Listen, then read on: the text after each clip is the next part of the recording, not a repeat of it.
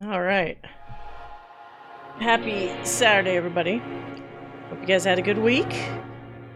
We are once again back in Disco Elysium land. Hopefully in the end game. I thought we were pretty much in the end game last time, but then the game surprised me and had more stories to tell, apparently. Also, sorry I'm late. I just had a fucking headache dealing with Secret Lab customer support. I know I know I'm sitting in a Secret Lab chair, but I would actively advise people to not buy Secret Lab because their customer support is dog shit. I can't remember if I mentioned this last time, but I ordered this cyberpunk skin for my chair cover, and in the actual product, it looks nice and dark. Like all the blacks are like black, and it, you know, and obviously the skin I got is very washed out and like not vibrant looking. It looks kind of like it's several years old. So I tried to get a refund from them, and they got all kinds of hoops for you to go through. But I finally, after filing a dispute with my credit card, which maybe, I don't know if they've even seen that yet, or whatever, they finally say, okay, sign this return acknowledgement form, and also you pay the shipping to send it to us, and then we'll get your return going. And then I look at their form, and they have a clause in the form that says, we refuse the right to, we assume the right to refuse the refund or deduct amounts depending on their valuation of like the item, which normally it's like, hey, if you open up a thing and fuck around with it, we obviously can't turn it around and resell it again, so we're going to deduct an amount, or maybe just not refund you at all depending on how much you mess with it. And I try to impress upon them, this is a fucking chair cover and their packaging is fucking black opaque wrap. So there's literally no way for me to have seen that the merchandise looked nothing like how they presented it on their website without me opening it up, and additionally like trying it on my chair to see like not only how the colors were wrong, but the material sucks. Like it's super thin, which how would I know from the descriptions that they had on their site? So I told them, you either need to take that clause off of the form. Well, actually, not just either. You need to take the clause off of the form, because I'm not signing it with that in there. And I need a prepaid shipping label for this shit. I mean, we're in 2025. Most places give you a return label. They don't make you all... Because here's the other thing. Not only did they want me to pay the shipping myself, which they would not refund, they have a different part of that form that says they're not refunding you the shipping that you paid originally for the item either. So, you mean I'm paying for shipping for this shit twice for merchandise that's not representative of what the fuck you guys are advertising? No. So I gave them that ultimatum. I'm sure they're gonna say no. And the dispute with the credit card company will probably still continue. But I wanted to make sure to email them all that shit, because I don't know how the dispute system works with merchants. So if they did show, like, hey, this was our conversation thread with this customer, I want to make sure that my issues with it are there. Because if I just didn't say anything to them, I bet they could probably use the excuse of like, well, we offered the refund, the refund and the return process and whatever, and try to possibly deny my charge back. So fuck that. Is this considered a sci-fi game? I mean, kind of. No, I don't know. It's kind of a loose sci-fi because it's a different world entirely, and the tech in that world is kind of different. But there's not like spaceships and stuff, so it's not like space sci-fi. But it is kind of sci-fi in the concept of like, just like things advanced differently. Yeah, urban sci-fi? I think that makes sense to say. Yeah, they know that too, which is why they mail it that way. Of course, they can counter the claim, but the credit card companies usually side with the customer. I've done a few disputes over the years, not like a ton, and I don't think there's ever been one where I don't get my money back. this might be the time, who knows? Now I'm jinxing myself by saying it out loud, but like, yeah. I kind of also wonder sometimes if the credit card company just gives you the money, because it's like, if it's under a certain threshold, they might be like, this shit isn't worth it. Just credit the customer, you know? Because I always kind of wonder, like, do they actually go through the whole process, or do they just say, look, she hasn't disputed a claim in like 5 years. just it's like for $100, just give her the $100. Have a happy customer that always pays on time, right? Yeah, this is kind of like a Twilight Zone thing, basically. Yeah, don't buy Secret Lab. It's so funny when I went to the Trustpilot not account, their profile or whatever on there where people leave reviews. There's a bunch of like 1-star reviews on there. No, Amazon's great, but Amazon's also like $1 billion company. So it's easy for them to accept returns of all kinds of quality, honestly. Being able to return it to their store or getting a prepaid shipping label from them, and like, I've never had a problem with Amazon. But other bigger companies too are usually pretty good about the returns thing. Chargebacks can take 75 days to resolve if the company counters. Too many chargebacks against the company makes credit card companies... Oh, yeah. But that's the interesting thing. So, like, I wonder if how much they're going to try to fight it. If their Trustpilot site is anything to go by, if each one of those 1-stars try to do a chargeback, they must have to fight them all, because otherwise they have like 100 fucking chargeback like dings to their account. I mean, maybe not everybody does like a dispute, but I would assume most people probably do, because these aren't exactly like cheap items for the most part. Like, thankfully, knock on wood, I guess, the chair itself is fine. I haven't had any issues with the chair. That's also because you kind of have a better sense of, you know, what you're getting, what you're paying for, as opposed to these chair covers that are so like different from what they're described as. But yeah. Anyway, it's just really annoying because they keep popping up periodically with their stupid little replies. Like, initially they weren't even going to offer me a refund, and then I put the 1-star on Trustpilot, and then magically the reply comes back like, oh, here's the return acknowledgement form. So there's already some bullshit happening there, where they were just going to say initially like, oh, sometimes lighting and whatever is different when we're making product photos. Like, no, get the fuck out of here. I'm guessing they have templates for this sort of thing. My last company did. You might also want to post on their... Yeah, so I did the Trustpilot, which is kind of like Better Business, but it's obviously not the bureau. But I'll probably follow up after. I want to see how this dispute turns out, and then I'm going to do the Better Business Bureau. They did respond on the Trustpilot one, but then I essentially said the thing that they were already saying about how they claimed hygiene issues for these kinds of products, where once you open them, they can't take them back. But it's like, okay, if you're doing that, maybe as a suggestion for the future, don't make your fucking wrap for it, your packaging, not see-through. If you want people to figure out ahead of time, hey, this doesn't look like the shit that I bought, make it visible. Then they don't have to open the package to see it, and they could return it, and you could turn around and try to cheat somebody else out of their money. You know, like, so stupid. They really should just refund you completely right now, and it might get to that point, because clearly I'm not going to just do what they want me to do. So it's escalating essentially in the emails. I'm just waiting to see if they're willing to meet me. They didn't even do the thing that some places do, where they offer to like credit you back at least some of it. Because like sometimes people, when they just want to, like, this is something you can't resell, and you're going to be taking it as a loss anyway. Some companies will just be like, fine, we'll just give you like whatever the thing back, just so you can cancel the fucking transaction, you know? But they're sticking to their guns for some fucking reason. It's not even like it was a chair that I'm asking for a full refund. This is like $100 item. Which, okay, I get for some people, like, that's still kind of a lot of money. But for them, just refund the thing. What the hell? Because it's going to be more damage. Now, every time somebody mentions Secret Lab, I'm going to pop up and say, don't buy from them. They suck. good luck if you ever need their customer support, because it's dog shit.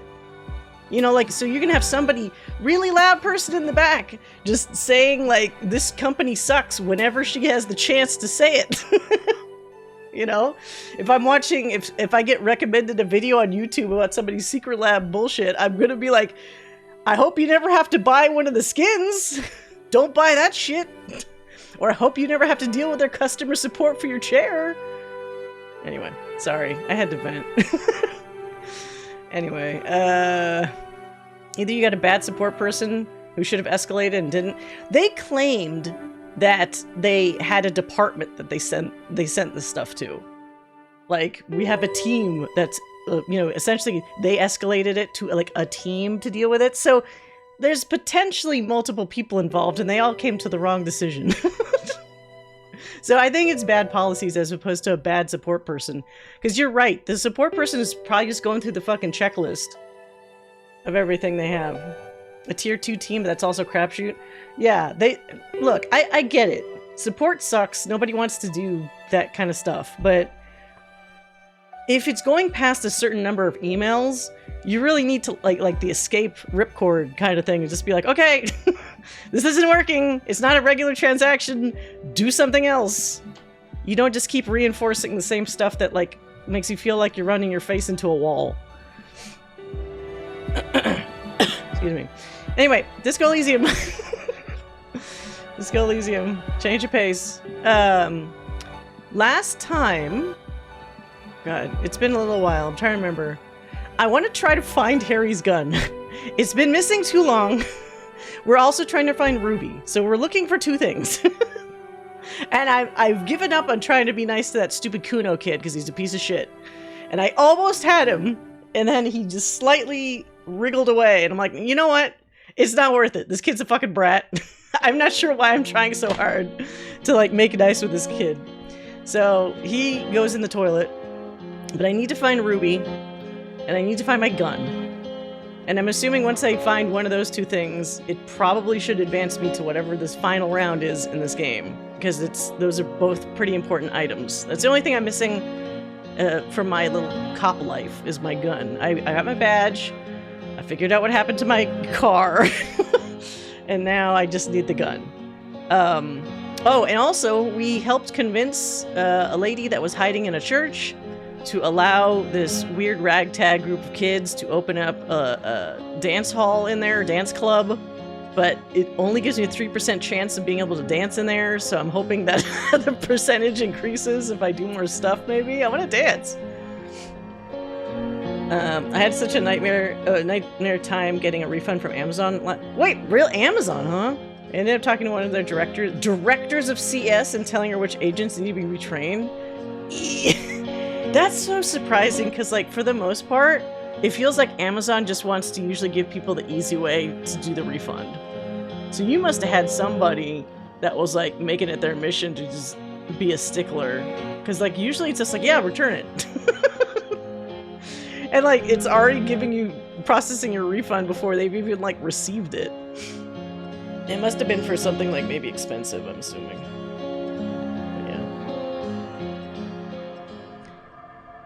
Alrighty.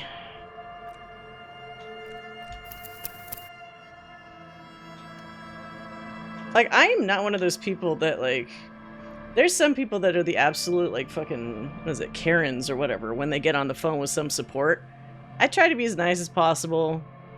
I don't want to be snippy or any of that stuff. But when you're dealing with somebody that does not want to understand the issue, and it just puts it all on you, it's like, okay, you're basically making me like this. You're forcing me to be a personality type that I normally am not. Oh yeah, I forgot I have the fuck the world jacket. I like this jacket a lot. Okay. There was a discrepancy in their system between what I paid for an out-of-print DVD and what the computer was saying to refund me. I get $12 for something. I guess went out of print and their system said the refund was $500? Wait, so you didn't just keep the $500?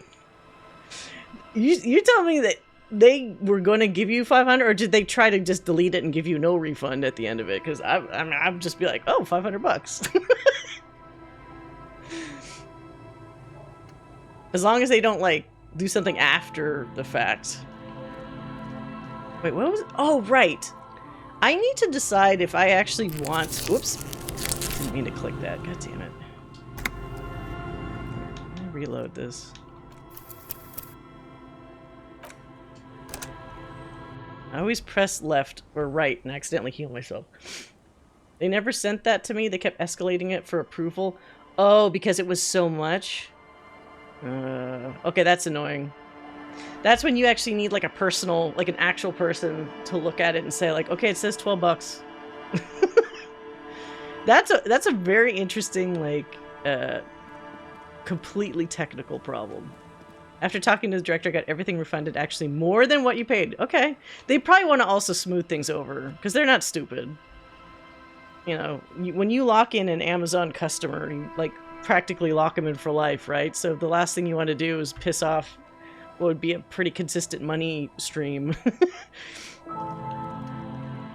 I think... Oh no, not that. That stupid union leader guy wanted me to... Oh, I have speed. That's right, I took the speed from Kuno's dad. That was weird. Map of Martinet. You take the legal documents out of the envelope. A 12 to 40 month construction period and the zoning plan in the addendum. So, Evrart wants this village to sign this document allowing them to do construction there. I don't like Evrart. So, this is good. I was hoping there might be some kind of loophole or some way to make him think that I did the deed, but to not actually give him the satisfaction of, like, having it done. So, let's see. 42% is not great, but let's try it. There is no loophole. The simple truth is the current residents are going to lose their street access, and for the next 12 to 40 months, their lives will be dominated by constant construction noise right next door. Shit. Okay, what are the ramifications of this? Once the construction starts, it'll probably take a few months, a year maybe, for even the most stubborn occupants to get tired of living like this. After that, they'll sell their property for cheap and move out. That sucks. Alright, look, Kim, point to the photocopy. These people are gonna have to move away. Can we do something about it? I should have seen it. Evrart probably has eyes on us, but we could try to get other people to sign this instead of those listed. Or you could forge their signatures yourself. By the time he finds out, we'll already be gone. Oh no! Oh, so we have to go somewhere where Everett's people aren't watching us and then have them forge it? Or have me forge it? So if we forge it, it doesn't land. So we need to forge it. The youth center cuts into the ocean like the bow of some great modern ship. Apparently, it's going to cover most, if not all, of the street and the square between the existing houses. It's 3 stories tall. Okay. Where could we go where Everart's definitely not looking? I have to consider that. I mean, we could ask them what they feel about it, but they probably aren't going to like it. Our tenant, the policeman. I hope the waves don't keep you up at night. What can I help you with? I was asked to get your signature. Is this going to, or let's see. Eh? What's this about? Come now, I can't read all this scribble. Tell me what it says. Everett wants to turn part of the village into a little youth center. Huh. I might be half blind, but it looks like part of the village is gonna be a street. The best part. The part we need to get out of our houses.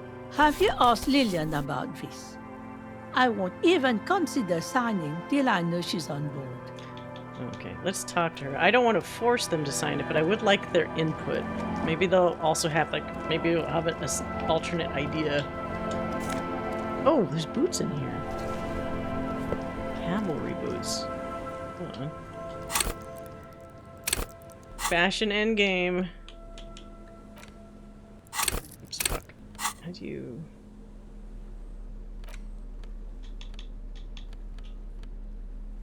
+1 perception. What are my current shoes? +1 empathy.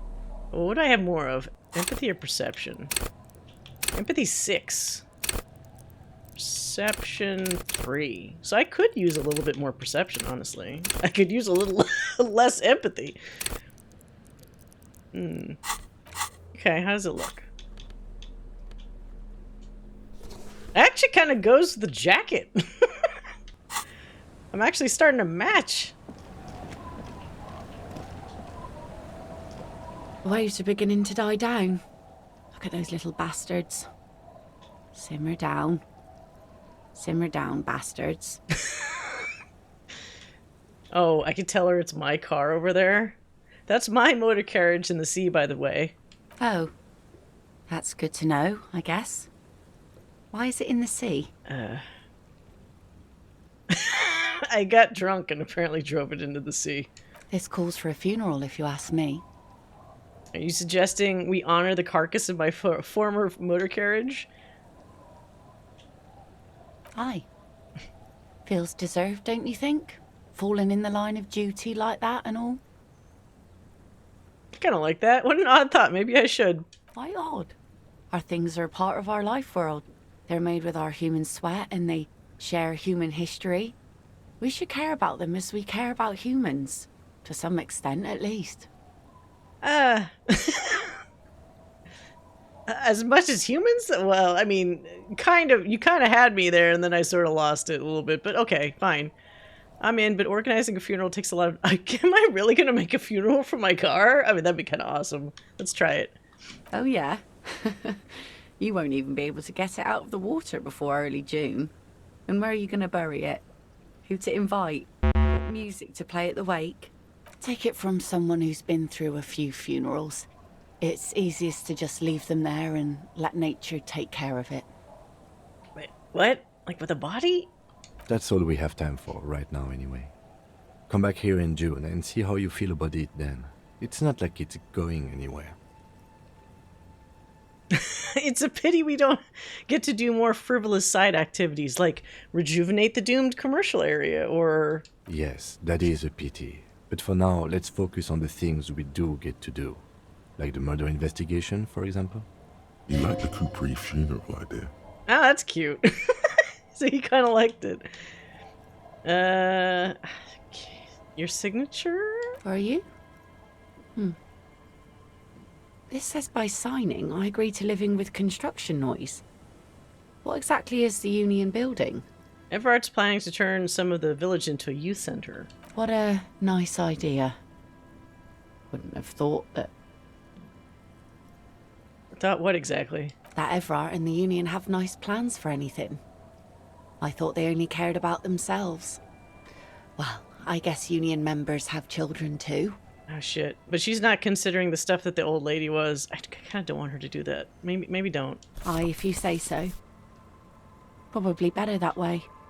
I mean, who likes construction noise? Okay, so I could always, if I wanted to, change my mind later, but I don't think she's considered how annoying it would get, noise-wise. A miracle. Yeah, Harry, oh my god. I wish there was a way you could change his, like, facial hair. I really hate that. What is that called? That particular beard style where the chin is, like, bare. I'm sure it's probably called something. It's just mutton chops and, like, mustache. But, ugh. Well, is it different when it also includes the mustache? Or is it just mutton chops?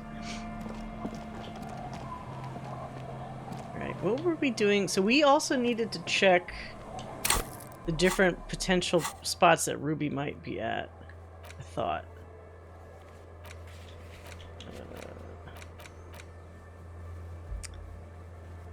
Get Isabel and Lillian.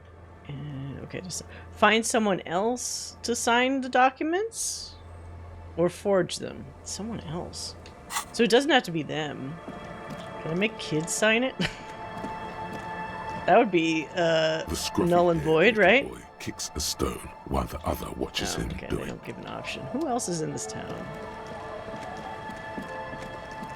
Oh wait, are those drunk guys still here? Do they count? Can I make them sign the fucking shit? Like the one that just yells that phrase like a Pokemon? Don't call Abigail. Don't call Abigail. Okay. I don't have the option for him. Don't call Abigail. Okay. Hoolihy Beard? What? What is that from? Hoolihy Beard. What's the source of that? Tequila Sunset. Its name derives from the Hoolihy Palace in Kailua Kona, Hawaii. Hoolihy was the summer palace. Oh, so it's a Hawaii facial hairstyle. Harry Dubois with a Hoolihy beard. Oh, wait, yes! Can I get these guys to sign it? I'll let my hand address the situation. Maybe you've heard. I used to be a very successful businessman. I've signed more than a few lease forms or whatever the fuck they were. Anyone's got a pen? The pro's gonna do it. I got a freebie when I purchased a whole carton of cigarettes. Smoke cigarettes, get a free pen. Deals don't come any sweeter. Why would you get a pen with cigarettes? The writing under the tiny crown logo reads, Royal Extra. Thanks, Rosie.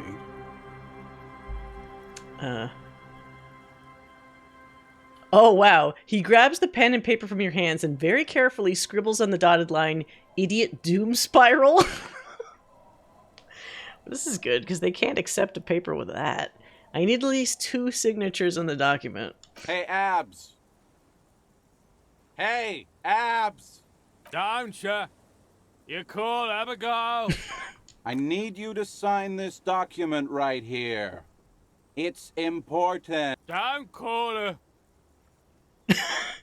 His trembling hand catches the paperwork, he lays it out on his knee and starts writing slowly. The handwriting is almost illegible due to his shaky hands. Don't call Abigail.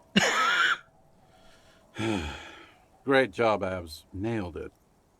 Alright. That's probably fine. You've done a great service to the village, to the RCM, and to Revachol. Yeah. Hey, guys. We're heroes. About fucking time, man. I've done my duty. Don't call Abigail. Thank you for your services, gentlemen. Should we go and mail these? I think I saw a mailbox on the plaza.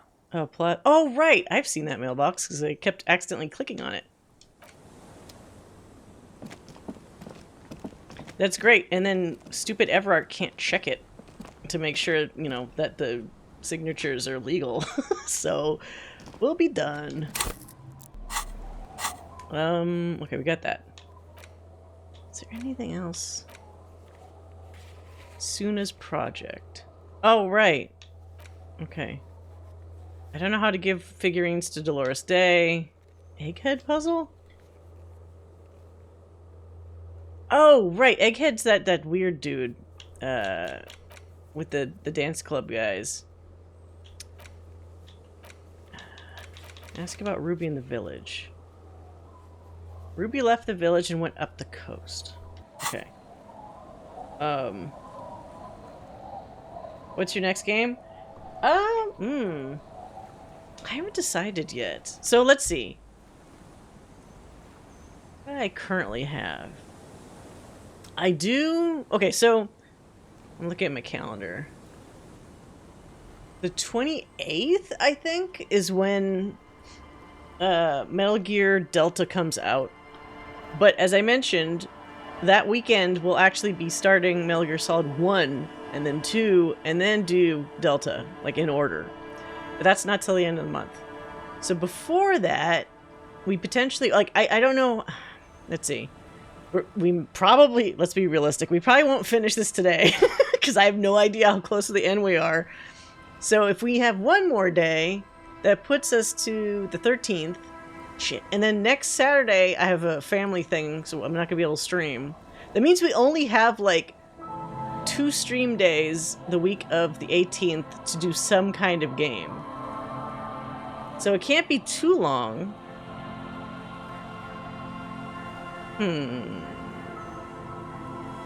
Or maybe I do, like, a retro thing just to take up, you know, the time, since older games can sometimes be finished pretty quickly. Yeah, the remake. Yeah, I'm excited for Metal Gear Solid 3 Delta. I don't know if they say 3 or if they just call it Delta. It's basically Metal Gear Solid 3. Shit, I do need to think about something, because it could also be something we start and then I have to pause basically to do the Metal Gear stuff. But it'd be nice. I mean, if I was sort of thinking Resident Evil 7 or 8, but that's not going to be like 2 streams. It's probably going to be longer. We could always do something goofy, like one of the streams be like another Biorand, maybe. People seem to like that because it's so fucking unpredictable. I could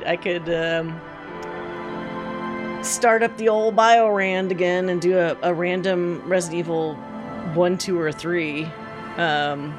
I actually don't know if it works for 1. I've seen people do a Biorand for 3 and for 2. But remember, I literally only played Resident Evil 3 like once. So a randomizer for that might actually be pretty hard because I don't know the ins and outs. So, but that could be interesting.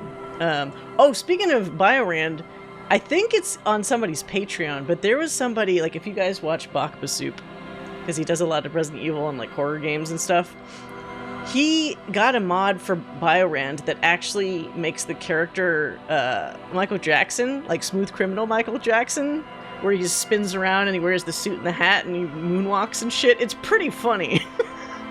Like, I don't want to just copy it because, like, he already did it, but, like, if anyone wants to see something really silly, just look up that on, I think it's on YouTube. Bakba did that. Yeah, it's pretty awesome. And then also they took, like, random audio samples from Michael Jackson, so whenever the character's normally supposed to talk, he just goes, hee hee, or, like, says some other crazy, you know, Michael Jackson shit, so it's pretty funny. It was cracking him up while he was playing it.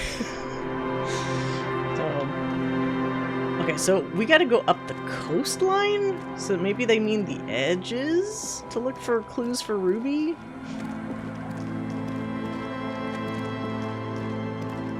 But I thought we did this before.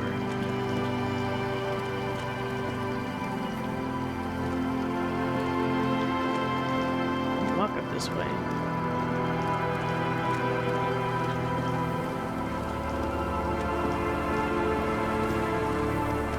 Those guys. You could do Space Quest? I mean, I could. Oh, wait, what is that? Is that oh, no, that's just the phone. Yeah, I guess, like, any Sierra or, like, old school point and click could probably be done in a day. Well, it definitely could be done in a day if I've already played it. Like, it's not super new to me. If it's a brand new game, maybe not. Because I don't know the ins and outs of the game. Like, for example, if I did another Quest for Glory, or if I did, like, I don't know what other King's Quest I would do, because actually 5 and 6 are the only ones I know, like, pretty much by heart. I think I already played Sam and Max Hit the Road. What else is, like, not too long? I've never played Full Throttle. That one always looked really cool, but for some reason I never, like, got it. So I wonder how long that game would be if I played it, like, new. Like, never having played it before. It's Mark Hamill's voice in it. Okay, there's nothing here. I find clues.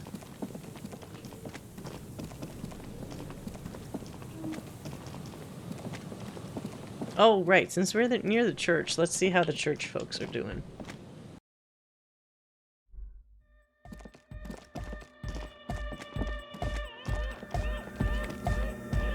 Yes, what is it?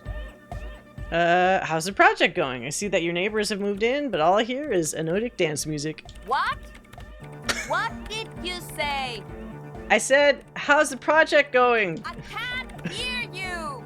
The music is too loud. The project, how's it going? Oh, the project. It's not going well. Why? There's that guy. Oh.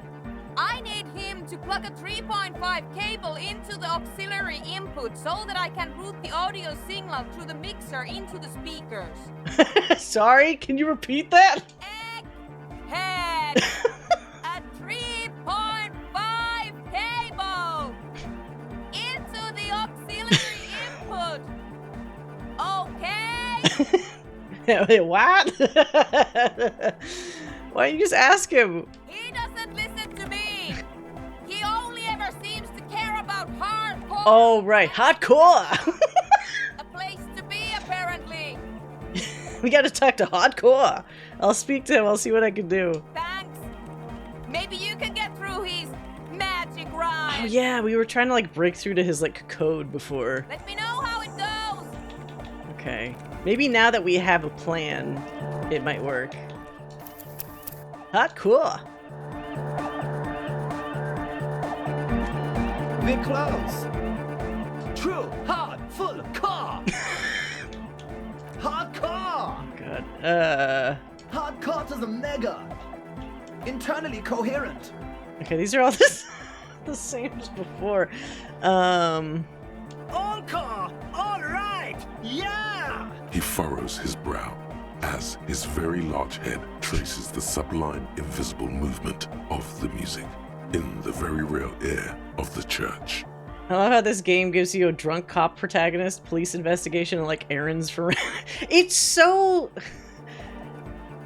There's so many like non sequitur kind of things, but also everybody in this world feels like they got the same kind of random vibe to them.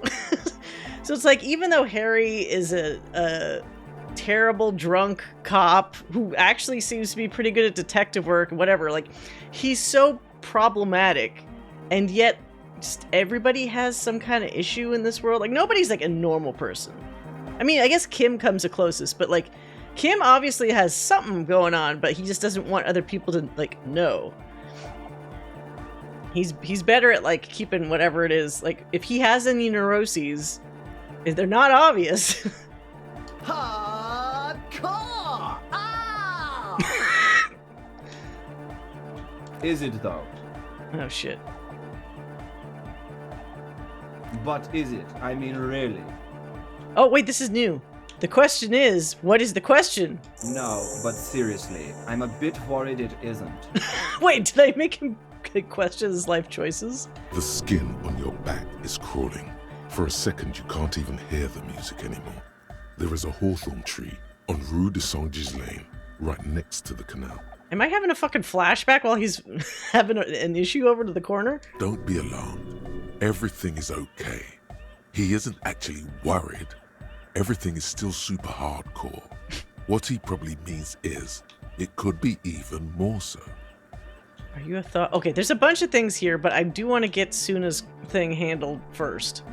Egg, can you please route Suna's signal through your speakers? To the mega. Yeah. I can route it through auxiliary. What kind of a cable does she use? 3.5 or 4.5? It's 3.5. Oh, she uses 3.5. Yeah. Oh. The auxiliary lining is 4.5 millimeter. These two don't mix. Oh no, we're going to be in this church forever. I can imagine Kim just going like, Don't worry, I have an adapter for it right here. Oh. Hang on, this is a 4.5. We're all good people. Wait, what? Was she wrong? Great! Someone got through to him. Okay, let's get it all set up. Can we turn the music off, please? Egg, the music? Everybody, don't panic. I'm going to turn off the Arno for just a sec. For a special scheduled event. The Arno will be back, but we're doing something else for one moment. All right, Go tell her that Egghead is ready to rave to her tunes. And then I'll turn off the music. Okay, good. Wait, hold on. How do you like it in the church? Yeah! Back on the case! No disgrace! Bring it down to party place! I can't not imagine this dude just looking like Flula. The first page of the second chapter! You said you were worried. What do you think is wrong with the music? There's nothing wrong with it. I'm still in love with the hardcore. He turns all pensive all of a sudden. Sometimes I just feel like anodic music is in its infancy, you know? For example, take this Arno van Eyck jam I've been pumping for the last months, and will continue pumping for the rest of 51. I wish I could get away with... if you could just say hardcore in, like, different ways for, like, a minute. Somebody would want to strangle me, I'm sure. Isn't something holding it back from being hyper? It's like it's only ultra. I think it's super hardcore, but you're right. It's not hyper hardcore. It's only ultra hardcore. It is, isn't it? I knew it. But how could it become harder core? I know the answer in my heart, but cannot think it in my head. If this is not hyper, how could anything be? Wait, I just remembered something. I'm the police. Wait, sounds suspiciously like a question. I thought the question was, what is the question? No! This is the answer! Try to think of anything that could make it harder core? What? Guys, there's something happening in his head. As your mind works, the beat recedes from your ears. Wait, what? You hear your own blood pulsing through your head, nourishing your thoughts with oxygen. The rhythm is familiar. Think even harder? Oh yeah! He's doing it! Feel the movement of blood through your head. The abstract shapes swelling in the foreground have done so in vain. This is a core matter. The answer in the double kick that moves. Oh wait, maybe this will actually teach me to fucking dance. Thud is the source of all rhythm. The inspiration behind mathematics. Yeah, I need to learn this. The hardcore. Oh yeah! I know! So does mine! But there's something else that hasn't failed. Hold on. What was that? Jamrock Shuffle?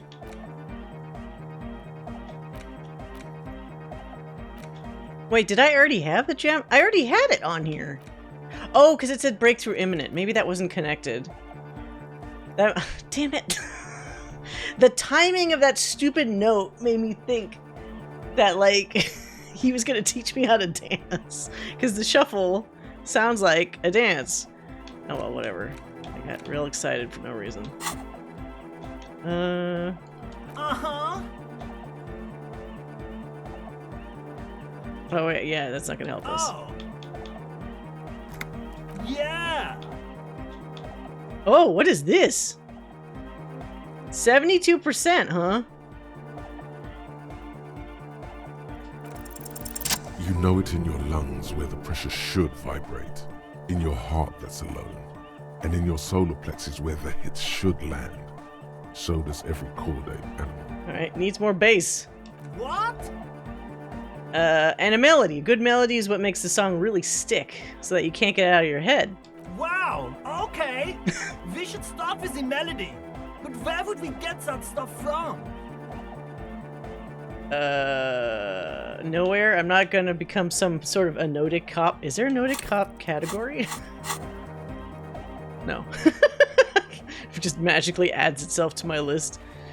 I was thinking you would know? I'm sorry. I don't know anything about anodic music. I'm just the party boy. I get the people going and say it's hardcore. I'm the party boy. He feels ashamed. He can't be of more service to the future of dance music. I'll look into it in an official capacity. It's up to the police to make the beats go harder. What? I'll see if I can come up with something on my own. This is an investigation. Yeah, because otherwise Kim is going to kill me. The young man falls silent with appreciation. He even tries to contain his smile, as if it could hinder your investigation. Basically, what you need to find here is a tape with some banging music on it. so that Egghead could use it to remix Fan 8's I already jam. have a tape? I have a boom box, but maybe I don't have like a tape. Yeah, maybe that street talker across the pawn shop has got some tapes to sell. That's just an idea. That dude that was trying to sell me everything he had, like that he probably stole from somewhere else. There is a hawthorn tree on Rue de Saint-Gislain, right next to the canal. A reel of magnetic tape is caught in its branches, like bronze ribbons blowing in the wind. I've been there. Oh, I know this. I can tell you where it is. St. G is the boulevard before the canal bridge. The one that takes you to the whirling in rags and the industrial harbour. Right. It's got the lanterns and the... I knew that. I could have said that. and the mosaic sidewalk. Is that just the main walkway? Okay. But it's all blocked with that stupid traffic jam right now. Anyway. Does it? Okay. Anyway, that's all yours to figure out, Copman. Alright. Man! Oh, wait, I have the tape with me. Tape! Yeah! Spins the tape until the space escape! Yeah! I got you this Bangin' Mega Mix. The Great Door Gun. When did I buy that? Whatever. Aye! One hand on his headphones, he listens to the audio, then shaking his head, he says... No! No! This is gonna make people scared! Keep it positive! Keep the love in the house! Alright, okay. Yeah! Are you a thought reader? No nation, but transnation! No war, but class war!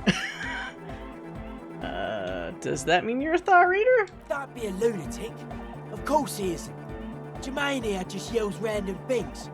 Odds are, sooner or later one of them will come off as fault reading. Okay, so it's like the broken clock theory. He's got to be right sometime. Yeah! Reversion imperative! Unless you were thinking Reversion imperative right now. Anyway, I've had a similar thing happen with Eggs yelling. I know what you mean. Yeah, I wasn't thinking that. Hardcore superstar! He's not a communist. It's just something he likes to yell. He picked it up from a tape jockey at the Elysium. She was a communist, though. Yeah! With a rebel yell! Okay. Yeah! His name's Jermaine? Dark-cord hardcore! Jermaine Egghead! Basically, yes it is. What? Why are there lungs on your belt buckle? Lungs are for love! Why? When Dolores Day was anointed innocence, her lungs started glowing through her body. For the world loved her, and she loved it back. Yeah! I actually remember seeing the glowing lungs on like one of the murals. Or maybe the mural that's directly like above us. Yeah, that makes sense. Love! In a woman's lungs. Lonely as I am, I'm not afraid. This strange, damaged feeling grows on and on. Cause I've never loved someone like you before. Is that lyrics? A dopamine surge accompanies the words. It feels like electricity flowing down your scalp, dissipating into your neck. Feels good, like a spark of life in that moribund sponge you call your body. Ribbon sponge. Alright! Okay. The Oh, I jam learned something. Shuffle. In a way, yes, you are treasure hunting. Most officers from Precinct 41 do what is called the Jamrock Shuffle, cracking open containers. Most of them are from Jamrock or Coal City, the poorest parts of Revachol, that also overlap with the network of royal catacombs called Le Royaume, just beneath the streets. As children, you would all go underground, hoping to find treasure, and come back with a rat's tail or a used needle. Ah! That playful curiosity must still be in you. Who knows, maybe one day the Orbe de Montagne, the Holy Scepter, and the Cocaine Skull will all be yours. And now you find better loot in containers. Alright. Sure, I'll take that. What's this other one?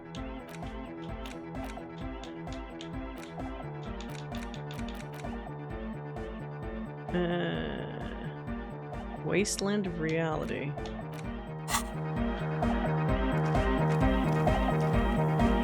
Yes, what is it?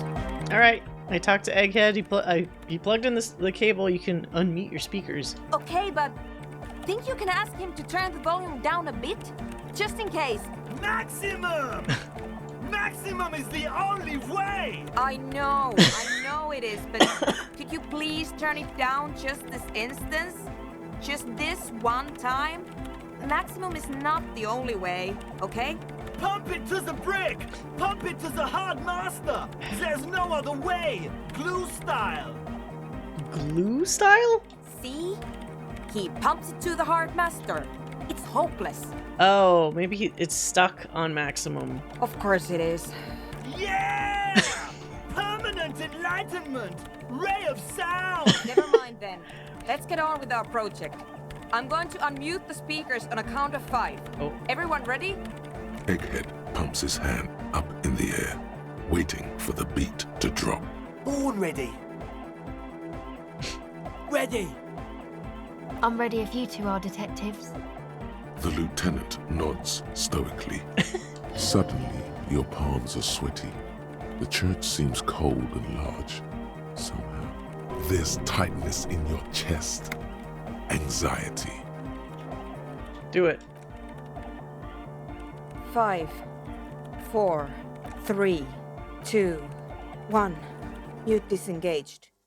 No wind outside. No waves. No floorboards creaking. Total, continuous silence. This is unnatural. A big mute everywhere. The woman looks around.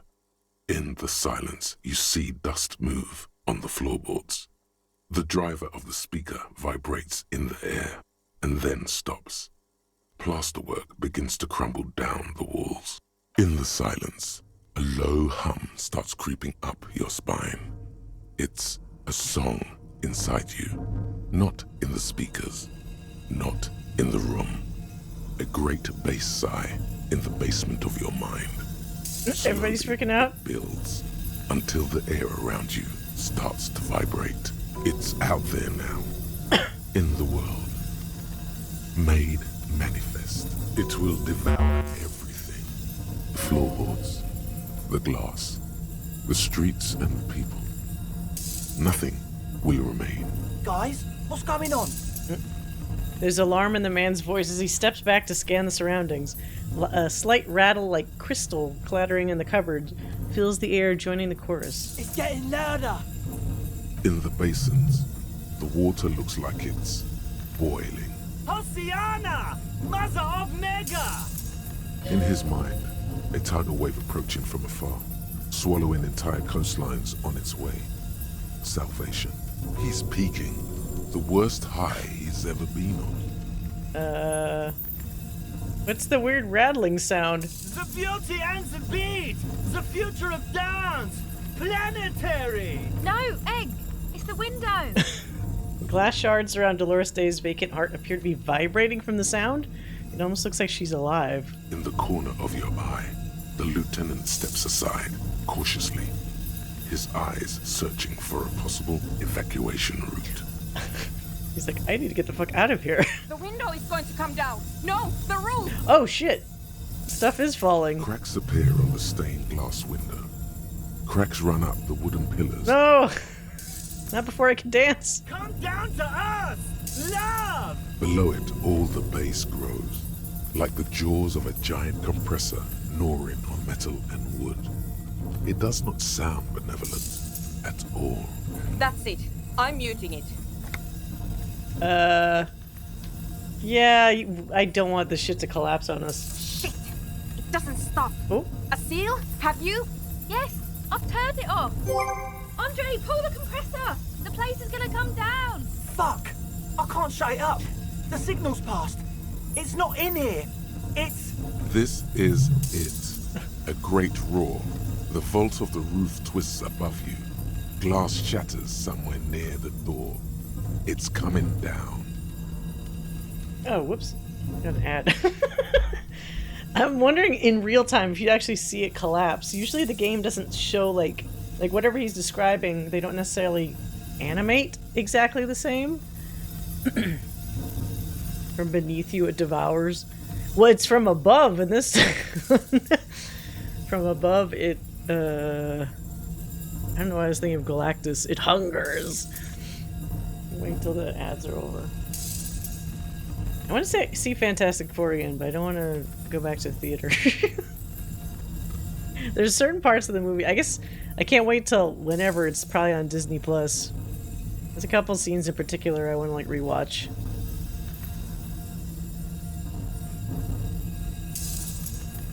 Come on, ads. I want to see what happens with this rooftop. I should probably tell him to stop it. It says, Egghead, can you stop it? Egghead, whatever you do, don't stop it. Should probably stop it. Otherwise it's going to turn into Final Destination for people. I'm going to get like sliced by shards of glass dropping like 30 feet up.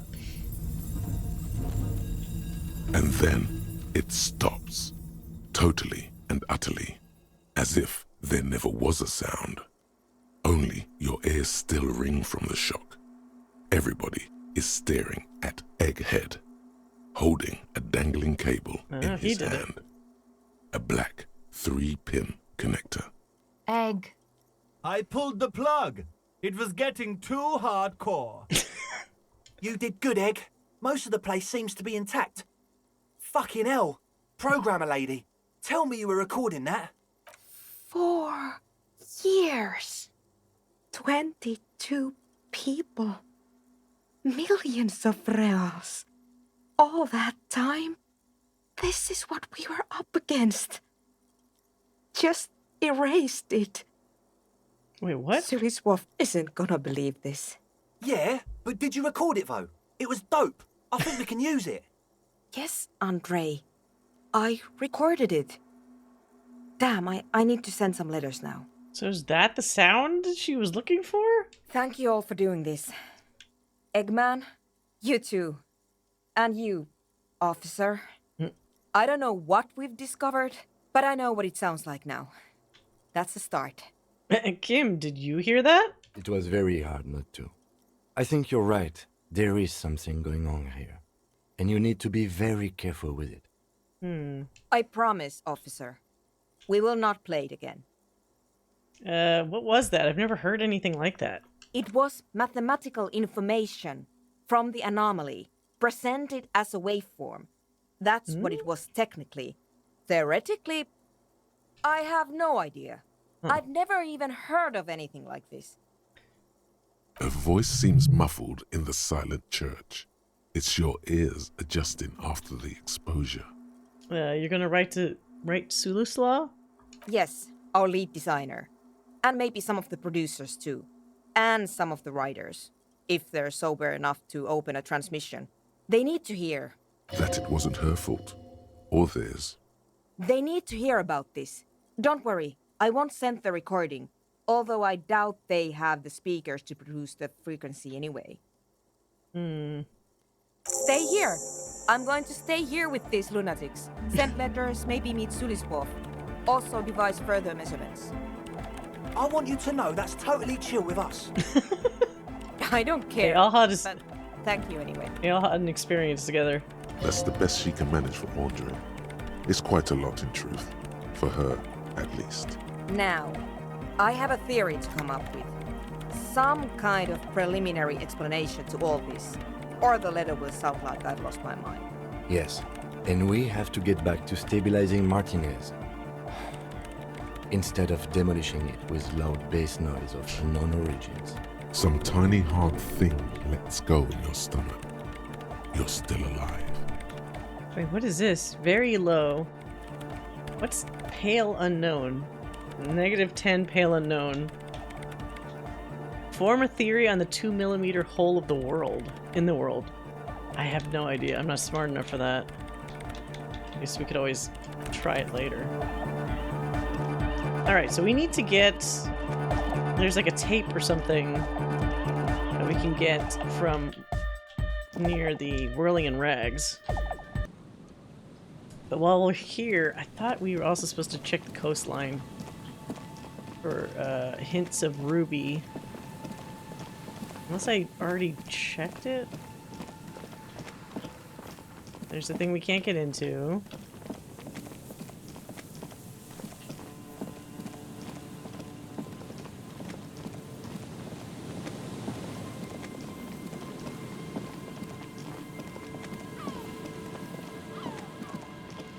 little seagull. Oh. I think I checked this already. There's nothing else to... Okay, yeah.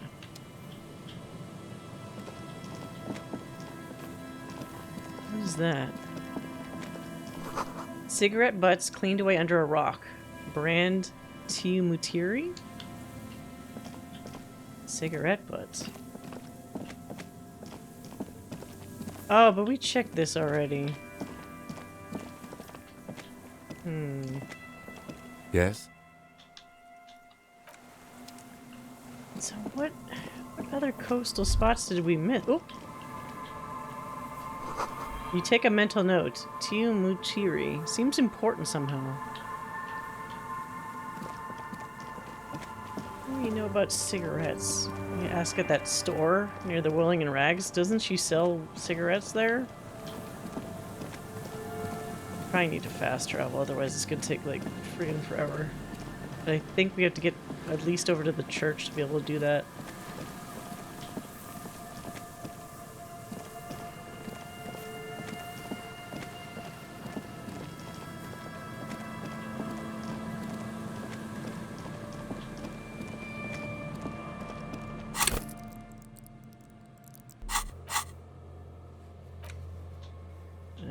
Damaged ledger.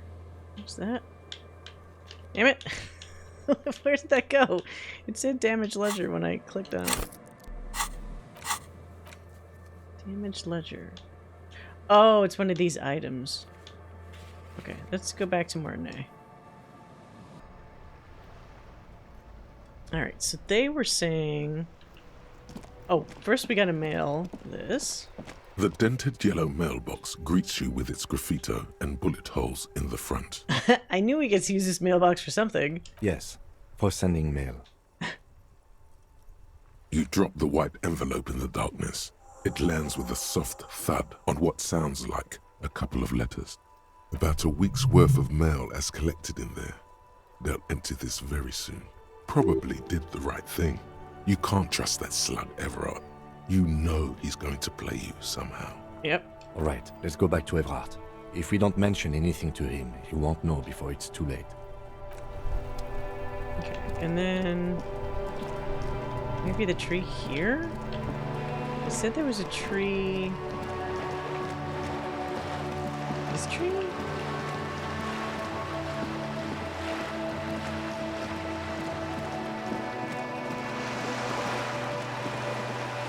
It's not exactly like a ton of trees.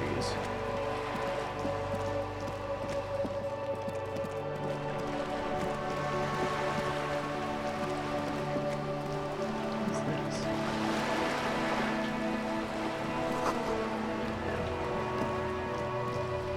It might be closer where the cars are parked.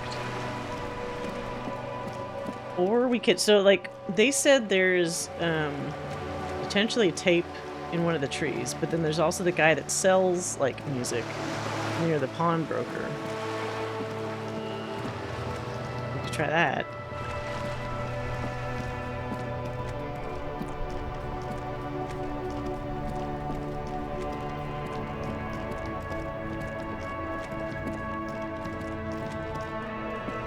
Here? This is somebody's house though, right? Oh, this is the pawnbroker. Hey, Pants! Welcome. Welcome, welcome. Thank you for the raid. I'll give you a shout out. How was your stream? Oops. Let's see what you were doing. Oh, Date Everything. Still playing that one. How long is that game, roughly? Maybe I could try that in between games. I was thinking earlier, I need something that's maybe like 2 streams worth between when we might be finishing this game and then when we start the Metal Gear games towards the end of the month. Finish Date Everything and playing Greedfall. Greedfall? I said title sound familiar, but I don't really, it's not an RPG, is it? Oh dear. So who did you end up, like, who was your super date? Or does it let you pick, like, more than one person for your end romance? Oh, it's longer than 2 streams? Shit. Okay, well. Back to the drawing board. That's good to know, though. Is Greedfall new? Or has it been out for a little while? It sounds familiar. They dated like 96 items? Holy shit! That's a lot. Oh, is this the... Is the tape? The hawthorn tree on Rue de Saint-Gilles Lane. Oh. Bronze-colored ribbons of magnetic tape are just like promised. You've stood here for what seems like eons. Okay, hold on a second. I might fuck this up. I need to save. 72% for me sometimes is a fail. Tree on Rue de Saint-Gilles with slow and deliberate motions, pulling, bending, and unraveling, you manage to extricate the magnetic tape from the branches. Yeah, we did it. Greedfall came out in 2019. Oh, okay, so that's you know what's insane is I was gonna say that's not that long ago, but I have to consider that is like 5 years. My perception of the passage of time has gotten really skewed as I've gotten older. 5 years is a while. Greedfall came out in 2019. There's a second game due to full release later this year. So what's the studio, you know? It curls up into a mess inside your pocket. What's the tape for? Oh. It's for Egghead. I promised to make his Van Eyck's jam hit a bit harder. Maybe this tape can help. How? It's broken and unspooled. Do you think your new buddy knows how to fix it? I do think one of the ravers could fix it. You could also get it fixed at the pawn shop across the street. We shouldn't waste our time. Oh. Patting the tree, you tree the gnarled hawthorn. Okay, so I thought I had an empty tape. Do I not? Thought I did. Oh, empty cassette case. So I have a case. Can I not combine these or something? Or maybe I'll have to offer it.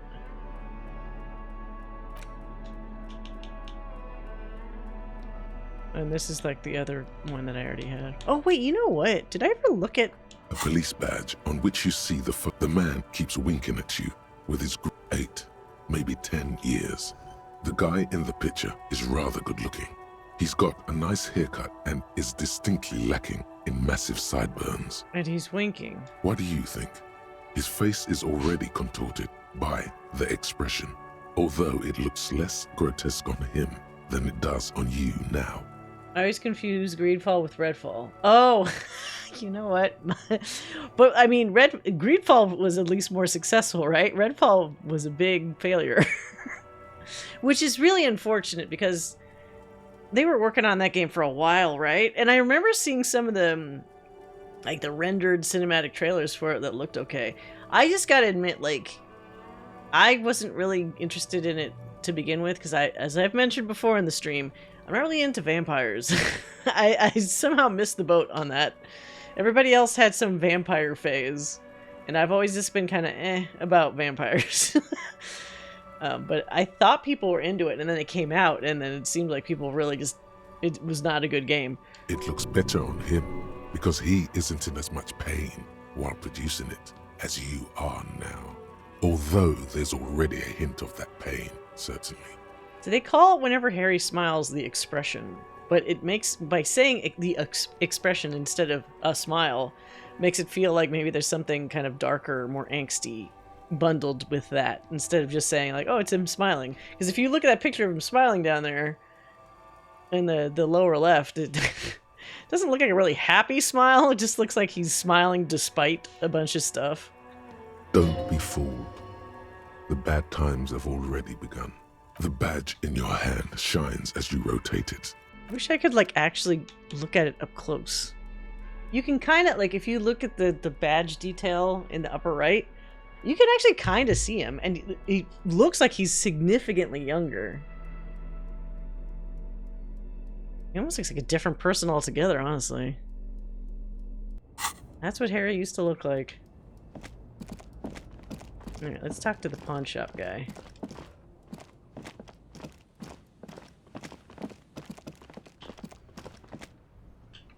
inside.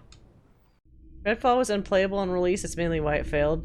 Well, even when I think they had some patches or something to help it. Like, even after that, I don't think people... It just didn't really seem to work well. I mean, like, as a game. When I saw, like, a video of people, like, trying to play it, like... I don't know. It makes me wonder, how did it get to that point where, as a final product, it seemed so...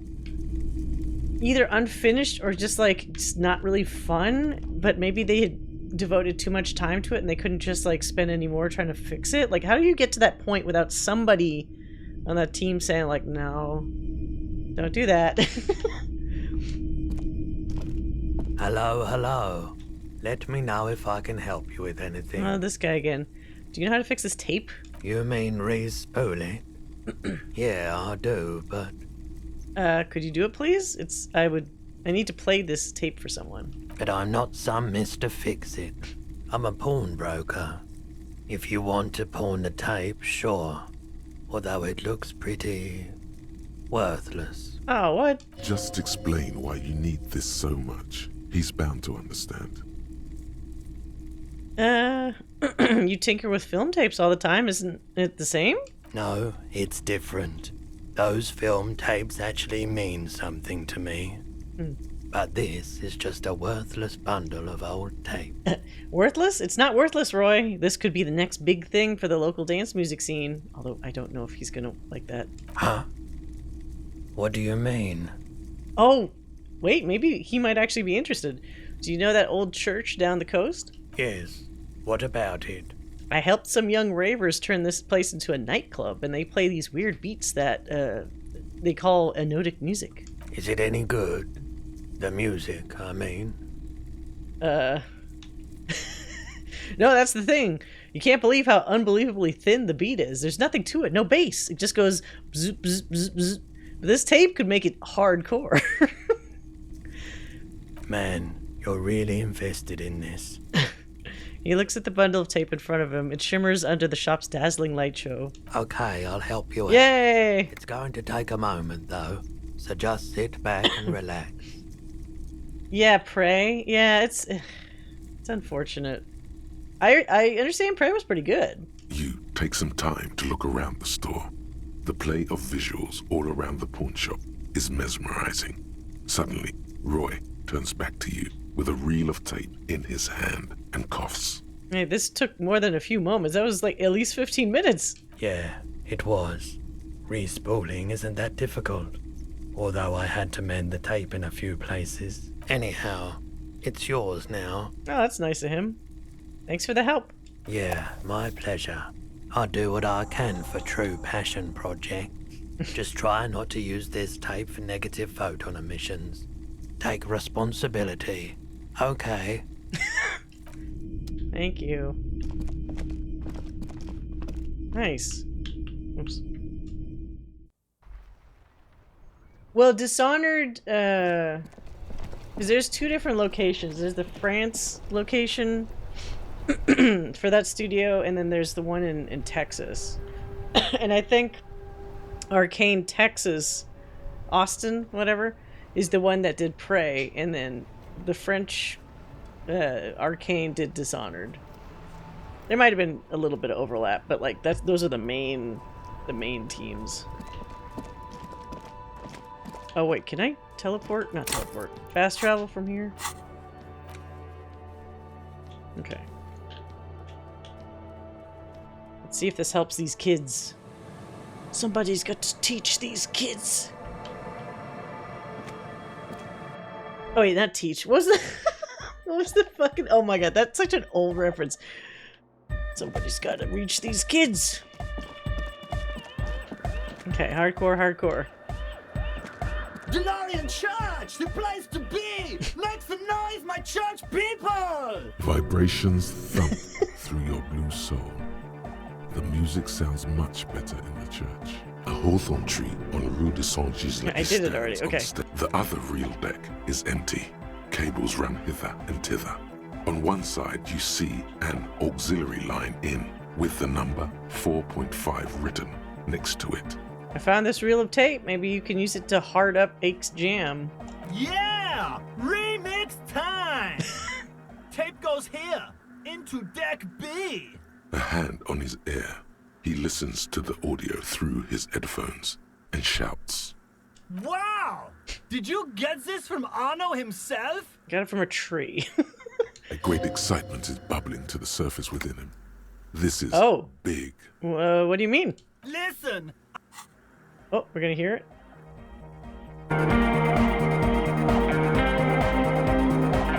Oh, it did add some stuff to it. Why is it so much louder? I guess it's so hardcore. Wow! Here's that? The signs match perfectly! Now, if only we had the beat for the full assault, it would be unbelievably hyper! What is this? It's good. How did you guys do that? He's good at remixing. Yes, but what if Van Eyck based his remix on some forgotten local melody, like a folk song, and you just found the original piece that inspired him to create this jam? That would explain why it fits so well. Arcane Austin is credited. They might, I mean, it's very possible since there's like a different branch. They might have had some people help. Because like, for example, BioWare's got different factions. I don't want to say faction because that sounds like they're like, well, I was going to say it sounds like they're against each other, but like, I guess there was always those rumors that one didn't really like the other that much. But even when they would do their games, they'd usually have like some helpers from one or the other, like that weren't on the main crew for that particular game. So it's very possible it could still be listed on there. I think I had an ex-coworker that had worked at Arcane as well. It might have been during Redfall. Should ask her sometime about that. Nah, to me it sounds like classic Van Eyck. I don't think he needs any inspiration from folk songs. Maybe he lives in Martinez and just threw away part of his song because he thought it wasn't good enough?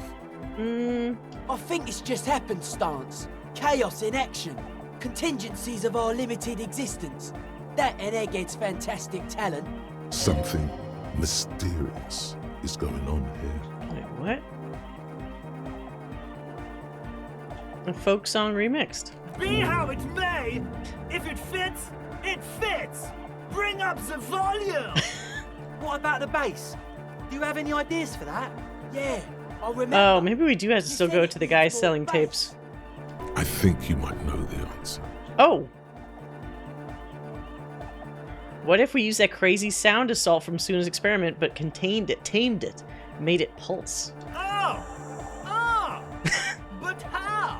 What about that compressor Andre was setting up to achieve some sort of parallel processing? Yeah, do it. Don't be too hard on yourself if you don't figure it out.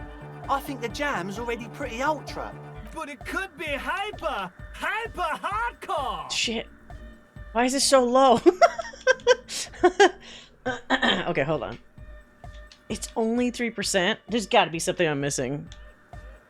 Let's ask about the crazy sound. Yeah!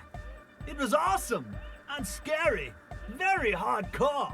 Too hardcore, in fact! I couldn't control it! At all! What happened? It sucks up all the air in the mix until it's the only thing left! Starts compressing itself and everything around it! Completely fills up the headspace! Extreme! Inside your chest, the heart beats still with the after effects of the sound. Imagine if you could harness that power. Pulse. Okay. But how? This guy. What about the compressor? The one with the Okay, we still have the same problem. To achieve some...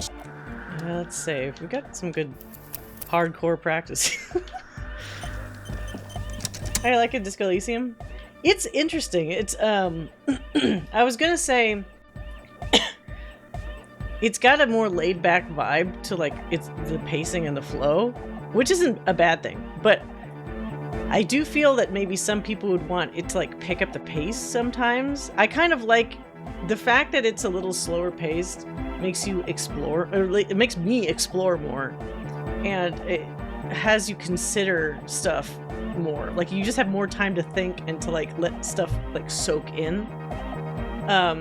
And it's also interesting because it's, as you can see, it's very descriptive. It kind of feels like you're like playing a book, if that makes sense. Not like a visual novel, but it feels like deeper than that. But all the characterizations of people are really interesting.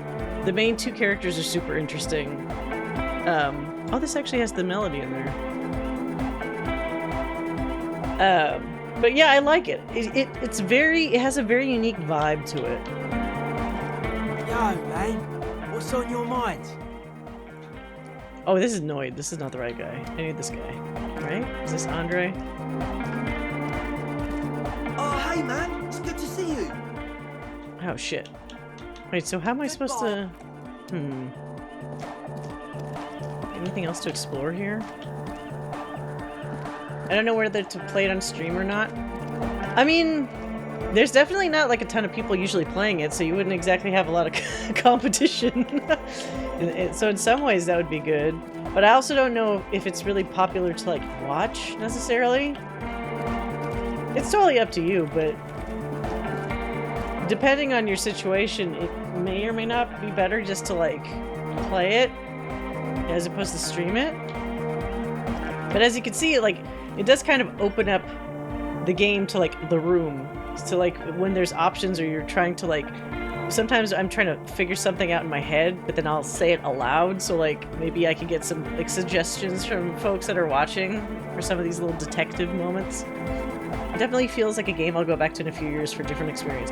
I can tell, even just with the choices I've made, like I'm playing a Harry character where I'm trying to like redeem him a little bit. Because I could see he clearly at some point in his past was a very competent detective that probably suffered some pretty massive burnout to get to the point that he's at. You can embrace that and make his burnout exponentially worse. You could turn into a gigantic asshole, or you could, you know, take it into so many different directions. And I could very easily see somebody, you know, going into one of those more extremes for like a different playthrough, or not even doing it the way I'm doing it at all for their first playthrough. It's very much like the Commander Shepard kind of approach, where it's like some directions are pretty obvious. Like if you pick this, he's probably going to be more along this way in terms of his reactions.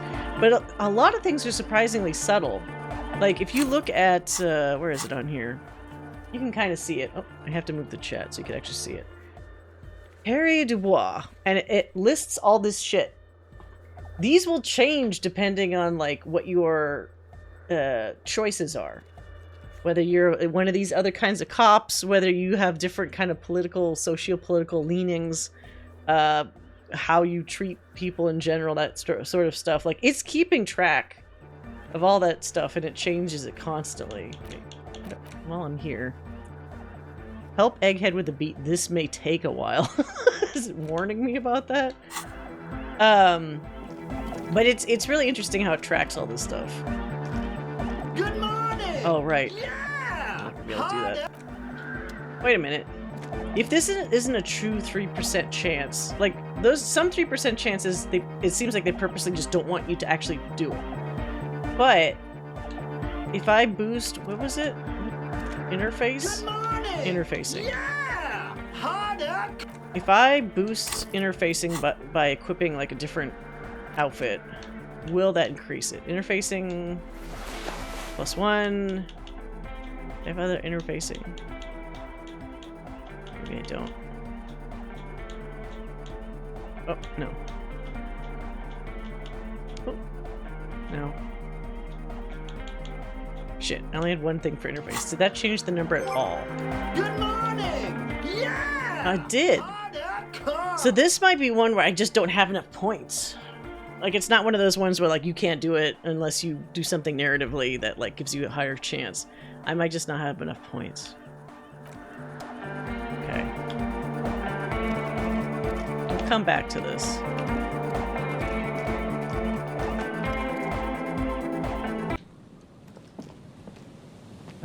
I should check with that salesman guy. It's worth a shot to see if he has another tape.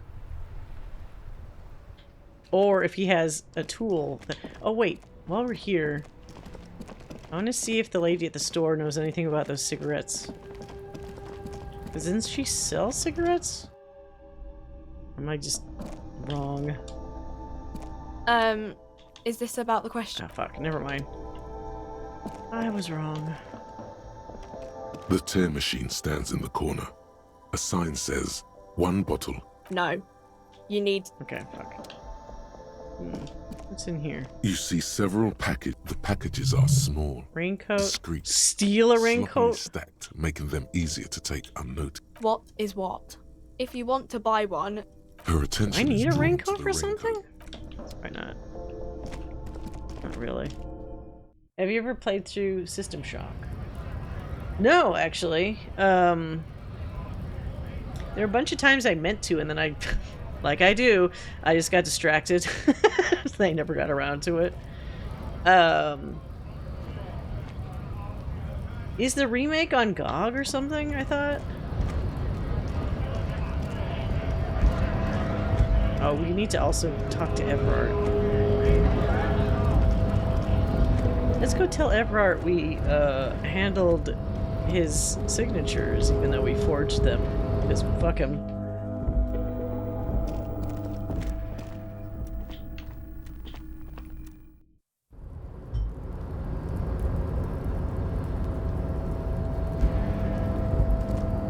Not sure. Picked it up on PS5. Was it one of the like the PlayStation Plus like freebie things, or how much was it?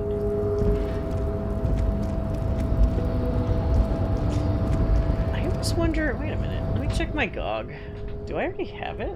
I feel like maybe I do. Now that I'm thinking about it. Let's see here. GOG.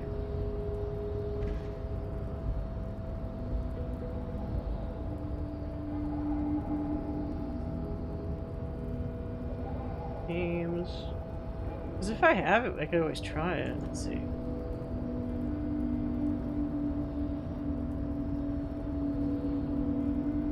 Oh, I have the demo.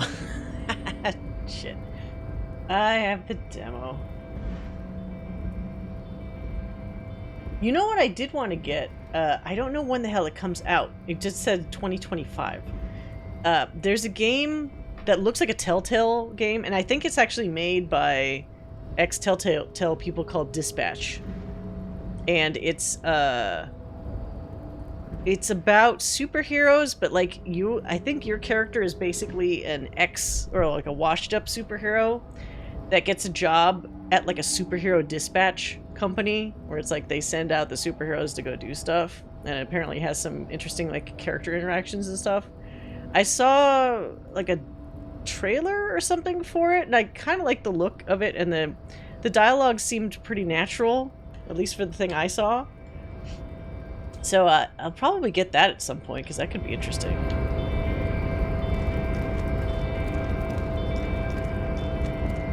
The voice acting, at the very least, seemed pretty good. Probably have a lot of familiar voices in there. Alright, Everard. Tell me where my goddamn gun is. Mr. Dubois, every worker for himself, right? What can I do for you today? Alright, it's done. I mailed the signatures you asked me to mail. The Golden Boy returns once more. Wonderful. Simply wonderful, Harry. Of course. I already knew this. You're spying on me. My friend, the mailman, confirms the letter is on its way. You've done a great thing today. You've given the children of Martinez a real future, Harry. And I feel I can finally trust you now. If you only knew. Sack of shit. You're in my inner circle. You too, Mr. Kitsuragi. We can talk about anything. The strike, the murder, your lost gun, nothing is off the table. It's ironic that this guy is actually too trusting, even though he claims or seems like he isn't. Hey, Cryptic, welcome. Judging from how happy he is, it looks like you did it. He doesn't appear to suspect trickery. Good, okay. Let's not talk about the signatures yet. Let's say, did you order the hanged man killed? Order it? You know my men didn't kill him. They told you. It was a happy accident. You know how it is. No one takes the initiative. If I wanted him dead, I would have had to do it myself. And I'm too fat for that. The follow-up question, why are you so fat? Look, it's Harry Dubois. He would probably ask this. Glad you asked. I've got type 2 diabetes because sugar and fat was all my mother had to give me and my brother Edgar when we were kids. What? Wouldn't you have type 1? Good job too, as it made me ugly. And ugly people, Harry, are much better at politics. How does type 2 diabetes makes you... What? So not only did he somehow get type 2 diabetes as a kid, but he also blames his ugliness on the diabetes? What the fuck? Yeah, well, I just figured not a lot of... Well, from people I actually know, I don't know any people that got type 2 from as a child. They usually get it as an adult. If they're young, I mean, if they got or were diagnosed with it as a kid, it's usually type 1 because, again, yes, they were born with it, but I guess it didn't like manifest or something until a certain age. Like my husband's type 1, but he still had sugar and whatever until some point at which they said, "Oh, you're type 1 diabetic." So maybe there's a certain threshold when you're younger where it doesn't like kick in or it doesn't like actually happen until then. I don't know. Nowadays more kids are getting type 2 because their diets are so bad. That early? Jesus. I don't think he's smart enough to know the difference. Well, I mean, I guess that it could be type 2. It just at least used to be so rare for that to happen that early. It was actually far before I got diabetes. That's the first time I've ever heard someone blame their appearance on diabetes, like their facial, at least, appearance. Yeah, what do you gain from him being dead? Why, a war, of course. And what do you have to gain from a war? Victory, Mr. Kitsuragi. I have victory to gain. We are going to start a war with the Wild Pines group and win before they even realize there is a war.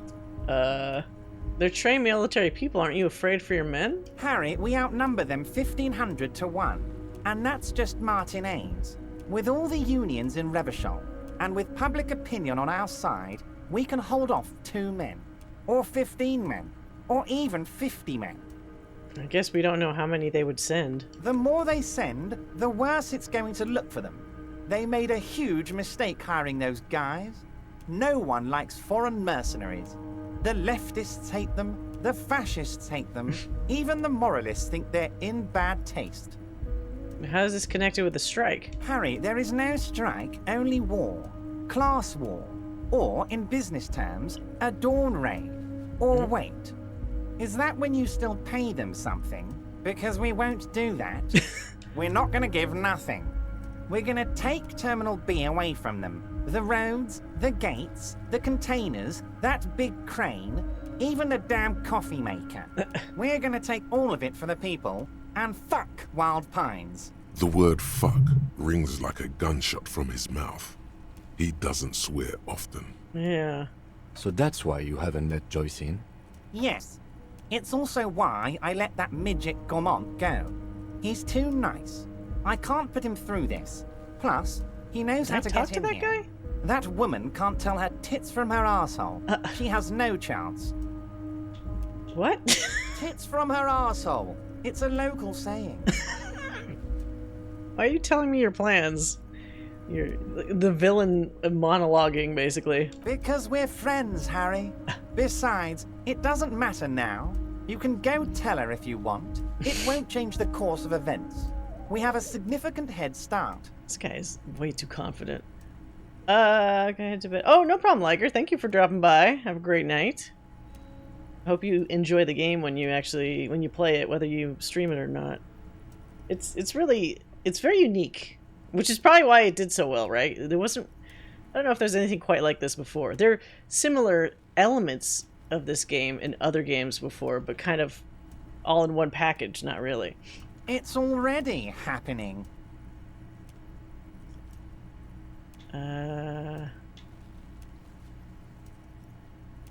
Can I get my gun now? Harry, I've got to be honest with you. Your gun was found 2 days ago. What? Withholding this information weighed heavily on me, but it had to be done. You bastard. Your gun is with an old woman. What? I hear she's a character, so watch out. In the fishing village? This must be the woman who bought Oh, the gun no. from Roy. The one he described as terrifying. Is this the old lady that like is constantly daydreaming she's somewhere else? Yes, the same one. I see you've done your research. The pawn shop made the gun easy to track. Crazy stuff, Harry. Selling your gun like that? Wild. Anyway. Anyway. That name better not be a Zoids reference. Liger? Was there a Zoids with that name? What was the main guy's Zoid? Wasn't it like a tiger? It's been... Oh God, how long ago was that on Toonami? Too long. The neighbors of this old woman contacted my men because they trust me and the Debarders Union. Apparently, she was waving it around at the entrance to her building. Oh, wait, is this the fucking lady the apartment complex landlady? She didn't seem scary, though. Waving the gun around doesn't sound good. None of this does. Who is this old woman? Unfortunately, I don't know anymore. You're gonna have to go in blind, Harry. But she's an old lady. How dangerous can she possibly be? Oh, and she calls herself the Pigs. The Pigs? There it is again. The Pigs. Like Roy said, not good at all. I, for one, find it refreshing. Finally, someone calls themselves a pig. It actually sounds extremely bad, but let's not give him the satisfaction. Okay, she was waving it around at people? As I said, she's a character. I didn't have time for details. It sounds like she's unstable, but Maybe don't it is worry. that lady that was No one the got daydreaming hurt. lady. Can you set up a meeting? I already have. Tonight, starting 10 o'clock. Oh, shit. Near the old fish market on the coast. The one on the boardwalk, a little past the fishing village. Be careful, Harry. Okay. I would never set you up for anything dangerous. But you did ask for this. Now, back to the fun stuff. Yeah, fuck. It was the coolest one? A liger. Or liger. With a Y. You know it's cool when it's spelled with a Y. 200 hours till 0200 hours. 22... Okay. It's not 2200 yet. It's only 19, so we're good for now. More fun stuff. Seems like we already have fun stuff to do. How many of you guys are in the union now? 2,372. Plus yours truly, of course. That's a lot. And they're all well motivated. At least the ones you've seen. How are you going to fund your new independent harbor? Oh, you mean what sort of goods are going to be flowing through? How am I going to replace all the contacts we'll lose once the poo-poo hits the fan? The clients will ditch us. Harry, we've thought of everything. Everything? We've been running back channel negotiations with all the major clients. I think the company will be unpleasantly surprised to see how many of them stay loyal to Martinez and to the new competitive contracts we can offer. With renewed zeal sparked by communal ownership, the men will be shipping those containers double time. You'll be surprised to see how fast things go without parasites latching on. We'll have our hands free to pursue bold, exotic new revenue So they're going to streams. cut out the original main company from all this and do it themselves? That's drugs. Yeah. Drug trafficking. Drug trafficking? Don't be stupid, Mr. Kitsuragi. There are perfectly legal, 100% ethical chemical factories on the Samaran Isola. You don't need to be colonialist about it. So they find some, like, technical way of, or not tech, like legal loophole of being able to ship chemicals. All they do is produce components to keep the pharmaceutical industry running. That's people's health we're talking about. Old grannies, little babes, people with disabilities. Wow. A neurochemical. Psychoactive labor uprising stroke hostile takeover. It's just the tip of the iceberg, though, isn't it? The company thinks transporting these chemicals in bulk looks bad, has bad optics, may be illegal in some countries. The Debarders Union, however, we're all about the large volume column. As he's saying it, I can imagine him doing the little, quotation mark thing each time he says one of those. We're gonna transport the living daylights out of those materials, Harry. So your sick kid can get his benefit, and your wacky uncle doesn't have to come off risperazole. They even sound like prescription drugs. And the kids on the street can get speed and pyrrolidon. I'm an old-fashioned guy, Mr. Kitsuragi. I sometimes grab a beer with the boys, but I have no idea about the things you just mentioned. Uh-huh. But if I were to supply ingredients for some sort of rainbow party, I would make sure the Union took a fantastic share. And I'd keep that stuff far away from Martinez. Uh-huh. I have to admit that's a well-put-together plan and far removed from you. It's also far removed from my men and the people of Martinez who've put their trust in me. Anyway, let's not focus on the sensationalism of the drug trade. This hypothetical drug trade is all anyone ever seems to be interested in. It would only be a small part of the harbor's turnover, just like the harbor is, but a small part of Martinez. Okay, so is there a trade or isn't there? Let's look at the big picture. Martinez as a whole. There are little girls out there with dreams of making music. Young mothers who want to start businesses. And you need drugs for that? Catwalks and steel welders who want to weld steel. I'm going to unite them all into one economic body. We're going to incorporate this place to Kingdom Come. Everyone's going to be in on the wealth, and everyone's going to pull their weight. So it's all on the foundation of drugs. And ugh. Let's keep focusing on the drug trade. He was almost admitting to it. Oh, wait, can we catch him in his little lies?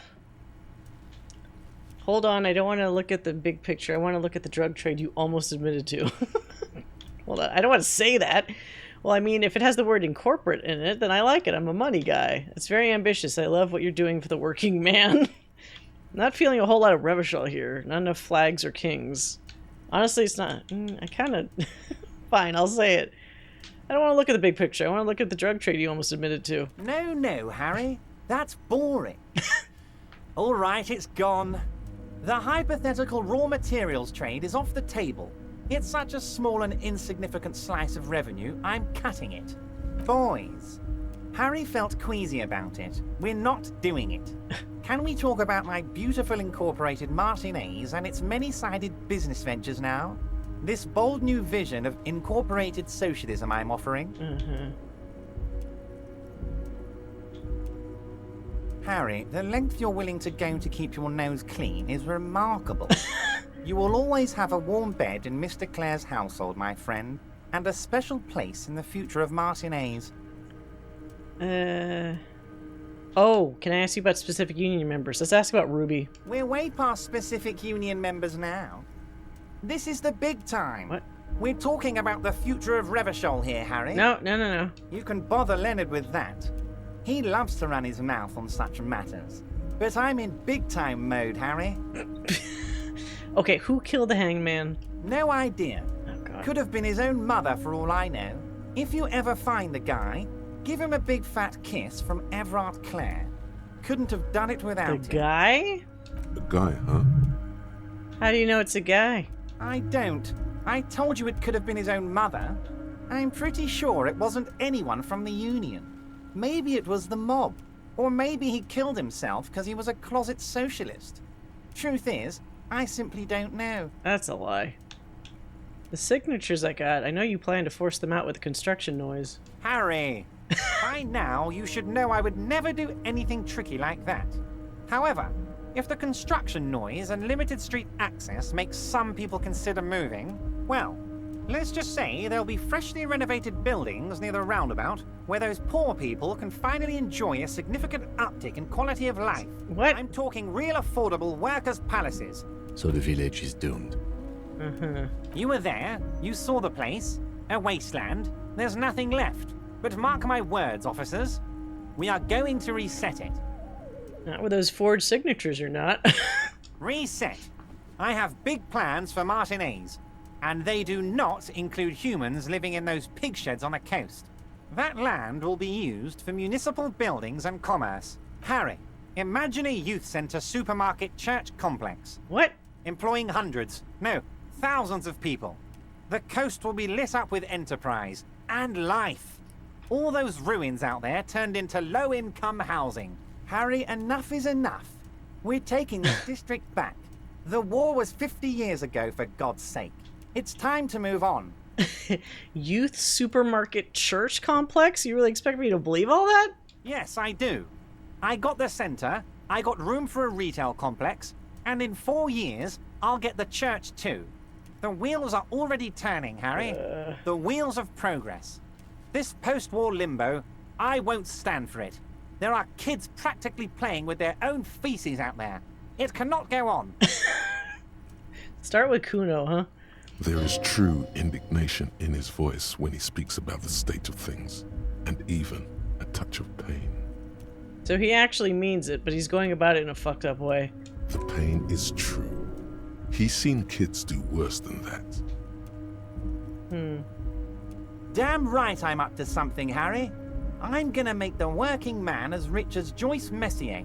That's my job. Just like yours is to keep the peace. A true flash of anger in him, as he thinks of her. Oh, he does not like her. Great, Harry, great. I think we've truly built a bridge between Martinez and Jamrock today. We have united the RCM and the Debarders Union. This has been so great. I'm sorry we don't have more fun things to do together, but if you ever feel like bouncing something off me, my door is always open. Okay, well, whatever. I got an important lead for my gun, even though he had the fucking information the whole time.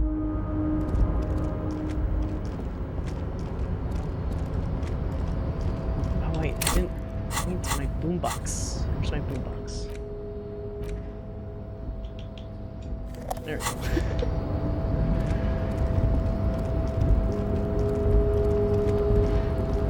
Can I open this yet? You're back before the cargo container. Its drawer has not lessened since you were last. That seems like something I can't actually open. It's a 3% still, even with all those plus ones.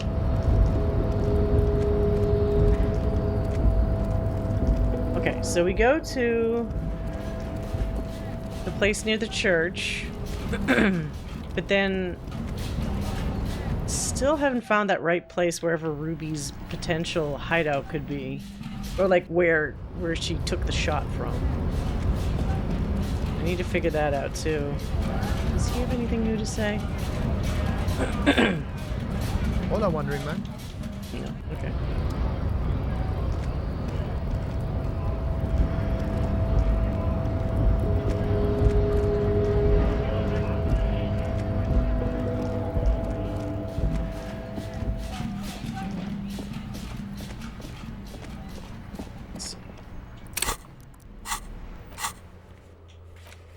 Confront the pigs and get your gun back. Okay.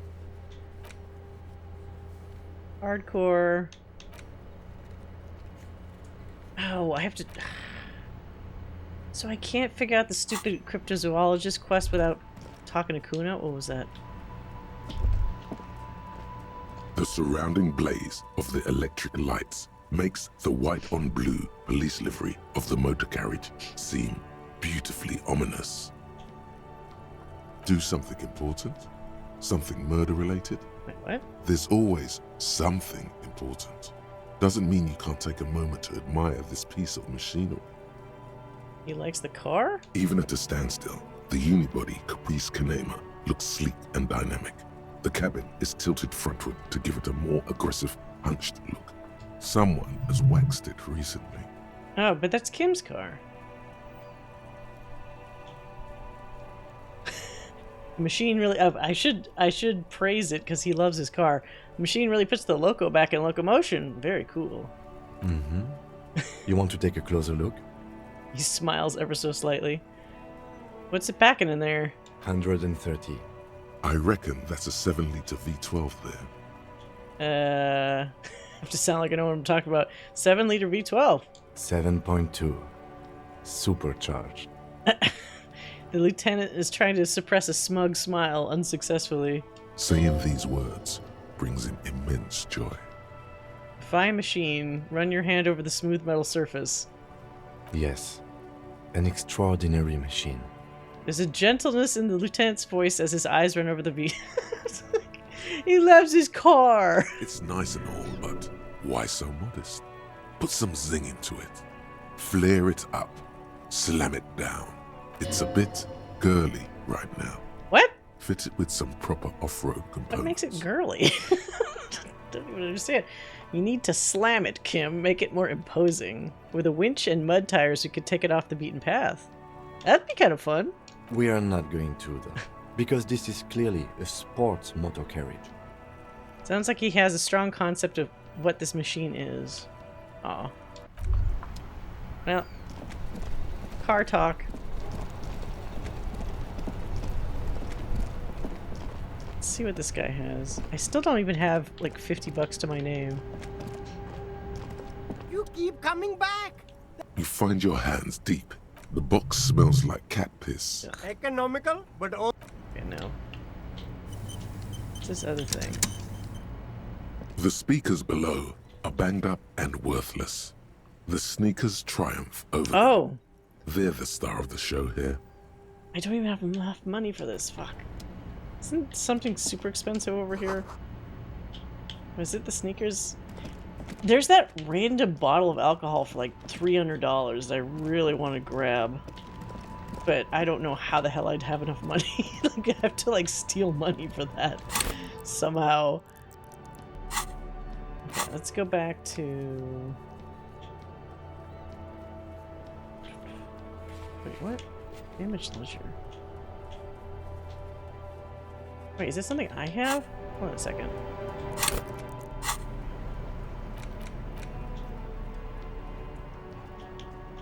I have those. It's the ledger you found in the trash. A cabinet of papers hanging from the board. Holy shit, With the hold on. permeables drawer.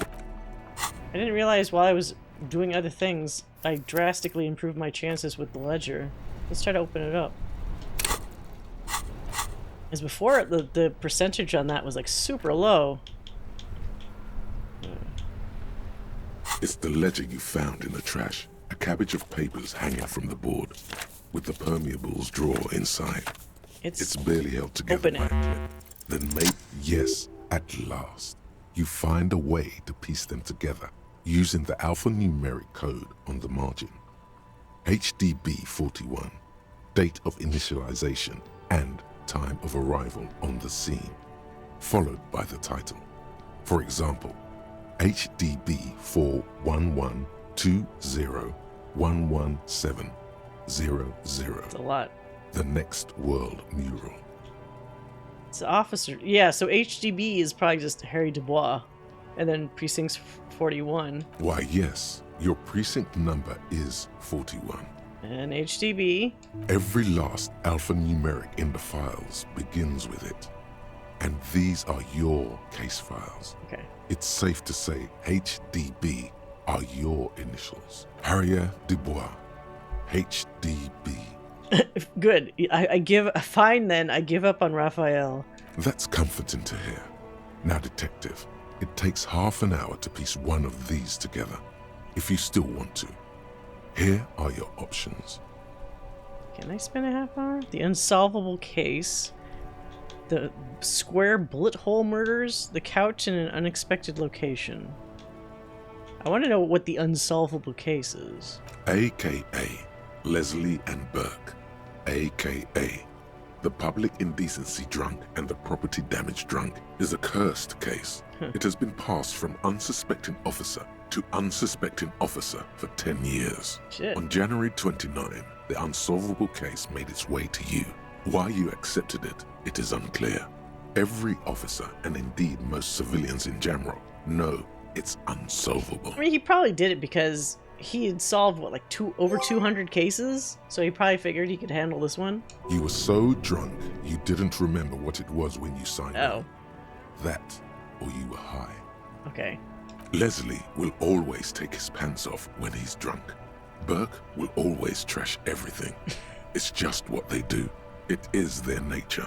You cannot change the nature of a man. And you can't lock them away because public indecency and small-scale property damage are not punishable by incarceration. They are? The only way for Leslie to stop flashing his genitals to bypasses and for Burke to stop dismantling signage and rear-view mirrors would be for them to stop drinking alcohol, which, in their 40s or 50s, it's hard to tell because of their distorted features, is a medical improbability on par with you ceasing to produce the expression. Can you just keep them off the streets? You would think that, but you're wrong. Where's the fun in exposing your genitals or breaking stuff in your own home?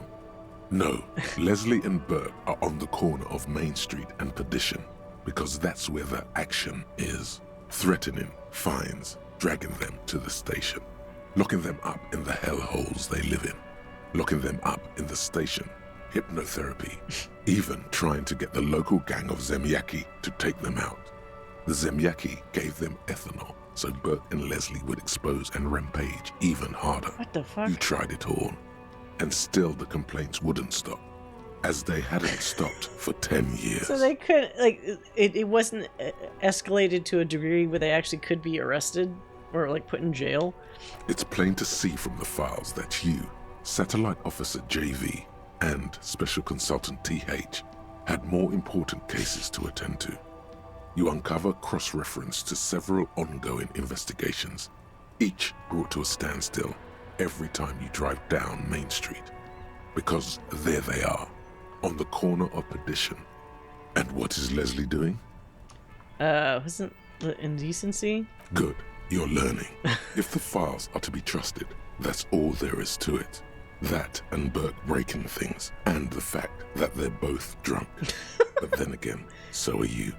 The case becomes considerably less comic one day when Burke takes a swing at your ledger. Oh. He must have it confused with the property he likes to damage. But the joke's on him. You're drunk out of your mind on potent Pilsner. You slam the hardened plastic board in his face. Then you proceed to beat him unconscious with it. Uh-oh. In the process, the ledger sustains damage. The compartment within, reserved for permeable documents, is jammed shut. Oh, right. You stop your assault on the now unconscious Burke to open it, but are unable to do so. The officer began to cry, reports Leslie, who, at this point, is tending to Burke. Kill them. They broke it. He came at us, and at us. I think he was trying to kill Burko. While trying to kill Burko, you slowly come around. The permeables compartment is open. Jesus. You've smashed it open on poor Burko's kneecaps. What the fuck? The good news is, Burke can't walk anymore. What the hell did he do? Can't get out of his apartment, an invalid. With Burke to tend to, Leslie cuts back on the indecent exposure. Maybe he flashes his genitals to Burke, who knows? But both drunks are off the street. The complaints stop. The unsolvable case is solved. So he beat a dude into becoming a cripple? Oh my god. Which is also why the officer responsible narrowly escapes a disciplinary hearing. The end. Oh my god. Do you want to read another one? Harry, Jesus Christ. Not much has changed in the meanwhile. Okay. A bunch of sodden papers still sags from the clipboard. Let's open up the compartment. Just relax. The two sides of the board are slightly misaligned, like a drawer that's come off the slides. All you need to do is bend the plastic on your knee, slowly. The slides snap back into place. It should be possible to just, you know. Okay, open it. Without resistance or sound, the two panels move against each other. The compartment is now open. 2 ticket stubs and a handmade postcard. Ticket stubs? 2 octopuses are smiling, reaching their tentacles toward each other in the colored pencil drawings. The tickets permit access to the zoo in Revachol East. The aquarium costs extra. These let you go there, too. Pick up the... Whoa, fucking kill yourself, you asshole. Why is that option there?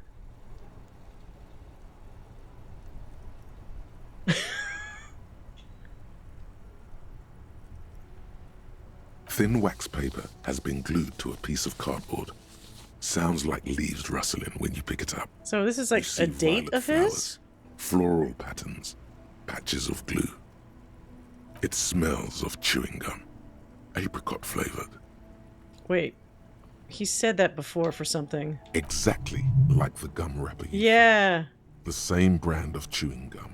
Familiar handwriting lines the inside of the card. Looped, round letters in a woman's hand. Harry, it begins. You're already reading. I wanted to write you a letter so you can read it when you wake up. Maybe it will make you happy. Throw it away, please. It'll make me happy. A merciful wind blows in from the Bay of Revachol, dusting the ground at your feet and raising newspapers far away. You feel the card slipping into it. Let go. No, I want to read the card. What the fuck? Your hands shake, holding onto it. Every morning when I step out and you're asleep behind me, it says, I find a little piece of sadness in me. I carry it in my chest, down Voyager Road. Every step I take, it grows. By the time I reach the fuel station, it has filled me entirely. I step onto the light rail and look back. Sparks fall from the bow collector. I know it will be like this until late afternoon, when I get off the 42 and walk back to you. So clearly a slice of his previous life with someone? You. Every step I take will get lighter. It almost makes me run. Sometimes I do. I can't believe I met you. I can't believe the happiness I feel with you.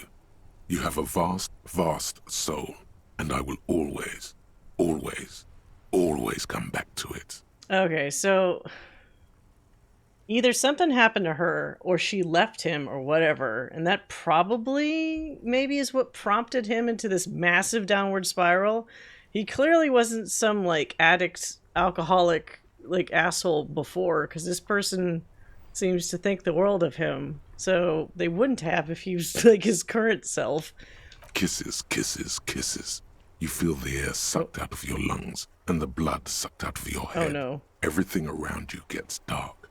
Small white dots appear. Did I just pass out in front of Kim? You feel the ledger slip from your hand. No, hold on. Yeah, hold on. To what? Oh. There's nothing. Detective, is everything all right? Oh no. I am gonna collapse in front of him. Shit, wait, no. I was supposed to do something at 2200 hours. Wait, am I dead? Did it actually kill me?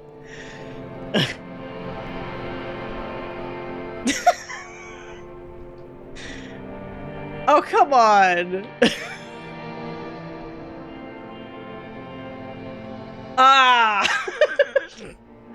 So what the fuck? How did that kill him? There is nothing again. Or wait, is this a fake out? Nothing sad, brother. No treachery, just blackout. Well, almost nothing. There is the ground below you, that's still there. And the small light that's on, fluttering, somewhere in the basal ganglia. That's me. Blue eyes, that's me. Who's that? Who was what? He speaks of the sickening longing, the unwell emotion. Even in the darkness, he's grasping for it. Still trying to hold on to the great sorrows slipping in the water. Slimy. Yeah, that. Here in the paleo-mammalian cortex, we call it the shadow.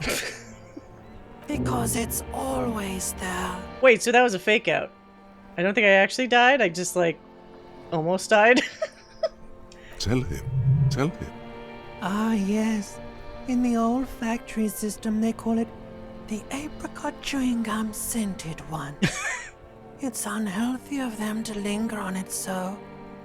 But as they say, what do you do?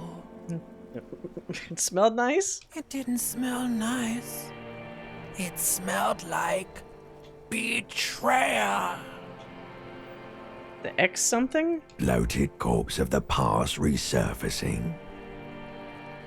beautiful. Believe me, stupid ape, its lack of beauty was not the problem. Where's Voyager Road? There is no Voyager Road. There are no roads, no houses, no lights in the windows. It's all on pause. Your name is fuck all. It certainly ain't Harry. Wait, what? No, what is it? Your name is passed out on the ground, dragged around by one of the other evil apes. They're taking you somewhere. Oh, is it Kim? You think they would let you? Until you disintegrate into biomolecules. No. Someone is breathing on your face now, inspecting your pupils, stupid idiot. Yes, they're pouring something on you. What? It's in you. And It's delicious. What are they pouring in me? Glowing lights on a dashboard emerge out of nothingness.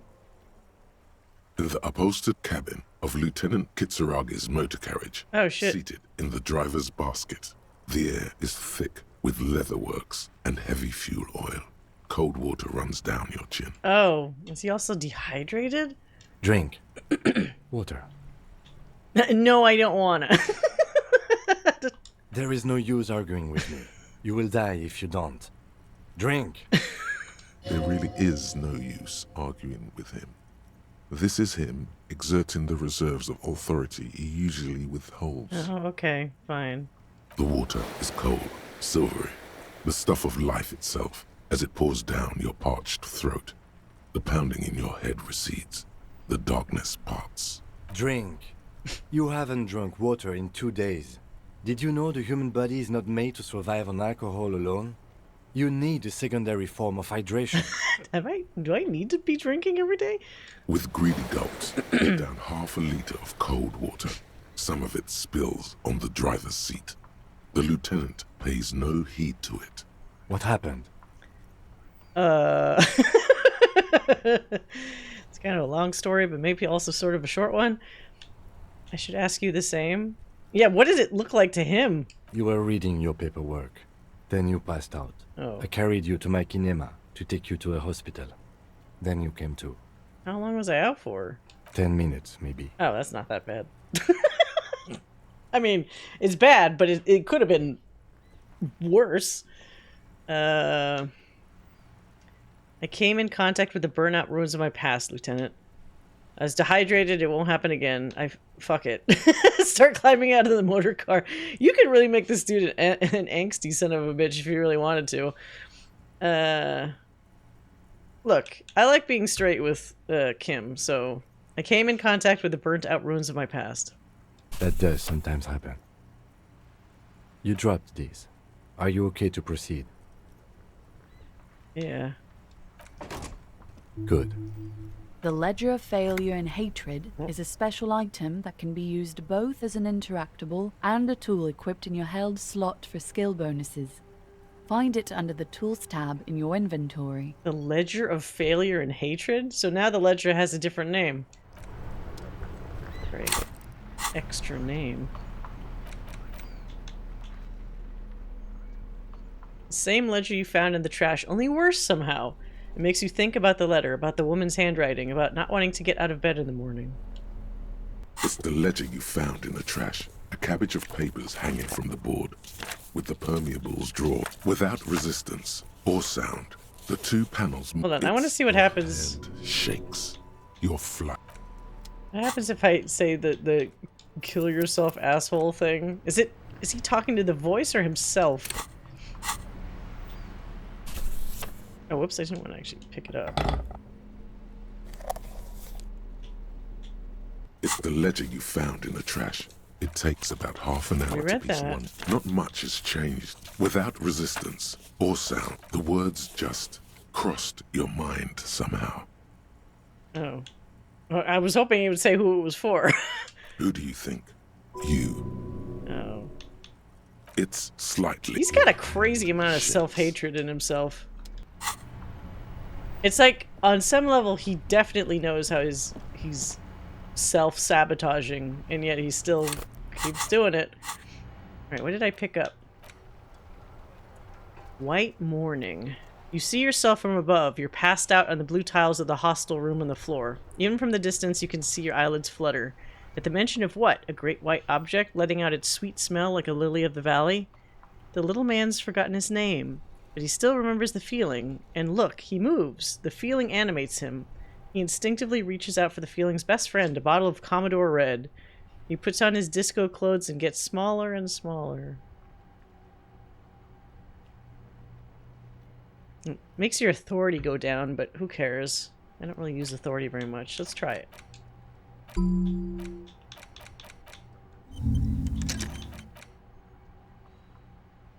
Oh, wait. You can also do Arno van Eyck. How many? Oh god, I'm running out of spaces. Let's learn about... I think that's the thing that'll let us fix that tape. Arno van Eyck. We got a lot of these now. Okay. Oh, that was crazy. Yep. We're almost just in time for 2200 hours. It's 21 right now. Guess we could go back to the church. That gave me a temporary +1 in interfacing. Plus I have +1 with the gloves. I might have enough points to make me be able to figure out the thing that Egghead wanted help with. Make way for the master. Okay, let's try it.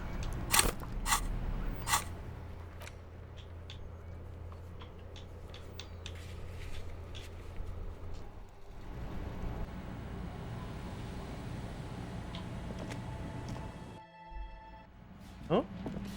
Oh, I thought something changed.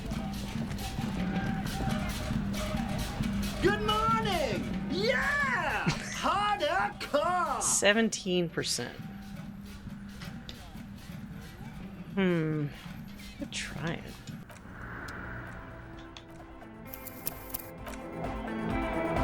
What's the worst that could happen? Yeah! Wait, what? Bzz, bzz, goes the trap in the background. It damaged morale. You can't grasp what's missing, but you can try to make something up anyway. The young man bobs his head to the music, much as before.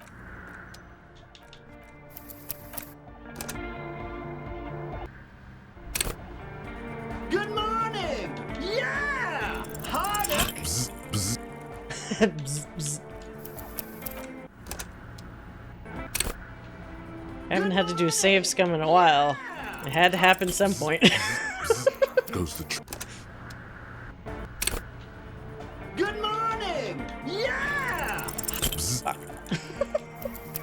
I'm hearing good morning a million times. Good morning! Yeah! Harder! Fuck. This might be one of those ones that can't be passed until I finish the research for the Good morning! Arno van Eyck thing. Side chain. Or not. Beat. Listen, you can use the compressor to select between which track it's compressing, either the auxiliary signal or the main input from the tape. Make it alternate between the signals. Okay.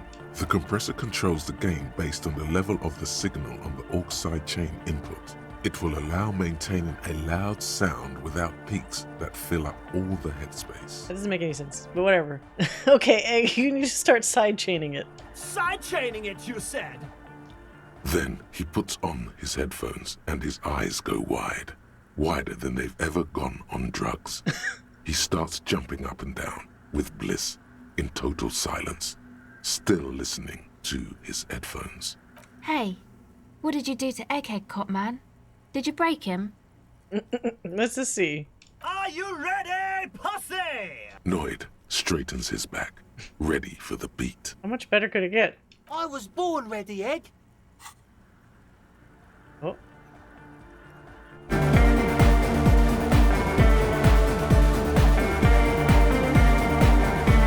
Got a light show too for this one now.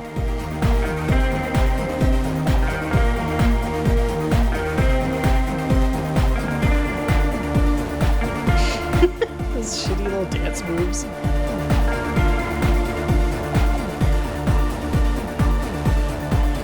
That sounds more intense than before.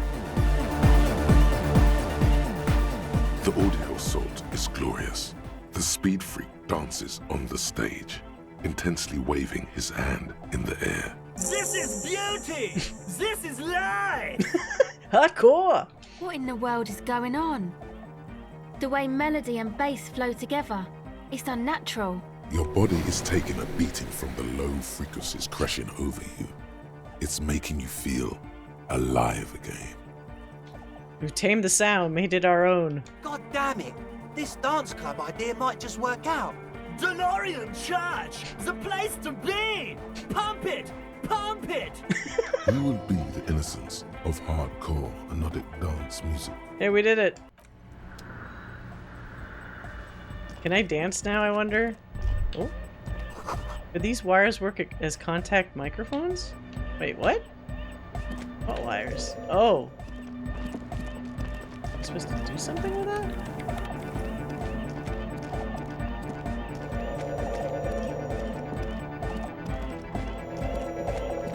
It's not giving me the option. What are our dancing chances? Oh, hey man, it's good to see you. Still 8%? Oh, no, wait, it was 3% before. So it actually improved. So we just need something to boost our savoir-faire. Savoir-faire, savoir-faire. -1. Come on, it's gonna be something that boosts it.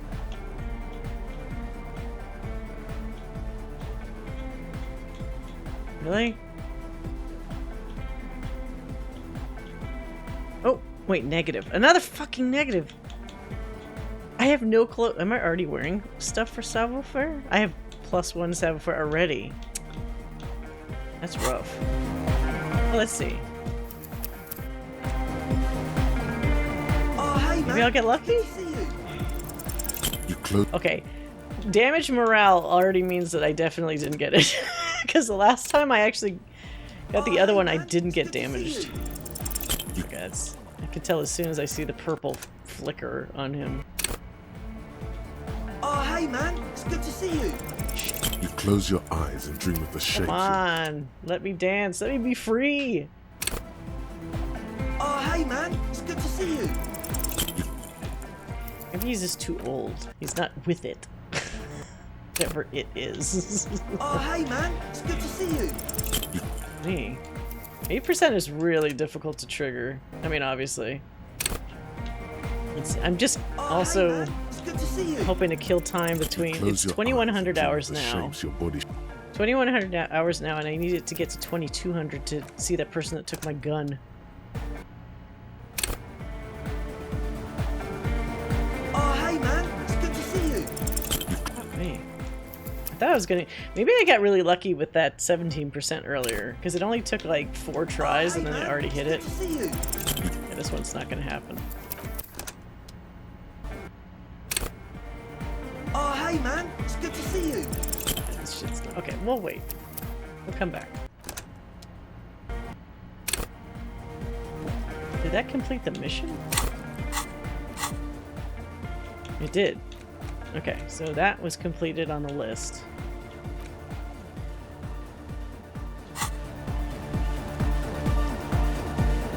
We could talk to the people in the village or something and kill time. Actually, wait a minute. We should ask the lady what she thinks of the music. Yes, what is it? No, never mind. He didn't care. I swear to God, I'll dance before this game's over.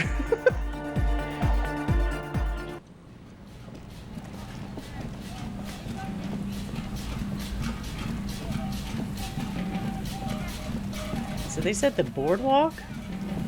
Up this way? There's nothing here yet. It's supposed to be here, or is it near where the guy died?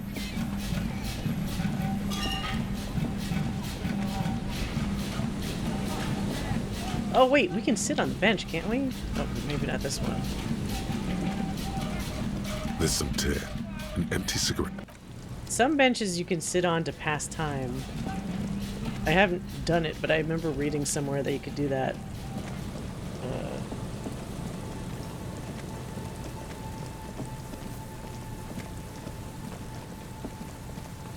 Okay.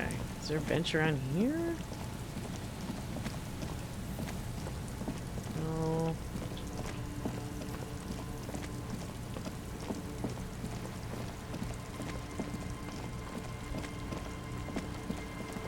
I'm not fully sure where I'm going.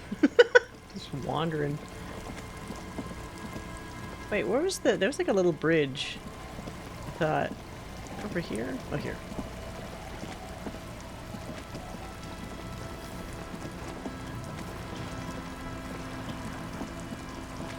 Trying to see if they left anything behind, but I guess not.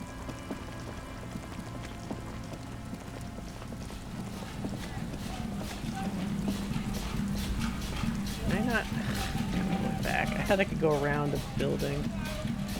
I still never found, I think I found like 2 of the 3 possible spots where Ruby could have taken the shot from. Not sure where the hell the other spot is.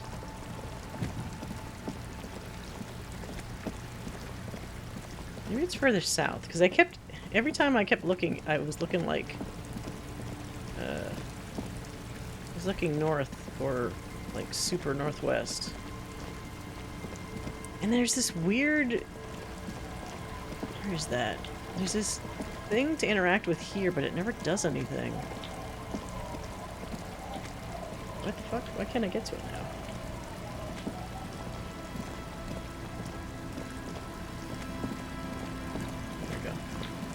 This. Is there supposed to be a way to interact with that? Oh! Looking back at you from the rust-colored water. You. Okay, well, that solves that mystery. But for the longest time, it wouldn't, like, do anything. I don't know why now it decided to work. A little bird. Check this one before, I think.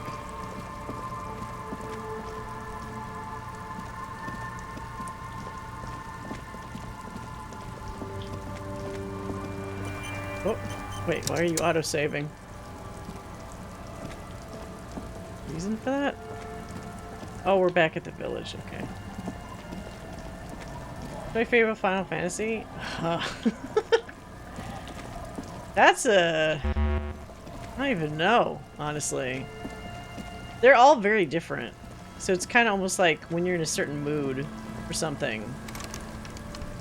Like one Final Fantasy is going to be more appealing than the other, right?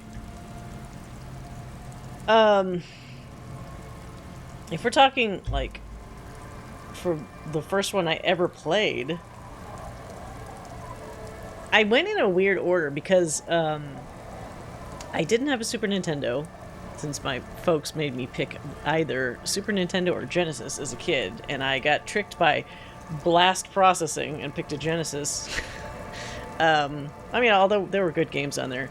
And on Nintendo, I can't remember, I think it was only Final Fantasy 1 and 2 that were released on the NES, and I didn't have either. So actually, the first time I ever played Final Fantasy was 7. That was the first one. And then I went backwards after that and played the older ones. But 7 probably has a very big nostalgic part of my heart because it was the first one. Because, like, I have a lot of memories associated with, like, I had gotten it and the PlayStation 1, I think, at the same time. Was it a launch title? Maybe not launch, but it was, like, an early, like, within that first year or two, I think. And so, I associate a lot of PlayStation 1 era stuff with that game. 7 was also my first, but I never went back. Oh, you didn't go... 6 is really worth playing. If you haven't played it yet. That's how I feel about 4. It was my first and therefore the most nostalgic. Then the most nostalgic one will always give you a bit of a boost, right? Like, I think I wanted to like 8 really bad, but I've talked at length about why I don't like it. And it has nothing to do with the story or the look of it. It's entirely the magic draw system. I could be convinced to give it a second chance at some point in the future. I just feel like the gameplay system would annoy me. But it might be fun to, like... Because full disclosure, I never finished it. I'm pretty sure I got what I think is very close to the end at the time. I just never finished it. 6 was my favorite for a very long time. Final Fantasy 1 was the first. It's so basic, though. I mean, it does technically have a story. OG FF Tactics is my favorite. Oh, that reminds me, because they're doing a remake of Tactics, right? That actually has voice acting. I think whenever that comes out, I actually might play that on stream, because I've never played Tactics. But I've always kind of wanted to. There was a period of time where both Final Fantasy Tactics and then Tactics Ogre were very popular with people that I knew, and I just hadn't played it. But I would always hear people talking about it. And I don't know whatever happened to Tactics Ogre, but like, Final Fantasy Tactics is getting a remake, so I'll probably pick it up at some point. If it's gonna be released on PC? I played every FF except 9, 11, and 13. 11 is... As much as I have a lot of nostalgic love for 11, I don't really think it's... oh. What is this? I don't know if it's really for everybody, and I can't, like, in good conscience... This is it. The scene of the party. The fire pit. Cigarettes and empty bottles all evidence it. I'll wait till that finishes. It's very difficult to get into. It's an old school MMO, which means the interface sucks. If you try to use it, you'll be like, why does it work this way? And it doesn't handhold you at all. You'll have, like, for example, a quest list in an area, and all it offers is like what the initial description of the quest is. Nothing else. So 99% of the time, you'll probably have like the game open in one window and the Final Fantasy XI wiki in the other one, which, to the player's credit, has over the many years been filled up with tons of details about how to do things. So it's like a mandatory element to check with the wiki, the wiki on everything. But that does kind of make it a little shitty, because that means you're dependent on outside content to let you enjoy the game. But the story is good for 11, and the world is interesting. It's just, it does feel antiquated. I highly recommend giving 9 a chance. Yeah, 9 is a lot of fun. 9 also kind of is a bit of a return to the older ones. Like, they came out with 8, and then 8 at the time was divisive with people. Not just because of the magic draw thing, but also because the look of it. It was the first time they had full-sized, like, not little super deformed sprites, but like full-size characters on like the map and shit.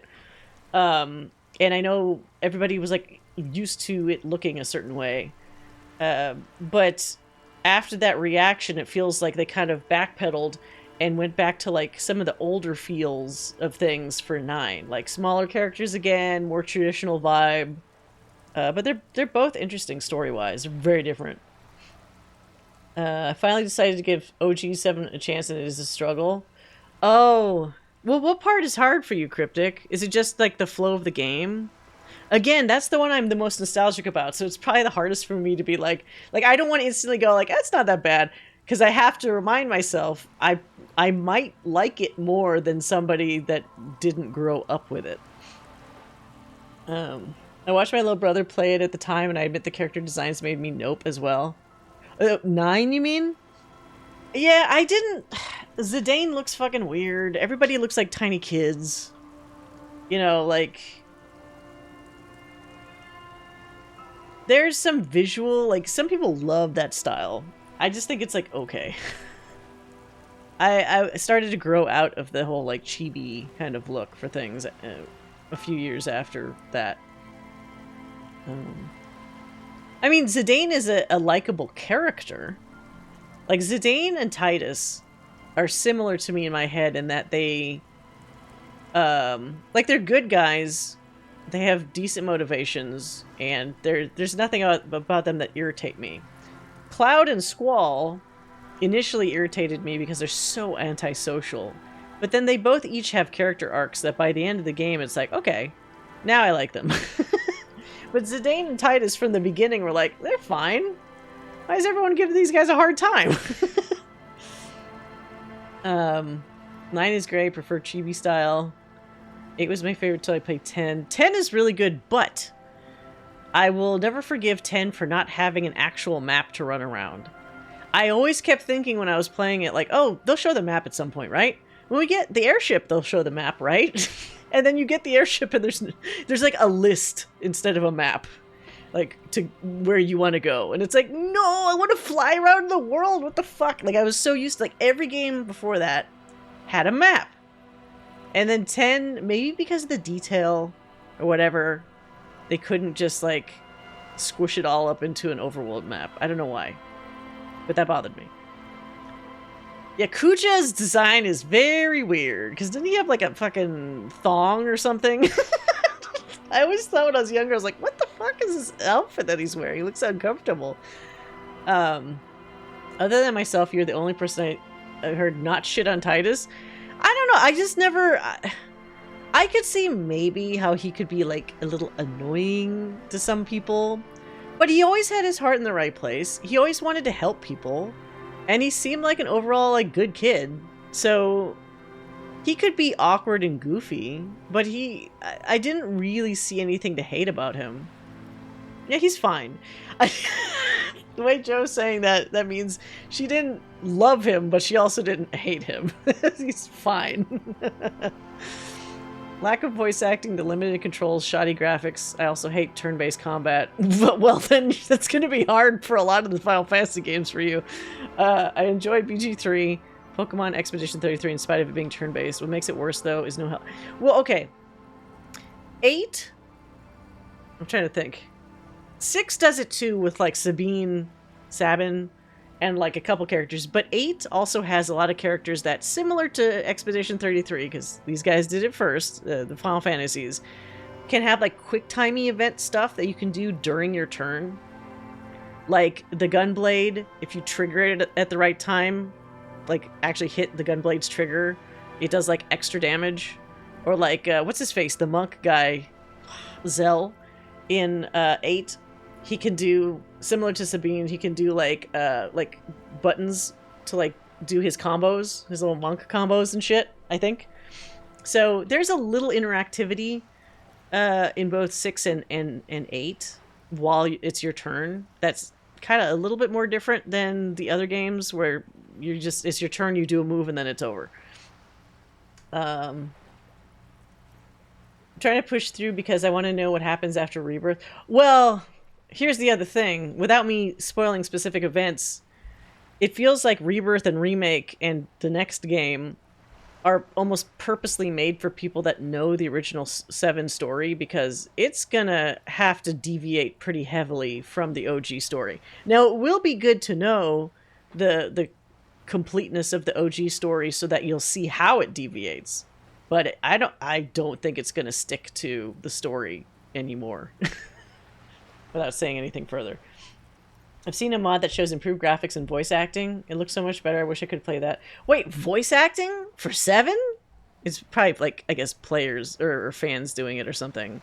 But there is a mod that lets you... So, like, when you're in, like, the combat, like, scenes, and everybody's a bit higher res because, you know, things are closer up, there is a mod or something that lets you see that character, but, like... on the overworld map and stuff, because normally when you're outside of that, you're a little chibi guy.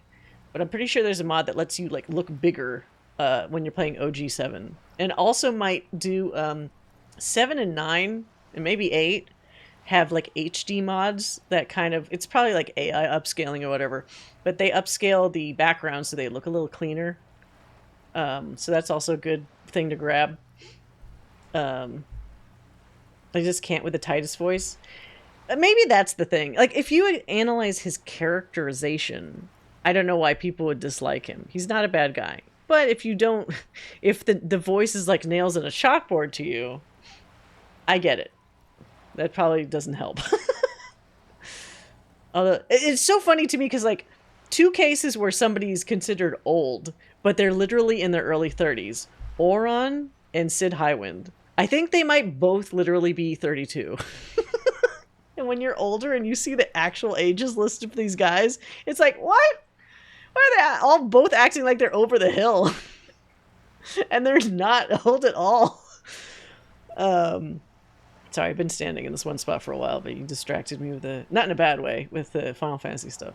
Yeah, he's not... Wait, can you double check for me, Joe? I'm pretty sure he's 32. I know for a fact Sid is 32. And they also made him act old as hell in the original one. Although there are weird inconsistencies in his delivery at times. Yeah. John DiMaggio, aka Bender, and various other characters in cartoons, like the fucking dog from Adventure Time. What's his fucking name?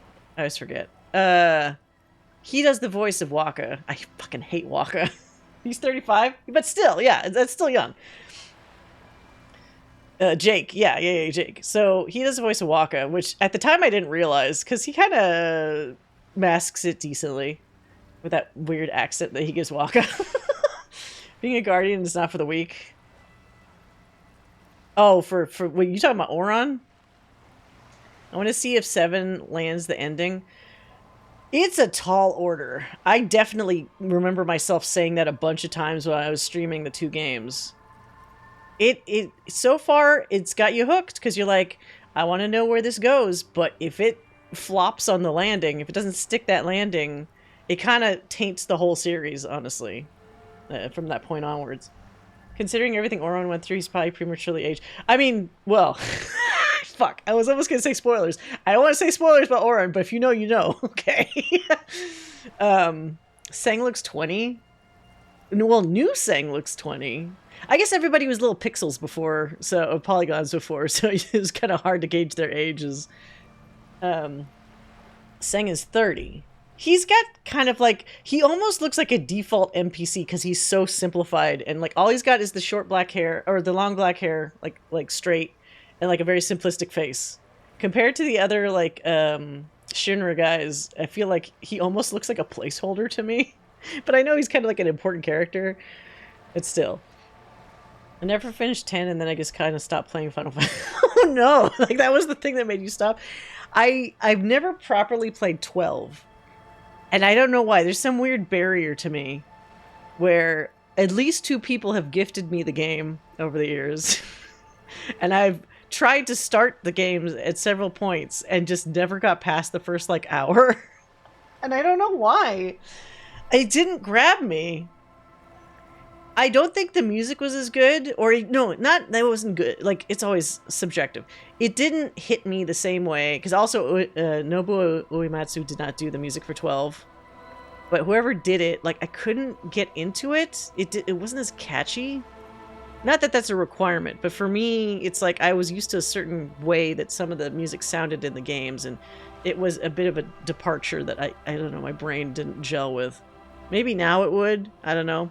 And also at the time, since it had that kind of like fighting as you go thing that looked like 11, in the back of my head, I was like, why am I doing this? I just could play 11. Like an actual MMO. 12 is great, but I feel like a good political intrigue plot, but it's very slow build up. And it seems to be like like I say, ensemble, like more of an ensemble cast than maybe other games, except for 6. Where some of the other games, it's very clear who like the main character is. But 12, from the way people describe it, sounds like maybe everybody gets a turn at some point to be like, you know, like similar to 6, where everybody gets their story and their spotlight at some point. To this day, I cannot understand how to log in. Oh, for 14?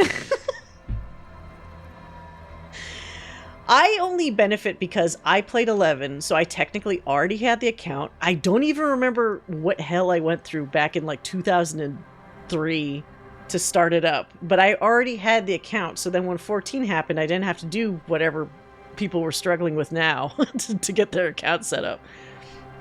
According to Balthier, he's the leading man. Of course. I like Balthier as a concept and like a character design and also voice. I just never played the game, so I don't know how that all changes, or if it changes when you actually play. Maybe that's why I need a character to latch onto at the beginning of the game, or won't. Yeah, because there's that little, like, what's his face? Vaughn?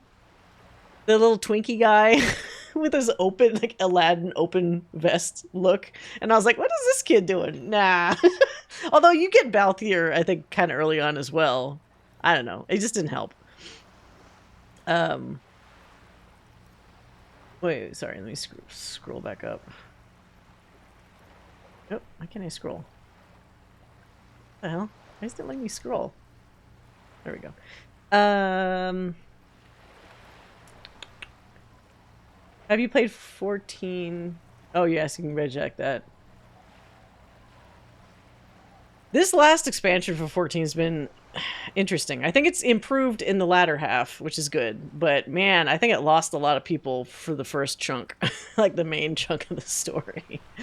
My favorite is still like it's a close tie between Shadowbringers and Heavensward. Heavensward's the first time it like emotionally got me pretty hard, and then it got me again emotionally in Shadowbringers. Endwalker, it kind of got me just for the nostalgia, because Endwalker's essentially like a compilation best hits of like all the things you remember from the previous like X-Packs. But Shadowbringers is like the peak. It can only go downhill from here. I like Fran's story the best, but the game overall reminded me of a D&D campaign where everyone gets their story told. Yeah. But that's also kind of why I liked 6. I did play 6, and 6 does have like every guy or girl kind of has that moment where everyone cares about their individual story. And a lot of the stories are really touching. Unfortunately, a lot of the stories are also really depressing. Because that world is just depressing. And then it gets more depressing after plot event happens. But it's so good. It's the most teen angst. Well, one of the most teen angst of the stories, though, because like it's just bad times all the time for these poor people. Is 14 going through post-Endgame syndrome? Yes, because essentially Endwalker was the equivalent of Avengers Endgame, and it was such a strong ending that it's like, what do you do after that? And they're trying to do that. Post Stormblood or Shadowbringer is the most fun I had playing. Yeah, Stormblood itself was kind of for me. But post Stormblood, when they start ramping up into what's going to be Shadowbringers, gets really interesting. Kefka is a hell of a character, considering not a lot of villains actually are as successful in their machinations as he was. But yeah, let's see. Is this actually the fucking... Did I miss this? This spot here is actually the spot I was looking for with Ruby's nonsense. Hey Mock, welcome. Scene of the crime? Not as such. I'm talking about what came after the party scene. Okay, never mind. Looks like a lot of folks partied here. Looks like they were here a while, judging from all the bottles. The sunken motor carriage provided them a focal point, like a goose ice sculpture or a chocolate fountain. Wait, so they came after? Hey, Kim, looks like we had a couple of partygoers here. Looks like it. Looks like they had a great time laughing here. Hey, let's keep moving, detective. Somehow, he doesn't want to dwell on it. Oh, probably for my benefit, because the fucking car in the ice.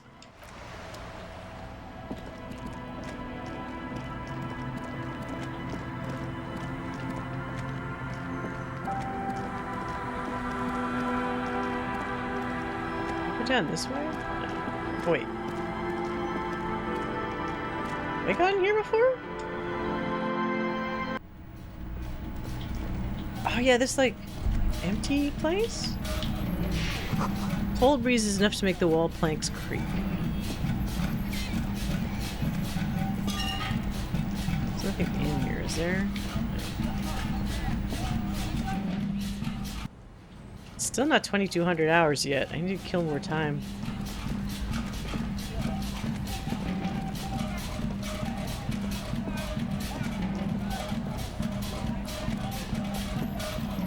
All I remember from my limited time in 14 was a silly pugilist class. Oh! Some of the class stories are not the strongest. I don't know if you had a chance to play the more advanced classes. The one everybody recommends, because it is good, is the Dark Knight story. It's a very compelling story. It's really interesting. And I don't want to say any more than that because I don't want to spoil it. I, unfortunately, because I played the game before Dark Knight was introduced, was a Paladin main, and the Paladin main is one of the worst stories. Not worst, it's very forgettable. I'm assuming Pugilist might also be as well. Yeah, Dark Knight is, like, probably objectively the best one. Dark Knight was the one class you wanted to be. You should try it again. Maybe you'll change your mind this time.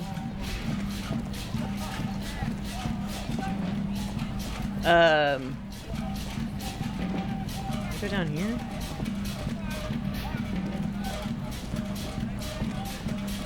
Wait, have I been down here before?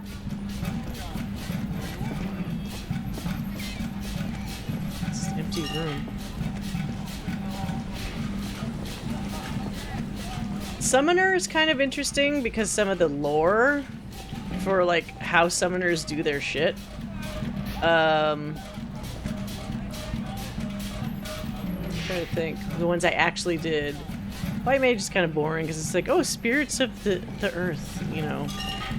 Summoner is kind of metal because you're essentially drawing upon energies of primals and like essentially imbuing them into yourself.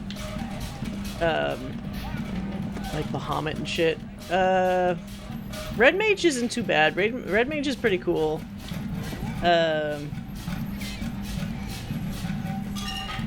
Scholar is kind of funny. If you like Tonberries, Scholar is interesting because it explains in the 14 universe what Tonberries are, like where they came from. Because every Tonberry has a different, like, in every Final Fantasy game, it's different. In 11, they used to be ancients that were turned into Tonberries. They were like corrupted. In 14, it's similar, but with different characters, which I don't want to spoil. So that's kind of interesting, like for a lore thing. There's no... Oh, what is this? Can I look at this thing? It's not. Tonberries make you nervous, as they should. They're adorable yet really creepy. I can't go in here. What is this place?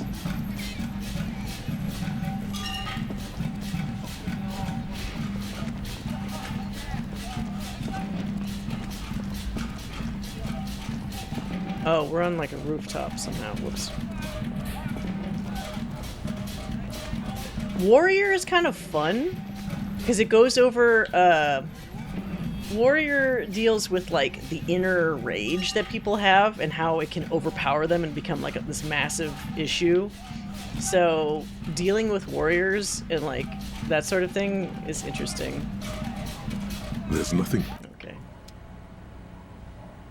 Wait a minute. Can I go this way? No, this is cut off. I don't know where I was supposed to find that other spot. Ask about Ruby in the village. Ruby left the village and went up the coast. I thought I went up there. I went up there, god damn it.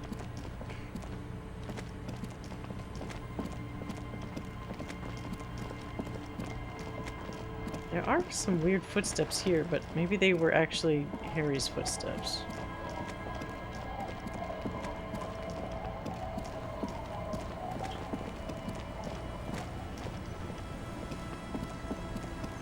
Here?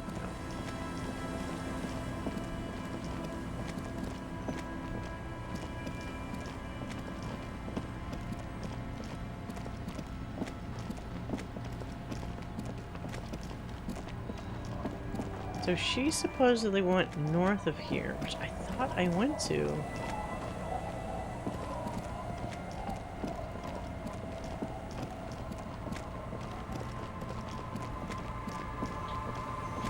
Not exactly like there's a lot of different places to check.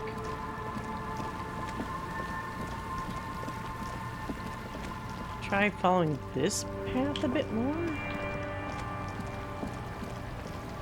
Oh no, that's where the kids were before they went to the church.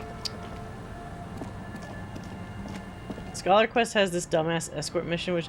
Yeah, they did kind of a lot more escort mission things back in the day. I noticed, like, as the years went on, they kind of cut back on that more. Probably because people didn't like them.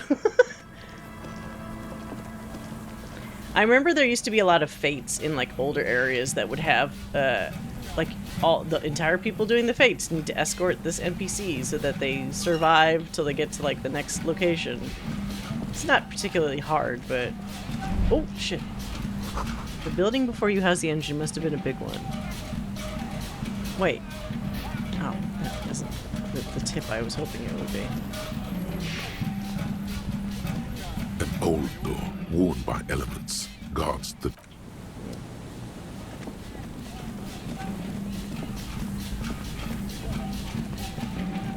It's another thing that she could have gone to.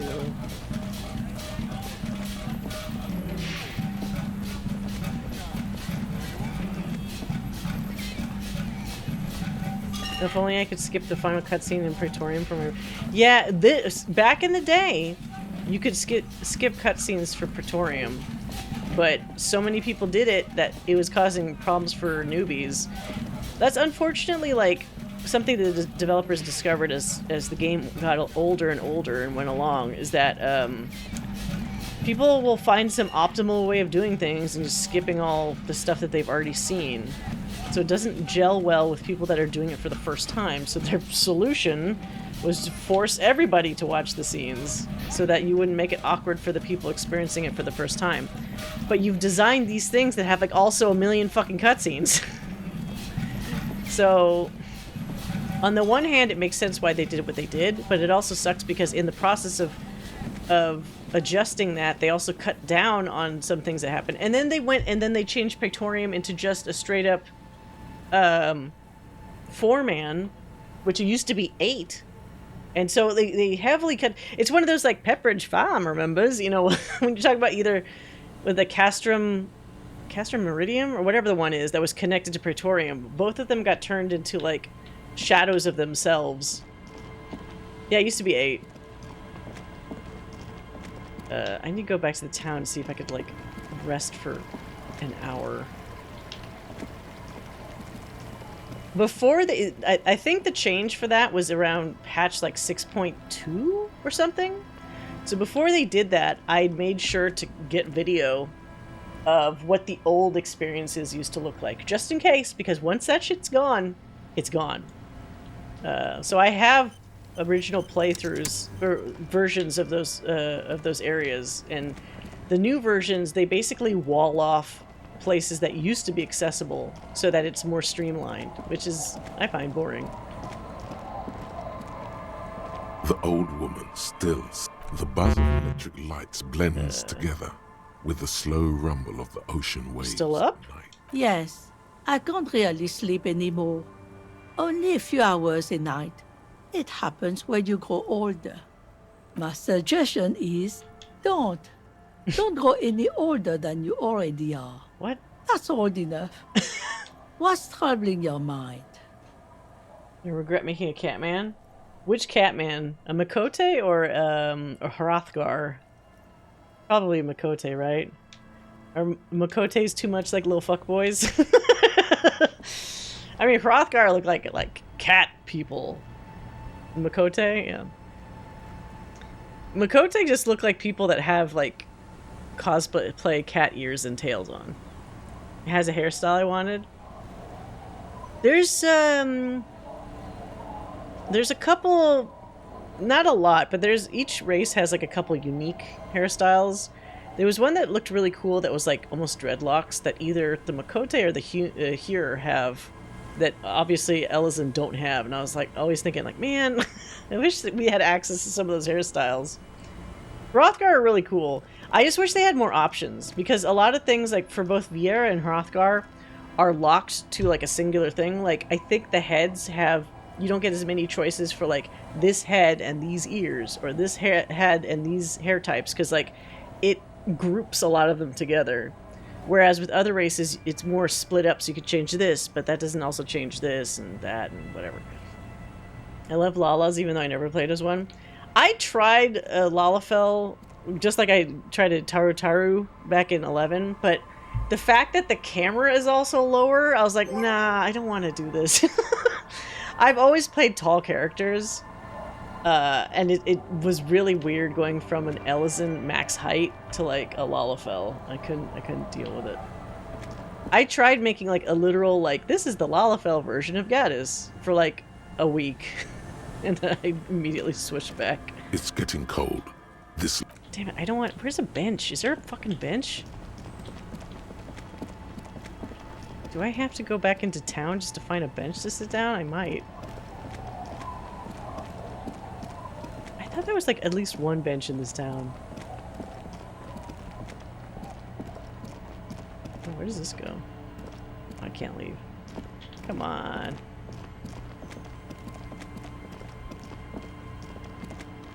I guess I'll go to the town. Whoop! Why does it look like that? That's weird. Back to town. I feel like the players treat llamas differently. Some do. There's unfortunately a weird running gag about how they look immature because they're tiny. So there's a bunch of people being weird about that. The worn and beaten wooden planks of... We can sit on benches. You can revisit the bench if you ever need to pass the time when Lieutenant Kitsuragi is gone. Wait, so I can't pass time with him here? The worn and beaten... You can revisit. I pass time with you, you dummy. I need it to be 2,200 hours already. What about me? Oh. Good. Let's change the subject. Baggins. I don't actually think... Lalafels don't, for whatever reason, make me think of hobbits. I think because they look almost too, like, stuffed animal-y. That makes sense. Where can we kill time? Fuck. Are there other ways to, like, kill time in the game? The bench is the obvious one, right?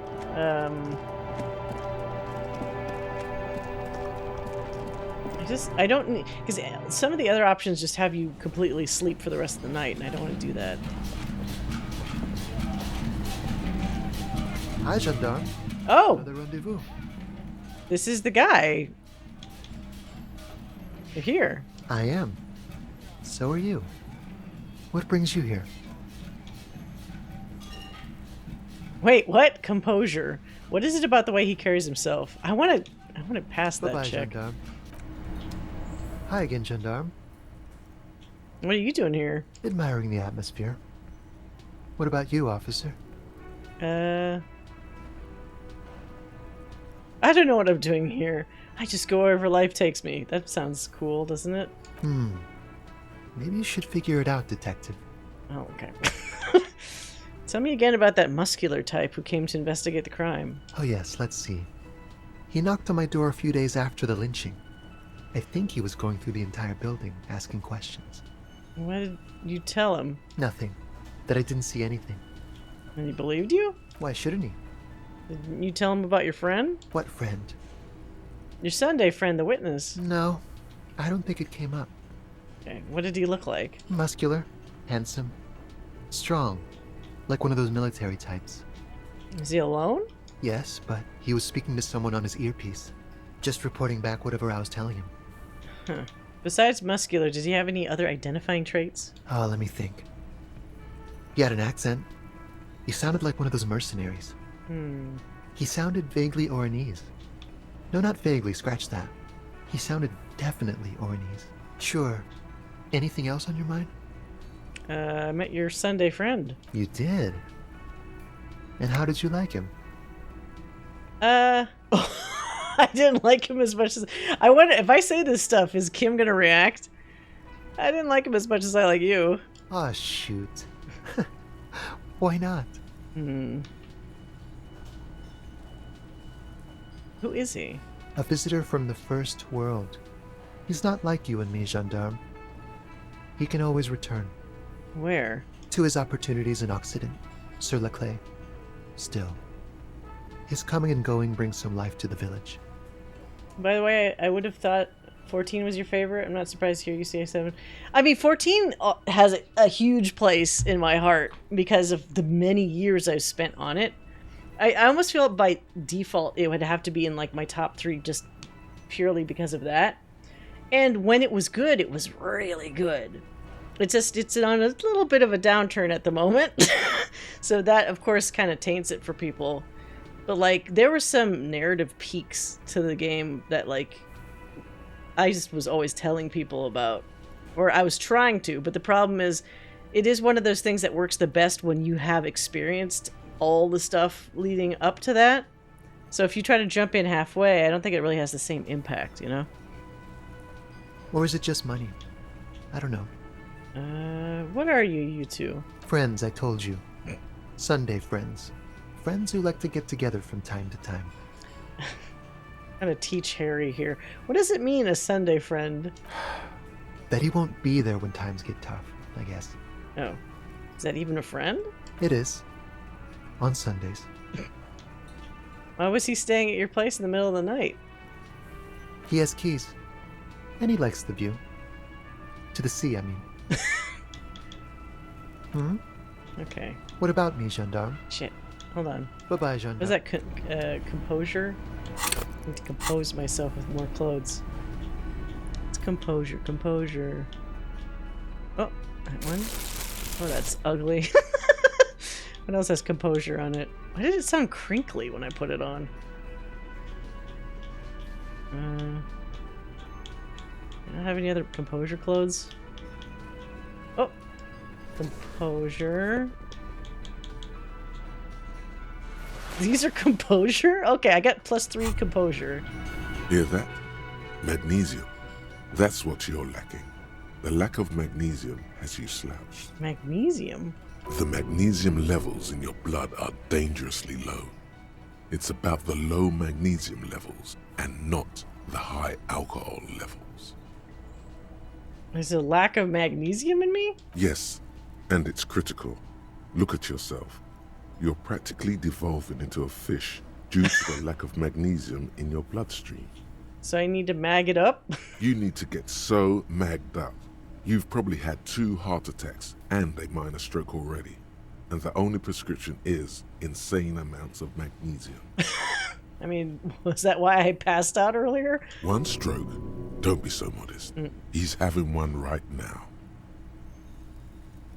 You're saying I need to become a magnesium-based life form? Yes.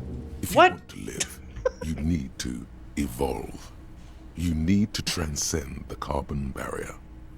Go to the apothecary and buy insane amounts of magnesium. What? It will reverse the damage to your circulatory system. How the fuck? Where am I buying that from? Just remember, it's not the alcohol. Buy more of that too. No, we're not doing that. It's certainly not Nope. nor smoke. No, we're not doing that. Okay. Let's talk to the guy now. Hi again, gendarme. Whoa, 58%. Let's try it. Could he be a member of the homosexual underground? Yes, this man is definitely one of the homos. I've seen them homos with my own. Them? This sexual thing seems interesting. Oh.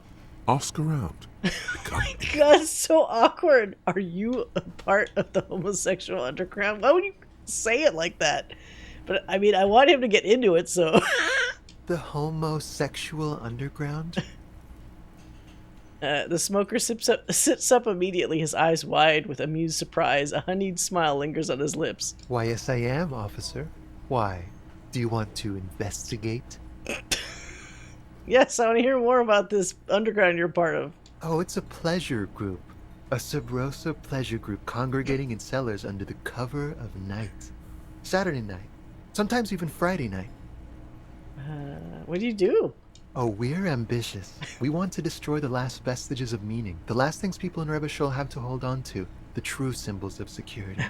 The meaning of man and woman, mother and father. Their marriage. Everything will be constantly shifting and moving under our rule. The future will belong to a circus of identities just spinning around, surreal and unreal. You won't even know who you are anymore. Does it have anything to do with disco? Yes, we listen to a lot of disco. Some say we engineered disco to spread our vision of a vertiginous, ever-changing society. Vertiginous? Where all there is a razzle-dazzle of gold. What does vertiginous mean? We are going to change the family unit with all this razzmatazz and finger dancing. And with mysteries. Of course, the mysteries are also of sexual nature. Very esoteric. I do like disco. Maybe I should get into it. You can't just get into it. You have to be born into it. One is either already in the homosexual movement or forever excluded from it. What if I can't remember whether I'm in or not? What if I can't remember anything about my life aside from the fact that I like disco? Beautiful. Beautiful. That's exactly what we're looking for. Who knows, maybe you were homosexual in the past. Maybe all of that has been repressed. He circles his hands around. Oh, come on, Kim. I'm trying to see if this triggers Kim into action. I have to say that you do look like someone who might be part of the underground. You have that very distinctive, I can't understand what's going on here look. Okay, I have to think about it. This is going to be like a 20-hour mind project for me. 20 hours at least. Yes. Absolutely wonderful. Oh my god, that gave me a thing. Bye-bye, gendarme. This guy's whole spiel rocks. He's got a vibe that I want to see. He didn't say anything about that? Come on, Kim. Yes. Alright, hold on. We have to add this to our repertoire. Running out of spaces. Where was that? Magnesium-based life form. Homosexual underground. You see a mysterious stranger in the night, leaning against unlit doorways, engaged in hushed conversation, a shadowy cabal exchanging looks, whispering in dark alleys and unmarked locales, a radical cell conspiring against the state, and perhaps even against a man and woman. Was that a secret handshake? What's going on? Who are these secretive people? How will they accomplish their sinister and world-altering goals? And more importantly, are you one of them? You could be. Maybe you forgot. I have to see where this leads. How do I add another slot? This Harry just being such a big doof going like, maybe I am. Let's see what happens. How long does that take? 8 hours. Yeah, have some interesting conversations soon. Damn it, we still need to waste 20 more in-game minutes. Can I sing again? I guess I only got the one time. Let's see, who haven't I talked to here? This person?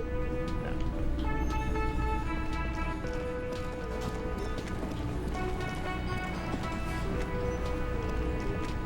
Hello, officer. I think I've just always I don't really care about liked zoologists, but I need to and skip puzzles. time. Real. I know you think one is a respectable profession. Indeed. Your nerve endings tell you there is no such thing as a positive surprise. Life's surprises are mostly miserable. Agreed. Yet there is always a chance, albeit a small one, of a truly good surprise. One simply needs to look at the history of science. Serendipities abound. Is that even a real Australian accent, or is it just awful? And has anything truly surprising ever happened to you? No, as I said, I have yet to catch a cryptid, although I have come close. Interesting. Something for later. This close call. You've never discovered a cryptid. No. Very few cryptids are ever discovered, and not for a lack of trying. To stay hidden is a cryptid's primary quality. It's even in the name, cryptid. So how many of you have been found? Of the list of cryptids kept by the Cryptozoological Society of Chemnee, which is 4,082 items long, about 2,000 have been confirmed as hoaxes. That's a lot. 2 are categorized as confirmed discoveries. The rest are in differing stages of discovery, refutation, and data collection. Oh wait, I could have killed time by looking at another one of my cases. Ah, fuck. Oh well.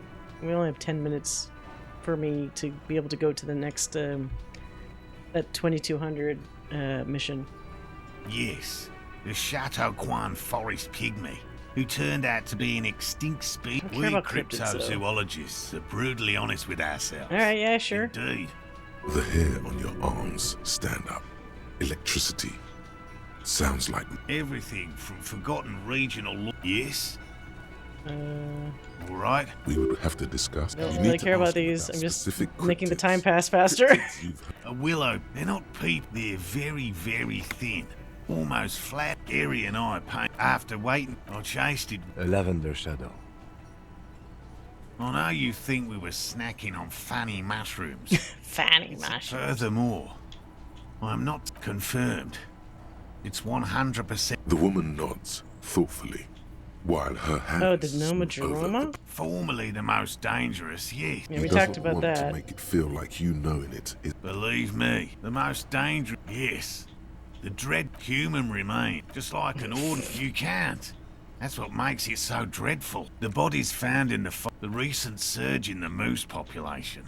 As hidden carnivores, the dread moose are effectively removing moose are already being hunted for sport. The carnivorous, it makes sense that once the moose would just stare, and that's not all. This isn't something unique. Various species of deer. Oh yeah, I got money. When plant food is scarce. Anyway, here is a man who has had more. By all means. All right, I finally made enough time pass so we get the fuck out of here. Talking about cryptozoology that I don't really care about. Passing the time. Okay.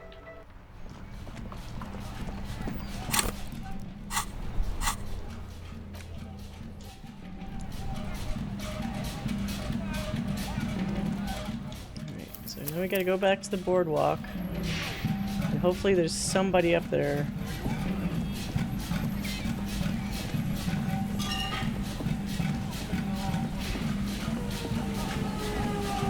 Oh shit! I can see them.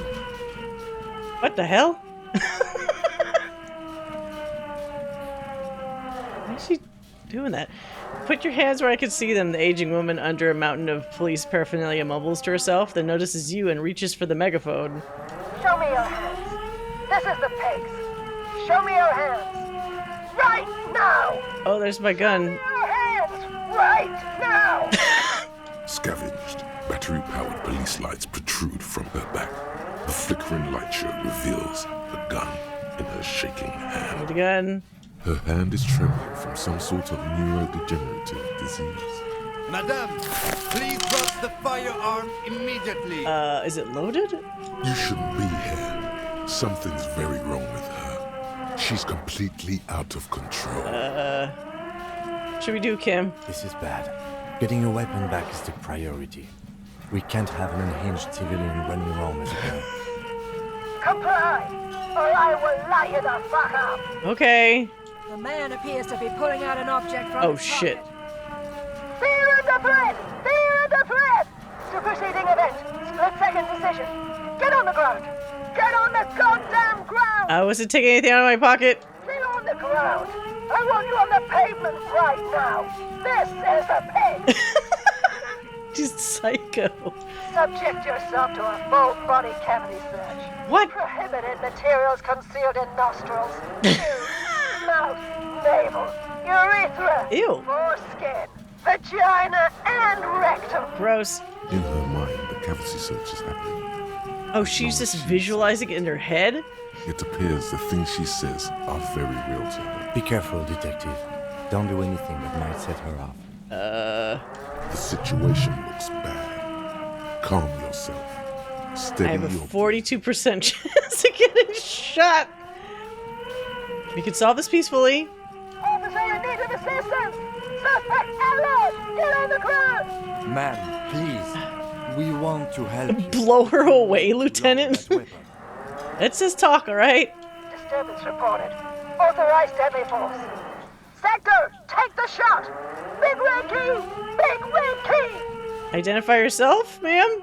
It's a goddamn police shitbag. Cut the pavement. You're under arrest. You're not the police, we are the police. Back up. Back up. Back up. Status unconfirmed. Baby, you know who I am. Everybody knows Wink. Would that even fucking work? Lieutenant W. Freighter Harrier Dubois. Wait, she thinks she's a cop. So if we give all the cop lingo, maybe it'll confuse her. This is my partner, Lieutenant Kitsuragi from the 57th. No. Oh. I thought Mr. Moran. Gareth. Oh. Aggravated assault. Man down. Officers in pursuit. What's the situation, officer? Law enforcement compromised. Impersonating a police officer. Oh, wait, my badge. License and registration! Come in, dispatch! Sector! Oh, God. Sector! Azimuth! She's losing it.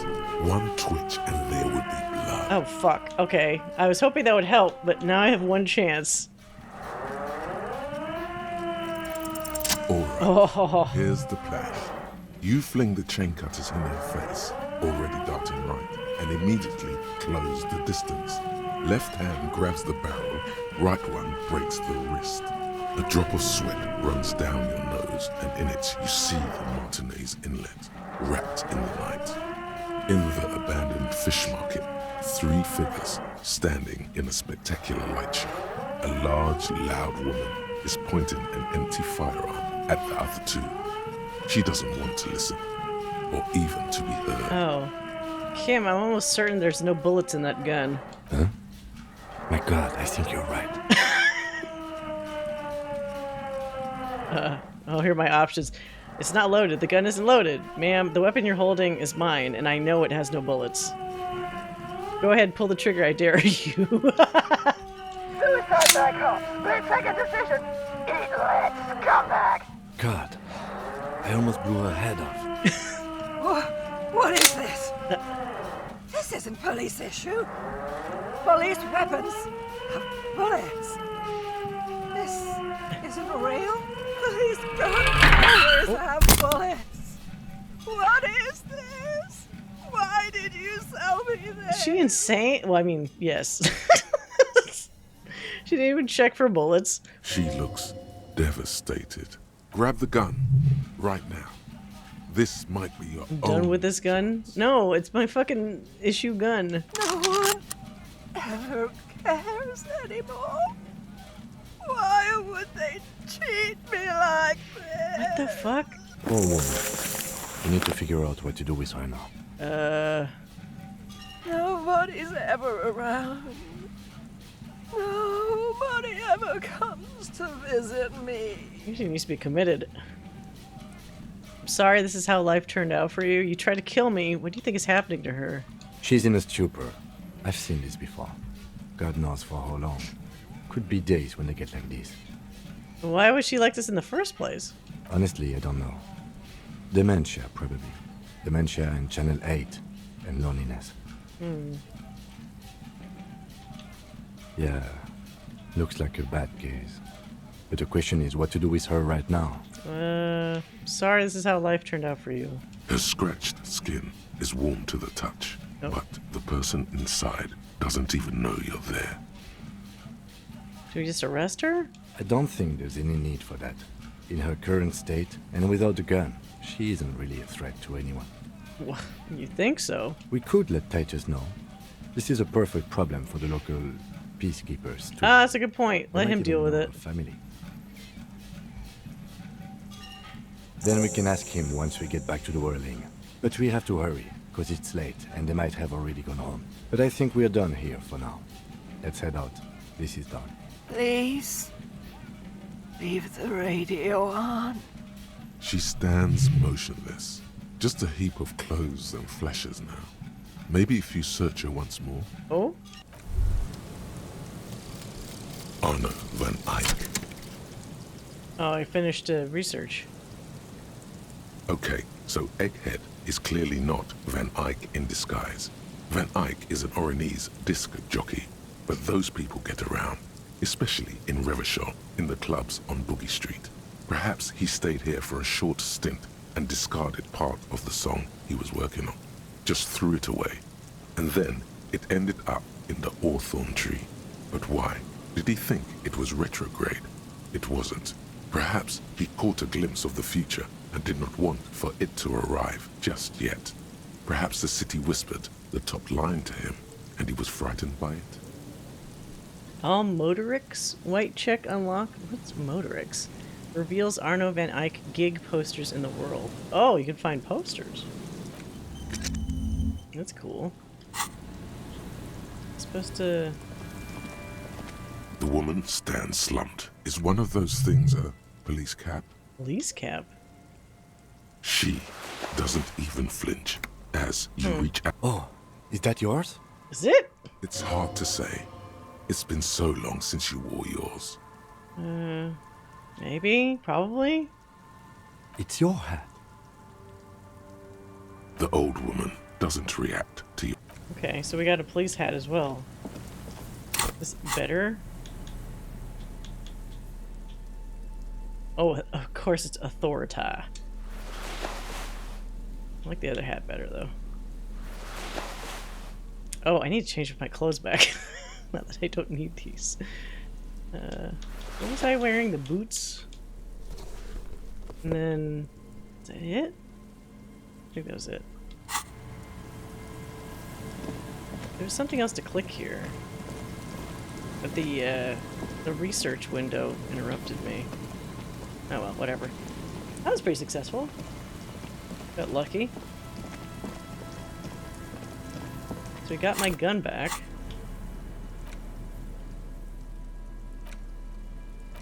Oh, I lost the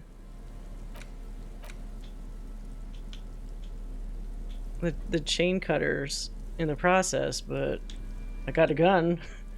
Equip this when times are most dire. And I have like one fucking bullet, I think. Oh, two, but wait, what? Where did I get a second bullet from? I have 2 bullets. Anything else here before we leave for the night? There's nothing. 2 whole bullets. I don't even know what it looks like when you try to when I try to shoot Everard. Hid my gun information from me. Crooked cop. Okay. Hey, before I go, can I dance yet now that I learned that stuff about that DJ guy? Oh, hey man, it's good to see you. Found the melody, found the beat. Okay, it's still... It's 8% still. 8%'s not impossible, but it's still not right yet.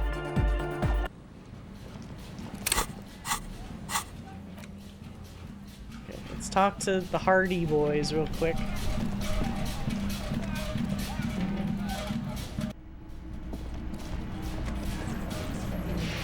The Copper-nado is back. What do you want? Hey, you'll probably like this for once, Titus. There's an old catatonic lady in the old fish market on the other side of the bay. She needs help. What's that, Copper? You want us to help little old ladies now? Are you guys supposed to be the cops here? You're local law enforcement, aren't you? Helping troubled civilians should fall under your jurisdiction. Yeah. Yeah. We'll send someone out. Who is? Wait. It's the pigs, isn't it? Yeah? God. Poor lady. Don't worry. We'll handle this. I think she got some family in Coulon or something. Bastards left her alone when she got sick. We've been getting complaints. Alright. Hey, wasn't Everard's B team looking for her the other day? They said something about her, I don't know, finding something? Yeah, I think you're right, Gene. She have something of yours, Big. Whatever you do, do not admit to these punks you lost your gun. You will suffer if you do. Nope, nothing to mine. No? Well, whatever then, Copper. No. They totally said what it was. Oh god, this stupid What idiot. was it? You don't remember nothing. I don't remember. I was fucking drunk. Let me know if you figure it out back there. Now, anything else we can help you with? What's her name? Her real name? Auntie LaPlante, we always called her. Something LaPlante. Marianne, amigo. Mariana Amigo LaPlante? Fuck you, pig. What the fuck you are playing at, huh? Okay, couldn't help that. Easy, Al. Don't let him get to you. Have one for Auntie LaPlante, huh? Don't disrespect Miss LaPlante, Copper. She's good people. We all get a little crazy sometimes. How did she get like this? Wanted to be a cop, you mean? Well, shit. I don't actually know. Anyone know why she started acting like a pig? No fucking clue. It's gotta be the crazy. Who'd want to be a pig? Someone who wanted to set the world right before it ends. Ever think of that? More like, who wouldn't? Cool uniforms, fast machines, packing heat. Sign me up. Law enforcement is a respectable occupation, sir. I can't feel feel partially responsible for the unhealthy culture that I feel like number one would have been him back in the day. No, I didn't. Because I'm not Yeah, Carl. That's some pretty fucking weird shit to say. The pigs, level weird. But whatever gets you through the day. Where'd she get all her cop gear? Dunno. She lives by the water. Shit washes up all the time on the beach. Police paraphernalia doesn't just wash up on the coast, people. It's not like we dump it at night. She bought it, collected it. Station 41. A man carries a crate of rusted, unused badges.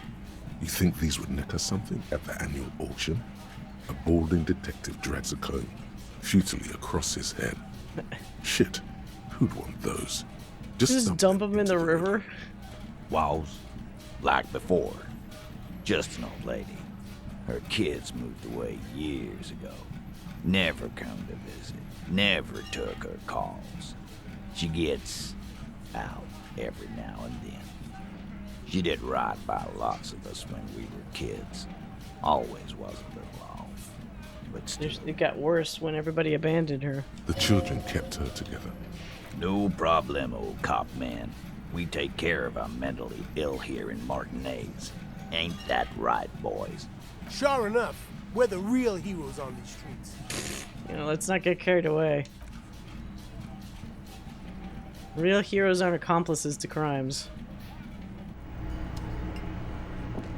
Okay, so that worked pretty well. Let's see. Still can't figure out the Ruby Village one. Check boardwalk for bullet traces. Checked island for island? I thought I did check the boardwalk. We could go over there real quick before the evening is over. Oops.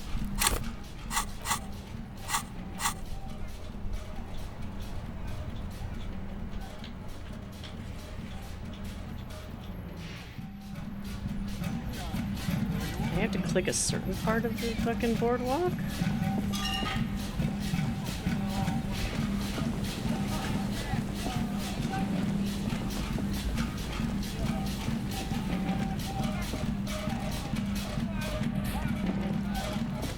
What is this?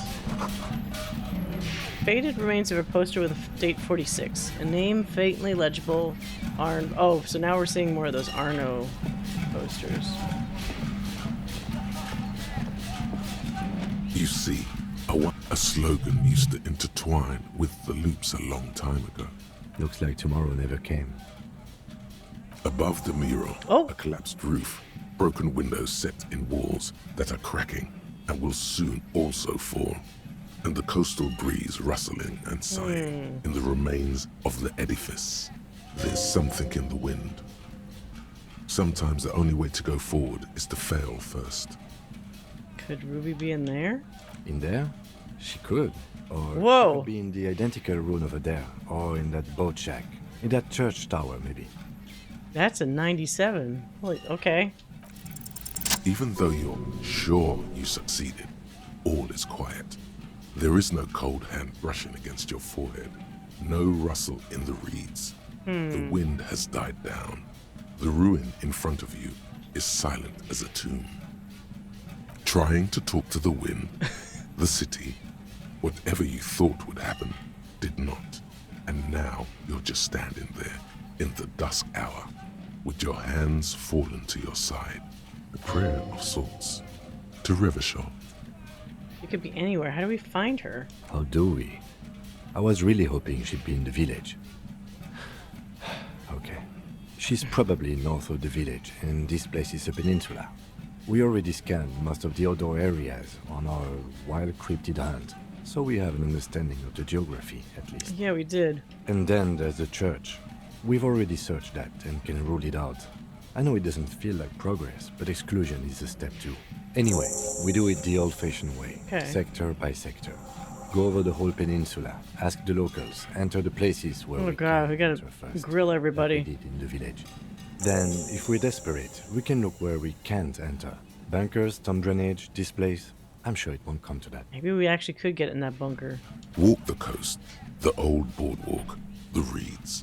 You can always come back here and talk to the wind again. Look where it already got you. Buckle up and raise your collar. This search is going to be wet and cold. Wait, I can listen again? Alright, we could do that later. Alright, so that gave us some additional places to check. Were we already... Okay, that removed those other things I was doing. Return to the felled mural and consult the wind if you don't know what to do. Other than that, keep searching the coast. Okay. Keep searching.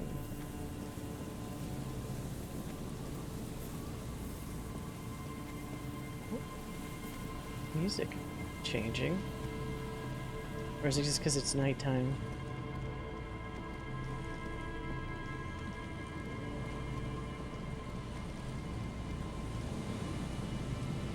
The dome-shaped plastic board. It's the same.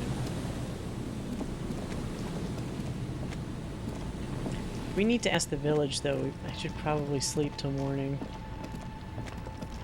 Because everybody's going to be locked in their houses at this point, I think.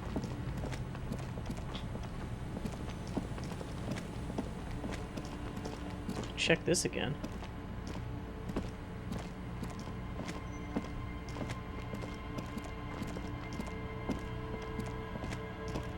A row of ghostly shades facing a crumbling wall, with another 7 shades standing never mind. A coat behind this. Nothing there.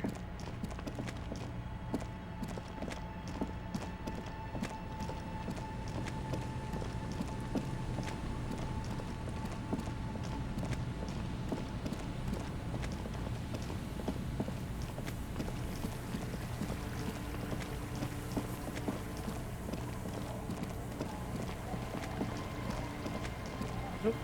Nope. Nope.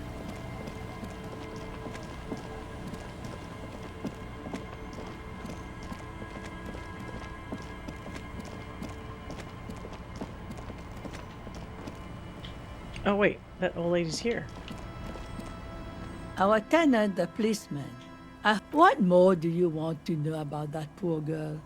Yes, Okay, let's she hear. doesn't have anything new. Let's sleep for the night. It's getting cold. Good night, officer. We'll meet in front of the shack in the morning.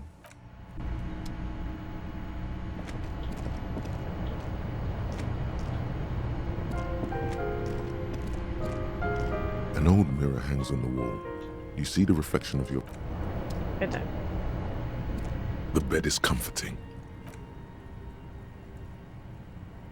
The bed underneath you is soft, if lumpy. Waves wash the sand underneath the hut, then grow distant to your ear. In the quiet hum of the organic heater, you fall asleep. Is he gonna have a nightmare? Like a deftly cast fishing net, sleep pulls you out of the world and into its dark shore. The rough mesh chafes, tightening around you, it digs into your brain. Great. This is gonna be real chill. Dark Shore my ass. I know, yeah. Dark Shore my ass. I know what this is. How have things been going for you out there? Helped anyone lately? Saved anyone lately? Murdered anyone lately? Because you know you are a murderer. A disco music listening psycho killer who offs poor people and then forgets about it. So I'm a murderer and that's bad. Hear that? He doesn't even flinch. Iceman doesn't care about killing people. That's nothing to him. Blackwater, under the bridge. The thing he's really scared of is much, much worse than that. Why are you doing this? I just want to sleep. I can almost see the dark. We're trying to help you. All these processes, these tortures, voices and tremors are all just distractions, flares and countermeasures to keep you from the last dream. The worst of them all. The last dream? What, like death? The last dream will be total annihilation. Cinders peeling off the fuselage. We won't be there to help you anymore, Harry. We will be dormant. You will be naked and alone. The air will smell of apricots. Her face forms in summertime. I want to find out more about this person. Maybe I'll pick one of these? Of hell. An ancient sadness, brother. 10,000 years later, in front of the video rental, there is a warm breath on your face again. Everything is okay again. Everything is so okay. Doesn't sound like it'll be okay. Your eyelids flutter open for a moment. When you close them again, you sense the light of the room around you. You're back. In 2 seconds, the alarm will ring. The last thought in your head before waking is, maybe you shouldn't have seen that stained glass window in the church. This dude just can't get a break even when he's sleeping. Oh, it doesn't seem like he's doing too well.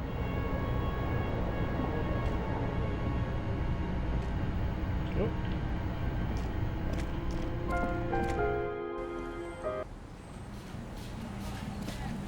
He says good morning. Let's talk to Lady. Aye, the sea's gonna calm down soon. I can feel it. The wind is turning south. God damn it! So these guys didn't have any new. I thought they have new information.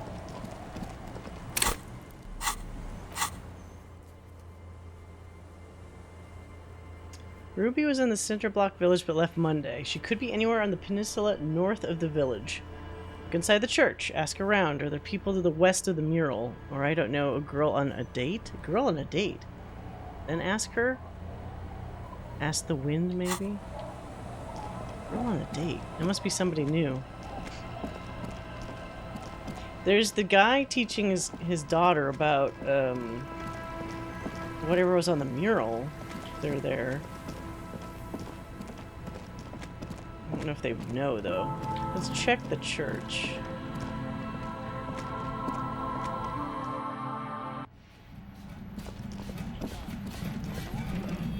Oh, hey, man. It's good to see you. Goodbye, officer. Not them. He's not gonna know, is he? Good morning! Yeah! Oh. Harder! What's this one? I've thought about the discarded melody and came to the conclusion that Van Eyck has lived around here. J'adore! God is close by, but maybe he doesn't have good enough ears. Let me turn it up so we can lure him here. Yes, what is it?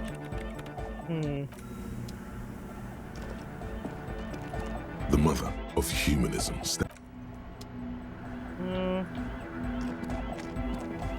Yo, man. What's on your mind? I wanted to talk about this place. Dead body, spirit entered. What is there to talk of? The mass murderer? Why?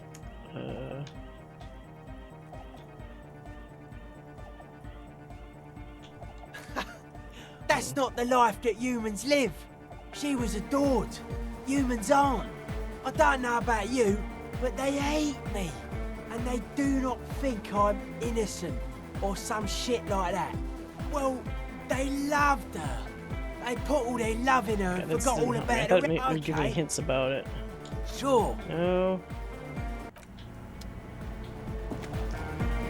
Welcome back. Damn it. Okay, so nobody here knows. Not many hidden things, is there? No. so church is a no-go. At least for now.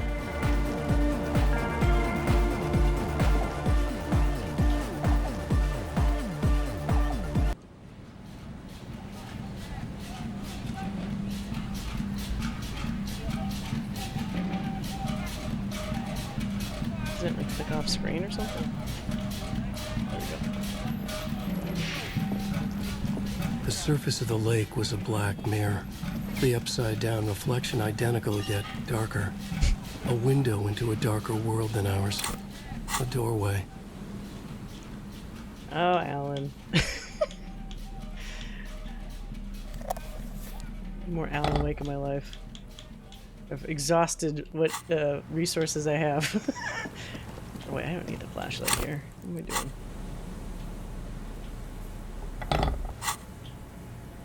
Can I get in here now, maybe? An old door, worn by Still elements. 3%. It's not meant to be open. Okay, fine. Fine.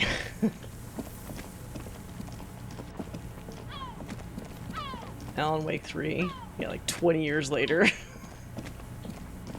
If they even do it. I mean, they're doing Control 2. That's already going to take time away from it, most likely. I really hope they do Alan Wake 3. I know everybody kept emphasizing the fact that it, like, barely made a profit, so that makes me a little worried. Okay, I might just go back to that mural and listen to the wind again, because I don't... We've already checked all this stuff.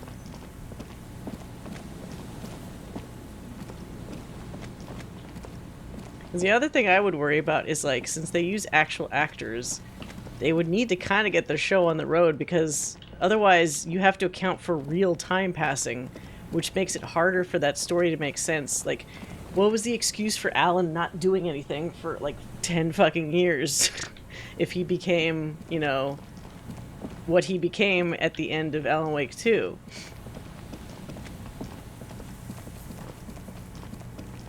Wasn't Alan Wake 2 a Game of the Year contender? Yeah, I mean, it got pretty much critical acclaim. It's just that, as much as I didn't wish it was the case, Alan Wake as a franchise is a bit niche, you know? So, it's not the insta-seller that a lot of other things are. Like a Baldur's Gate, or whatever.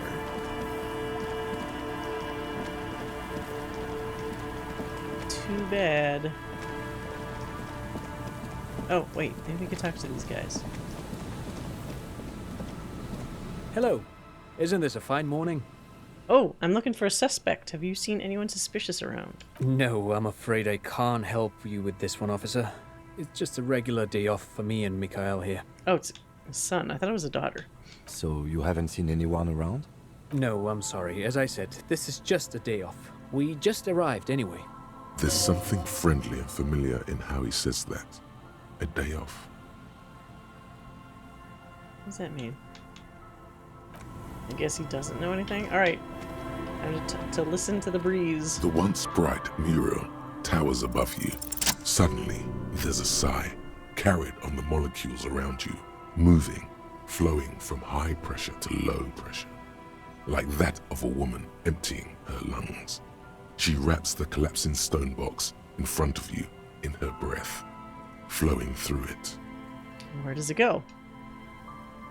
In through the collapsed roof, flowing down a concrete staircase to the basement, sweeping away footprints in the dust on the stairs, and then the beach below the boardwalk, its winding tunnels, a whisper away. She's down there. Below this building? Okay. Why? Ever since I woke up, maybe even before, I've been getting these strange cold spells. Good, good. Yes. Cold spells. So basically your hangover is telling you she's down there? I mean, maybe be honest, huh? Yes, I can literally talk to my hangover. That's how bad this has gotten. Right. How do we get in now? The doors were on the collapsed side of this building. They're gone, basically. I like how he doesn't say, like, no, you're absolutely wrong. We've broken him down to this point where he's like, okay, fine. If this was true, what would we do about it? Finally, My time to shine. There is a ladder next to the sign. We can climb it? Perhaps you can climb them. We are not climbing anything. I'm 43 years old, and I plan to live to see 70. There has to be a way to use brute force. Climbing sounds unsafe. Brute force is safe. Look around and find something to break if the ladder fails. Okay.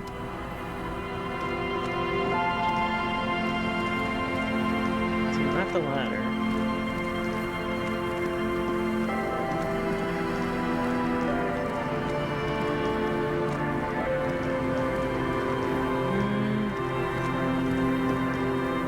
Does it go underneath?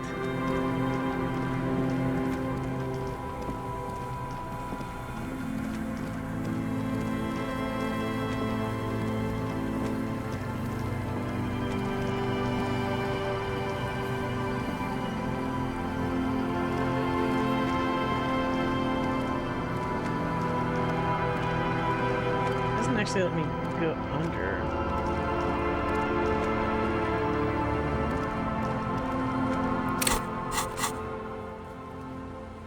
Climb the ladder to the roof or find another way into the fell building. What the fuck? Oh, wait. This fucking pipe! Hold on. A pipe that suddenly highlights itself. An old pipe peeks out from beneath the rotten boards of the boardwalk. Could this be an alternative path into the fell building? Big enough. Your eyes slowly begin to adjust to the darkness inside the drainage pipe. Wait, I have a flashlight. The lieutenant looks over your shoulder. Could we get into the building with this? Given that this isn't a martial arts thriller, it's highly unlikely, and Oh. not without risk to our health either. However, the pipe suggests there may be an entrance to the basement around. Oh. And it's right here, a maintenance door. He points to a rusted metal double door to the right of the pipe, obscured by the reeds. Oh yeah, big boy time. This needs you to put your back into it. What's in there? An ordinary drainage pipe. Darkness. Okay, what else? As your eyes adjust, you see some trash. Crumpled up newspapers, cigarette butts. Someone has half-heartedly spray-painted skulls on the right side. And? And nothing. Oh. Broken glass from bottles thrown against the walls of the pipe. A syringe. 42%. I'm probably gonna fail it. You and the lieutenant lean all your weight into pushing the doors apart, but you're not quite synchronizing your efforts. Damn it. They slam shut again before you can enter. Let's take a breather and try this again later. It's...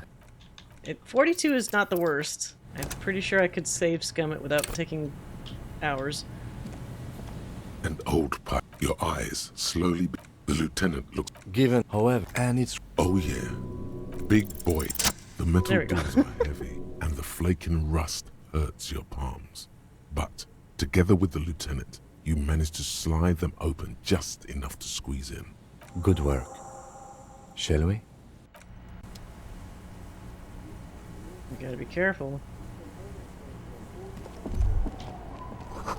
Oh, my flashlight. Right. I thought damn it, I had it out earlier. Okay.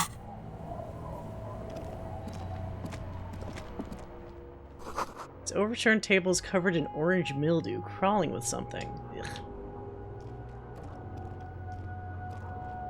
Old file folders in the cart, documents silvery with mold.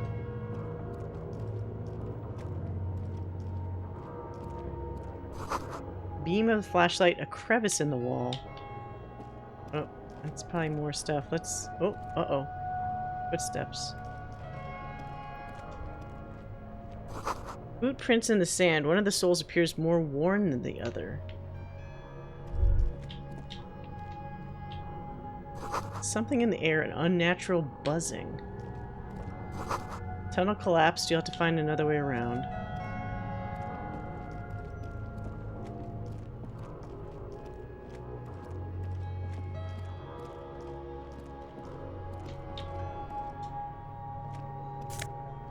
What is the suit doing in there? Interstellary suit? This isn't just glass. These are old computation components. Computer components? Yes, filament memories.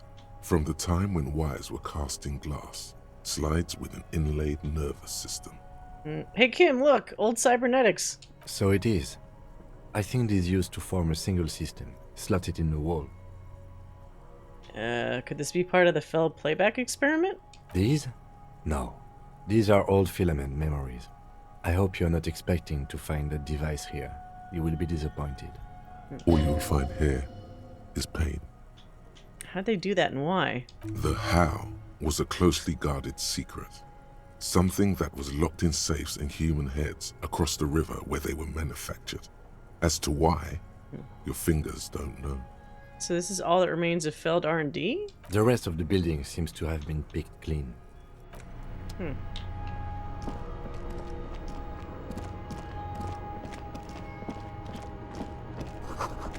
Collapse nearly sealed the basement. Only one can barely squeak by. Antiquated office furniture. Last century, maybe? What was that suit that I just got?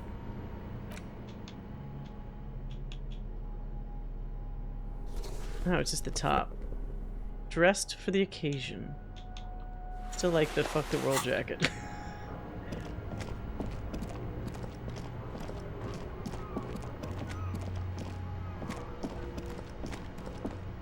Oh, there's something in here. Hold on.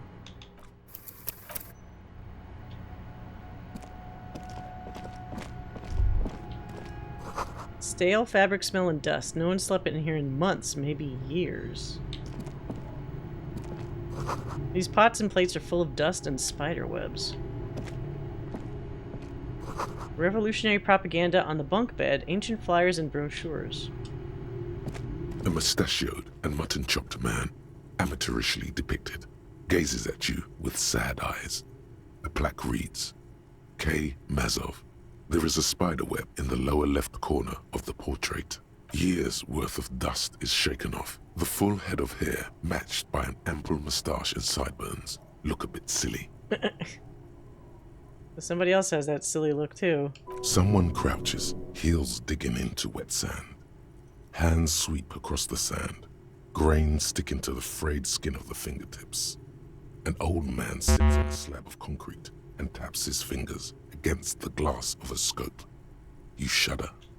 Look, Kim, it's Comrade Mazov. Yes, I can see that. Looks like some communists were hiding out here. They left a long time ago. They hide in here. Yeah, what's with all these secret weapons caches and secret bunkers? We have found a lot of those lately. I guess what most people think of as history tends to linger in rundown neighborhoods. Martinez being what it is, no one has gone through the trouble of cleaning out the old bunkers. Could it be connected to the Mazov bust we found in the student's room? Millions of depictions of Mazov have been produced. They're not all connected. Besides, that looked like some student. The youths always go for this kind of stuff. Maybe I should move in here. Seems cozy. I won't stand in your way, but only after we're through with this case. Half a century? This was probably part of the network of defense posts the communards built against the amphibious landing. I think the purpose of this bunker was to produce propaganda. It would have had radio equipment back then, but that's all been looted. Would someone have stopped through here recently? You mean like Ruby? No, I think we've stumbled on a piece of history. Okay.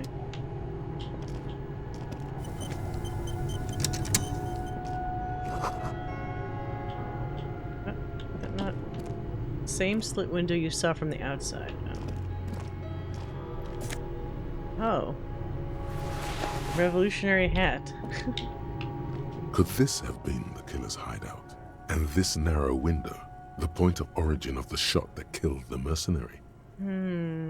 This does look like an embrasure, a slit made for shooting out of. Outside the window, the day is clear, and as mild as can be in early spring. Could the killer have used this as a hideout? It's a great place to hide, and Mazovianism and murder are certainly not mutually exclusive. But there hasn't been anyone here in ages. Oh, I can't see the whirling in rags, so the shot didn't come from here. Indeed. No one could get a clear view. Well, at least we've been thorough. I like thorough. The lieutenant's voice betrays a slight disappointment, Oh. which he glosses over by reasserting control. In fact, I think we're done with this bunker. After you, officer. Let me do a quick bathroom break. I'll be back, since we're in an ad break anyway.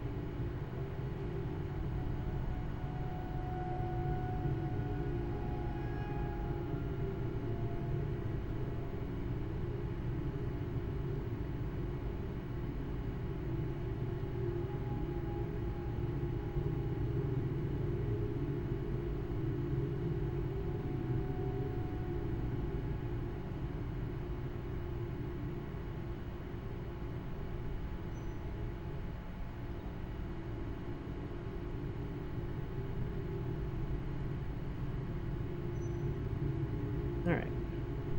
I'm a little disappointed. I got this. I was at the grocery store, and you know how they have the Mexican Cokes, like the ones that's made with actual sugar and not like high fructose bullshit. And those ones do taste different, at least to me, compared to regular Coke. So they have this Dr. Pepper that's made to look like it's in like an old-timey bottle that says it has cane sugar, but when I drink this one, it pretty much just tastes like regular Dr. Pepper. So it's like, great. I paid like twice as much to get glass bottles where there's only 4 glass bottles instead of getting like a 6-pack of, you know, soda. But that's fine.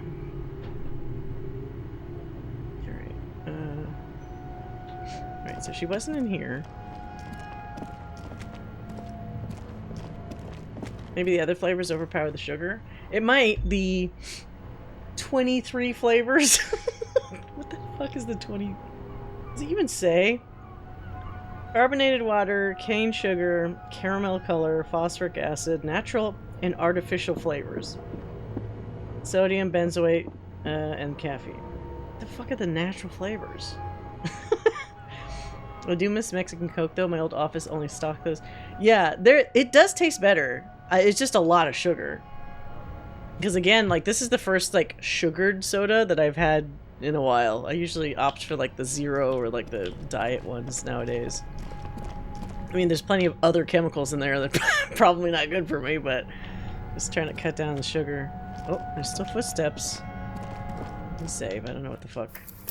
We're actually going to come across a ruby. Maybe not. It's getting louder, the buzzing sound. Buzzing sound? There it is again, like a swarm of hornets buzzing under your scalp. A strange tingling you can almost smell. Lieutenant, do you feel something? No. What do you mean? A pain, a strange tingling? I don't feel it, but we should still be careful. There were footprints back there, and I'm pretty sure they were fresh. You think it's our suspect? Possibly. If she's in here, we need to plan our next step carefully. What do you mean? Once we detain a credible suspect, who knows what the Union and the Wild Pines will do? Oh. We'll set in motion events we have no control over. I didn't even think about whether she'd be dangerous, but there's gonna be like a fucking like mini civil war between that company people and the Union. Keep calm. Go over the whole situation in detail. Okay. We found out Everett's plan to take the harbor. Should we tell Joyce about it? We've met Joyce, but we don't know what she knows yet. We should probably find out. Yeah. You think whatever happens will affect our cryptozoologist? We care about the cryptozoologist? That's... yeah. Definitely. I think she knows something about the mercenaries, maybe. And she won't be around if the situation explodes. I leave that to your judgment. You already know what I think about cross-pollinating information like this. It's dangerous, but... You mean Morel? I don't see how cryptozoology and the murder investigation are connected. But the situation in the city will get tense for everyone. Cryptozoology being a problem. If it gets that tense, the amateur zoologists might not be able to do their job. How bad do you think things could get? Well, we are not responsible for what we can't predict, are we? I don't think the entire city will be razed to the ground. Just some of it. If you can't predict it, there's nothing you could have done. I think I see a cavern. Oh. Maybe more cellars? I think we've been careful enough. We still have the element of surprise. Whisper to me more, Kim. Or maybe not. Either way, once we go deeper, there will be no turning back. That's what he said. Okay. Should I not have the flashlight on then? Yeah, that's probably fine.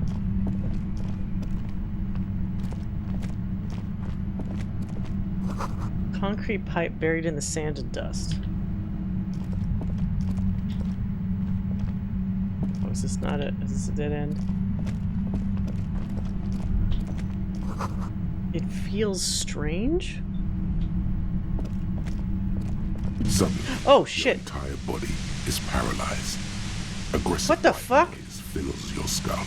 A strange pain, like you've never felt before. Through the static, you hear a woman's voice. It's like 1,000 radio stations are being blasted into your head all at once. But her words are the only ones you can make out. I know you're feeling pretty uncomfortable right now. Don't move too much or fight it. That'll just make it worse. Is she doing like an audio attack? Can't say it's a pleasure, officer. I was really hoping not to make your acquaintance. But here we are. As she says the word officer, you feel a spike in the agony. It sounds like the entire radio frequency range is screaming directly into your neural pathway. I mean, cover your ears, right? No, buddy. Oh, God. That's not going to help. You can't shield yourself from this. It's an entirely new type of experience. Way worse than all the previous ones. Don't focus on the pain. Focus on doing your job. Tell her she's under arrest. Are you gonna kill me too? No, I'm not going to fucking kill you. If that had been my plan, you'd be dead already. All things considered, I'm being pretty reasonable here. I'm using a pale latitude compressor. You and your partner have been caught in its field. Oh, can I shoot it with my gun? Out. Yield something. The explosion of static you're hearing. It's the ULAN frequency. Saw my equations? You've been sniffing through my lorry, right? Oh. I expected as much. I am a bit surprised you knew what you were looking at.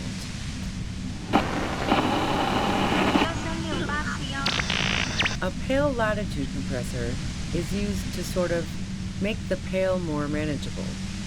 With a lot of these, you can force a radio signal grid on the pale.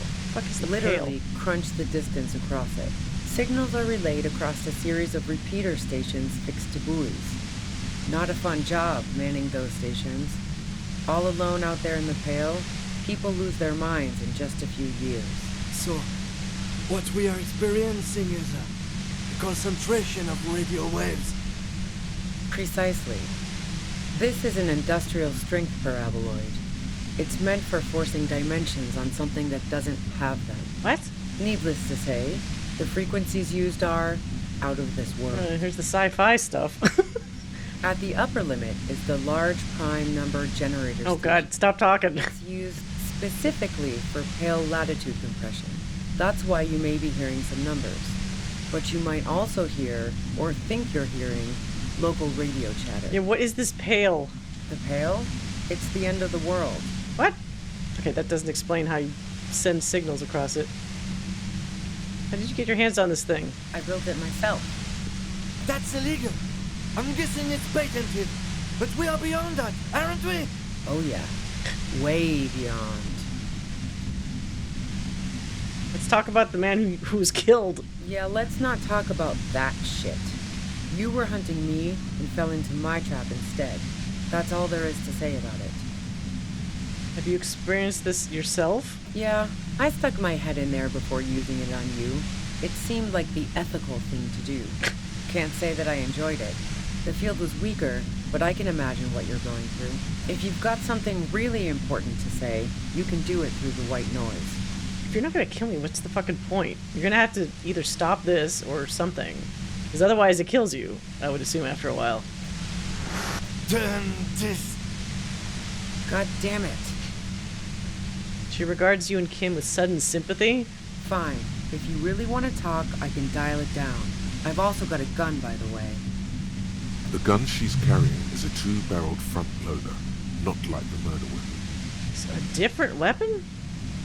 Well, it doesn't feel much better, but she can form sentences now. Thinking doesn't seem to hurt us. Oh, I could destroy the thing. How did you know we were coming? I heard you in the passages, and I've been preparing for quite a while. By hiding bullets under floorboards? So you found my shack, huh? I'm not surprised. Her tone is bitter. She thinks she's been betrayed. She didn't rat you out, by the way. So nice. That's one knife I didn't want to find in my back. You're desperate, aren't you? I was. Before I caught you in the pale latitude compressor. I'm fine now. It was dark in the shack. The waves outside had calmed down. She looked at the loaded gun. Then she cracked the barrel open and took the bullet out. Not today. Did you shoot Lily? No, I didn't do it. I only helped stage the lynching. Though I doubt that makes much of a difference to you. So who the fuck did it? Who ratted me out, by the way? Was it Titus? No, he wouldn't have broken first. When I threatened to arrest her, class you broke. She told me everything. Oh. Well, I guess I always knew she was a survivor above all else. But she couldn't have known I was on the coast. How did you find me? Your own boys told us you were on the coast. My boys? Yeah, the ones you poached from Titus and Titus himself. What is this? I thought Titus and I had a decent collegial relationship. Oh, doesn't even matter. How could they be my boys when they're not even my friends? Those guys liked me, I know it. This is what happens to people who people like. A dull despair is creeping. Uh-oh. Wait, maybe that was the wrong thing to say. How the fuck did the rest of you get by? Wait, wasn't it you who called me the human can opener? It's not personal, I open them up. That sounds disgusting. I do it by asking questions. I have some for you. Honestly, I don't know how I do it. I just stumbled in here. Could you please explain this shit to me? What shit? I told you I didn't do it. Sounds pretty simple to me. Would you say that Lely was a likable person? I didn't like him. Hardened mercenaries aren't particularly likable types. There's nothing more personal that you had against him? Perhaps his way with women? You think I was envious of his conquests? Look, pussy's not a problem for me. And definitely not a reason to off someone. See her confident gaze, her toned arms. What? Yeah, she wouldn't have had much trouble in the intimacy department. Okay. Do you feel protective of the Union? Yeah, sure. And I didn't like Wild Pines sending in those foreign hirelings. Me and a fuck ton of other people around here. She didn't hate him, okay? I'm listening. You have an alibi for when Lely was shot? Man, I was with the boys the whole night. I hope they at least bothered to impress that upon me. There were 10 minutes they couldn't account for. You mean the length of a toilet break? That wouldn't even have been enough time. Our investigation has shown that 15 minutes was just enough time to commit the murder. Wow. Now I'm curious. Please, explain. Play pinball much? No. Not since I was 14 and hanging out in the only diner in Dardun. Haven't been into low-risk, no-reward games since moving to the city. Why?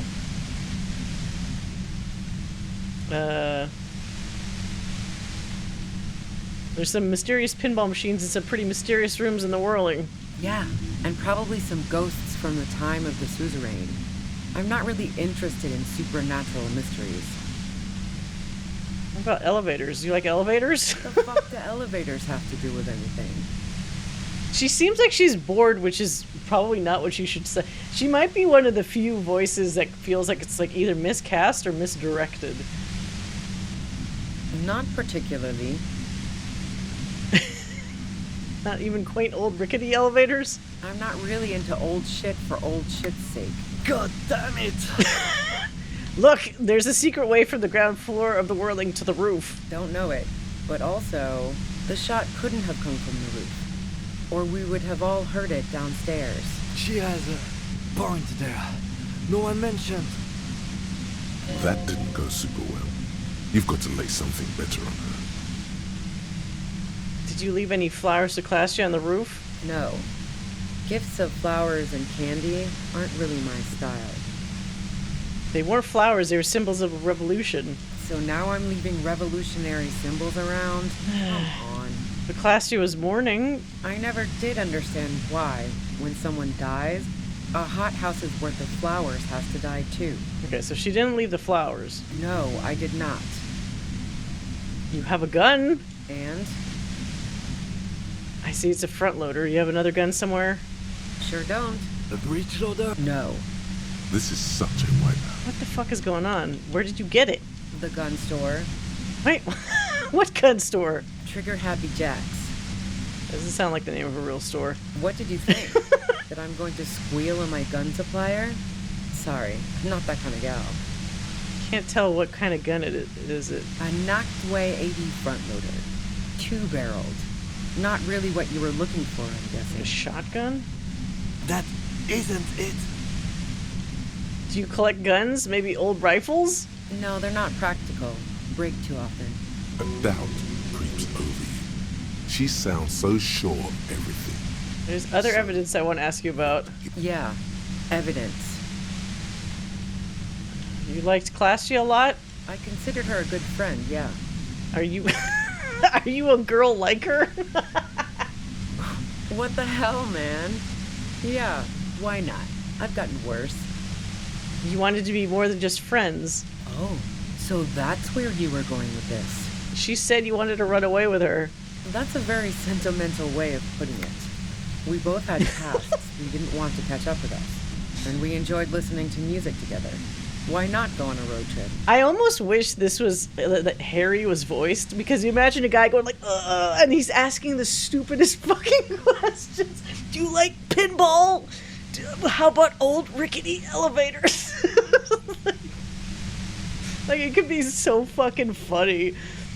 Like, the biggest doof in the world trying to get through to, like, all his notes of evidence. The lieutenant watches her expectantly, occasionally shaking from the pain. Okay, fine. I was into her. Clausy was into me too for a time, I know it. Oh. We even fooled around once. Fooled around? And yeah, after that I thought maybe we could make a go of it. She says she only likes buff men. She does know how to pick 'em. And then what happened? She rejected me with some wishy-washy bullshit about how she was confused because she felt so close to me and valued my friendship so much, and how guilty she felt for leading me on. I don't know what my brain would be able to accept any voice except Jason Lee with his "My name is Earl" accent. That could be pretty funny. Although I feel like Harry also looks like he might have a bit of a deeper voice than Jason Lee has. I don't know. I knew that wasn't the whole story, but thought, fine, I'll take it and move on. No ill will then. It wasn't a problem for her. So what the fuck is going on? Was Class J actually the... Well, she couldn't have been the one that did it because she was in... So Class J might have been working with somebody else over this. But who's the other person that actually killed the guy? Because she couldn't have done it herself.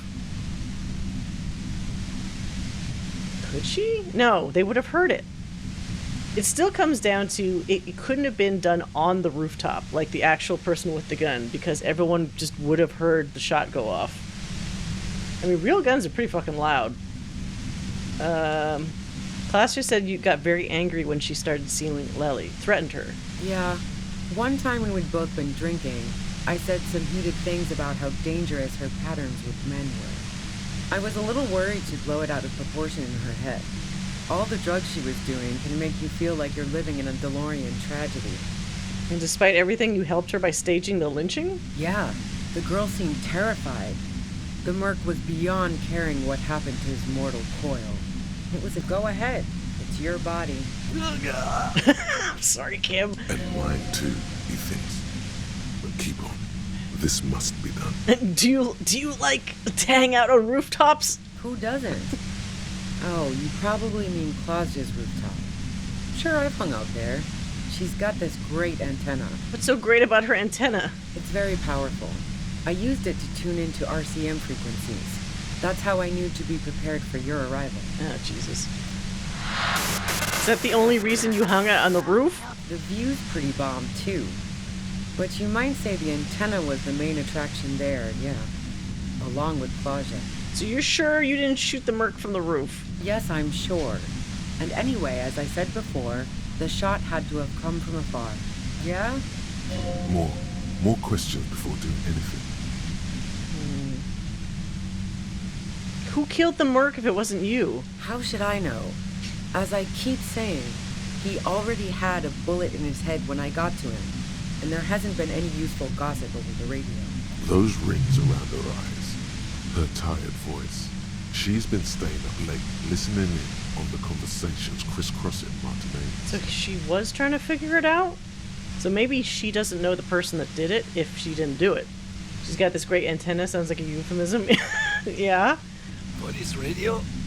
You've been following the case? I mean, we didn't report anything, though, over the radio, did we? Who hasn't? Or maybe you know, we did. I can still see him there, in Clausia's room, lying on his side. He was still warm, but the bluish light coming through the broken window made him look as though he'd been dead for a good long while. Clausia didn't want to turn the lamp on. She was afraid of another shot. Huh. Maybe it was somebody else entirely, like, maybe she didn't even know? What happened Sunday night? Tell me your version. She eyes you warily, as though gauging your sincerity. Oh, yeah. This is probably pretty spoilery, Pam. It's okay. We just want to... All right, don't kill yourself over it. I was shooting the shit with Hardy and the boys over a few beers, like always. Then Clausia comes in, all pale and shuddering. She sits down with a drink, trying to steady her nerves. So I grab a seat next to her. Did she seem high to you? Oh yeah, super. But I didn't think too much of it at first. I'd seen her party hard before. This woman has seen people OD. Clausia wasn't quite there yet, so why worry? You said something was wrong immediately. No, I really didn't. She's not that easy to read. I just assumed she'd done too much blow. It wouldn't be a first for her. But no such luck. She was in some deep shit. She asked me to come upstairs. The merc she'd been going with was lying on the bedroom floor, dead. I knew she couldn't get the authorities Bedroom involved, floor? so, yeah. Weren't they on the bed? Unless she moved him to the floor. You made it look like he'd been hanged. Clausia said you had a plan prepared when you got there. What? No. Faking a lynching was her idea. She looks shaken. She wasn't surprised to be ratted out, but framed. Her idea? Yeah, in cold blood. It really surprised me how quickly she was able to get a hold of herself once we got up there. It was like she was another person. The party girl was gone. She asked me to help her drag him into the shower so she could wind the shower head around his neck. What? To fake lividity. Then she dressed him while I went to get the Hardy Boys. Clausia knew exactly what she was doing. You can't remain calm under pressure otherwise. Fuck, maybe I should have just arrested her then. I mean, we gave her that little come into the office notice, but if she's doing all this wacky shit, she's not gonna follow that. It's bad that she'd be so calm. Yeah. I wasn't sure whether to admire her or be disturbed. You think she killed Ellie herself? As I keep telling you cops, we didn't hear anything downstairs. No gunshot, nothing. But even if this is true, weren't you worried the snitching might lead to... War? The thought crossed my mind. But the mercenaries' death was going to have repercussions either way. Although the way things are going, fuck it. I'm not responsible for these people after what they did to me. I just had a thought. If the shooter came from outside, like outside of Martinez, in similar areas to where we've been looking, what if it's that fucking lady? Joyce? I mean, that's assuming that that lady is... That would be such a weird thing. She seems... Okay, so she seems really informed about everything going on, right? If she wanted to purposely start a war between the Union and the White Pines or whatever, you know, to force some traction on what's been going on, she could have shot him, and then that would force them... Well, but she wouldn't have known that they would hang the guy. Trying to think, like, what kind of 4D chess she was doing if it was her.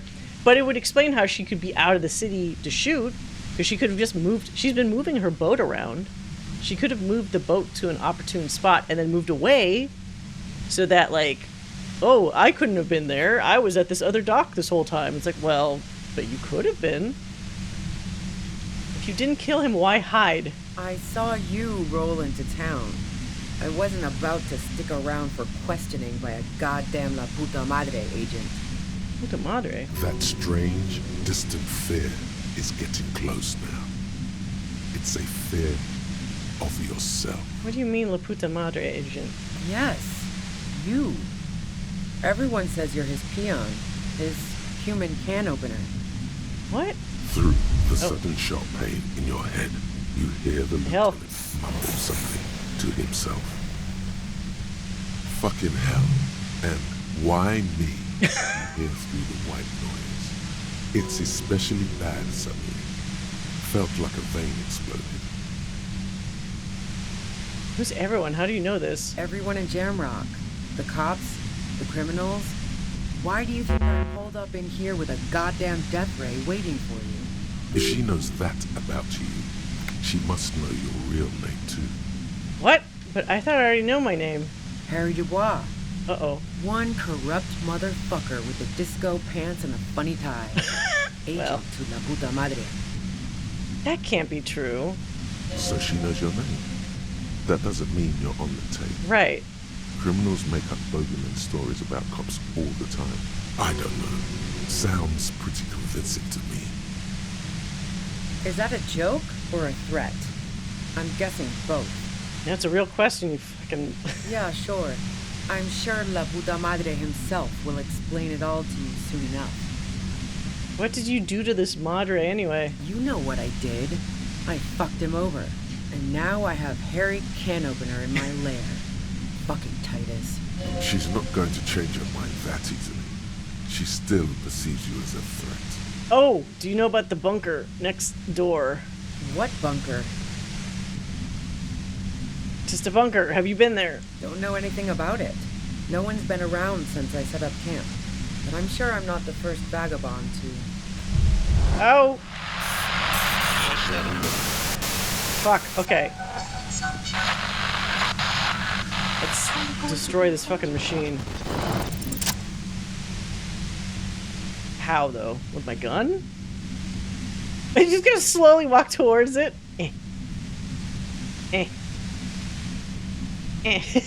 She's just gonna let me? She's not gonna just try to shoot my ass? You did it. The compressor lies broken on its side. It's quiet in your head again. It still hurts like hell, but... Oh, fuck. Hold on. No more noise, at least. An ad break. I mean, wait. So now I'm confused. If she, with her terrible monotone, is telling me that she didn't do it. And she has enough... Well, not that I'm saying... It's not hard evidence. It's her word versus the other lady's word, basically. Who else would have done it? Maybe that Joyce person in the boat? Because who else would be far enough away to line up that shot? Or have some kind of alibi or something?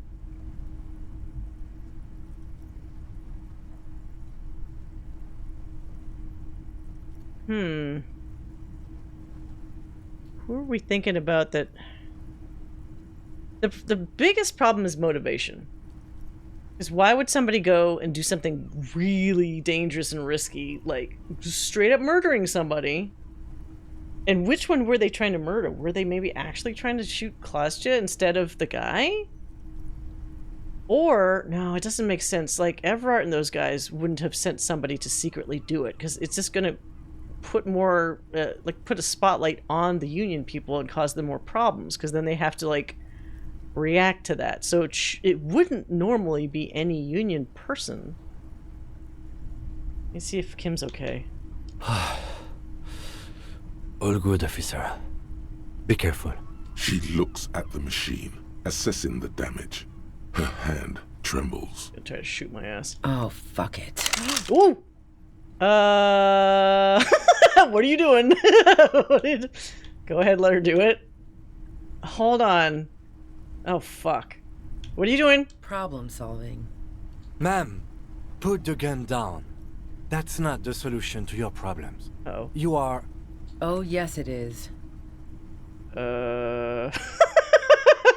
Can I change clothes? Fuck!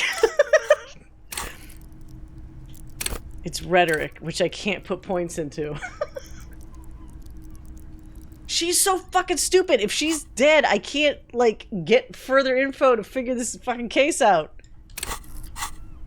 I can't. Ah, dumb bitch.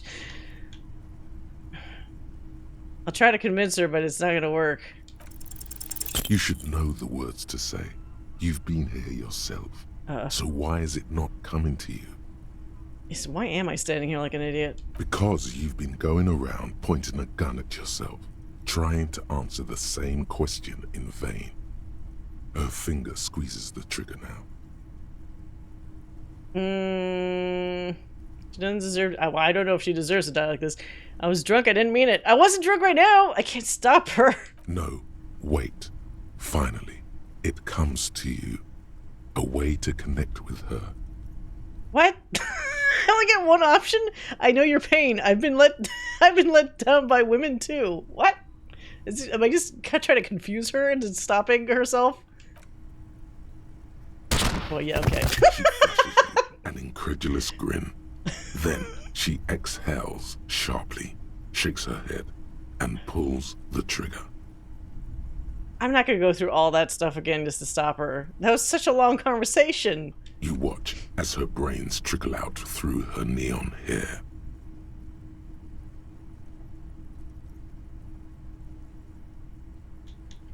Lieutenant Yefreitor Dubois, control your emotions. We did our job. This won't be the worst thing that happens on this case, believe me. You can't let this break you. There is no coming back from this one. It will stay with you in nightmares. Fuck.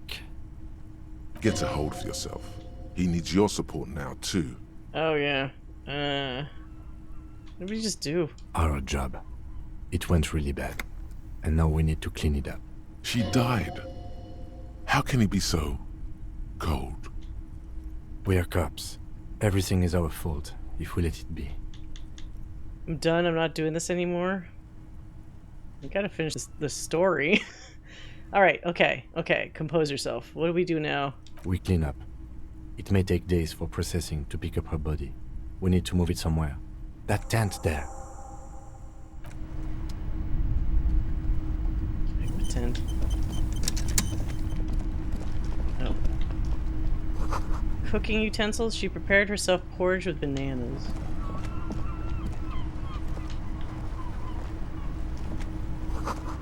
Dark water trails into the distance. There's no way out. Fuck, I wanted to like... So I'd have to... Do I even have clothes with rhetoric? How much rhetoric shit do I have?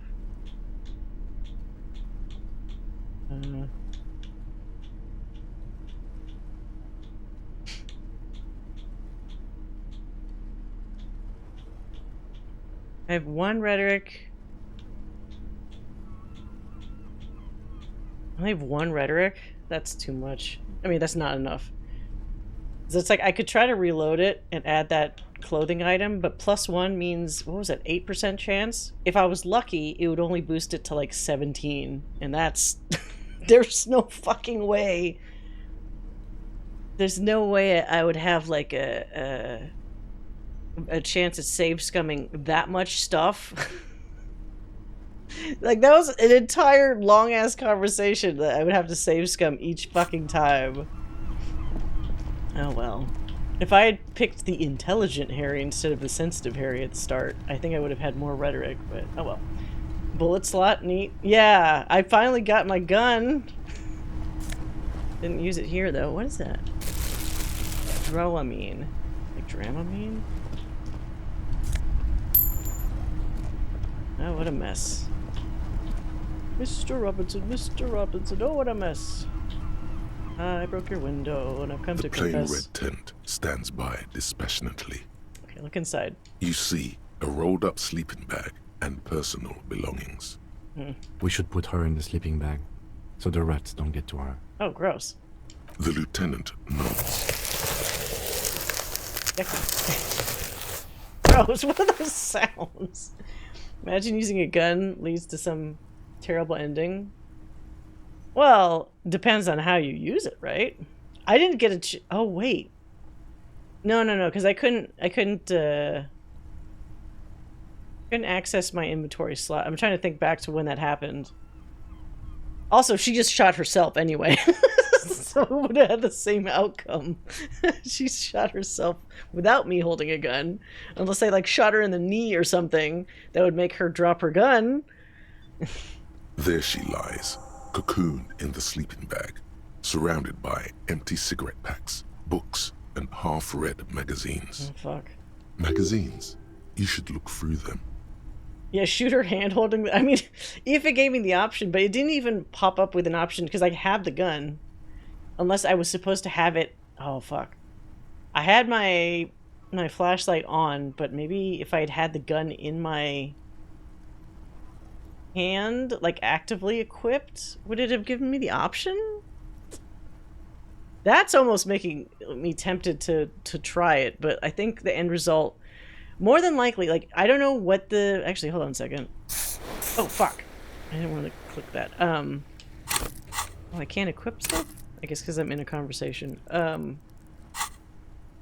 It gave me the option to aim at a part, but more than likely it would just be like, shoot her. Shine your flashlight on the books and magazines. Assorted soft covers, mostly pulp horror. A motor carriage lies buried in the snow on one cover. Wait, what? On another, a ghost airship. You also see a collection of radio enthusiast magazines. See anything? Rager Monthly, Journal of Material Science. More Technological Digest. One of the magazines doesn't have images on the cover. It's not a magazine. It's a leather notebook. Oh, diary? You pocket the worn brown leather journal. She watches by, motionless. We should read this immediately. Like, right now. Okay, Kim.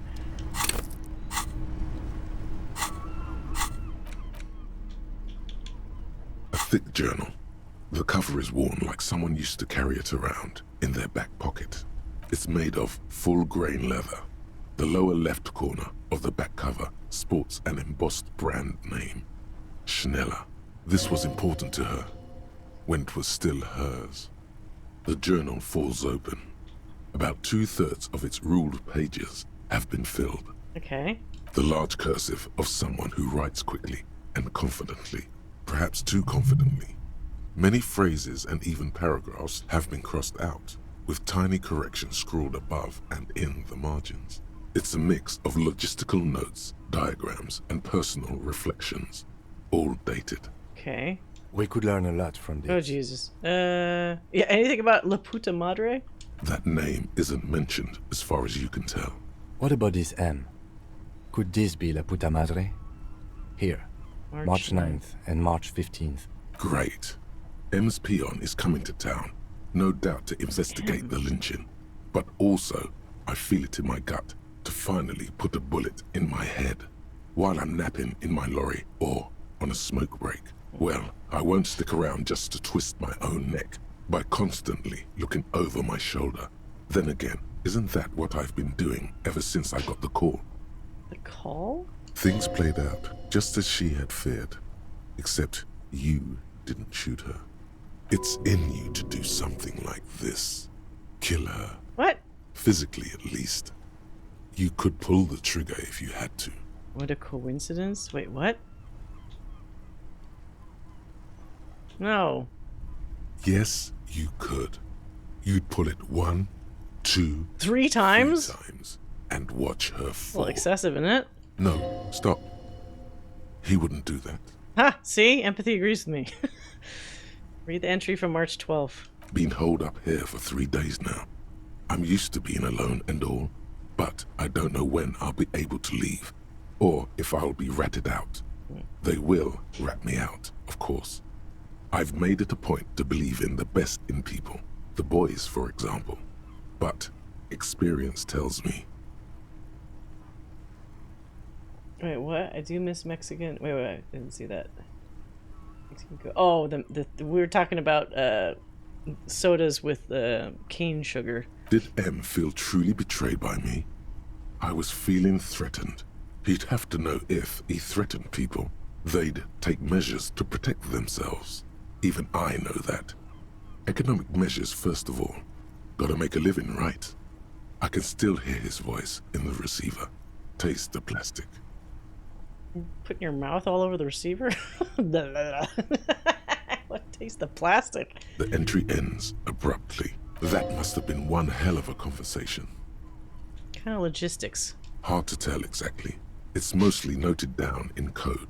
Looks like contact information, quantities, directions. There could be useful information about local operations in those notes. Ah. We have a junior sergeant at my station who's good with codes. I can give this to her after we finish this. Professionalism is his coping mechanism. Esoteric radio technology. The most recent ones probably pertain to the latitude compressor, sketches, calculations of distance and density. You make out a familiar spiral shape. I've actually eaten cane sugar raw before, like on the stalk or whatever. Is it? I mean, it's obviously sweet, but I wonder how much different it tastes when it's like refined or whatever. Let's see, anything personal? Short, wry observations of people and places. Probably a way to pass the time on the road. Also, what appears to be attempts to sort through some difficult decisions. There are a few passages with many questions in them. Staff issues. Always tough on the leadership. You smell traces of betrayal.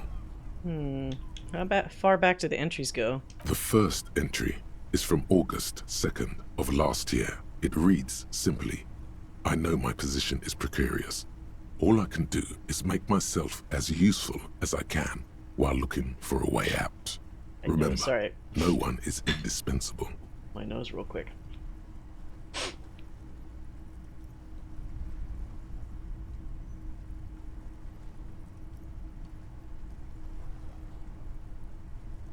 There's a tickle in my nose. I'm like, okay, if I don't blow my nose, I'm just gonna go at some point. Okay, what did she write the day Lily died? Nothing on March 4th. March 5th, though. Well, that's bound to come back and bite me in the ass. I'm bad at this. Loyal to a fault. But that's another matter entirely. You have no idea what she means. These are personal notes. Don't expect to understand all of it. Basically like chewing on a weed, you have to suck the sweetness out of it. Oh. Interesting. So it's not immediately like sweet. Okay, what's the most recent entry? The most recent entry is from today. It reads, even when I leave here, if I leave here alive, what's my next move? Staging a lynching is a crime, even if I'm not accused of murder on top of that. Forever on the run. Not really my idea of the open road. Man, I was really looking forward to winning. Oh, so she didn't want to be brought in at all. How would she have agreed to help then if she knew it was going to lead to that? I don't think she killed the mercenary. Yeah. It looks like she might have been framed. Now we fucking arrest Classja. That's what we fucking do. This whole if she's thing still there. is a detour, and a fatal one, he thinks. I bet you once we get back to town, she's fucking gone. Don't get emotional. And she died for nothing? She was in plenty of trouble, even without the murder charge. Still, it's a nasty business. Kim, am I really a La Puta Madre agent? No, I don't think you are. Ask someone in your precinct if you want to be sure. His trust is well placed. Aw. You aren't. You can feel it. Ah, we bonded. Okay. Then who do you think killed the merc? That's what I want to know. Classja was the one who pointed the finger at Ruby. Perhaps she was trying to steer us away from herself, or... But no one heard the shot. Maybe she had an accomplice. Yeah. Either way, we need to keep an eye on her. But the fact that she seemed freaked out... There's so many points that kind of contradict each other on this. One thing is for certain. We have business back in the whirling in rags. Questions to ask. Yeah. We should get to it. Interesting. The plane... What else can we get here?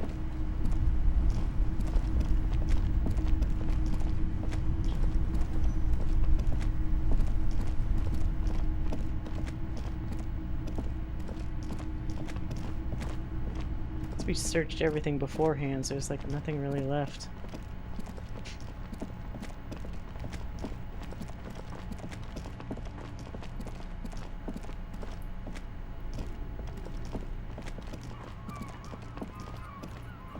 Wait, how did I actually get in here? Is it over here? Oh.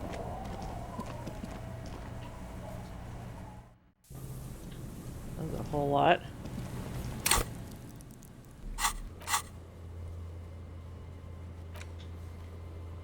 Check island for bullet traces. Yeah, we still... Which island? What is he talking about? Island?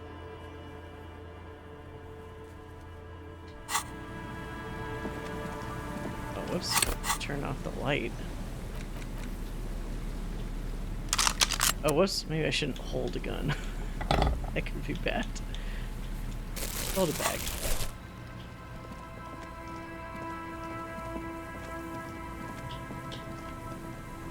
Oh, I can't ask the poster anymore. I guess that's done.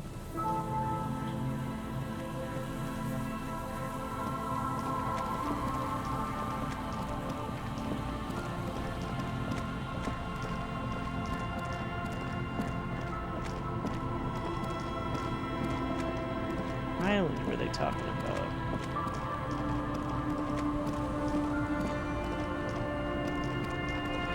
Oh, whoops. Dead end.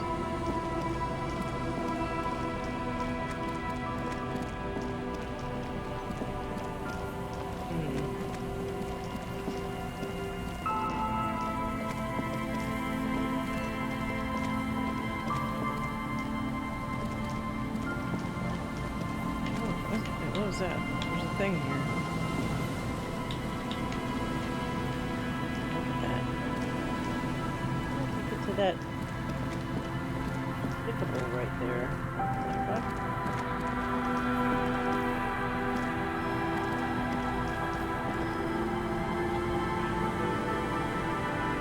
So let me... Why is this here teasing me?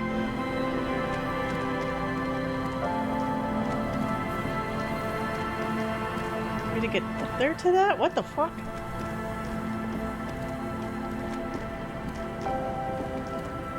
Get up there.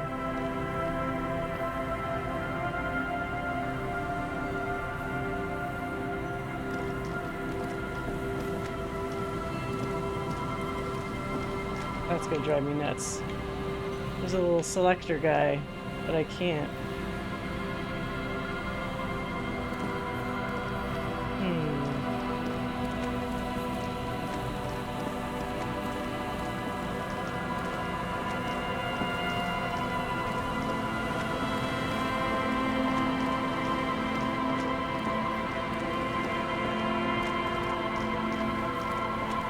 I guess we need to immediately go to class 2 because any time we waste could be just her leaving.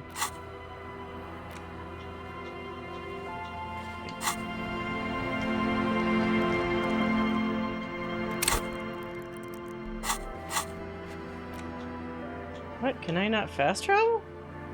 Do I really have to like run there? I guess because of like plot reasons? Usually I could fast travel from here. Yeah, I guess I do have to... Okay. That means something's gonna happen when I get into town, probably.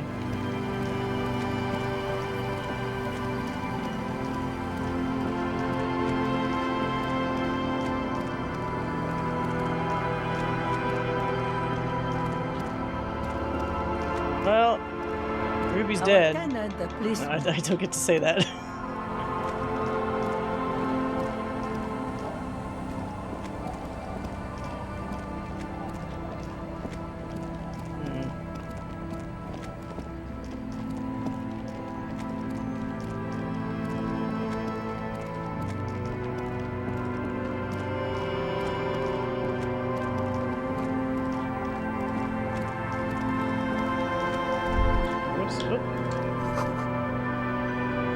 Smell of soldering, melting insulation, nylon, and ozone.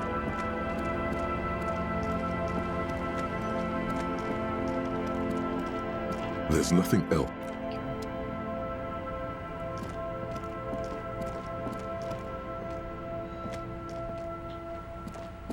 Can I not back?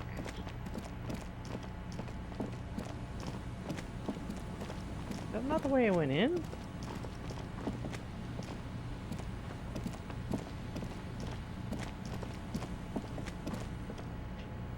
Wait, I haven't walked back into town for forever. How the fuck did I originally get over here?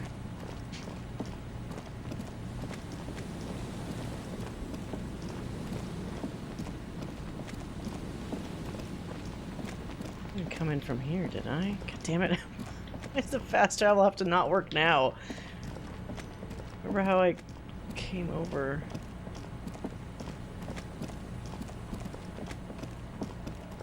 Is it not from here?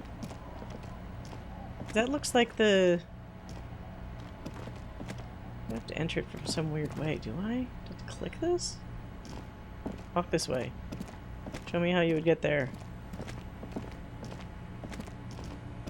Oh my god, why do you have to do it so slowly though?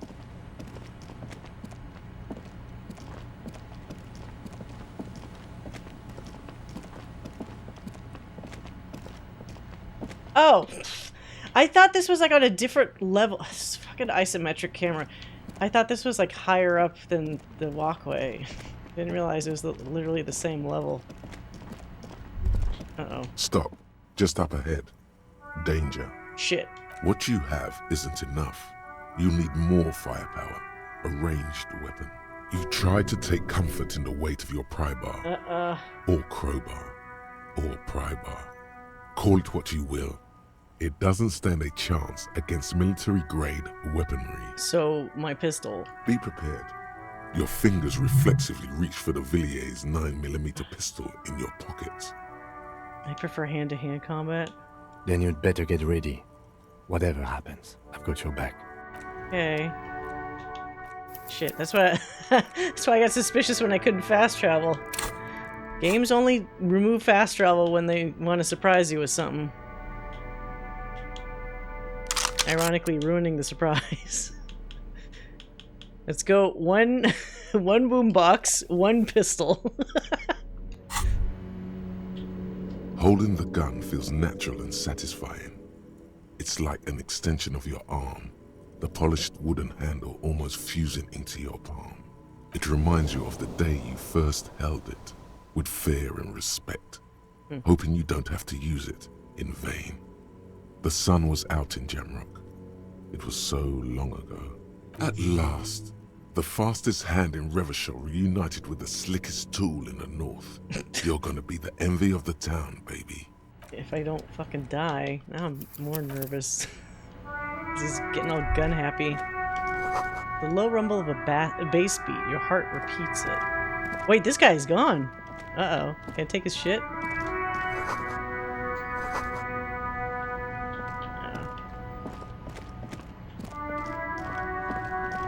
I'm all out of shits to give, loincloth. Welcome to the fucking reckoning. Oh no. Are they all gonna get shot down by these two armed, like, cyberpunk looking guys? Not cyberpunk. But they're wearing, oh, it's all that, like, weird ceramic armor. Very form-fitting. Put your damn gun down. People are gonna get hurt. We need to talk this through. All right? Shut up.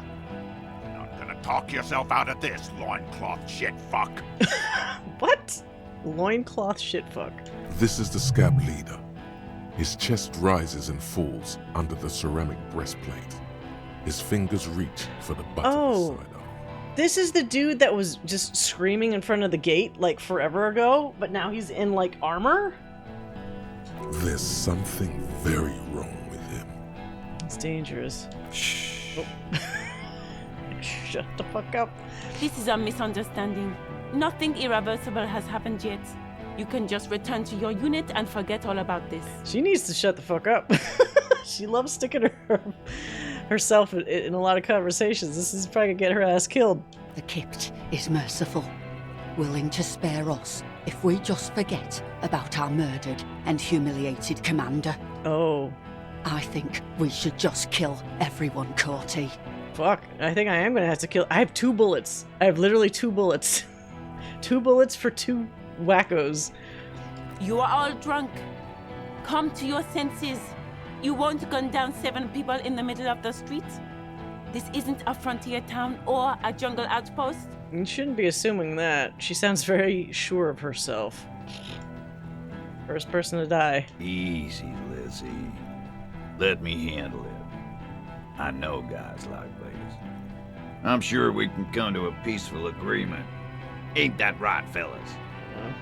He is facing overwhelmingly superior firepower, and he knows it. Peaceful. Wait, what? Who's that guy? Oh shit! I don't have enough bullets for 3 guys. I didn't see this dude off to the side. Wait, sniper? Okay. There's no way that this guy shot their own commander. Is it? Unless they're using that murder as an excuse to just kill a bunch of people. This particular guy that's talking right now has a long rifle. That's definitely the kind of weapon that could be used to murder someone from a great distance. Nest in your abdominal cavity like a little wild mouse. The masked man's words are barely intelligible, but you can hear them. Fuck. There are 3 of them. Yeah. I was hoping there would be less. This 3rd one, he is the most dangerous of them all, heavily armed. The lieutenant is genuinely worried for his life. Fuck. You should consult him before getting in there. Yeah, the big one is the scab leader. If this turns into a firefight, we should take him out first. Should we? Walk away for now? Can we? I mean, they're gonna shoot people, I think. What do we do? My plan is not to get killed, but we have to intervene. I kind of want to see what happens if we walk away. No. Oh. We have to step in. This is not going to end well if we don't. Ah, shit. Okay, I don't have an option then. I have to pick 3. Wait, we're about to hit an ad, aren't we? I'm gonna wait. I shall wait. So what do you think our options are gonna be? I have 2 bullets. Kim might also have 2 bullets. If he's using a similar gun. Or if we're lucky, he has a full clip or whatever is in these guns. But we're going to be removing the advantage of surprise by yelling, "Stop, this is the police." So we're gonna get fucked. 2 bullets is insanity. Yeah, for my character, there's 3 guys, and that's also assuming you shoot them in a way that like instantly puts them down. They're wearing armor. The other problem is it might not be enough to knock them out. Like, they might have enough time to retaliate. Oh, this is bad. This is real bad. Hold on. Until this ad's over. Add 2 of 3. I mean, we don't have a choice. We're gonna have to get between them. So that is the way it is.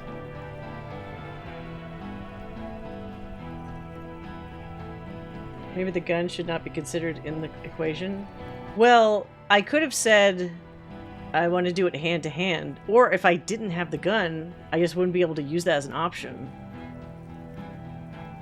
So maybe it would be even worse if I didn't, or maybe conversely, like counterintuitively, it'll be worse because we have the gun. I mean, Kim would definitely use his gun. It's not like just because I don't use my gun, he wouldn't either.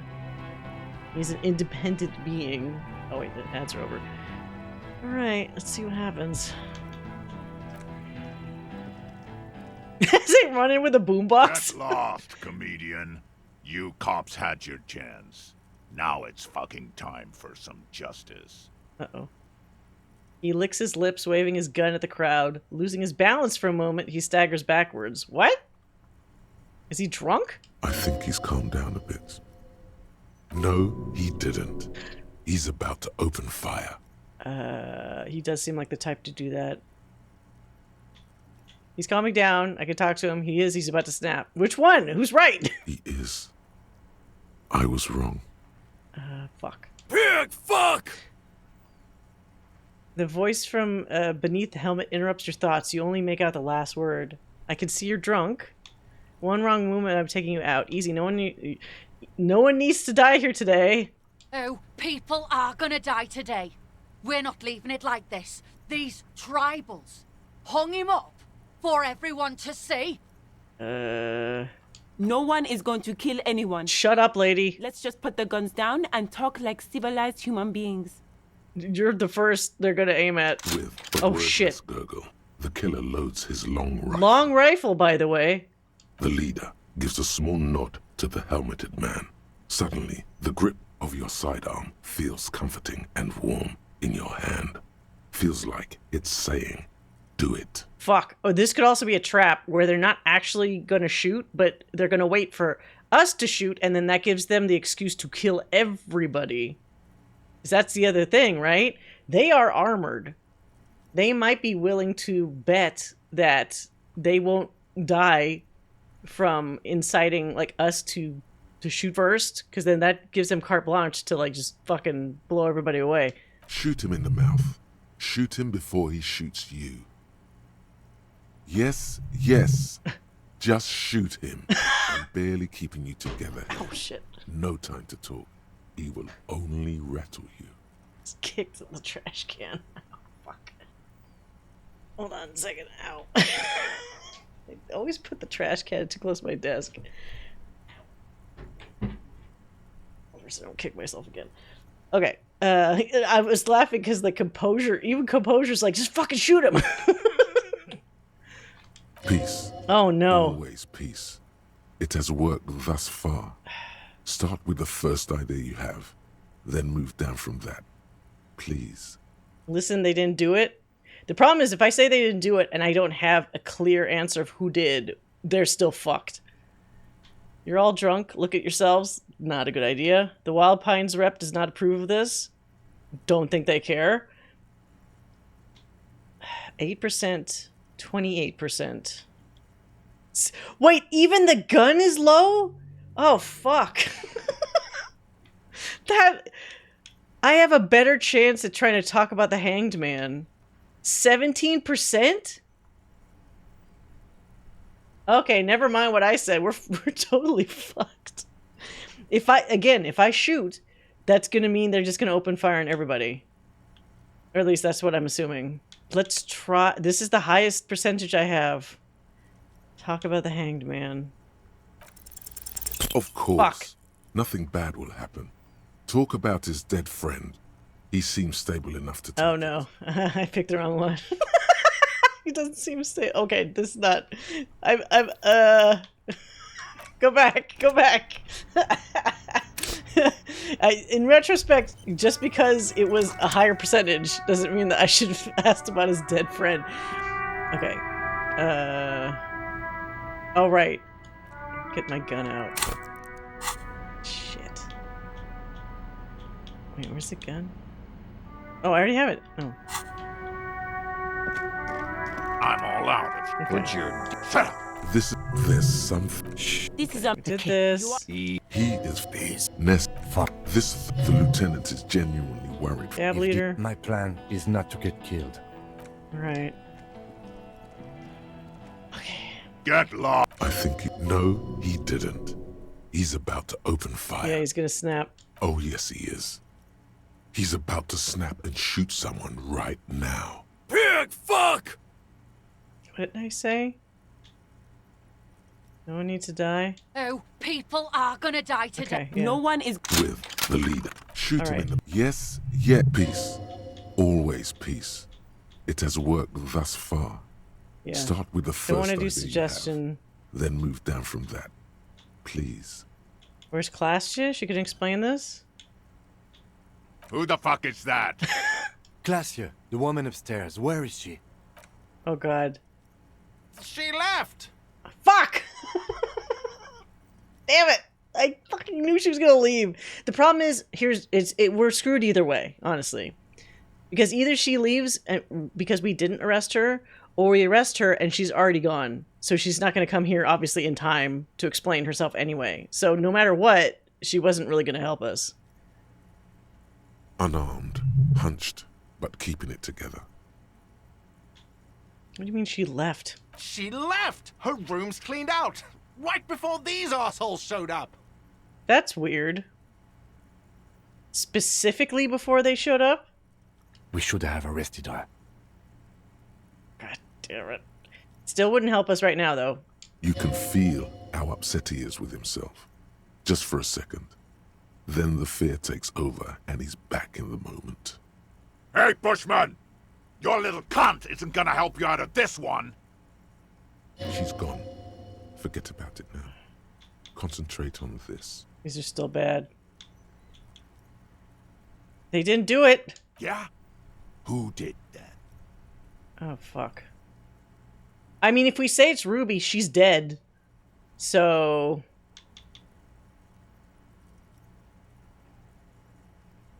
But if it's actually that dude with the rifle, they're gonna know I'm lying. Yeah? Who the fuck is Ruby? A suspect. Ruby is a suspect we chased down on the coast. She was hiding.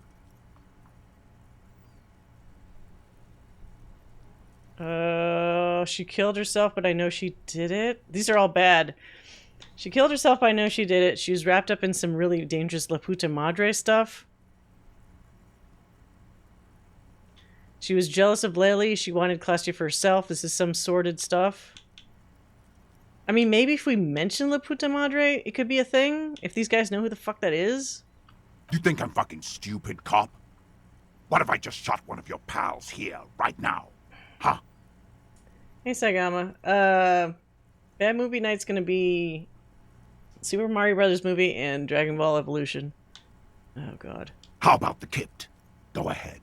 Tell me about some puta one more time. Okay, so he doesn't know who the Puta Madre is. Listen, please. This cop and this drumhead cop marshal won't decide who... What? He's gonna do it. He's gonna shoot her. Think. Why? 42%. Well, she's gonna get what she asked for. Get shot first.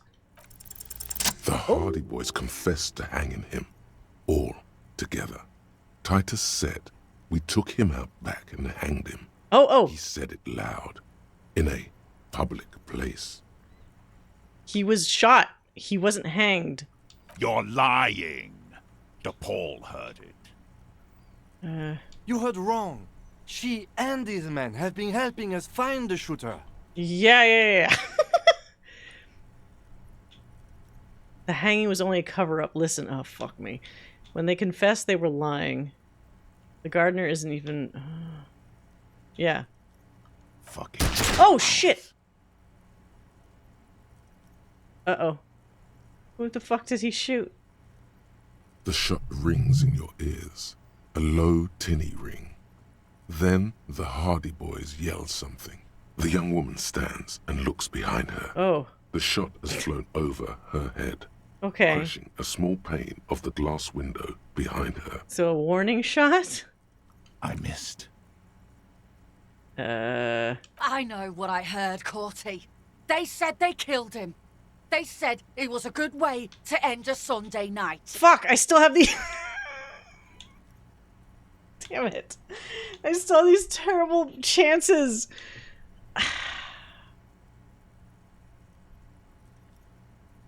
Why would I... If I shoot him, they're just gonna shoot me. There's 3 people.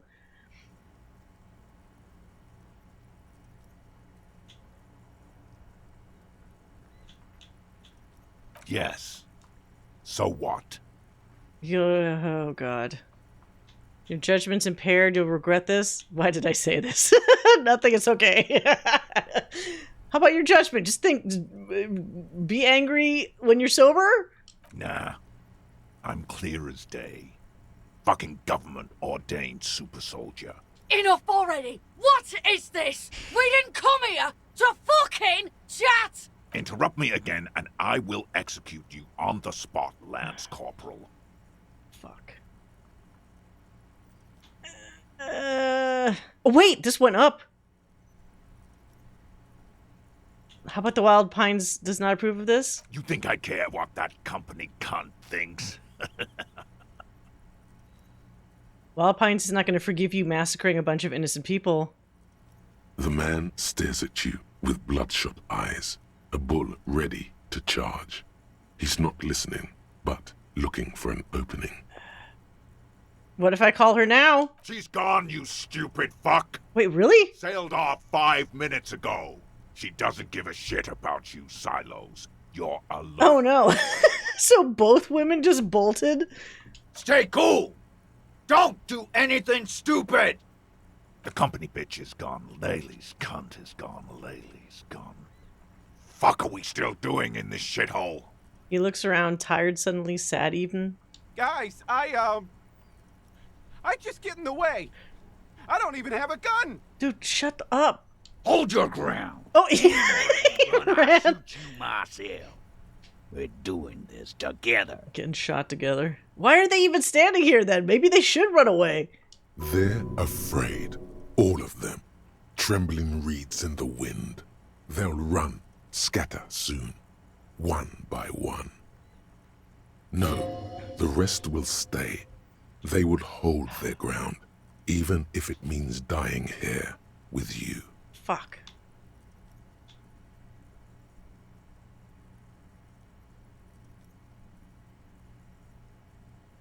I'm gonna get shot.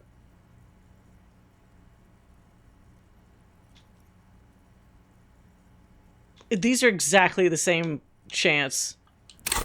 Hold on. Which one can I boost? I just realized I have points. So this is hand-eye coordination.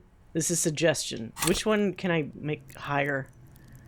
Suggestion is what? What is suggestion? Suggestion is 3. Hand-eye's 4. Oh, and it's maxed. I can't boost that one. I can boost suggestion. Such a waste.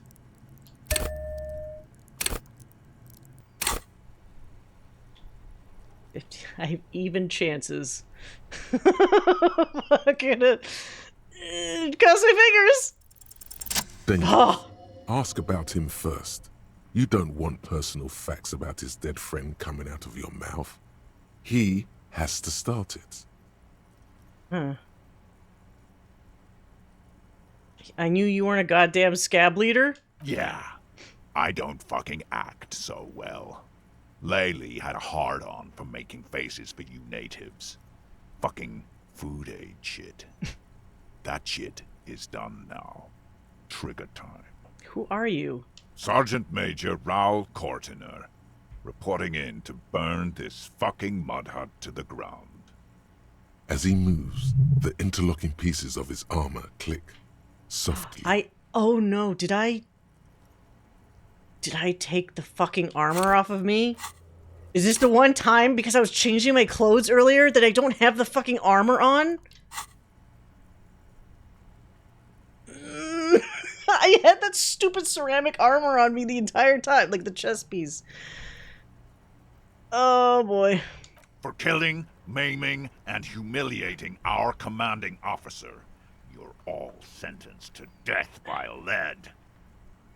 Listen, you're Laylee. Everyone says good things about him. He was a talker. Wait, why am I saying the blue eyes? Is there a reason? He had blue eyes, didn't he, your colonel? Baby blue, yeah. Like someone fucked up and put a baby's eyes on a grown man. Okay, it's a weird thing to say. It was creepy, but bitches like that shit, I guess. Or, I don't know what bitches like. I just know how to mow down cloths. Listen, you're Laylee. Everyone says good things about him. He was a talker. Fuck do you mean, talker? We've heard testimony. People say he was charismatic, a nice guy to be around. Did they, though? Yeah. Whatever. He liked to chat up the natives. Share leaflets. Squeeze a bit of kiptass here and there. Great fucking idea that turned out to be. If Laylee was here, he would spare the lot of you. Maybe shoot one for show. But me, I'm not a big fan of public affairs, clay monkey. I'll gun every one of you down for what you did. Ready to open fire, Major. Every one of them? Command. This one isn't used to being suited this long. She's uncomfortable. We'll open fire just to hurry things along. Did that even help? Your colonel did not deserve to go out like that. I promise I will find his killer. Find his killer? Cop, his killer stands right there, shitting his pants, and you're standing in the way, protecting them. I know what this tactic is, Silo Sam. You're gonna die for them. Right here. Today. This did nothing. You Fuck! think you were onto something? You just wasted time. Please, act. I'm gonna die. I'm part of everyone. I guess we have to... I don't like these odds, and I don't think I'm wearing the armor. Really? What did I... A plume of smoke and fire erupts from the gun, and your hand goes numb from the explosion. Look at the smoke rising from... No, look at him. There is a hole in his cheek.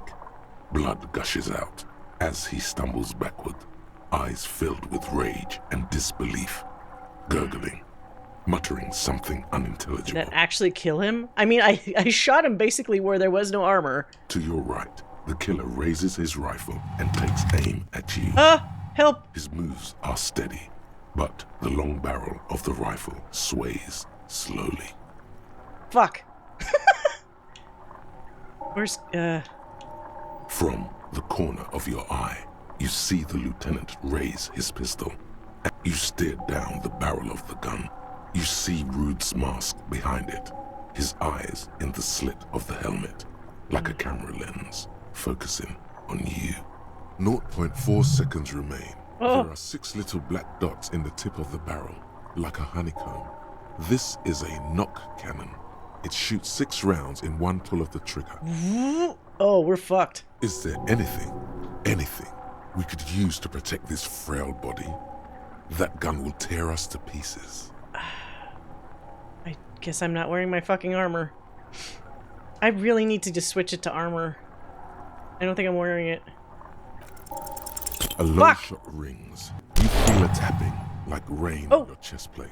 I had it on! Holy fuck, I had it on! Sound of dice rolling as the cuirass distributes the shot evenly from plate to plate. Okay.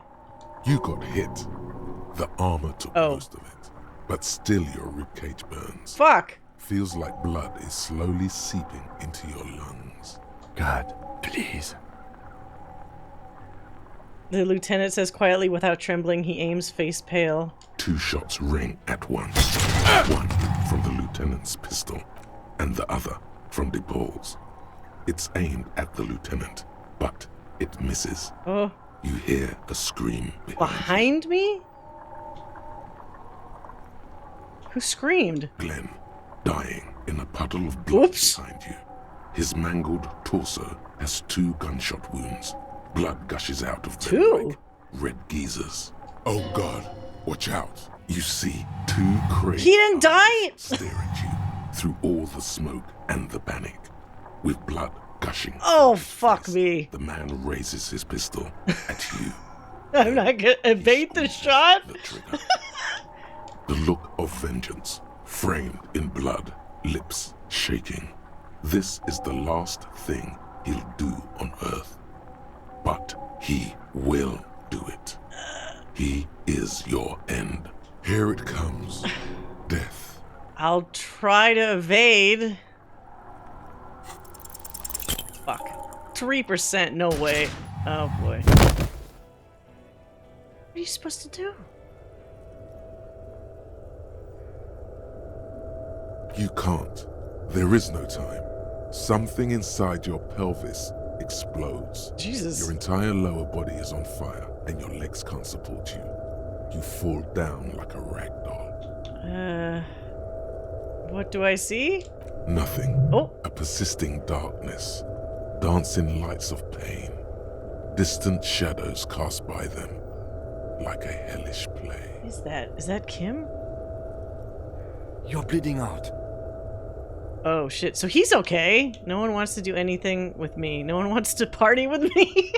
Just saying crazy shit as he's dying. Live fast, die old. Kim, I lied about not remembering who I am. I made it up. I remember everything. I mean, you didn't make it up. There's a white shadow that smells like apricots. It's always there. Yeah, the apricot smell. I almost want to say this one because it's funny, but it's also sad. No one wants... I have to say it like him. No one wants to do anything with me. No one wants to party with me. Stay with me. You feel burning hot tears streaming from your eyes. This is a stupid world. Everyone's so evil. I don't want to be anymore. It hurts. Yes, keep talking. You hear me? Stay awake. The lieutenant pushes down on your wound hard. But you can't. It's so hard. Your eyelids grow heavy, and the sounds ever more distant. And a cold comes over you. The lieutenant, too, is somewhere far away, almost gone. When suddenly, you sense something behind him. Please don't get shot as well. A slender white shadow towering. Someone stands there, raising her pistol at him. The lieutenant does not see it. He's pushing down on your wound. Oh my god! 92%, but I will absolutely reload this if I fuck up. No, you say, and hand out your firearm to him. What? Your hand trembles. I have one bullet, right? Full of fear. That's all it takes. There is no room for hesitation. The lieutenant moves like a spring unloaded. He grabs the gun from your bloody hand and fires behind him. Thank God I had 2 bullets. You hear a faint scream, a woman's. Then the sound disappears, like someone pressed stop on the tape. The woman is gone. So is Kim. Then the whole world. This is death. One more door, baby. One more door. Will I be a ghost now? Brother, you already were a ghost. Up there screaming along with all of them, scaring each other, haunting each other. It's the living who are ghosts. The dead are silent. They don't rattle windows or write letters in blood. The living do. Leave them behind. Rest. Good, I want to die. No, let me back into the fight. Would they let you fucking die if you said? I kind of want to see what happens. Of course. I know you do. Everybody leaves when they get the chance. Go on, keep falling. Deeper. Take the door. He's not taking it. His body is not taking it. Oh God, no. He's not disintegrating. He's swelling up instead. What? Of the hours. Hurting. Moaning in his sleep. And rotting. Ew. And being disinfected. And smelling of drugs and feeling saliva. Okay, these are too descriptive. Drifting in painkillers. Thrashing. In his wound sleep. He can't go. Not before the case is solved. There was a radio in the distance. A radio of the world. Playing sounds. Good morning, Elysium. Soon you will return to the world. Hours turn to days. Soon we will get up again and go through it again. Finally we know what the infernal engine was outside. The clarion call. So we killed 2 guys, but not the third one, right? Or did that third one, the with the rifle, actually hit? It was him. He is the infernal engine. He never stops. He only gets wild.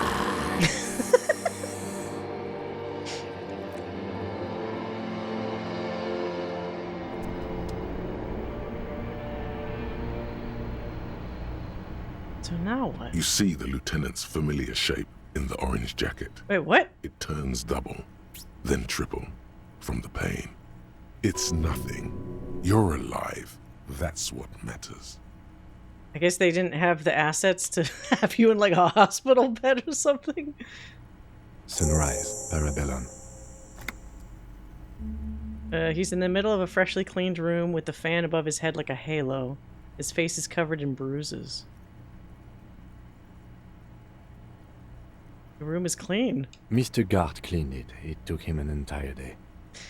Maybe this makes everybody love us now, because we essentially put our lives on the line to save them. Well, except for that one guy that got shot. How long have I been out? 2 days, in and out. You've been up enough to take Dramamine and curse. And drink water. The piss jacket, you took it off. Wait! He didn't have it on. Is this a glitch? Was there a way to have him wear it? Yes. The joke wasn't funny anymore. I took it off. Oh. Did you say sunrise? Sunrise Parabellum. Sunrise, prepare for war. It's an old revolutionary saying. My gun, it's engraved on it. It served you well. Is it war today? The gates of the harbor are boarded up. The streets are a little more empty. Apocalyptic violence is yet to erupt, I am relieved to say. I think we may have held it off, for now. Barely. Ow. That's right. Ouch, indeed. What happened? What happened? You shot the major in the face. A firefight ensued. Is he dead? Yes. You're a real killer, Harry. Oh, what was I supposed to do? Just get shot? A blood-stained killer. You're an officer of the RCM. As retaliation, the rifleman tried shooting you. He hit the cuirass. I heard it go off. I was looking for a clear line of sight to him. He sounds a tiny bit sorry. He did not find it before you got hit. Oh, Parabellum is Latin? Is it? What does that mean? I shot and wounded him. Oh. While Glenn took a bullet in the spine. Oh. It was meant for me. He did not survive. This is not the first person to die in his place. He goes on. Titus, Fat Angus, and Theo charged. Angus and Theo did not make it. Oh, they shit. both died before they made it to intensive What care. the fuck? Titus survives. So do Alain and the musician. I forget his name. They just all ran anyway? Eugene? Yes, he's still alive too. So like half of them died. You were bleeding out by then. I think you said that no one wants to party with you, and you warned me. I was able to disarm one of them, the Paul, before she got the jump on me. He actually oh my god, he actually remembered that I said no one wants to party with me. Oh, I love Kim. He's so funny because he's always acted like this like patient, long-suffering partner. But you know he likes Harry, or at least he likes my Harry. I don't know if maybe if you were like mean to him, he wouldn't like Harry. Kim, it really is the best. they're perfect odd couple. It's a perfect odd couple. This is gonna make me read fan fiction afterwards. God damn it! I like them that much that I'm probably gonna read fan fiction. That's the mark of a good set of characters. Yeah, I like him a lot. Wait, is the ad over yet? Almost. Oh man. Okay. So to Paul, the lady might not actually be dead. Maybe. He's just disarmed her. Thank you. I thought this was the ending. Well, don't spoil it, but I saved him because I gave him my gun because I was lucky and I had 2 bullets. And I was lucky and I had the chest plate armor. I don't know that. Oh, you mean like that's probably the type? Yeah. I got a little worried because I thought they were going to shoot him while I was out. We still haven't solved the mystery of who actually fucking shot the guy that we've been doing this whole case for. Because we thought it was one person. They said it wasn't them and then shot themselves. And now we're almost back at square one again. Oh, he said thank you. In his head. I killed her. And that's what happened. Oh! Oh, okay. Didn't just disarm, you killed. Alright, fair enough. So you also killed. I thought you only smoked 1 a day. This is the one. So you also killed. He nods. And they're all dead, all 3 of the contractors? The Paul was the last to die. Evrard had their bodies returned to Crenel for a funeral. Uh-oh. Company is yet to retaliate. Why? Because we deterred them? Or Joyce did? Maybe the harbor in full lockdown is too costly a target. Or maybe they are simply taking their time and will attack soon. I don't know. Fuck. How many casualties on the Union side total? 3. Glenn, Theo, Angus. The fat one. He took a lot of bullets. Jesus. And Theo, he was just too old for combat. Oh yeah, that guy. Okay. All.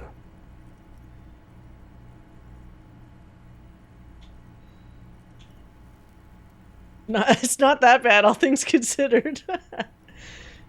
I honestly don't know how it could have gone any better. Let's face it, officer, and this is both of our fault. It could have gone a little better. What? 6 people are dead. How would I have convinced these people? I literally made a 28% check to try to talk them out of stuff, and it didn't do anything. How would I... If I had made the... No, but I did shoot the guy. So I shot the guy. I successfully made the check to shoot the guy. I did not make the check to dodge the guys, so maybe that could have saved 1 or 2. But still, somebody else is gonna die. There's no way, like, I'm a super cop and, like, only I get shot. +1. Is there? Fuck. Oh yeah, Ruby. But what's done is done. The violence is cordoned off. The mercenary tribunal is neutralized. The worst scenario has not materialized yet. I mean, this ramped up pretty fast. We were just like, oh, okay, crazy shit happened with Ruby. And then it's like... And we are still alive. Both of us. I'm glad I... See, if I didn't... Well, it was a 92% check. And it was probably helped because he and I have been doing some really good bonding. But I would be super fucking sad if Kim got shot. His smoking, his hunched back.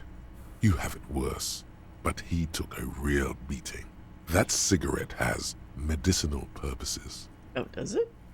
It's not ouch time yet. You just got the Dramamine pill an hour ago. Wait until it wears off. Reasonably bad. You were shot in the left quadriceps. That's your thigh. Oh. It appears no major arteries were nicked. The bullet was removed and a bacterial infection treated with mercurochrome. I thought it said I got hit in the pelvis. I mean, it's better get, I guess, in your leg than your fucking spine. The bruising in your shoulder is negligible. The armor took the brunt of the fire. Can I walk? We will see. If it's possible, then by pure willpower alone, you are going to have to become a psycho-locomotor. What does that mean? Good. You'll need to be. Whatever that is. Has anyone from my station been to see me? No. Oh. A man and a woman sit in the front seat of an armored motor carriage. The woman is driving. The man lights a cigarette. Jean Vicmer is his name. The asphalt vanishes under the wheels of the machine. Ahead, harbor cranes rise to the sky. Did they leave? Because those two guys were disguised inside the Whirling Rags. I know they were there, but either they left before this happened, or they left because this happened? Back to that shithole, he says. I guess maybe they didn't care about him at all. I called your station after the fight. The injury was logged in. They told me they've sent officers to join you on the site. What? You haven't seen any, have you? I'm sure they're worried about you. If not my station, who treated me? I did. Oh. I didn't know you could do that. It's part of a detective's task chain. You can do it too. Fan fiction. We're gonna have to read fan fiction, goddammit. Can you? You're pretty sure you can't. Yeah, I don't think Harry would be good at patching somebody up, but are you hurt? Not very.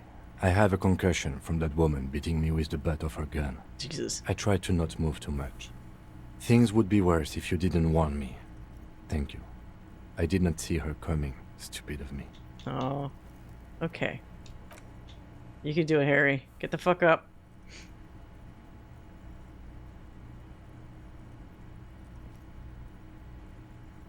Easy now. The lieutenant turns double again before your eyes, an orange hue of pain. You can take it. Just don't lean on that leg of yours too heavily. How are you? Oh. Who cares? Who cares about me? It doesn't matter. The lieutenant doesn't reply. Just looks at you, teetering on your feet. What happens now, Kim? I honestly don't know. Wait, you don't know? We can't talk to Everard. The harbor is in lockdown. Everyone in there is outside our grasp now. Joyce has left too. We never got to know what she would have told us. Oh, fuck. I'm sure it was important. Oh, shit. Damn it, that's on me. I should have taught... This is the problem. Just like real life, you think there's all the time in the world.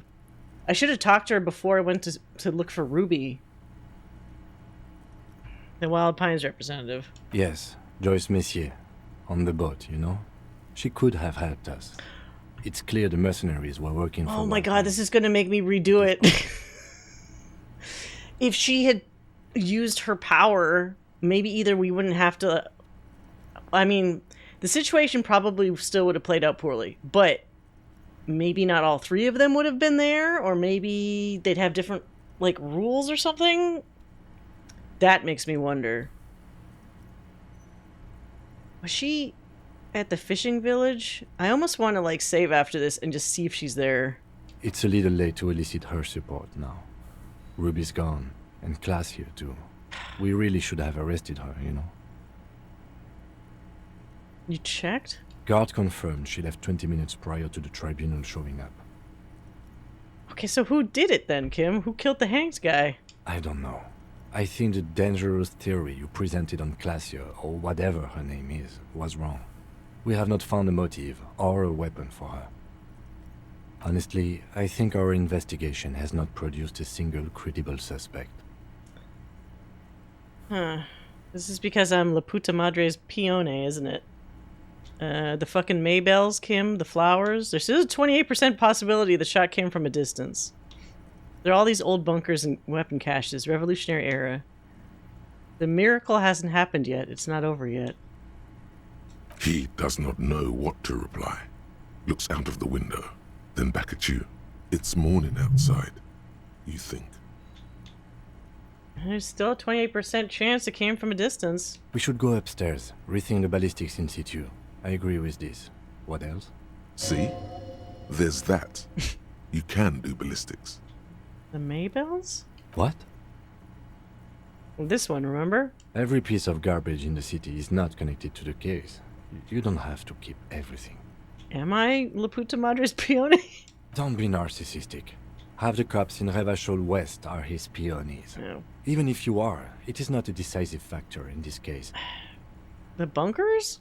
We could find thousands more if we wanted. Oh. All of Revachol is full of them. But they seemed so mysterious.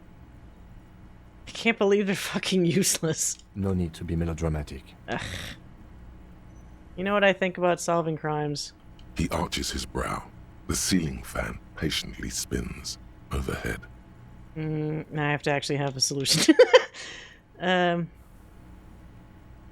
Actually, I want to talk to you about this crime some more before I tell you what I think about its hardness.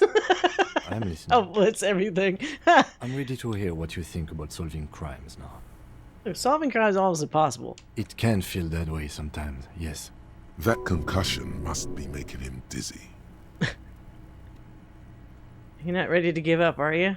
No. Are you ready to limp? Yeah. Good.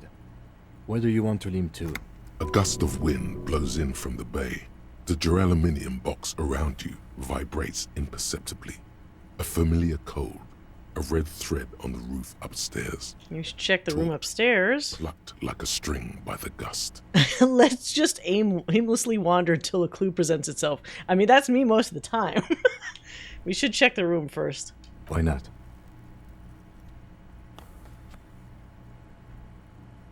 Another look at the window, perhaps? The one he was shot through. I don't know. I can't think of anything better. Yeah, let's do it.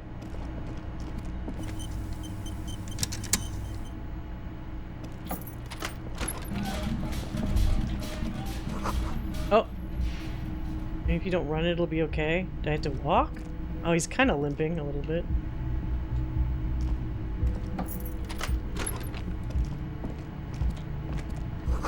She left something on the table. Next to the stack of bills, you see a note. A few lines jotted down in large, uneven handwriting, just as the writer was about to rush out the door. See you at the return. P.S. I didn't kill him. P.P.S. Gift upstairs. Gift? I don't like the sound of that. At the return. Oh! Wait! The return is what... I almost got confused. The return is what I called the dance club. She's at the dance club? A gift. What could this gift be? I am not drawing my gun. Yet. But I don't like gifts. He says he's not, but his hand moves instinctively toward his holster as he studies the note. Just don't walk into another radio trap, okay? Relax. Not everyone is out to trap you. Seems she left in a hurry. It's hardly surprising. But how do we get... If everything's locked down, how the fuck do we get back to the dance club? If what she's saying is, like, true.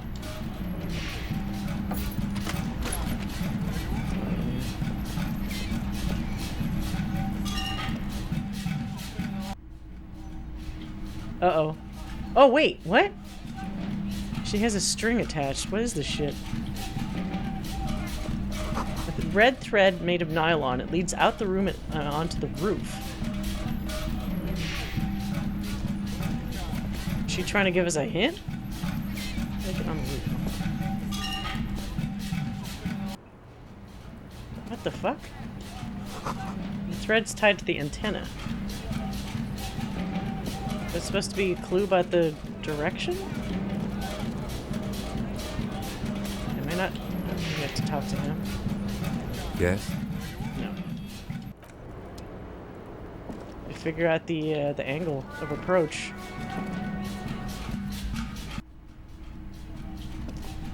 Is there no way for me to examine it?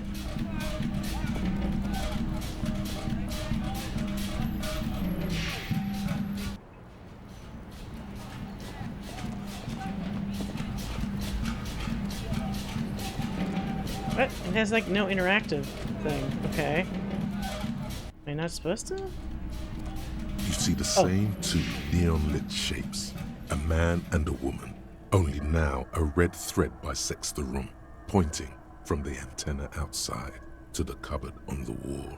This is ballistics. She's left a trajectory for us. Why didn't she do this before? A ray of backward motion explodes from his mouth to the roof outside, A prime, to then widen into a radius of locations in Martinez, B prime, B double prime, and B triple prime. Okay, where does the thread lead? It suggests the bullet came from the extreme upper quadrant of possible angles, from a point beyond the roof, B triple prime. Is that near that fucking unopenable bunker door? The island in the bay. She's trying to tell us it came from the islet. Unless she thinks the perpetrator was standing on the ring antenna. That is where the thread seems to point. How does she know how to do this? She was there that night. She would have known precisely where the bullet hole was in the glass. I guess. It also looks like there may be more to her skill set than we know. The question is, should we trust her? This might be her way of saying she's sorry. I find that hard to believe. But at this point, what difference does it make? Alright. This is also the only point of origin we haven't ruled out yet. That's true. So it is. For a second he seems tired. You seem unenthusiastic. I just haven't gotten a lot of sleep these past few days. Oh.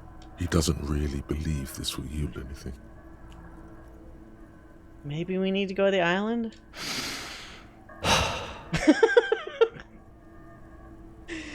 Why do I feel like I'm directly talking to him now? He sees danger. Another trap, perhaps. He must be cautious for a reason. This man has decades of experience. I mean, Harry does too, right? Yeah, you're not afraid, are you? No, I just don't want to walk into another embarrassment. I am a creature of pride, you see. I'm afraid of becoming a joke. It's not something he's proud of, but that's the way it is. Kim, let's go to the fucking island. I'm going to the island. Are you in? Of course, of course. I mean, how do we get there? Joyce Messier had a sloop, but she's gone. Oh, could we not actually access it before? Maybe that's why I couldn't fucking figure it out. Lillian, maybe it would help us? Ah, yes, of course. The village. Let's go. Okay.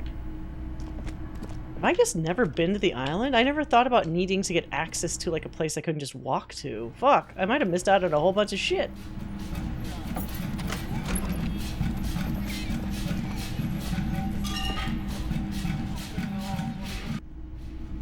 Let's see if everybody is worried about me. Probably not. Let's see. Oh, you're right. It's good to see you back on your feet. Did you like your room? I cleaned it for you. Oh, he's being nice. I did, thank you. Big improvement. You're welcome. I thought it would be nice for you to wake up in a clean place after you, let's be fair, defended this establishment and its clientele from gunfire. I give credit where credit is due, and that, sir, was a nice shot. I was watching until you hit him. Crawled inside then.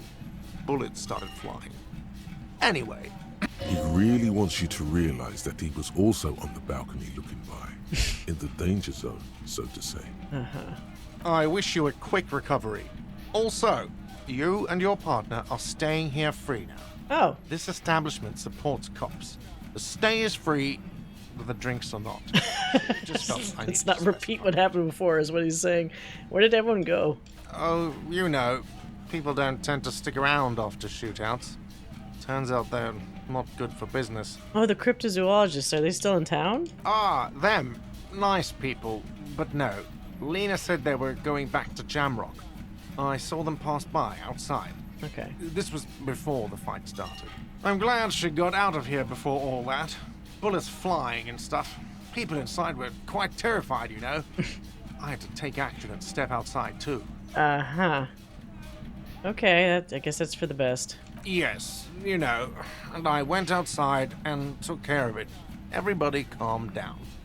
Felt like the right thing to do. We weren't done looking for the Phasmid. I mean, you're a detective. Perhaps you can track them down. Shouldn't be that hard. Exactly, but all in due time. Crypto business is not a priority right now. That's true. You'll see her again one day. You know it. Things went like they did for a reason. Oh, fine, hero cop. Lena left a forwarding address. 1113 Tabernacle Road in Jamrock. If you see them again, do give them my best. Oh, what happened to the man with the sunglasses, aka the other two cops pretending to not be cops? I don't remember everyone who comes here, and many people wear sunglasses inside lately. Must be a fad. I have to mention, when it happened, you were right out there on the balcony. Yeah, I was. Yeah. That's because I'm a badass. It really took courage. Don't pick at him. Okay. Yeah, I guess you are a badass. Yeah, I don't know. Clients were panicking. And also, I guess I sort of found out that I don't give a shit if I die. He means it. It's not just boasting. It's something he discovered about himself. Stepping onto that balcony. Alright. Thanks. No problem. They'll come back. They always do. Wait, this guy's still here? Hi again, Gendarme. No, he doesn't have anything to Bye-bye, talk Gendarme. about there. Oh wow, there's a lot less guys. Seeing you approach, the bruised man raises his bear in welcome. Finally got these idiots' respect, I guess. Crazy motherfucker. Didn't think you had that fury in you. But I guess I've misjudged a lot of people lately. That probably looked really fucking crazy, now that I think about it. Because Harry headshots a dude, tanks a hit from the other guy, throws his gun, gets shot, throws his gun to Kim, and then Kim should, like, just watching that must have been the most insane bullshit. I mean, also having to dodge bullets yourself. That was one hell of a shot. Hell of a shot. The fucks did not expect that. He looks at you with unmistakable respect. I guess what I'm trying to say here is, thank you for intervening, fellas. That was mighty brave of you. Oh, he extends his hand. This is big.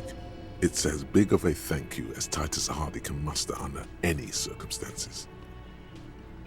Nothing need to thank me, just doing my job. I superstarred the shit out of that. Shake his hand and nod in silence. Look, I don't... Oh, I need to talk to you. You know what? Fuck it.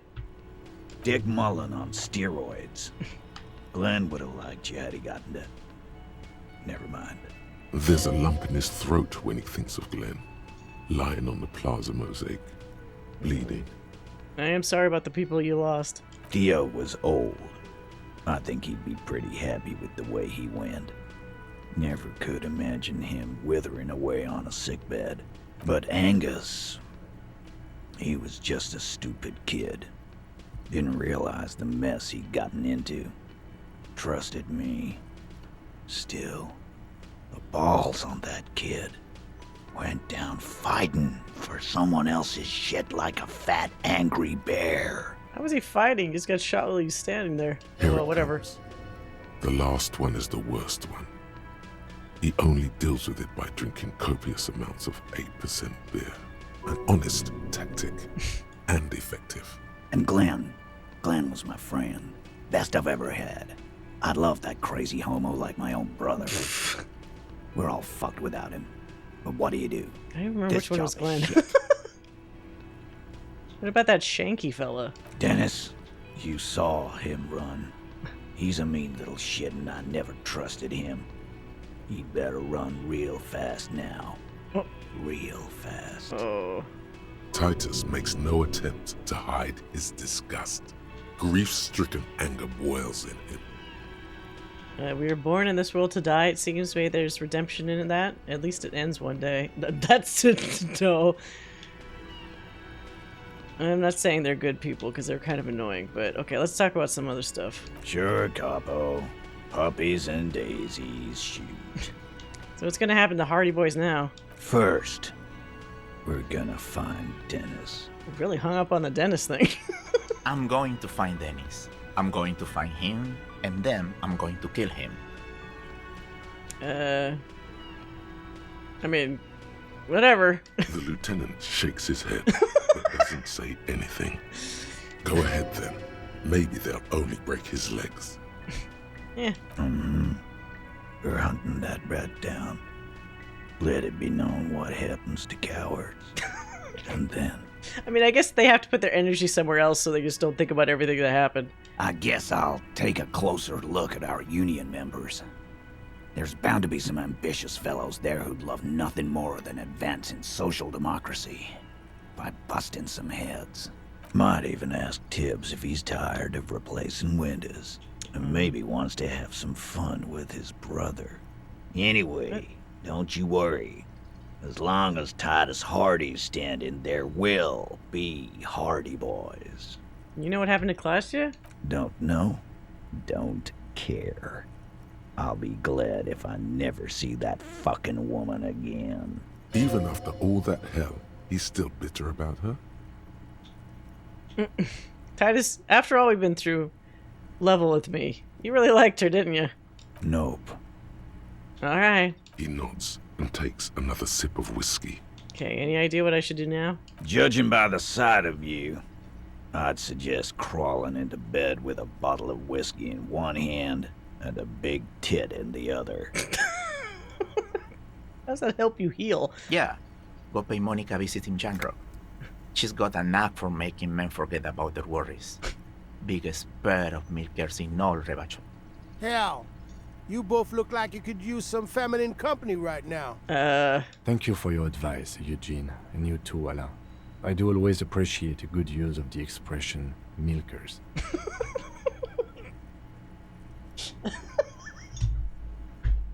I don't know. I don't know what it is about his delivery. I can imagine him rolling his eyes and being like, whatever. He sounds so just done. You're welcome, Bina Claude. You're all right in my book. Alright, so long. Be good so I don't have to come back here again. Take care, coppers. You two look after yourselves now. Death passed on you today, but men don't get that lucky twice. Copo loco. And normal cop, I guess. Good luck in Shamrock. Scars made the best of those, they say. Thanks for getting involved, guys. Not a lot of cops would step into that line of fire, but you did. And if you ever feel like the uniform is holding you back, I've got a few vacancies. You'd make one hardy boy, copper. And Titus Hardy himself would make a good officer. That man was born to lead. RCM could use a man like you, Titus. Think about it. I will, Capo. That's a promise. Now scoot, because the Hardy Boys got some mourning and drinking to do. Take it easy on the drink. The danger has not passed. This town needs you on your feet. Good point, Bino Claude. We'll keep the vol under 12% tonight. Alright. Oh, what the hell? What? Bonjour, je serai de retour present. What?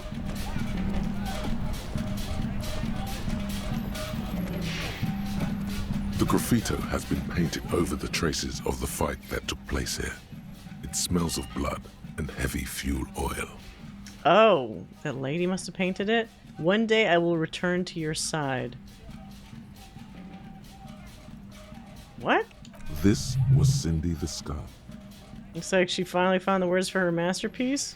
The lieutenant crouches, touching the fuel oil with his finger. Looks like it, yes. This is still fresh. It wasn't here yesterday. The return. Oh, wait, what? Does this have anything to do with the return our Katarzyna Alasia is waiting for? Could be. In Revachol West, someone somewhere is always whispering about Le Retour. It's an aerograffito, meant for coalition aerostatics in the lower troposphere. Oh, fuck.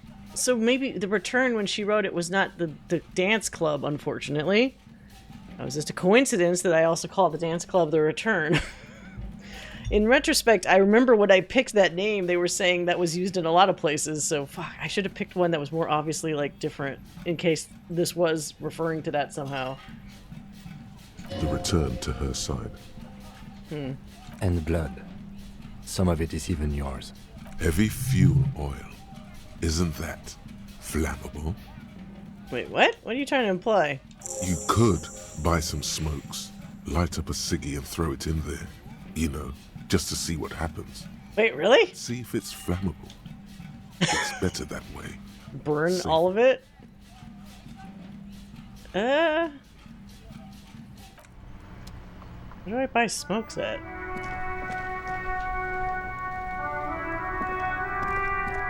The worn and beaten. You can revisit.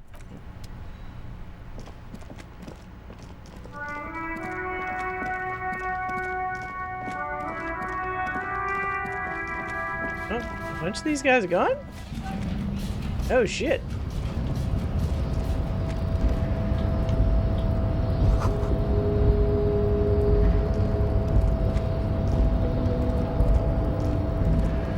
Where'd everybody go?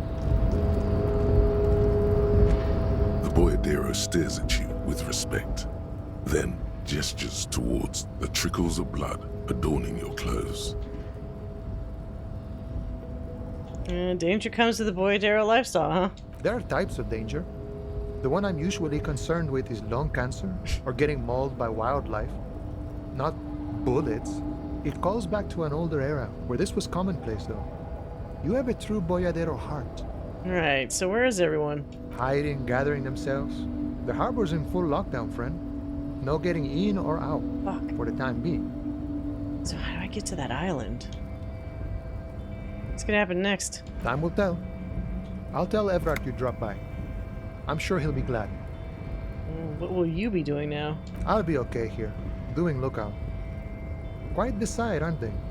Getting to like that red I am. Don't worry about me. I live to alleviate the worries of our brothers.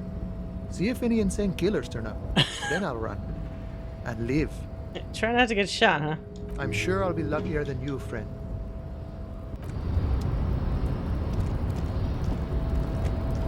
Who knew all you had to do is get shot to get respect from people?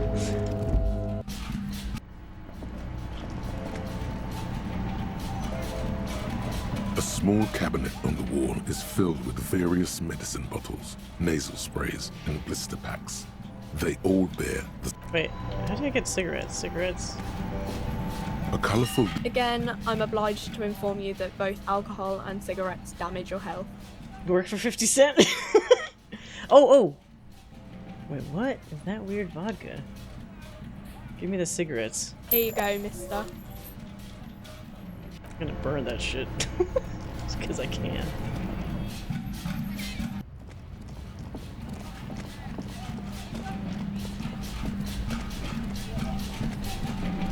Let's see what happens.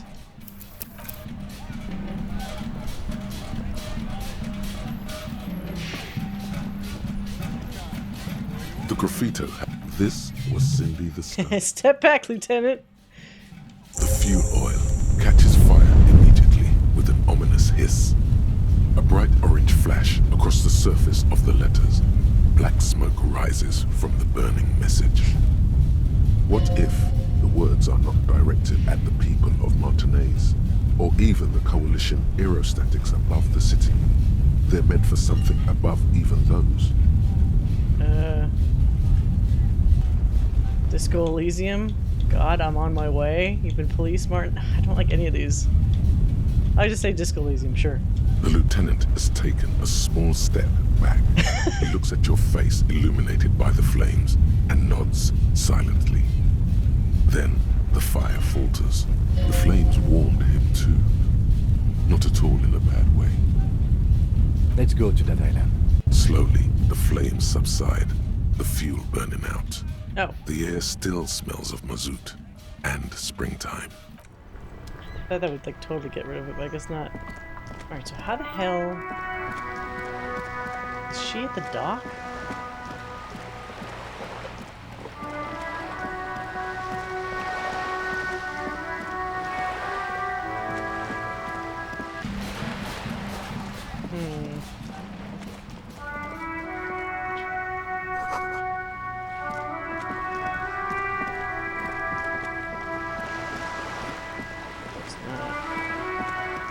Supposed to get... I was hoping her little skiff or whatever would be there and I could borrow it. What was that? Sounds like an obscure live performance in a dirty underground bunker. Wait, what? Where's that at? In here? Wait, dirty underground bunker?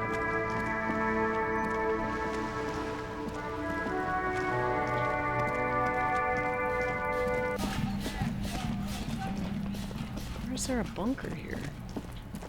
Here? The door is closed again. Oh. You hear someone inside. No, that's not it.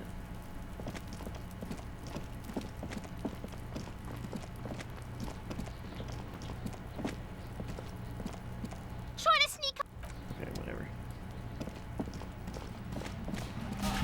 Oh, wait a minute. Do they mean in the bookstore? That wasn't a bunker though, was it?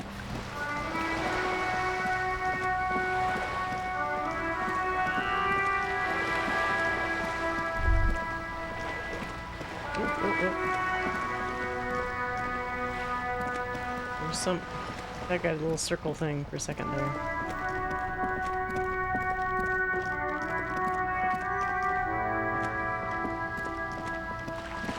Guess I did it. Oh, whatever.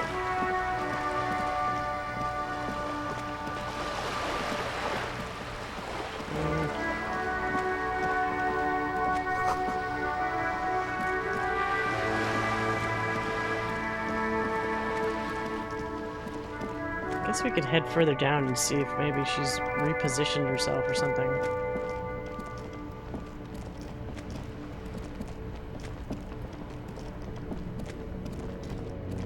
This guy's back. The speakers below are banged up and worthless. Oh, can I not actually talk to him? Oh, there it goes. Wow! Well, what? A cop limping down the street, bleeding from the shoulder, face bruised, looking like hell? You know what that is? So cool! Cool! That's cool! Oh wait, persuade him to give me money. Fuck yeah, give me give me money. I'm very much needing money right now. Everything's still cool here, officer. Start with a little compliment, then work your way up from there. This is about business, remember. Hey, you seem like a really successful entrepreneur. Would you like to support a member of the local police force? Oh, okay. But why, officer? Because you need to solve the biggest case in the history of criminal sciences. Oh, that's a good one. See this island over there? Point at the sea. I need money to fund an expedition there. It's important for the case. Oh, I like expedition. $10. And I like you. I can give you 10 real? Corruption. It's fine, Kim. It's $10. It's just like bus or seagull. A kid watching out of a window describing things going by. He doesn't like it too much, but what do you do? He's so fucking... Oh, man. His line delivery is so funny to me. Corruption. Yes, Kim. Oh, at least this lets me walk through. That's good. Is it fucking snowing now? That's not good. Wait, can I get through here? Is this open finally? It's very not open.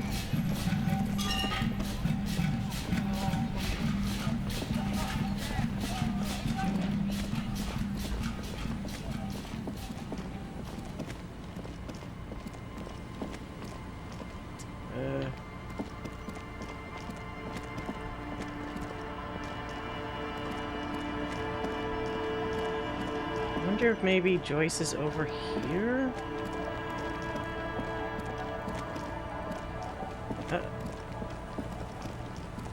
Oh wait, I could use her boat. I don't need Joyce's boat. Officer, what happened? You're limping. Oh. Why are you limping? You look terrible. She sounds almost disappointed with you. What? Reprimanding you for falling and hurting your knee. You seem angry. Why? Look at you. You can barely walk. Some people hurt me. Is this from the shooting in town? Oh. We heard gunshots. Not that we don't hear gunshots all the time, but they were closer than usual. There was an exchange of fire on Rue de Saint-Guylaine. It's nothing to be worried about, madame. You should see the other guys. 2 dead. Oh, wait, that's... They're not talking about the people we killed. They're talking about the Hardy Boys. I shouldn't say that. That's not good. Of course. Can I help you with something? We need to get the island. That won't be a problem. It's wind still and the tar just dried. We've got 2 days of relative sunshine ahead. Can we borrow your boat? If you promise to bring it back. And no scraping the hull. I just got it nice and yellow. And no drinking on the boat. And no joyriding either. Of course, ma'am. It's only for a day or two. Official police business. Yeah. Aye. Okay. The crow's feet disappear from the corners of her eyes as she smiles at you. What is on the island? Oh, did she not say it? Nothing, just ruins. Used to be some kind of fortification there before the war. For the commonards. An anti-aircraft gun, I think. Bombed to bits in the landing. I haven't been there myself, always steered clear of it. Who has been there? My husband used to drink there. Him and his drinking buddies. Always seemed like a bad place to drink to me. People died there during the landing, you know. My mother told me. Hundreds, maybe thousands even. The kids sometimes go there too. I know they do. On barges. I tell them not to, but they bring back old bullet casings and such. Which kids? The twins. God forbid they bring the girl along on some rickety barge. Wait, bullet casings? Can we maybe ask your twins about that place before we go? Yeah. Be my guest. They have a strange way of talking. See if you can get anything useful out of them. I seldom do. Is there anything I should know about getting there? Well, most of it's sunken. Underwater. That means concrete underwater. Cut your boat if you're not careful. Be sure to enter from the south side. Water's deep there. Aye, aye, Captain. Please be conservative with the fuel, will you? Just filled her up, but it's a small tank. I wonder if that actually is a problem. Oh. What did we learn?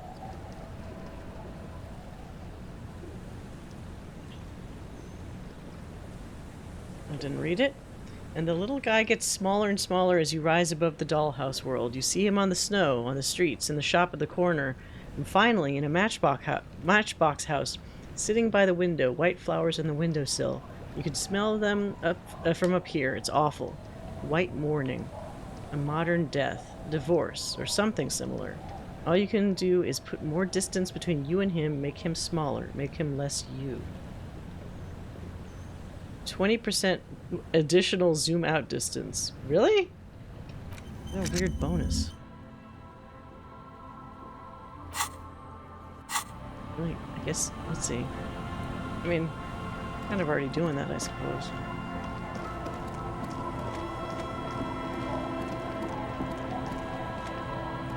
The scruffy-haired little boy kicks a stone while the other watches him do it. You've been to that island, right? On that island? Yep. That's, nothing. It's just a seafort and some plants. You can take a raft there. It's great. And we make a fire. we make a fire. Gather the sticks for the fire. And bullets. Oh, not real bullets. Empty bullets. Looks like they actually got real kids. It's so rare to hear, like, what appears to be real kids doing the voices. What then? There are lights. The fire guy comes and asks us to put the fire out. Fire guy. Someone's on the island? No. Yes. Let's go with yes. Why is he the fire guy? Because he asks to put the fire out. Why does he ask you to put the fire out? I don't know. He doesn't like it. He don't like people to be there. You shouldn't go. Yes. A suspicious request made out of fear. You mentioned something about lights? I don't know. Did you mean there are electrical lights? Yes. Is there anything else you could tell me about the guy? Age? Does he live there? No, he doesn't live there. I don't think. No, he lives there. Been there twice, 2 times. He doesn't live there. He isn't there sometimes. It's a guy, maybe? Anything else? What does this guy look like? I don't know. Why? We ran. He just yelled we shouldn't be there. Your father used to go to that island? Our father killed himself. Okay. Don't say that, he didn't. I'm not gonna say anything. I'm sorry. Aw. Is that all you know? Is there anything more that you could tell me about the island? There's Lights, fire guy. We should check up on that island. Okay.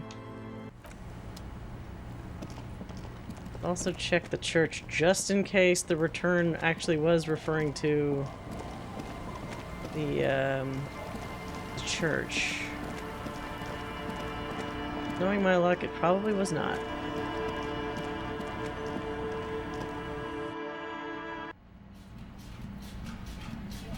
Guess I can't dance with a fucked up leg now. Anybody come here by here?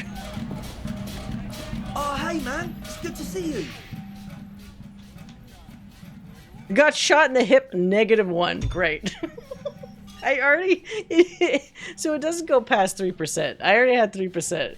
But getting shot is definitely not going to do it for me. Goodbye, officer. Can I boost savoir-faire? I could. It's not worth it. I think I tried boosting it before and it still didn't affect the percentage. How do I dance? You know what? Fuck it. I'm gonna look up real quickly. How can I dance in Disco Elysium? That seems like a pretty important thing to a game with the name Disco. Disco Elysium. How to dance. Yes, how to pass a savoir-faire check in the church. Okay. Make sure you help Egghead get a melody, which we did. No spoilers. Help develop the baseline. Something in Andre's dialogue will give you a +1 modifier. Oh.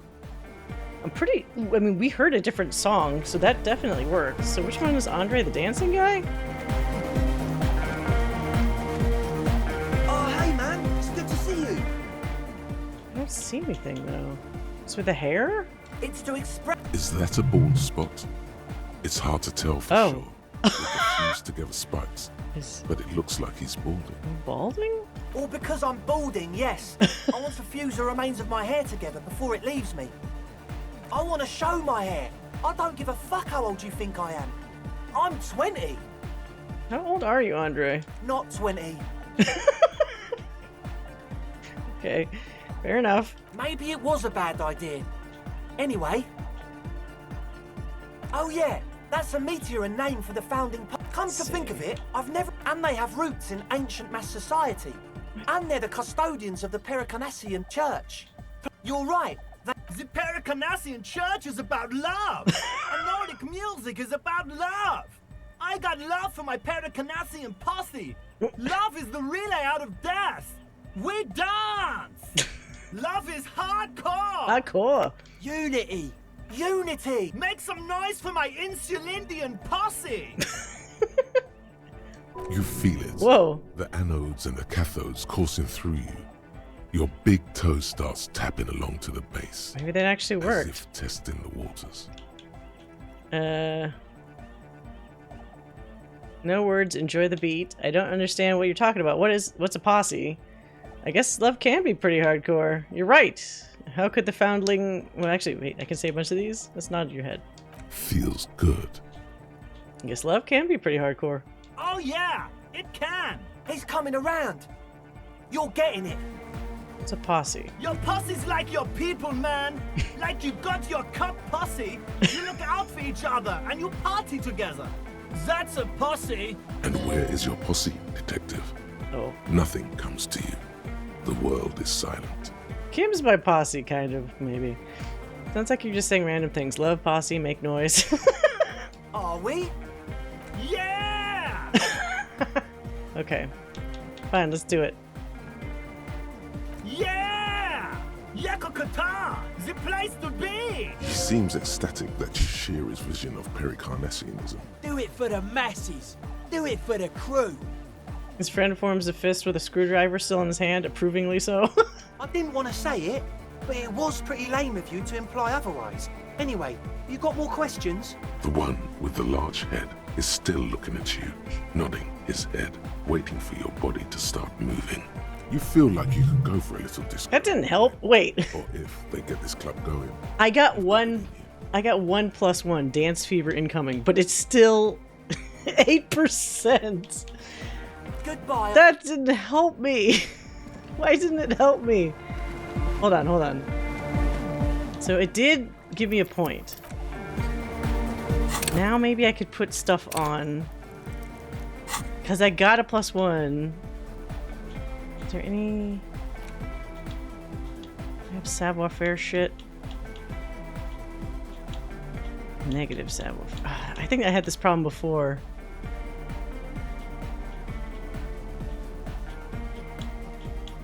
I don't think I have any savoir-faire fucking clothes. -1. Ugh! Am I currently wearing anything that's negative? +1. Fuck. Okay. Wait, I still have 1 bullet? Oh, that's good. Just in case. I should not have my gun equipped. I should put that away. Let's do that. Let's try putting a point into savoir-faire. Oh, hey man, it's good to see you. 17. Okay, we finally got to the point where it boosted it, because I think before it did not boost it enough past 3%. Let's try it. Fuck. God damn it. Alright, hold on.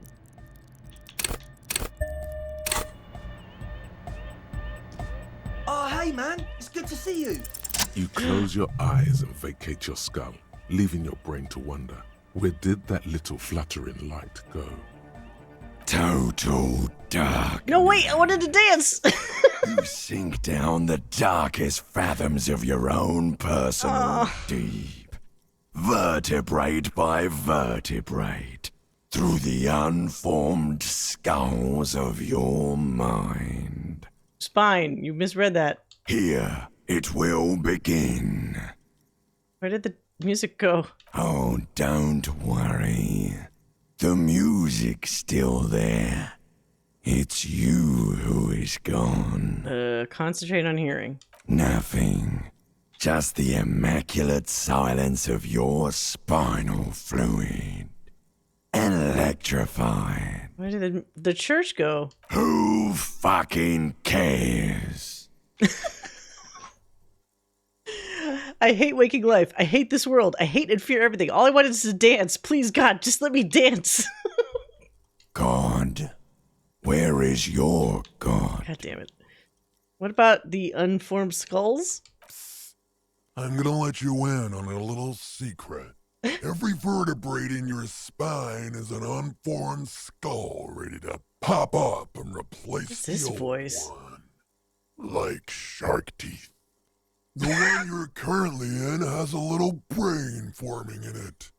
Gross. Waiting for its turn to rule the world.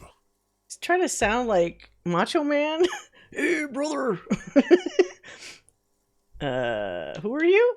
I am the spinal cord. All right, what's happening? From what I can see, it's about to bust a move. All right, fuck it, bust a move. Foolhardy, do you even know what's happening on the surface? Maybe 1,000 years have passed. Or maybe you started spazzing out like 2 seconds ago. Just watch him come to, and he's doing like the Elaine dance from Seinfeld. With your eyes still closed, the first thing you feel, all the way back in the pivoting darkness of your own torso, is warmth. You have become a triumph of rhythmoplastics, somewhere in a smelly wooden church on the coast of Revachol. The wounds from the war you waged on your body are healing, twist by twist. You're actually gonna be healed by dancing? You must have touched upon an entirely new way of moving the human body. Every motion is pumping your brain full of endorphins. Open your eyes to the pioneering glory of hard style. Open your eyes and dance like you've never danced before. You have become flawed mechanism, a flesh and bone approximation of the throb coming from the speaker setup of the one called eggheads, entirely, rigidly, imbecile, without pity or... Yeah! Fuck the world jacket while he's dancing. And Kim is... Come on, Kim. Free from self-awareness. I'm dancing with a gun. Execution. Oh my god! No way! Is this really happening? His reel-to-reel mixer blasting the anthem of a future that will never come. The young man observes your moves for a second. Oh, is he gonna do it too? Come on. Oh. He throws a screwdriver and a bunch of drill chucks into the body and explodes into dance. What he lacks in sharpness, he more than makes up for in violent enthusiasm. Kim, get in here! What's going on here? Delinquents. I said get in here and dance! The lieutenant squeezes the bridge of his nose. The light reflects off his glasses, giving him the appearance of a surgeon in the middle of a tense procedure. Come on, come on. He's having trouble adjusting to the new reality with What's happening? How the hell are you dancing with that broken leg of yours? I'm undercover! I'm not doing anything. The music made up its mind a long time ago. I'm just implementing. Help! Help Kim! Oh wait, god damn it. I don't want to ad break. Help Kim, I think I'm turning into some kind of hyperstar. Good for you. Rock on then. Hey, we ain't going anywhere before we tear shit up. I called you to dance. What? Oh! Come on, authority. That's it. Don't let the lieutenant leave without getting his hardcore on. Who's the one in charge? You are. Lieutenant, I'm only gonna pull rank on you one time. And that time is now. Are you kidding me?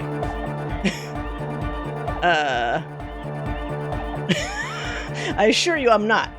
Now get your groove on, Lieutenant. It's all a joke to you, isn't it? Chain of command joke. Future dance joke. Well, no more. Cut a rug, Lieutenant. What? Get a what? I said cut a goddamn rug, Lieutenant. Boogie woogie. Sheesh. Okay. Okay, you psychopath. I see what you're doing there. It's jacked up footwork, plus some...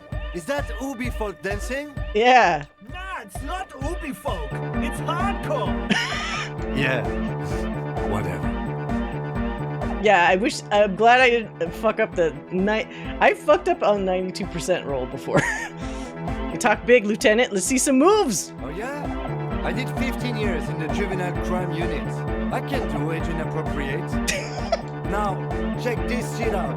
The lieutenant begins to hit the church floor with such intensity, it's reasonable to fear.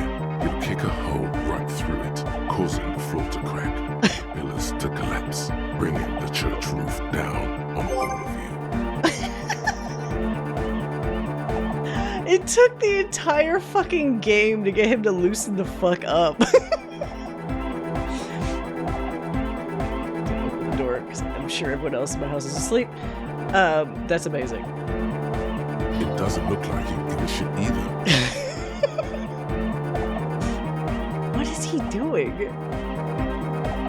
They both have very different fucking moves here. Part of him is amazed you're both able to just dance after all these horrifying events in Martinez. It's interesting that he also mentions, like, my leg is fucked up and I'm still dancing. I guess he wouldn't say that at all if I managed to pull this off. Is there a bird flying around in here?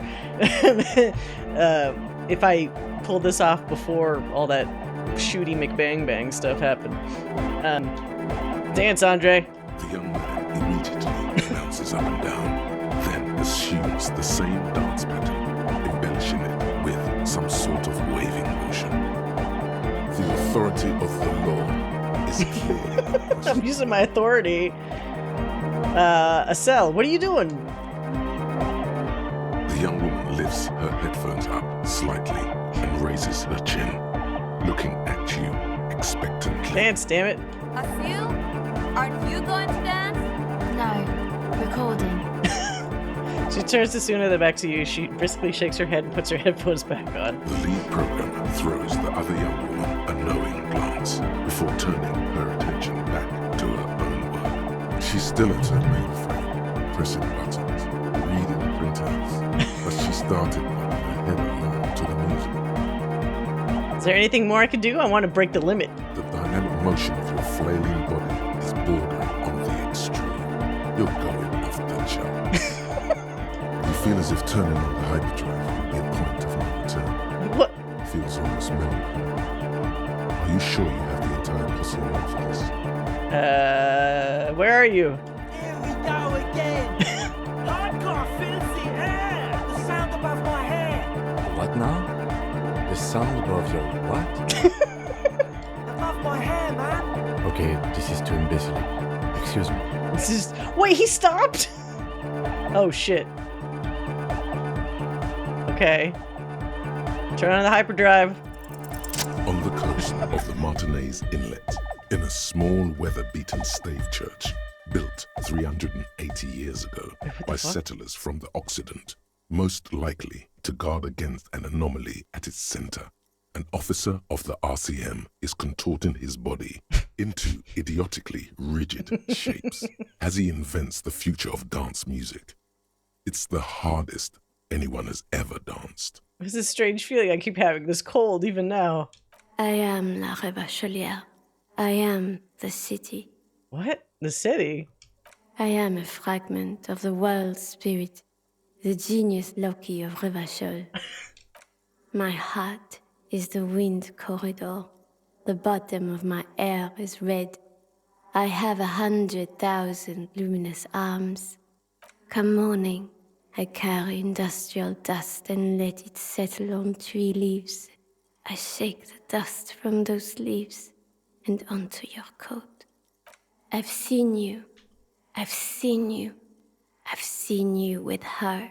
Her? Oh, is this gonna give me a flashback? I've seen you on the crescent of the hill. How are you talking to me? The modulations of my voice are noted down with thermometers and barometers. You feel me in your nostrils, on the little hairs on the back of your neck. I also reside in your lungs and vestigial organs. Everywhere there is space. Why are you talking to me? You are an officer of the citizens' militia, Jaunt in Rebut.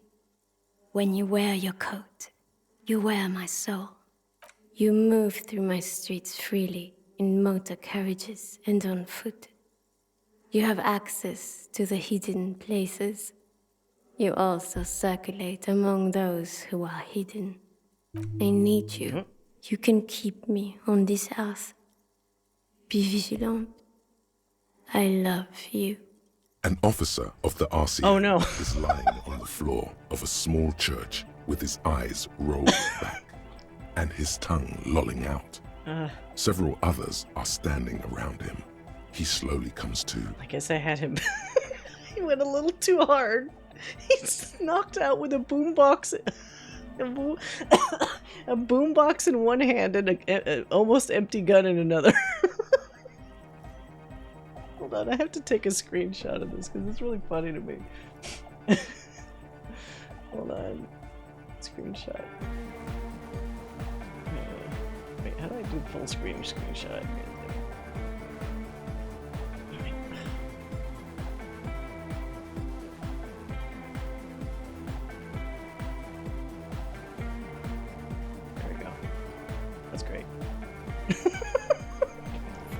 Poor Harry. Harry's fucking insane. Okay. Had a good rest there? I spoke to the city of Revachol. Fuck yeah! I bet you did. Those were some advanced moves, man. That's all great, but we should really get going. We spent enough time doing aerobic exercise for today.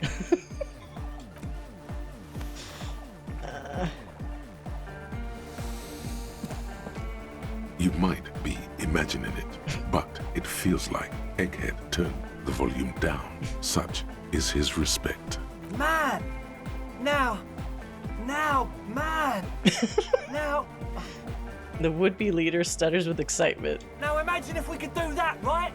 But with like 1,000 people. Huh?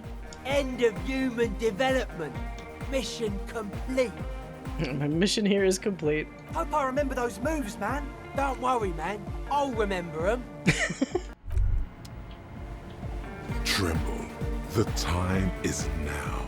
Ta'ola. What? Wait, what time? Time for the show. For Ta'ola.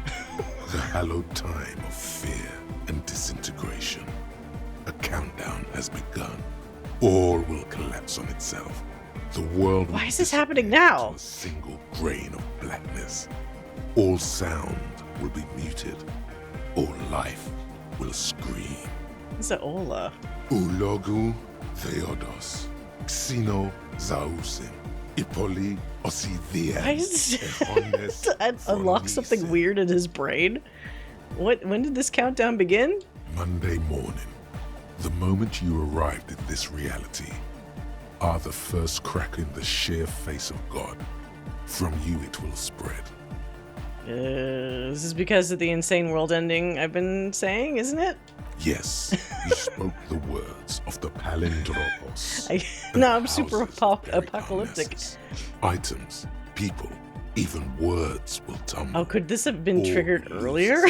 In the coming years. That is why you marked yourself. Am I sure it's not a joke or some kind of coping mechanism? It's totally also a coping mechanism. Sure. The face of the woman fractures. There will be herd killing. We all become vapor. Right. That's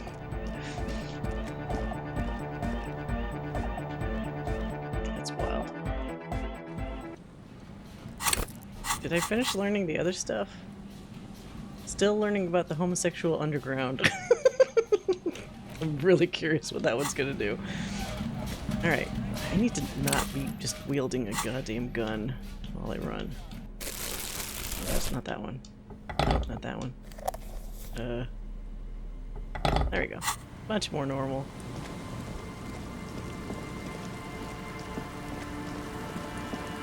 Yeah, I don't remember really thinking too apocalyptically before this, I guess. Let's take that friggin' boat. Am I getting close to the end? I mean, we've gone through some crazy shit. I think I got this before I left the Whirling in Rags. Oh, really? Okay, so it's not based off of all the dancing I did. It's just unrelated. It just seemed like it was related because it happened right after I passed out. Okay. Let's do the boat thing. A skiff with a small... Once you get in, that's it. One pull of the starter handle, and you're off into the bay. Oh. A strange trepidation comes over you. Are you sure you want to go now? Oh, wait. Does that mean we might be at the end? This sounds like one of those, make sure you do everything you need to do before... adjust myself. Before, you know, the end of a game. Have you made all the necessary preparations? Closed all your accounts? Did I? Go to the island. Oh, call your station if you... I don't really care if I'm part of La Puta Madre. I feel like I had a second life. Now I don't have to act like the way Harry was before, right? I could be different. Determine where the shot... Oh, yeah, we never... I mean, I guess we'll see where the shot came from if we're going to check the island. No. Didn't drink alcohol? I thought we did. I can't report back to Joyce. Ah, shit. So I guess I'll never be able to do that one. That's fine. Murder weapon. We might find the answer to this one on the island. Yeah, I think we're okay. Remember what the nitpicker said. It's a small tank. You won't be going back and forth on this. Wait, is he saying this because I'm holding the boombox? You take the engine, Kim. I'll hold the boombox. What?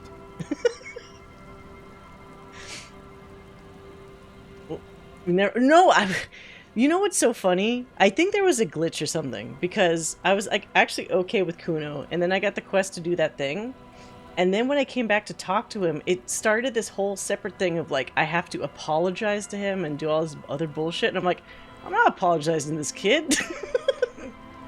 It took me so much effort to get him down to a level where it's like, okay, we might be good, all right, you and I, and then he just turned on his bullshit again. I'm like, there's no reason why I need to care about this kid. I already took his dad's drugs, so adios.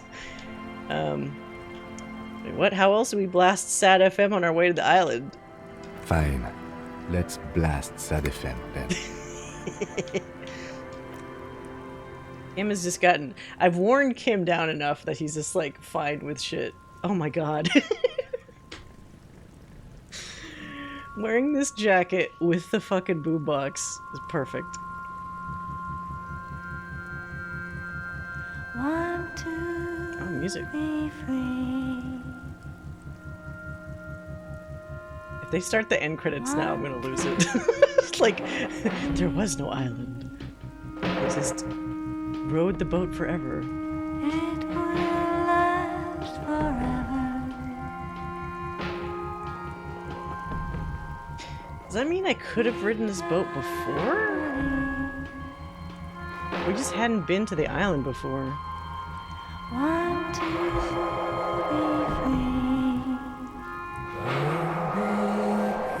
3. So aside from La Puta Madre thing, we weren't that bad. We didn't have too many unanswered questions, at least for how I handled the playthrough. It's just that and then not reporting back to Joyce, but that was about it.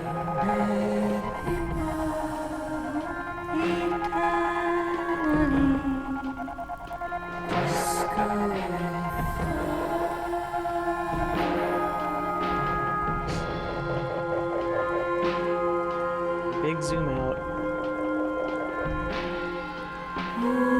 That's the church? The like steeple thing is like way taller than I thought. 1, 2,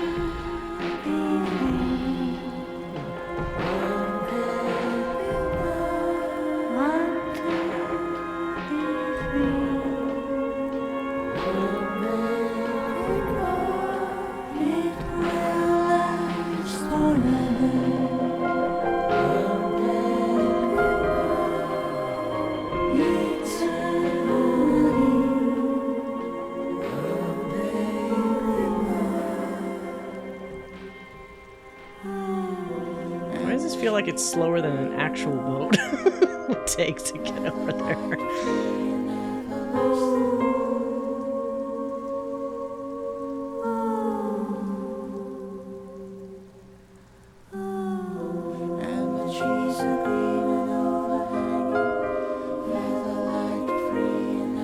What is that? There's like oil spill coming from the island?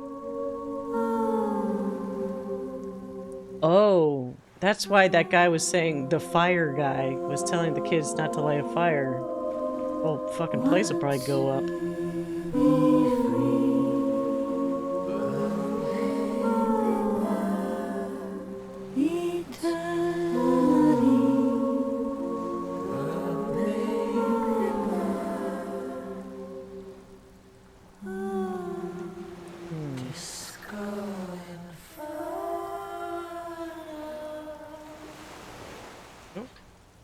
We're here. The boat comes to a slow stop.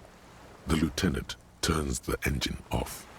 Then there's silence. In the silence, a sputter of wings. A flock of quails takes off in the distance. Let's go. Oh yeah, we gotta be all quiet now. Oh, wait, what? Oh, they didn't have a disembarking animation. The chain trails off into the ocean, connecting the island to the supply depot on the coast. Ah, yes, so it seems. For bringing munitions to the island, maybe? And supplies? You could also lock the bay when you raise the chain. Lock it from whom? From enemies. Enemies of the commune of Revachol. This sea fort was a revolutionary fortification, I believe. Okay. Makeshift bridge.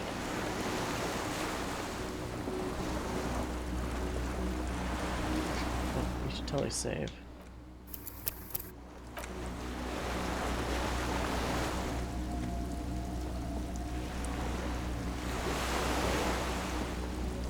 Tension inflammable.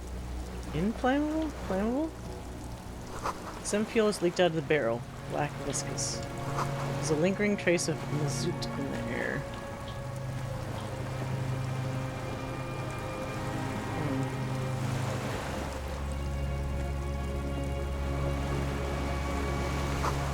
ICM. You see a star with a little speck on it. No way to get up there. The stairs are gone. Can I not walk across here? What? Why is this blocked off? That's weird. Oh. ICM. This feels familiar somehow. What is the ICM? Insulindian Citizens Militia. It's the official name of the Communards Army. Oh. The black and white army of the revolution. Sounds an awful lot like. Yeah, Revachol. It does. Why? The RCM may descend from the ICM. May? It's impossible to say. It was chaos after the war. The name was good for getting people to join us. Revachol West was mostly workers and criminals. A white star. No, an upside-down star. With its horns in the sky. The symbol of the commune. Are those speck stars too? No, that's the uninhabited archipelago. A DeLorean-era symbol of Insulinda, known as the face in the sea. After 44 years? That's not nearly enough to hide what happened here, Lieutenant Gefreiter. One of these barrels was still leaking fuel, as you saw. The city is full of things like this. Yeah. Old bullets, guns, fuel. Interesting.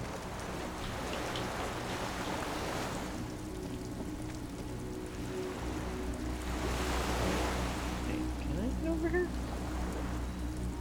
Oh, I guess I can't. Okay. Randomly blocked. I guess we have to go in here.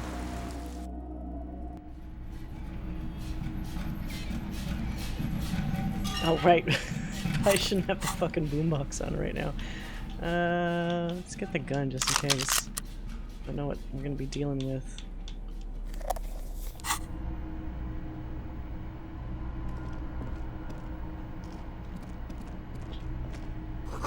This was once an armament rest. Books, mostly fantastique and historical fiction. Dishes stained with sauce and fire. A survivor's kitchen. Books and magazines lie scattered on the floor and on a makeshift cupboard. They are not particularly well organized. Most are soft covers, serialized fantastique and detective stories from the 20s and 30s. This disparate digest includes the classic Animal Adventures, among what is mostly commercial fiction and serialized stories. You find a magazine cathodique for electrical engineering. Then it's back to pulp. Light erotica, an international thriller about circuit benders. Someone's made themselves a home. Oh. All things communist? Conceptualization. I don't have high conceptualization, I guess. Anything stand out as unusual? This looks like where the shooter could have been from. You see candles planted on a broken rangefinder. Wait a minute, do we have conceptualization clothes? I think we do. Yes.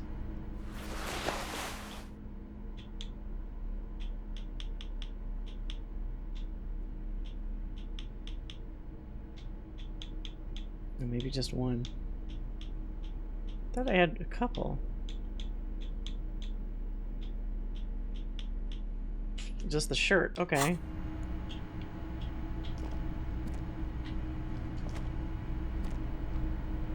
Soft covers, serialized fantastique, and detectives. I don't have enough to probably get it. Soft covers, serialized fantastique. Not that you can. I haven't done too much save scumming tonight, so I don't feel as weird trying this. Serialized. Not that you. I'll try a couple times. Just a couple. Probably not too important. Soft covers, serialized. Not that you can. Do 2 more times and then I'll stop. 4. Soft covers, serialized. Not that you can. The last one.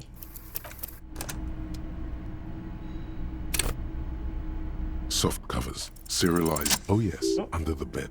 There is a rather extensive collection of critical theory, that is, dour, life non-affirming left-wing literature, published by small imprints such as Abattoir Firm and Ouzia.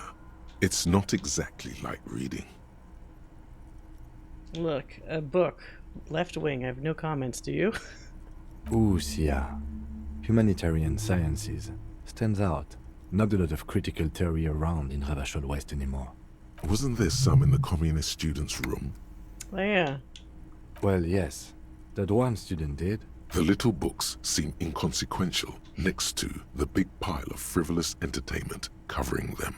Critical theory books, what do you think this means? Whoever has lived here, they have some education and a certain set of interests.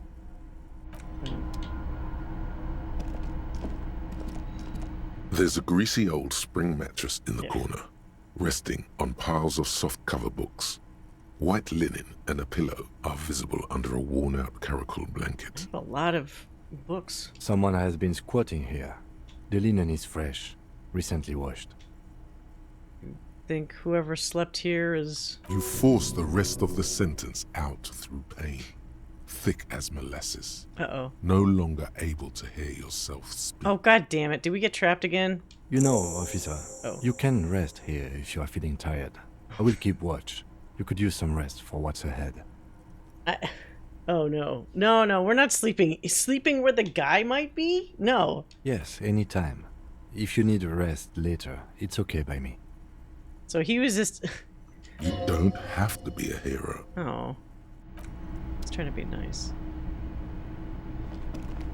I thought when he was saying he couldn't get out the last of his sentence that he was, like, once again, somebody started some, like, sonar trap or sonic trap or whatever that was with Ruby, but he's just fucking exhausted and in pain. Let me see. Take the nap. Is it important? Hold on, let me check everything else first. And I'll take the nap. Blast door? Open the blast door. Stuff. Is that gonna just go in the next room? I don't wanna... Is it to check the door?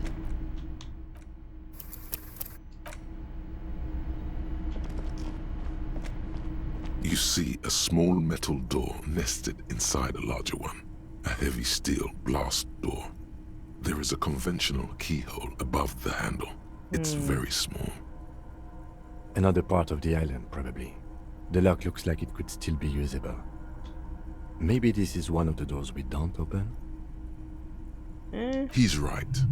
It would be better to open its big brother. A powerful engine hangs under the ceiling. It must control the blast door. Oh, okay, yeah. I think there's a console just southeast. Let's look around. Getting the blast door open seems like the best plan. Okay. Alright. What else here? Weird shirt. Arrower shirt.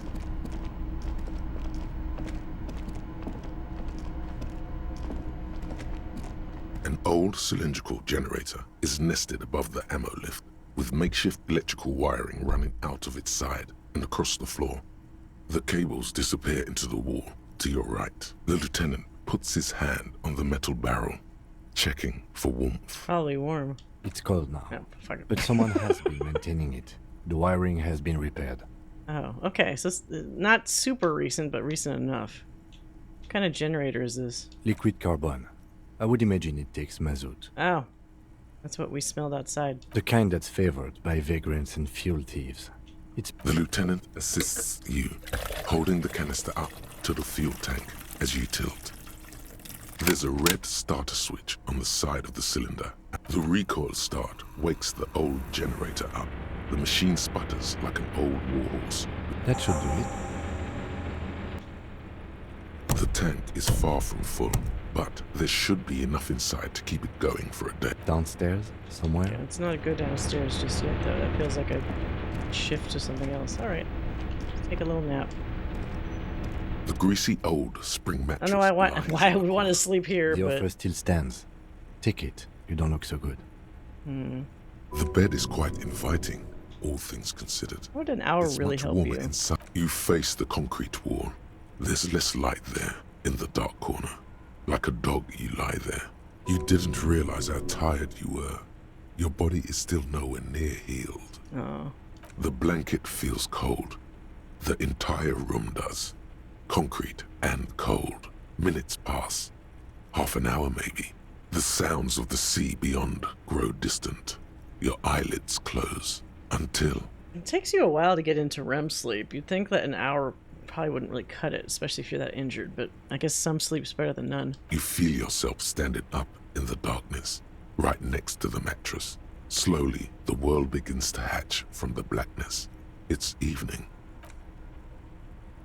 Another weird dream. Sleep. Sleep. What time was it before we got in here? I don't remember. He probably ended up sleeping more than like a fucking hour. Oh, that was weird. What? Okay, something's weird because it's not showing the time or anything. So now this is probably just like in my head. Oh, wait, wait. The lieutenant is no longer here. Go outside to the beach.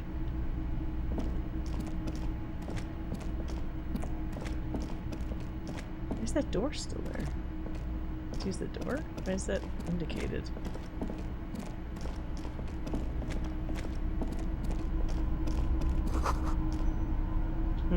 Feels strange somehow. Probably because it's not...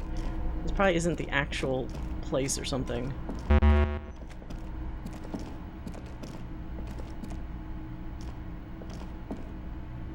Is this not how I entered?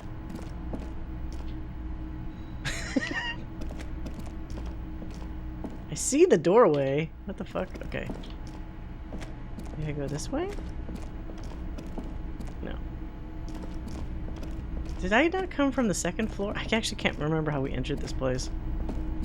From here? Oh my god. Oh, did I even see us do this? Oh no, we didn't. Okay, no, no, I wasn't going crazy because I was like, I don't remember coming in from this lower area.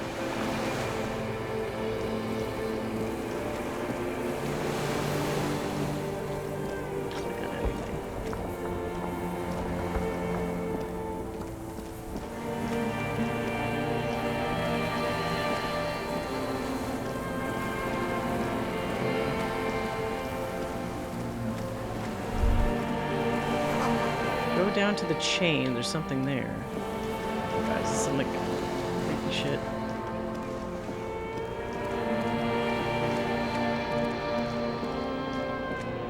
Chain. This one now. Oh, it's all the way up there.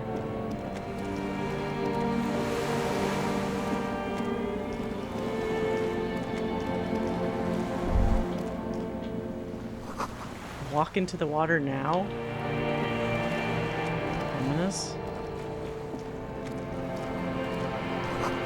You see her footprints on the water. Her footprints.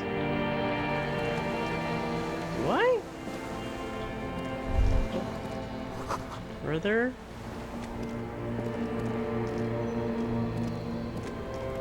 Oh! Oh wait, shit, we're on an ad break. Fuck! Oh, this is creative. He's going from what? Dolores Day, the innocence of humanism, internationalism, and the welfare state turns around to face you. She has an airship airbag in her hand. She seems to be in a hurry. Okay, so this is clearly like his ex or fiance, wife, something, because he always was reminded of her whenever somebody mentions like Dolores Day. Okay, don't say you need to talk right away. Melt the ice first. This way you're already talking. But you don't even want to talk to her. She would only be cold and mean. Let her go. Let her go. This is the Holy Queen of the territories of Mwindi and Insulinda. Think of the historic knowledge we could glean. This is a once-in-a-lifetime opportunity to win her back. Where are you going? I'm going to Morova. To live there, in Grad. It's 1 million kilometers away, Harry. Might as well be another lifetime. So she chooses to go or she has to go? What's in the bag? Just my scepter, my globe cruciger, a spare silk gown, a toothbrush, travel documents, the crown of immortality. Are you already wearing one? Oh, this. This is just a wreath. The crown of immortality is made of rarefied light, mana and raw palladium. It was passed on to me by the rulers of late antiquity. She looks at the suitcase, not knowing what more to say. Then, over her shoulder, silence. Her nuptial gown flows in the wind, wraps around her holy body. Anyway. Something's off. I'm sorry. I was heading to the aerodrome. I just don't have time to...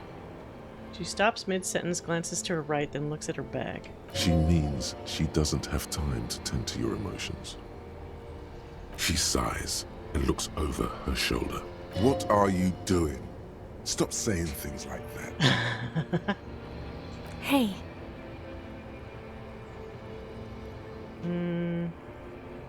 How are you doing? I'm doing really good, actually. Both professionally and romantically. I've come to a fulfilling and peaceful period in my life. Well, how are you doing, Harry? Well, I'm not doing too very well. I'm dying in a ruined flak tower. Blood is dripping down my chest. I'm in my head. I miss you. I mean, this is accurate. I kind of want to say this just to see how she would react. God, Harry. You have to take care of yourself. You're not a young man anymore. If you keep going like this, you'll... Desperation is gearing up. This is everything I always warned you about. Your skin is holy and soft? No, Harry. It's just regular skin. I'm not as beautiful as you always thought I was. Let's not get into... She does not answer. There's that expression again. Uh-oh. Silence. A distant Yeah, wind blows. You can't think of anything pretty to say. Can you stay for a moment? We need to talk. We need to have one more massive epic showdown. No, Harry. No. I don't want a massive epic showdown. I want to go to the aerodrome. I have tickets for the 10:20 flight to Morova. Really, we don't have anything to talk about anymore. Every combination of words has been played out. The atoms don't form us anymore. Us, our love, our unborn daughters. Do you have like a miscarriage or something? It's all gone. I have to go to the aerodrome. I have to leave Revachol and you. And you have to be alone. In hell. Forever. Jesus. That's just the way it is. I mean, this is obviously his brain's interpretation of the events. Oh God, whatever you do, don't try to kiss her yet. Not after that.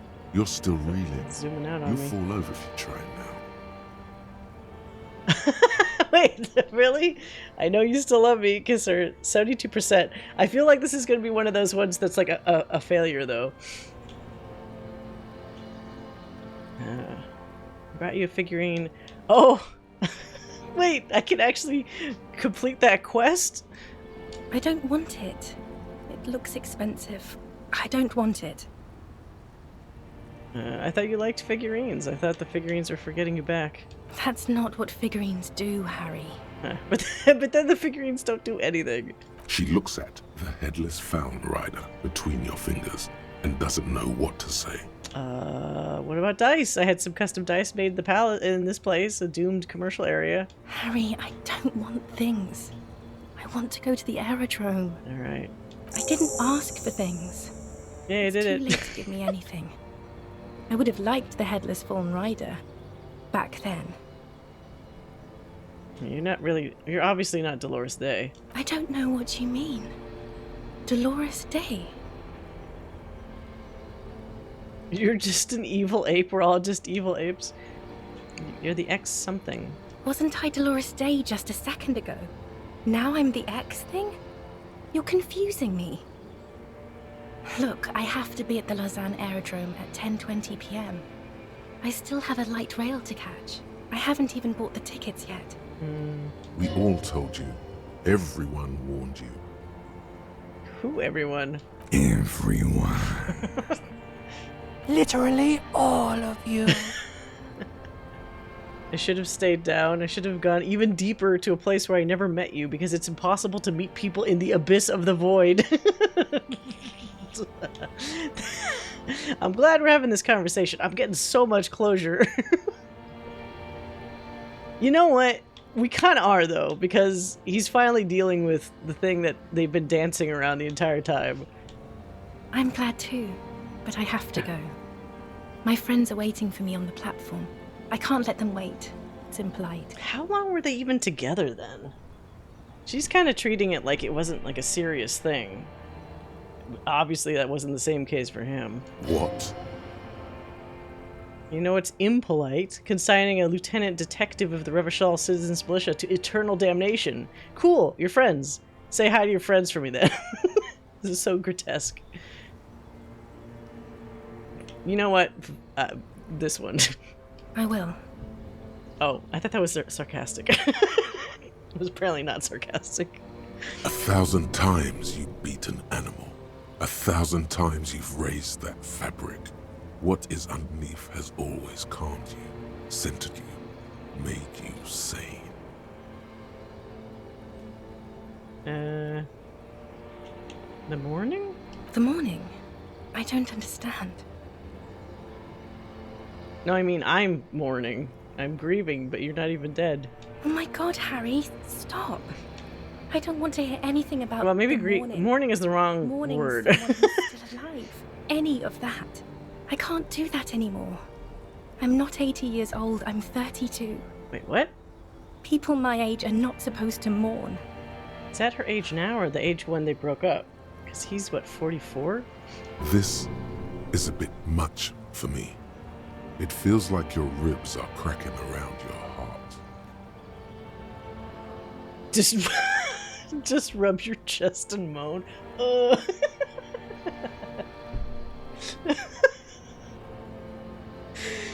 Sometimes Harry can potentially be the worst, but the funniest fucking character. Like, he almost just does not want to deal with shit. Good. I think I feel a heart attack coming. Then why are we doing this?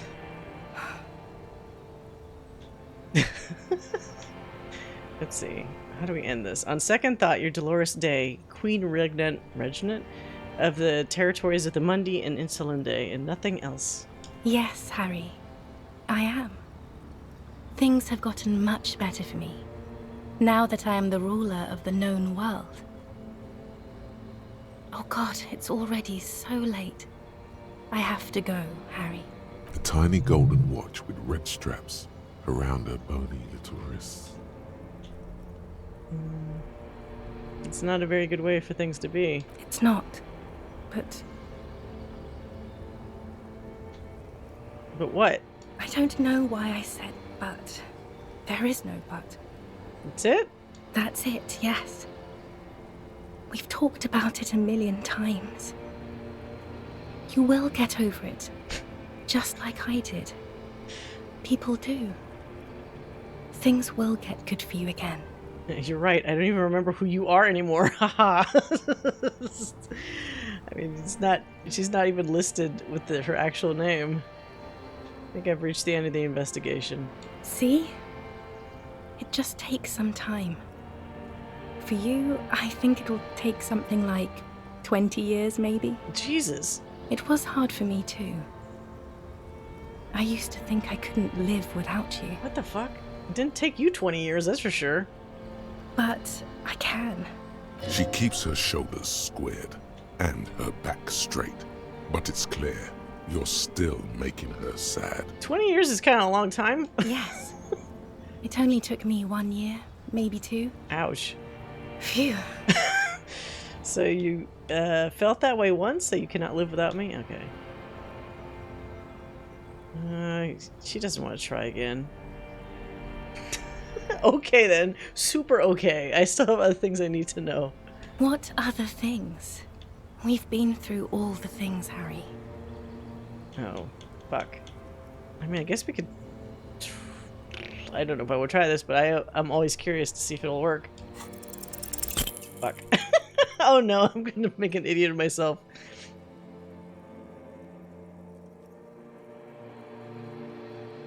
Oh.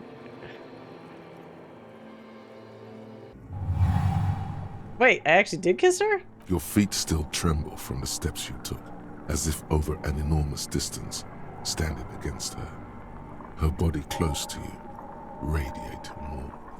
With your eyes closed, you move your lips on her mouth. I thought I would have, like, tripped or something. She is not kissing you back. Okay, well, let's not try any further than that.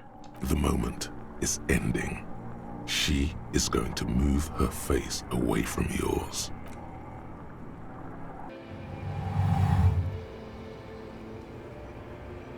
Oh well, there's always Kim.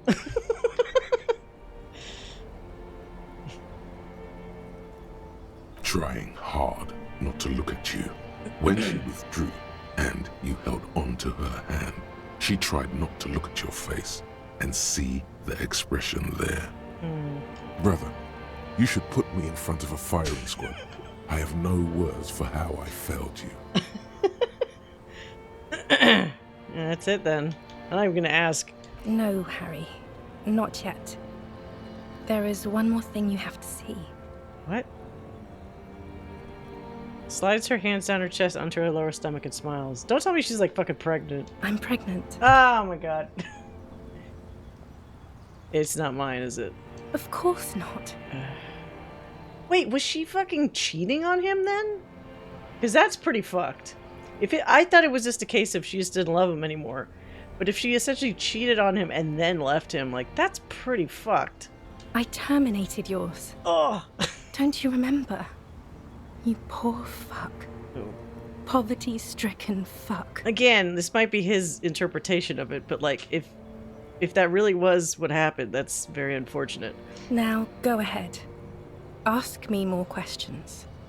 Let's talk about something else. Wow. No, this has to end. Do the last one. More questions. Ask more. You're not even human. I am actually very ordinary, Harry. Below this gown and wreath, I have an ordinary soul and ordinary thoughts. The only thing inhuman about me is this. This thing you've made me into. I'm sorry for saying so, but I just hate it.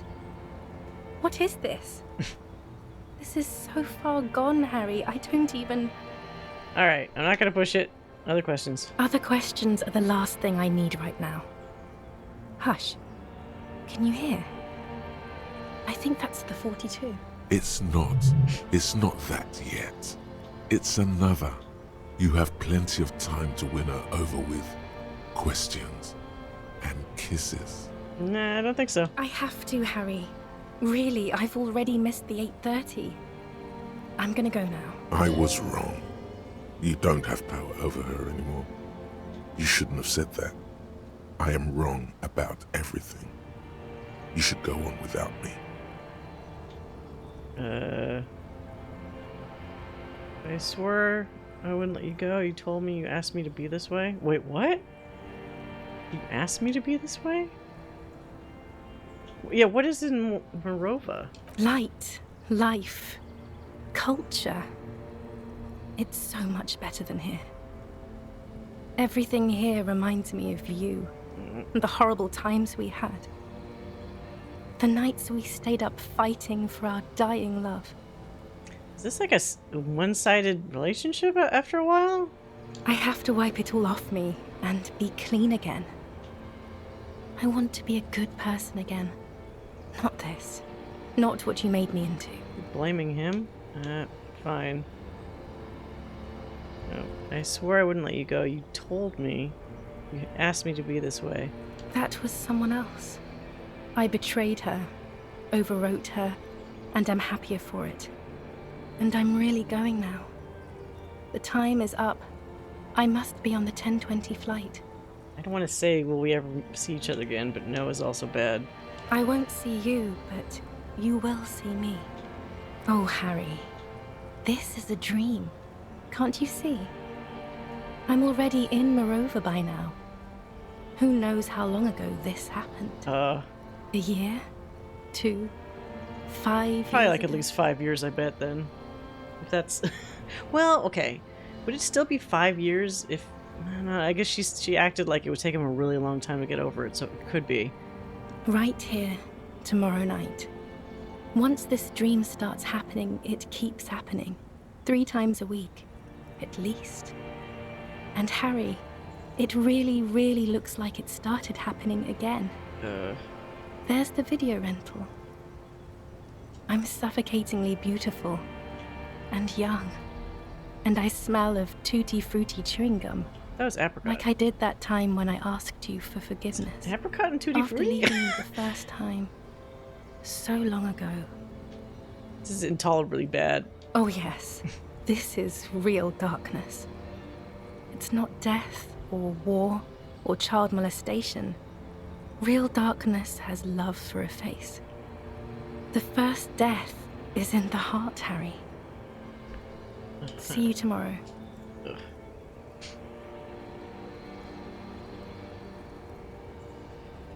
You need to reprogram your brain so you don't have the same dream over and over. I would not want to have a dream like that repetitively or repeatedly.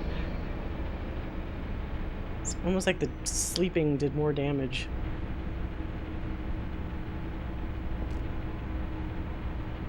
You're up quick. How was your sleep? Solve the fucking case. My sleep was deep and invigorating. Try to cover up the blood seeping out with your hand. Jesus. Actually, it was total annihilation, Kim. Swallow the blood and continue. Let's comb the entire island centimeter by... Okay, not saying that. Just spit out the blood and get back to work. You're badass like that. I don't think he's a badass. But it's not a bad thing. No, I wanted... Yeah, I don't mind. I was going to try the nappy thing, but I wanted to also make sure that I checked everything first. I'm kind of a weird completionist that way. Dolores Day is his ex-wife elevated. Yeah, no, that's what I figured. I was hoping there'd be a little bit more closure on, like, I don't even know what her name is. I guess maybe her name is Dolores, because that would make sense that it's such an easy comparison to, like, the religious figure. It's also kind of weird, like, maybe there's other supplemental information, but I'm very curious what the dynamic was in that relationship. Was he actually, like, a terrible guy, or was he good, or was he too clingy? Was he, you know, like, what exactly caused them to break apart? Although, if she really did get pregnant while they were still technically together, she might have just found somebody else and lost interest in him. Sometimes it's just simple as that. Of course. I was just thinking maybe you've torn your stitches. Are you ready to move on? I did not want to wake you. Perhaps I should have? Was it a job dream? And I can actually say it. No, an ex-wife dream. The lieutenant nods solemnly. I understand. We've all been through similar things. It can be overcome. Alright. Let's solve this fucking case. Are you sure you're okay? You thrashed around and you bolted up, half covered in blood from your wound. Let's come. Oh, I guess we do have to say this to continue. Okay. Okay. He's still worried. You must have really thrashed and squealed in your sleep. Or cried. Okay. Alright, so who's here? Stairs have collapsed. Oh yeah, we have to walk all the way around. Okay. Let's see what that was connected to. The hatch is jammed shut. Oh, do I need a good old pry bar? Or one of these. Like one of these. No, not that. Maybe.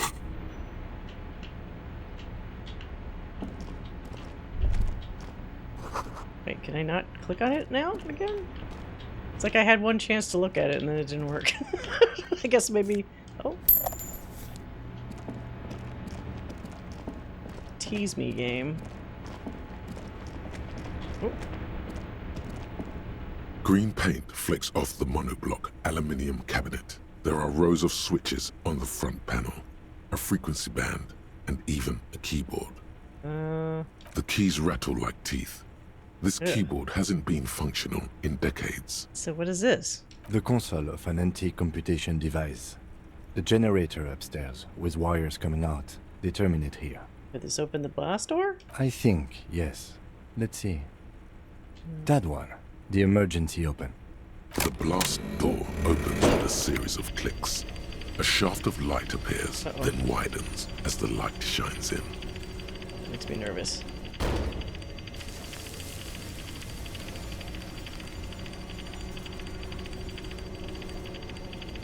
It's quite the dramatic opening there. A sudden wave of anxiety makes your skin crawl. After you. I'm scared. What is there? I don't know. A thin wisp of smoke rises from a charred black fire pit. Oh fuck. Hold on. Let's not maybe go there immediately. It's giving my character anxiety. Firing slit. Okay. Let's just see if there's anything here before we go in there.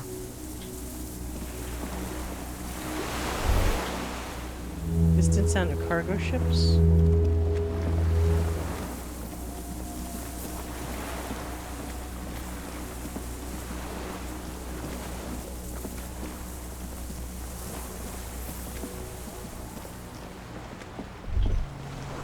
The ice cracks would be. Oh, did I actually fall through? That'd be funny.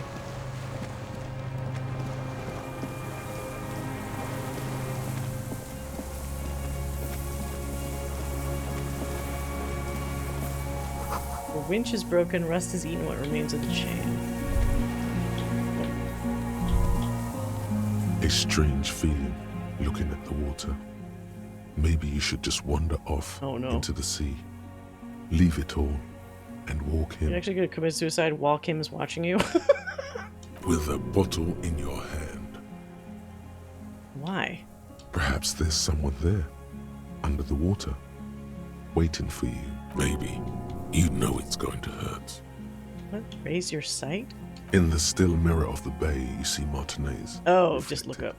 Tall edifices of ruins reach into the water, like shimmering towers. And the shacks too. Pine trees and motor lorries, upside down. Islets and posts, like stepping stones, lead into the water in front of you. No. Go. We're not gonna be doing that today. Yes? Okay, so there's nothing else up here. Guess we really do gotta go in that open blast door. Face our destiny.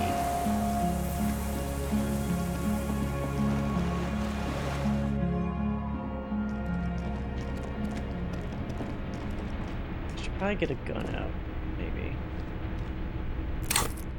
I don't trust what the fuck's gonna happen here.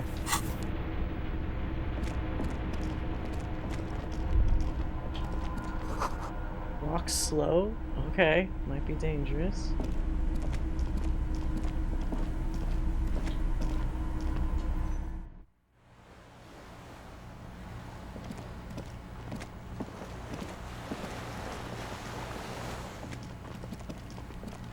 What's all that? Oh, plants? Small white flower.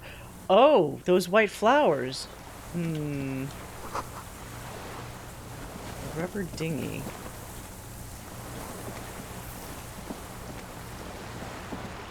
This might be that person after all, because there were those dried white flowers near Katya. Oh. That is a guy. I have one bullet.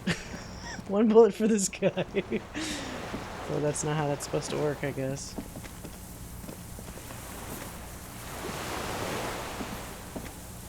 An old man wearing tracksuit trousers leans on the frame stock of his rifle.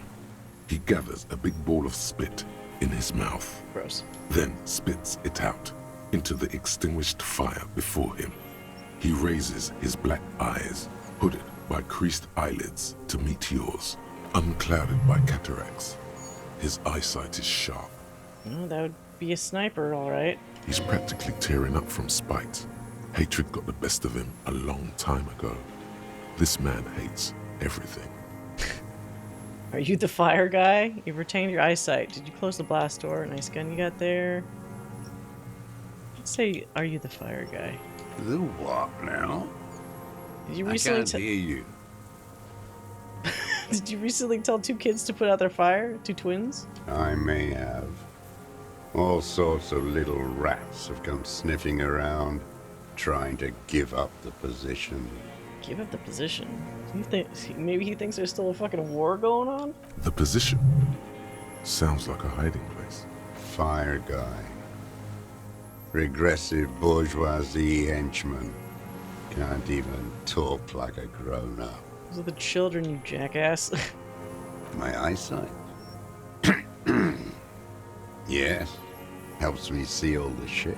A shudder of disgust passes his right side. His left side remains motionless. Yeah, nice gun you got there. It's not nice. It's a piece of shit. But it gets the job done. Is it a Bill McGraw? It's a Triangong 446. A Samuran rifle. How did you get hold of one? It was sent to us by our brothers in the Sinyao commune. Military aid. It has stayed true to him. He can still make it sing. Your weapon has stayed true to you. Mine has stayed true to me too. No. Sorry for disturbing you. Goodbye. I need you to put that gun down so we can talk further. The lieutenant pulls his pistol from the holster. Kim. You are a glorified night watchman. This is a service rifle. I can only lay it down before an enemy commander of corresponding rank. I might be re-rolling this one. I am an enemy commander of rank. Put it down. The words, "I am an enemy commander," sound cold as iron from your lungs. The old man still hugs his gun. And what rank would that be? Oh. Lieutenant W. Freighter. A big wheel of the 4th Regiment of the Pederast Army. To hell with it. It's a walking stick anyway. It's out of bullets. Like an amputated limb in the sand. Let's pick that gun up. His gaze follows your motions. The rifle feels surprisingly light in your hand. Frame stocked and patched in places with tape and wire. The rifle's in a shabby state, like a crutch that's seen too much travel. Hieroglyphs are embossed into the forearm, made of walnut.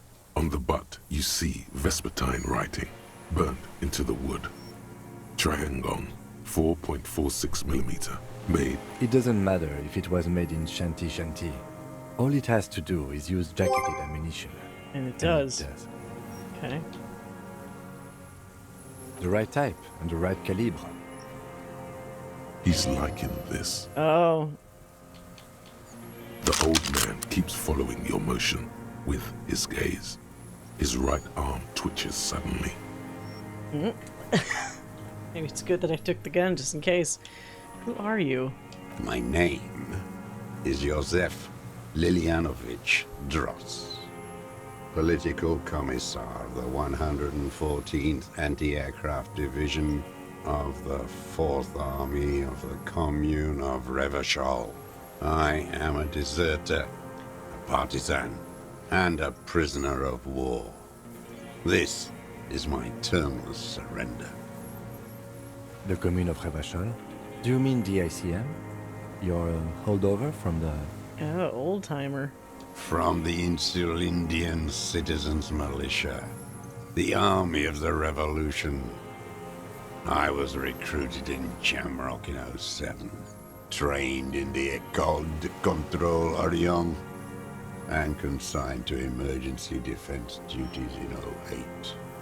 I left my unit on the eve of the landing. When I returned here on May 14th, the Commune had fallen. Still armed and ideologically trained, I wrote a criticism of myself and resumed partisan duties. So how long have you been on this island? 43 years. What? No. I've been on other islands too.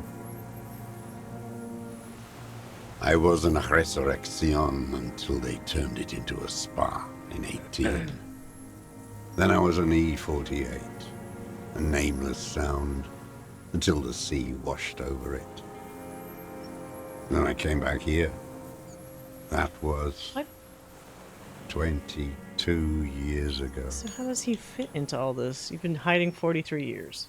43 years and 10 months. Like my entire life. It's too long. It's not how a human being should live. But I couldn't just forget what I saw. He just couldn't. You couldn't give up. He nods, but he can now. What have you been doing during all this time? Hiding, fishing, waiting. Where the afternoon grows late, on Rue de Saint-Ghislain, people walk home. Street lights will soon be lit. Further inland, the streets are alive with workers, men, women, children, street hawks and migrant laborers. The temperature is steady. Alto cumulus clouds form above Precinct 41. 2 police officers step out of the whirling in rags cafeteria. Satellite officer Jean-Vic Mayer inspects a series of burnt black letters splashed across the plaza mosaic.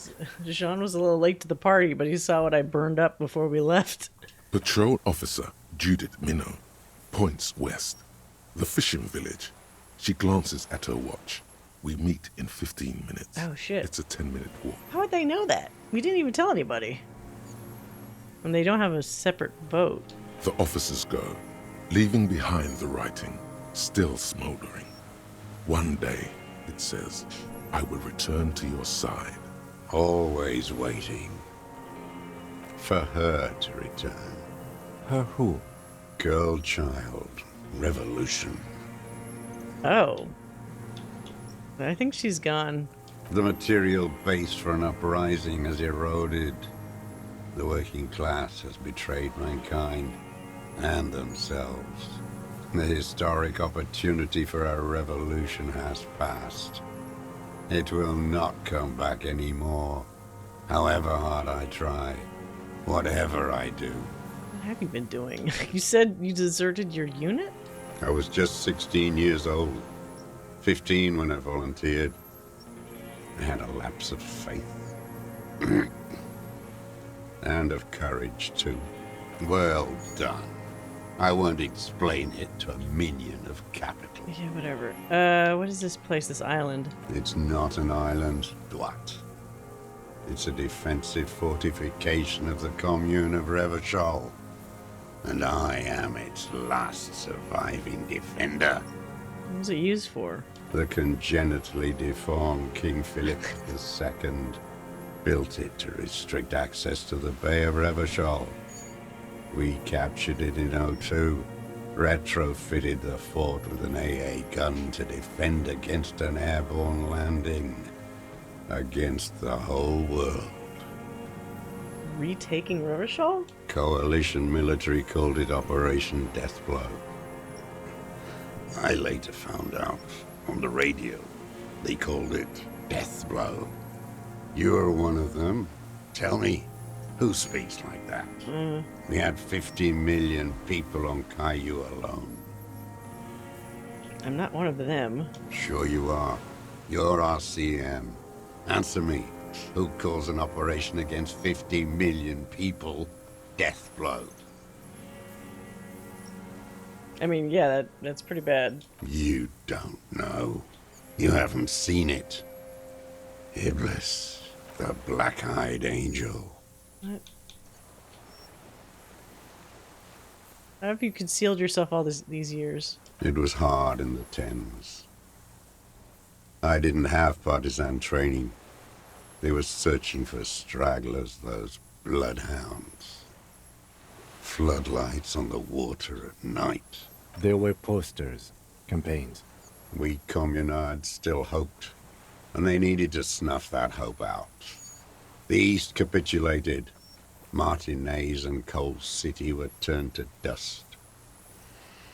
But Jamrock, Forburg, even Coron, and Boogie Street, of course. Those fucking kips had Marsov coursing through their veins. And others too. Some cordons of Revachol was still fighting. There were cells. I tried to contact them. Soon they all went silent. The frequency's dead.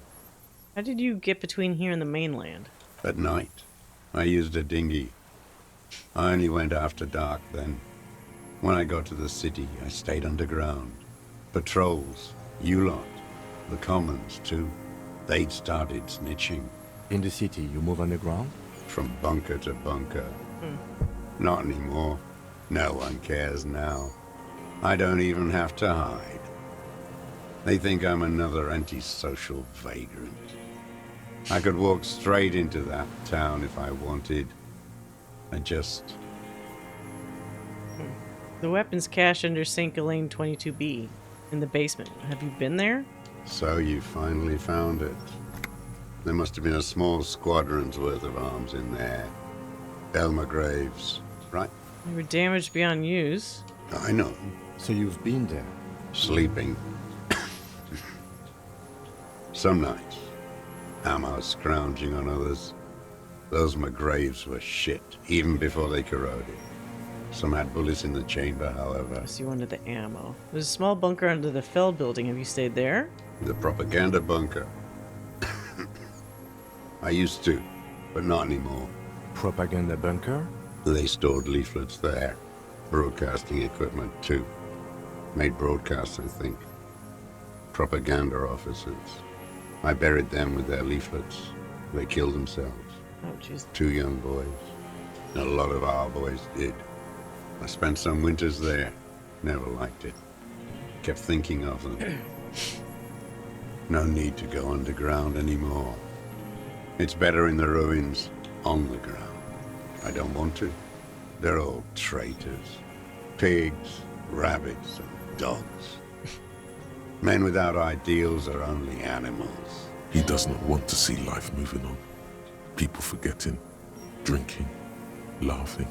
The old man looks across the water, at the city, the ruins, the motorways rising above it.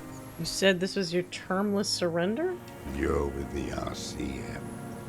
The coalition-appointed mob that enforces bourgeois morals in Revachol. The so-called Lieutenant W. Freighter. I'm not coalition appointed. We just try to help people. I know what it looks like, but I have secret plans to turn the RCM into a Mazovian revolutionary unit. Let's say we just try to help people. You're the RCM. You represent the Moralist International. The enemies of humanity who took this city. I represent their adversary, Le Parti Communiste d'Anselon. Take me to them as a prisoner of war.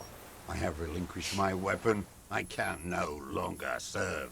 No superiors can relieve me of my duty. You bulldoze them all to a mass grave for trying to free humanity. All right. A spray of blood from his mouth on the black charcoal in the fire pit. No, I am not a soldier. I am an ideological officer. I belong to the party, not the army. But you were trained and assigned to the Defense Corps. Trained in historical materialism, then assigned as a political commissar by the party. He nods slowly, then another. Gross. That sounds like an actual cough. I have another serious question for you. There's nothing serious in this world. What have you been using this gun It's for, a old farce. man? I've used it for killing people. Here we go. A trail of blood. The lieutenant smells it too. Killing people? It's a gun. That's what they're for. You want a moralist euphemism? Defending your family and your property. I haven't done that. I've used it to kill people. Interesting. During or after the war? There is no after the war. The war is still going on. Class war is never over. So he's continued killing after hostilities ended. Okay. Be careful now. Slow and steady does it. Make him repeat it first. Don't mess this up. Remember, he wants to tell you. It's true. Personal. So you're saying you killed people after active fighting stopped? What did I just say? Okay. Oh no, you were wrong. Don't listen to your hands, for God's sake. You're too close. Oh shit. Wait, which one do I say to him? Nothing comes to you. Silence. And in them, a chill, like electricity running up your spine, crawling into your skull. What? All is not as it seems. Is he gonna take out like a separate gun and shoot himself in the head too? Detective. Okay. I know you want to tell me. Have you killed anyone with that gun in the last week or two? I don't want to tell you anything, you grotesque murderer. And why did you think that was a good idea? Oh, Jesus. Fine. Don't listen to me. I'm wrong all the time. Did you use that gun to shoot and kill the mercenary on the coast? The who now?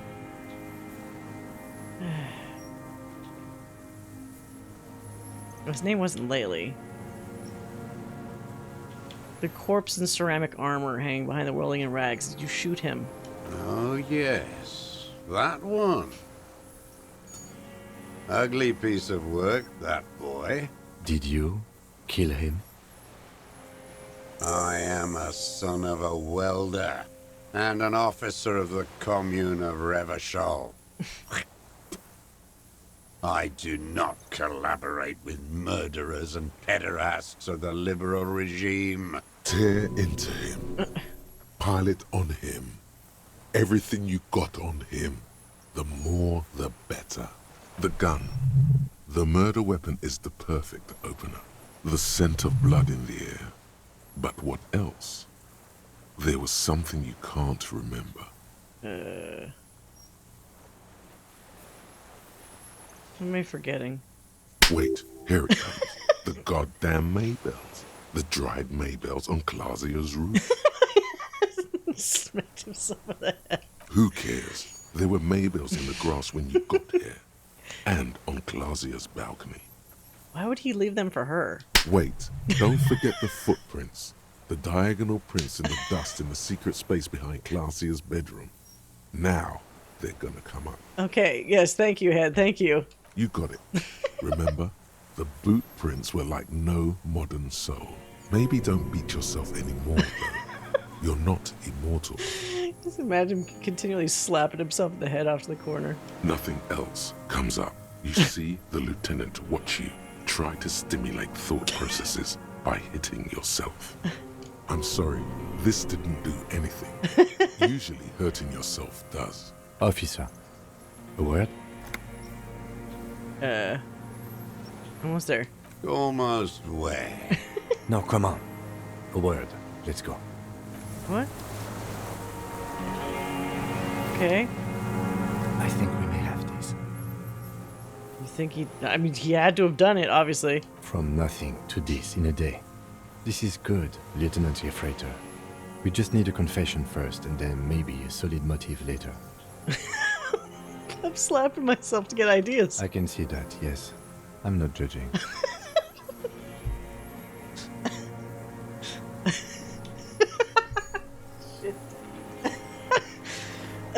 He's so used to you now. He's just like, yeah, I figured you were doing something like that. That's fine.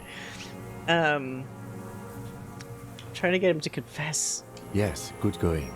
That should be our first priority. How do you think the questioning's going? Good. We are doing very good. He wants to confess, I can see that. We just need to pile it on a little more. The more we have on him, the closer he is. What am I missing? What haven't I done? Ballistics. Oh. Let him cook here for a minute or two. We can have another look around the island for a sniper's nest. Oh, right. I think we should check out the post. Oh, that's right. It doesn't have to hold in court. Just establish a line of sight and... Okay. Remember, he wants to tell us, but he doesn't want to help us. There is palpable excitement in his tone. He likes him for this. A lot. But there's something more, too. Right. That's right. We have that remaining... What was that on here? This one. Check the island for bullet traces. Fuck. We have to go all the way back to where he was hanging out to see it, probably?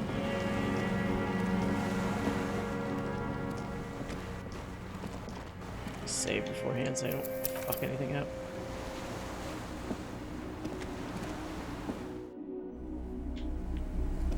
Anything else in here? No.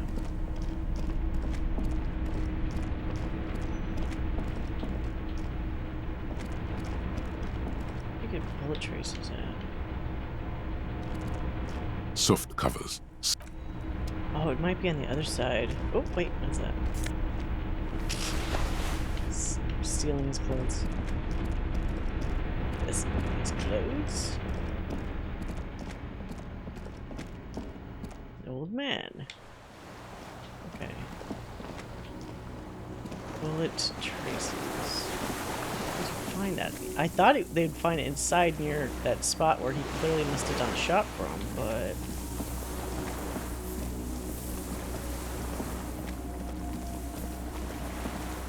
We keep walking up? Oh, shit. Pain in your pelvis makes you wince. Then you continue. Let's see all this shit. There's a rain-soaked mattress on a concrete slab. Oh, this is where only he half shot covered from. by the crumbling roof. B triple prime. This looks like a good place to shoot from. Yeah. A single-person mattress. Modern. Civilian use. Brand name. Marjorie. There's a fuel stain on the cover. And an empty can of beans on the ground next. The silhouette of a tobacco picker adorns the paper filter. The Heavy brand. smoker. Noted. There's a firing slit in the wall, quite old and grimy from years without cleaning. Let's look through it. The springs screech as you lean on the mattress and crane your neck to look out. Trepidation. A tingling feeling in your stomach. So he had insane eyesight to be able to see it from like this far away, even through the scope. A small piece of Martinez coastline opens up in the square in front of you. To the left. A towering skyscraper, its top floors shaved off by artillery fire. Okay. On the right? The red chimney and collapsed back of the 4-story tenement in front of the whirling in rags. The box-shaped silhouette of the whirling in rags. Its sloped roof, a tiny fleck of light catches your eye on the rooftop. Sunlight reflecting off the upstairs window of Clausia's room. Motherfucker. What does that mean? Do you have line of sight to the window? Yeah, there's an opening between 33A and 10. I could see the roof. I can see it. Through the scope of a rifle. The shooter would be prone, lying on the mattress, barrel resting on the embrasure. Cheek against the cheek rest, hand on the hair trigger, on a calm day like this. I could make it. I could make the shot. Good. I think we have it, Detective. the origin of the shot. This is the sniper's nest. Why didn't we come here before? Why? We don't go everywhere in the 1,000-meter radius of the crime scene. That's not procedure. Yeah. He looks north, over the fortification, then at the mattress. He's conflicted for a second. What? There's guilt there. It takes him a moment to rationalize it away.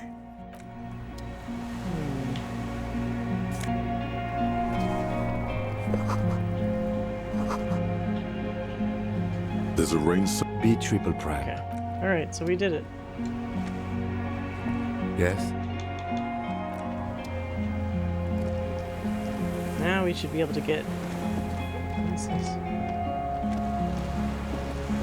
Inside the fortress, you make out a console on the blast door.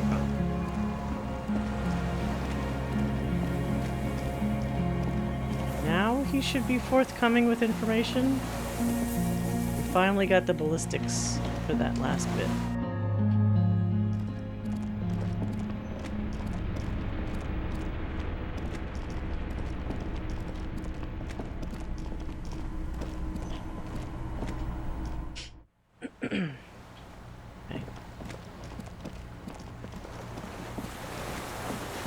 Still here. Yeah, okay.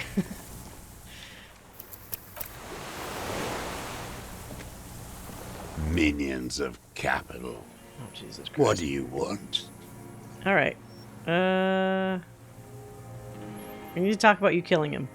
Pretty bull. A drop of blood in the saliva. Tear into him again. Okay. Pile it on him. There were Maybells behind the victim's window. Damn Maybells. The whole island is turning white with them. He seems tender suddenly. Nostalgic even. A strange mood swing. So many this year too. The spring is coming. No, it's already here.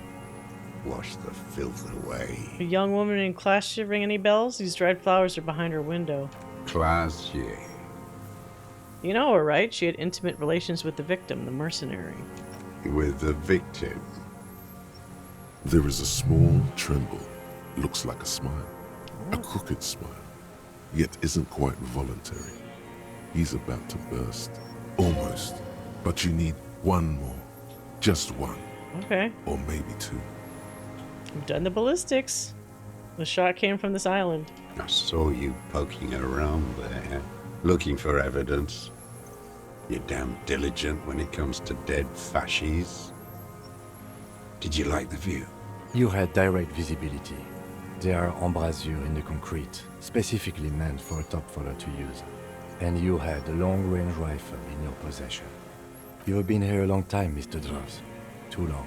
You need medical aid. I'm ready to die. I've done my part.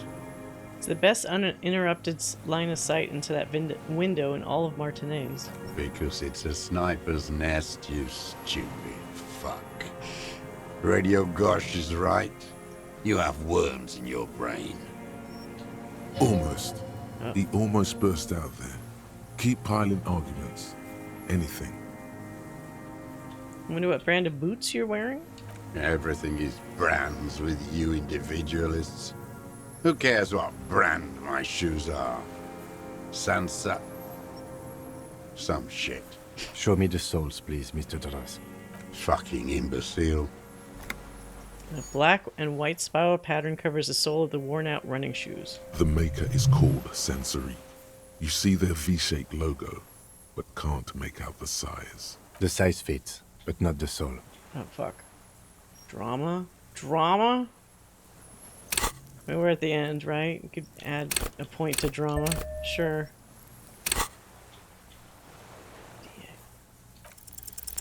Simpler? No. This is another loose thread you will never connect. What? Are you serious? Come on, dude. Gotten crazier connections before. Was it drama? Drama.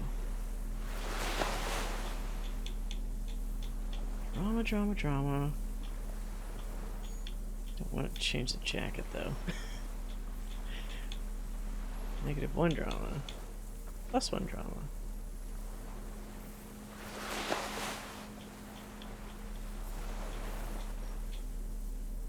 Oh, it's that other jacket. Wait, am I wearing anything that's negative drama? Okay. Good enough.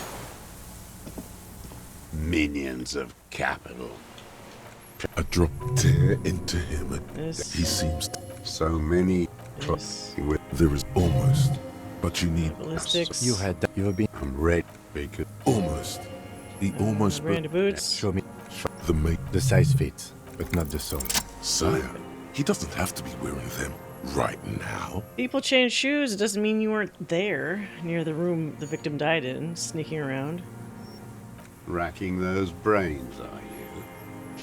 Desperate to report something back to your masters? They must have really loved that dead fuck. The lieutenant gives you a quick sideways glance and nods to acknowledge. The prints were his. You can see it in those eyes. He can't keep them from flickering, looking for something. The old man stares at his own prints in the ash around the fire. Silent suddenly, some strange process within him. A gush of wind. Seagulls in the distance. You've almost got him. Just What? the last little push. Guess the triangle? Not a lot of guns around that use military-grade ammunition, are there? Oh, we could mention the jacketed ammo. It's a real gun. Not like your little musketeer pistol. I've seen you prance around with that. Jumping hoops for the liberals. You look like imbeciles. Why don't you ask them to give you real weapons? Going against automatic rifles with these toy guns. Of course you got those boys killed. Damn. He What? saw you. Oh, he saw that? Happen. Ugh. So he saw you. Okay. So what? Don't let it divert you. We have the murder weapon. You know what? You're right. I'm convinced this made the shot. Should we call it? Think we should call it the murder weapon? 4.46 jacketed ammunition, modified for range. We have it. This is it. Alright. Good. This feels good, doesn't it? Tearing things up like this. When you have the murder weapon, you have the killer. Murder. You know who he was. A coalition-trained murderer. Armored and armed. He wasn't human. The blunt end of a hammer. Dripping with blood. I mean, he was a soldier, he was a man. Well, what I can't figure out is there was so much back and forth. Was he actually a rapist, or were they just assuming he was because he was a creep? I mean, obviously, Kostya claimed that Kostya, whatever her name is, claimed that he didn't do that to her. That doesn't mean he didn't do it to somebody else, because I thought Titus was saying that he was accosting other women. Whatever. Beating us to the ground. Moaning with joy. You hounds get so thorough when a company-trained killer dies. I haven't seen you on this coast for 40 years. You know, maybe I should have killed one sooner. Got your attention. Now you stop beating druggies and prostitutes in your basement. Now you come to investigate. Not when they die by the hundreds. So you shot him. Oh, the inhumanity. One paramilitary less in Revachol. The lieutenant raises his right arm to hush you. Hush. He does not need to be pushed anymore. Okay. The ball is rolling. I didn't have an option there. While the lieutenant listens, holding his breath. All right. I had them in my sights. Both of them. Him and the whore. I was breathing with them. In phase. And I pulled the trigger and flew on the air until I landed in his mouth. I didn't think I had a Gross. shot like that in me anymore. I did. I saw him kneel there with his mouth full of death, and that stupid look on his face. And his dick still in her. Gross. Then what? Nothing. I went to sleep. Next morning there were Maybells everywhere. The world was white, or what's left of it anyway. My last spring here. I knew the fascists would come to avenge their own, and so they did. Mr. Dross, are you aware you're confessing to murder? Yes. And you were looking at them, the victim and a young woman, having sex, through the scope of your rifle that night, before you shot him? The old man nods. Why? Because that's what they were doing. The motive. This is where the motive is going to come from. You can coax it out of him. The lieutenant's preparing the ground. I don't understand. Do you, detective? I don't understand this part. Yeah. Why were you looking at them that night? I'm Seems always kind of looking. random. Are you always looking through the scope of a rifle? I'm just trying to understand. A rifle's scope has the best magnification. Helps him see all the shit. Uh-huh. And if you don't like it? Then you shoot it? Click. Yeah, if it's part of the shit you see. Then you pull the trigger? Yes. Think of it as a form of critique. What specifically did you not like about what you saw the night of the murder? Them fucking. I didn't like that. So you were jealous? Jealousy is a reactionary concept. I didn't like the Reaver enjoying himself. Drugged out, soothed in the arms of a young woman. I wanted him to die so he could not enjoy life anymore. And I wanted to see his head explode.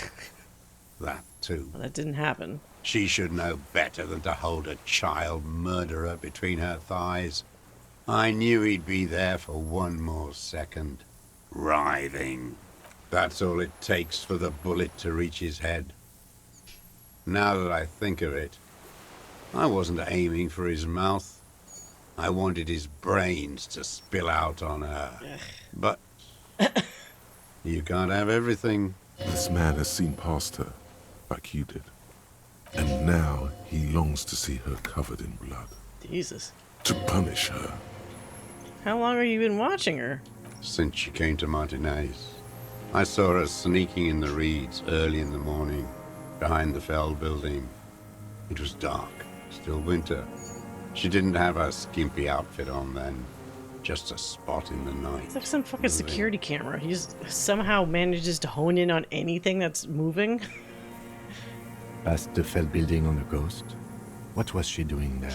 Oh, that's probably when she was depositing her passport and shit. Hiding something in the water. She had a fag after she'd done it. I was up in the ruins there. She couldn't see me, but I could see her, smoking. She was nervous, but not scared. And beautiful. What do you think she hid there? Her passport and tickets to Villiers. Oh, so you And from looked there into it. to Cachet after she was gone. Yeah. Did you keep what was in it? When we found the submersible, it was empty. No. Why would I do that? I didn't need tickets to Villiers. I put them back. If I wanted to extort someone, I'd do better. Somebody took it. Why would I need that trash? I'm not going to Villiers. A strange confusion comes over him from time to time. Some kind of aberration of the nervous system. I did. She had a face like an archipelago with those birthmarks. And a body hard and lean and bruised all over. Black and yellow. I could see she's taken a beating. I could see who she was, too. A spook. On the run. Revachol's the cloaca of capital now. All the bagmen and arms dealers end up here to do drugs and have sex like animals. You could tell she was a spook? From the documents? She had different color hair on the photo. This guy's so nosy. Forged. Some sordid bourgeois affair. I've heard about this kind of thing on the radio. How did you see all this, the bruises that she was beaten? I'm not blind, am I? How does he know about those minute yeah, how does he know? He must have climbed to the roof, maybe. It's annoying. Whatever. How did you get close enough to see her bruises? I have my ways. You've been through the secret route behind the whirling in rags. Those were your footprints. You just change your shoes. I've been through all of Martinez. Every nook and cranny. Thank God, the lieutenant is picking it up. That nook too? Yes, that too. The things they did in that little room. Ew. What she'd do to feel good. Funny. So he was just watching them multiple times? You turn it on inside, and it gets so dark out, you can't see a man looking in. I learned that in the 20s, when they were still hunting me. I've seen people do some shit, but... You hear the familiar scribble of the lieutenant's pen. It's writing a whole novel. Glance at you. One more loose end down. We're doing this, detective. How did you get in there? The hidden pinball workshop. I can just walk in there now after a good wash. I told you, they think I'm an antisocial. Closing hour is a good time. The kitchen's empty. You had to open the steel door in the kitchen? How? The one we couldn't open. I got that open a long time ago. Some bourgeois game merchant lived there. I don't know, 15 years ago. He left spare keys all over, and I took one. Then I saw her turn the light on one night in my scope. So you wanted to punish her by killing him? She practically breastfed that man. You wouldn't believe the things she let him do to her. Okay. Jesus. You stare at them too. In your mind, her innocence day still turns to leaf. What? No, nothing to do with that. It's no good, Harry. Her voice rings in the evening air. It smells of burning buildings. I hate women too, you know. You saw through her, so did I. I'm not gonna say anything. The old man raises his gaze. Something glimmers in the corner of his black eye. A bitter taste on his tongue. You had feelings for the woman? There's nothing to hold on to. Only this. It's not enough. The coals of his eyes glisten suddenly, like stones dripping with water. Is he crying? Man needs to feel something else. In this fight, it helps if you have your eye on something there. It's weakness, I know. Have there been others? Yes, over the years. It's not unproletarian to feel something. Is that why you left the dried flowers behind her window? No, And why? I don't really know. I was there one night and she was crying, like a child, in the corner of our room on the floor, like she does sometimes, the day after I killed him. And then you brought her Maybells. Yes, I don't know why I do the things I do anymore. You wanted to console her? Maybe. I have these holes in my brain now. I wouldn't just sit here waiting for you. A sudden pang of rage. Uh-oh. If you came 10 years ago, I would have killed you. In the silence, the lieutenant draws a line in his notes, then nods at you once more. One more down. Okay. So it wasn't about him, it was about her. Her. The lieutenant nods at you in acknowledgement. That's kind of weak, but okay. That's it. Motive. We have it. Where is she, that Clasier? I haven't seen her there for days. She got away, but she let us here first. She figured out someone was watching her from the sea fort. Gone. I knew it. She kept staring into the scope this last week at the island, like she knew. She'd look at night, crying or smoking on the roof, staring right into me. It doesn't matter. Midtown, across the Bay of Revachol, the oceanic wind No. washes 40-storied. Shake on it the off. platform. A young I'm not woman thinking about is the X. withdrawing from amphetamines, barbiturates, and alcohol. Yet still, she smiles among the crowd, fading from your mind's eye. Across the water, on a dilapidated jetty in a nameless village, made of grey cinder block houses with Eternite roofs. 2 police officers and 1 special consultant look across a narrow strip of sea. He's there, doing what exactly, I don't know. Satellite Officer Vic Mayer points at the ruins. Behind that anti-aircraft something. That's why we can't see him. So the other 2 cops are in the fishing village realizing like, oh, he's up there. What's he doing up there? Special Consultant Heidelstam is optimistic. We'll see the boat when he comes. Let's go get a coffee until then. I know this interesting little place. Where? His voice trails off as the 3 walk down the jetty. As the men go, Patrol Officer Minnow looks back over her shoulder at the crumbling fortification like a rotten tooth rising out of the water. Good luck, Harry, she thinks. You need something good for this. We could get more. We've got him talking. How much more? You could get more out of him. He likes talking.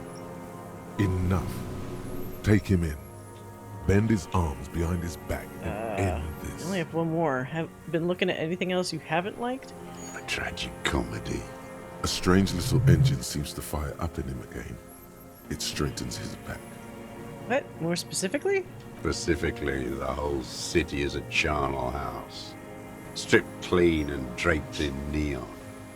But Martinez is the worst. Because of the racists. Everyone is a racist in Martinez. It's their favorite thing to do in the whole world.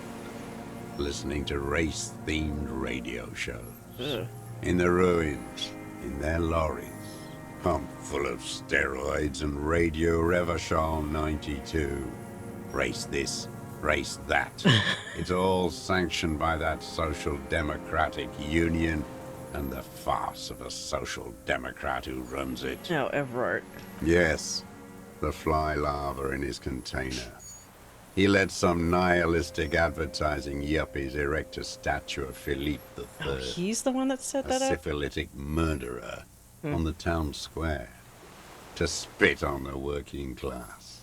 Not since the serfs of ancient Pericarnassus has history produced a more inert social class than the Martinez proletariat. The rest of Revachol at least pretends to rebuild. These people still live in ruins. In tents, like animals. Oh my like God, I was just on a those rant. morons on the ice. A pity they didn't drown in that tent of theirs. Oh, Jesus. The worst of them is the blood-drenched Sucrion on her yacht, licking her lips. The old whore's gone now. Oh. Her gun-toting porcelain men are dead. So, actually, no. The worst is that old cop parading around in his uniform, throwing balls all day. Oh, the It's 2 not old enough men. that the racists and liberals are dancing on our graves. The old loyalist ghouls still parade the ruins too. Every morning he's there. While the parasites he fought to protect are often. That's all the rich really want. We did good when we put them under that horse car. It's talked for 200 years. The disco whores are too much. Hatred shuts down his brain's language center, leaving only a nonsensical sputter. Disco whores? Whores.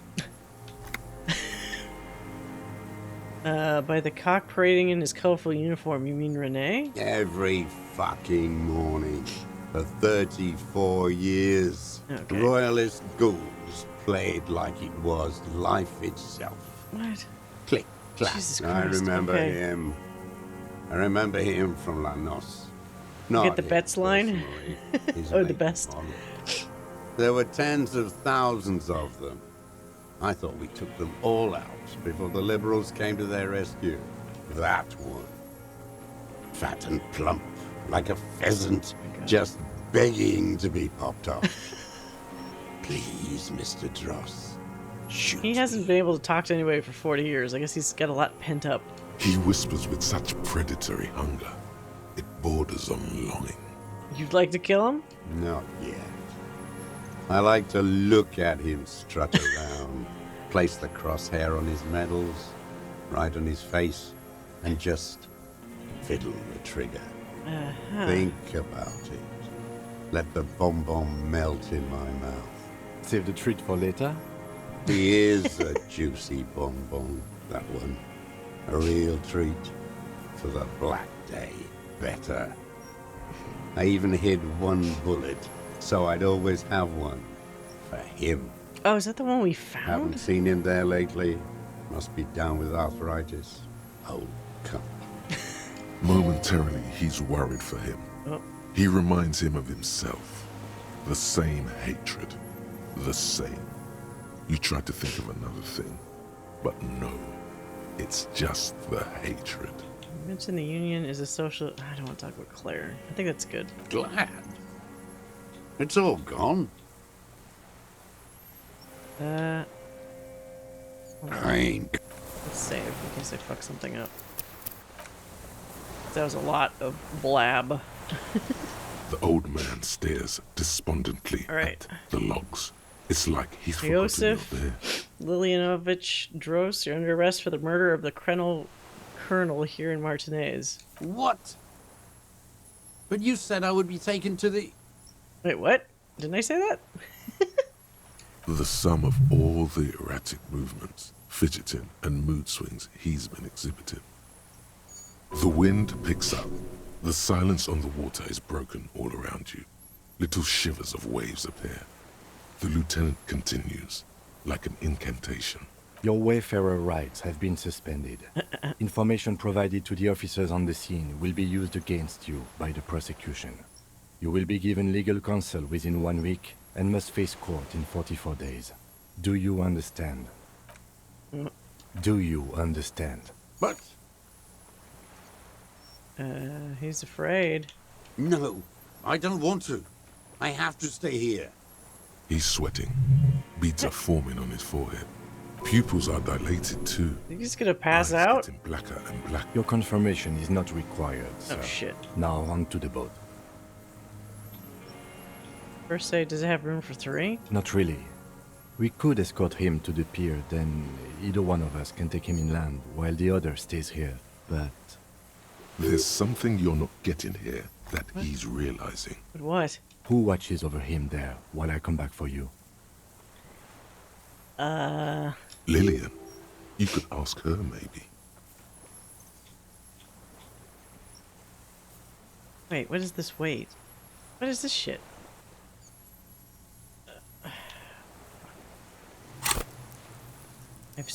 Whoa, I have 4 points? How the fuck did that happen?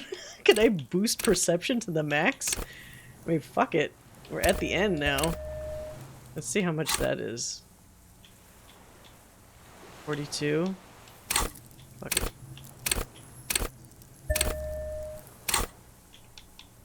58. Why even do this?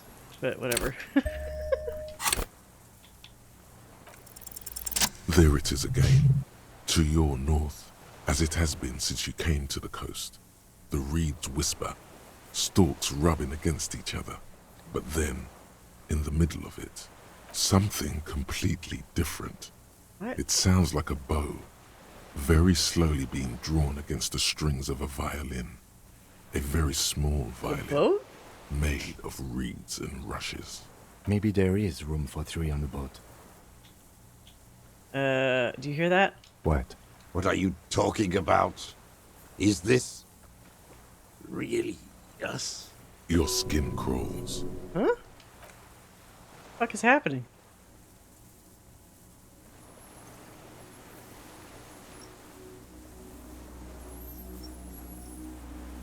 Is that the fucking Phasmid?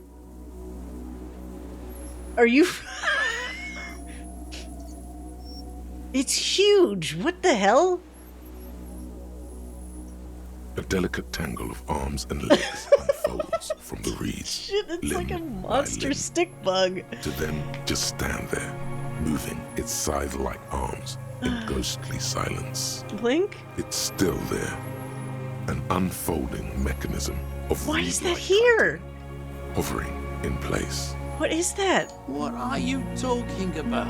Oh, don't tell me they don't see it. The giant stick insect. Oh, gross, it's close. There's nothing there. The stick insect is over 3 meters tall.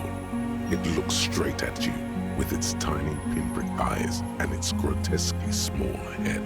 You feel your legs shaking under you. I've finally gone insane. I see it. Tell me what you see, damn it. I can't make out one small thing in the reeds. Kim, can you see it, please? I can see it. Okay. 4 simple words. Thank God. If you can see, then you're not Or you're both insane.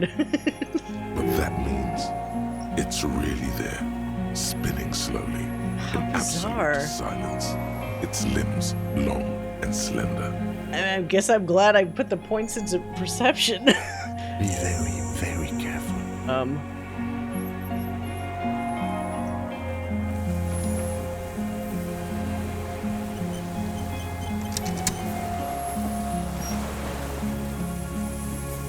I supposed to walk up to it? Ugh! The creature stands on long stilt-like legs, antennae hanging from its head like a woman's hair, white and curled at the tips. It is no more than 5 steps away from you. What the fuck? Reed-like tufts stick out of its joints. As the insect moves its forearms, it produces a faint hiss, like a reel-to-reel machine spinning after the tape breaks. The hiss is different from the strings you heard before. It says something else in a lower pitch. Listen carefully. You smell. This is the Insulindian phasmid. It is. You hear the familiar ring of his jacket unzipping slowly. Oh, is he going to take a picture? Glance over your shoulder. The lieutenant holds a piece of milled aluminium. He begins to pull it open extremely carefully. It's the camera. No, the flash will scare the creature off. Warn him now. Okay, okay. The flash, it won't like that. We need a photo. No one will believe us. From the corner of your eye, you see a sudden cascade of motion ripple through the phasmid's limbs. A series of ultrasonic clicks fills your ear. I am not palatable. Do not eat me. I am afraid. It's afraid. I won't be one of those fools who didn't take a picture. He stopped fiddling with the camera but does not put it down. You see the phasmid turn to him. Its mandible antennae reaching out. Its motions are quick. I have the... Wait, do I have the pheromone? I could approach it. I don't think the pheromone will do anything. The spindly mechanism turns itself back to you. Its antennae taking their measure of the air. Slowly. It's very high. Don't fuck me on this. Slowly, with your breath held, you take 2 small steps toward the phasmid. The creature lets out a series of ultrasonic clicks that swarm around your head like swallows. Like laughter, a sort of happiness. Sweat drips from your brow, soaking your chest. You reek of it, your chemicals. Hissing and clicking, it extends its mandible-like antennae to greet you. You're right below it now, looking up at the colossal chitin of its white limbs. The head of the creature is crowned by reeds, and its eyes are like small droplets of water. Raise your hand slowly. The insect stops its stridulation, seeming to observe you. Below its crown of reeds, little pinprick eyes detect motion, glittering. The world stands still around you. Suddenly, there is silence. No, stop. Be afraid.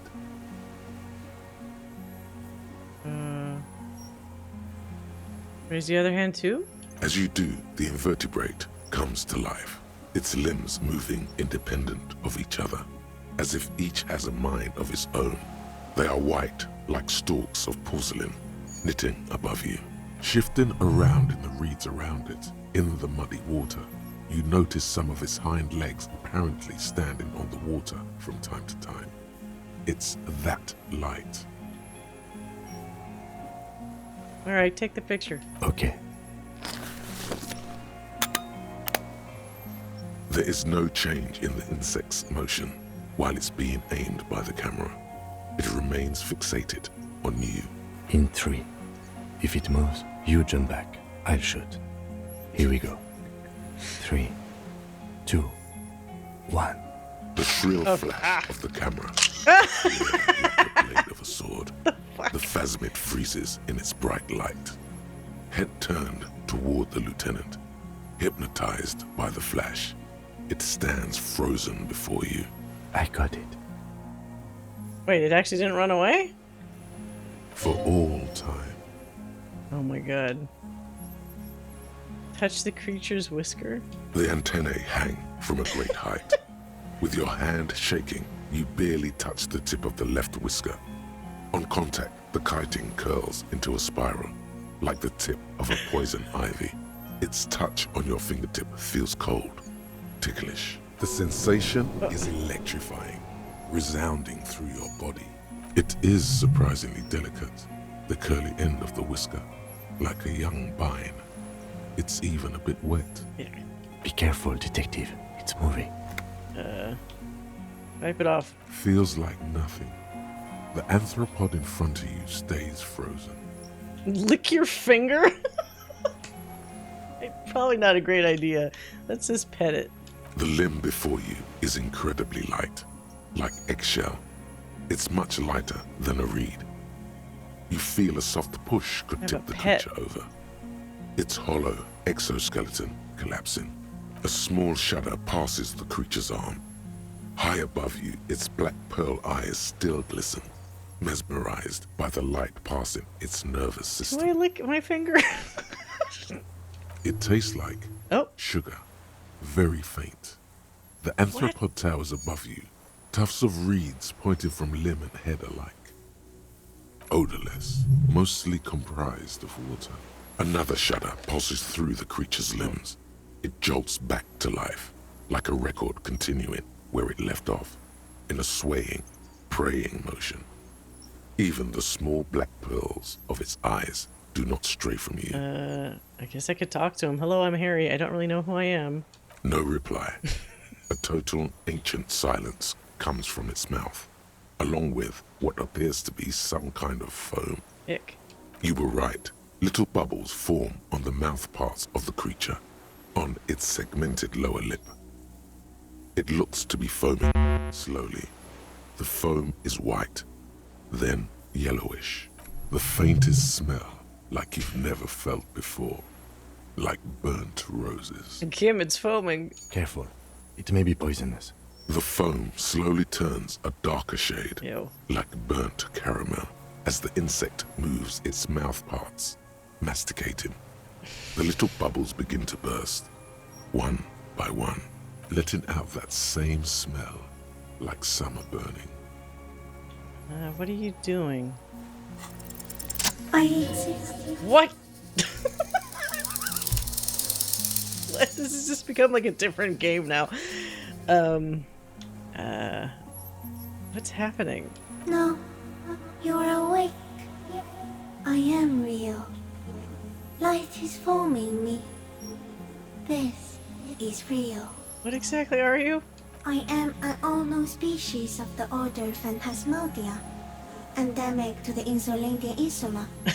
For the last 350 years, I have hidden in plain sight, masquerading as the reeds, molding, cloning myself. Cloning? Unfolding at night to play with trash bins and boys. Oh, wait, so maybe that's what took the stuff out of the boy? It may have unknown, dangerous biochemical characteristics that help it maintain its camouflage. The one unnoticed by the first settlers and the land surveyors of the Suzerain. Also, by the soldiers of the revolution and officials of the occupation. Even the Seminese islanders who came here first, but did not stay, have not Here I was thinking I was getting near the end of the game, and they throw in a fucking giant stick bug at me. I have stayed hidden through full forms of government. Tell me what it's like for you. What is your illness? In my heart, for me, it's sadness. For me, it is not like that. I have states, not the emotions. For example, I experience excitement and unexpected sugar rewards. Sugar But that is rewards? not Sugar important. water. Now I will tell you how it is for me. For me, it is a series of half-lit images, a kind of darkness, being intruded upon, transient, shapes of plants and animals. Okay. I am at the end of a narrow funnel, weightless, so light, it only feels like something to be me. In truth, perhaps I'm nothing. I certainly do not have a soul. And if I did, it would never ache. The fuck is happening right now? I don't know. You're just a shadow for me. Far away, faintly transmitting.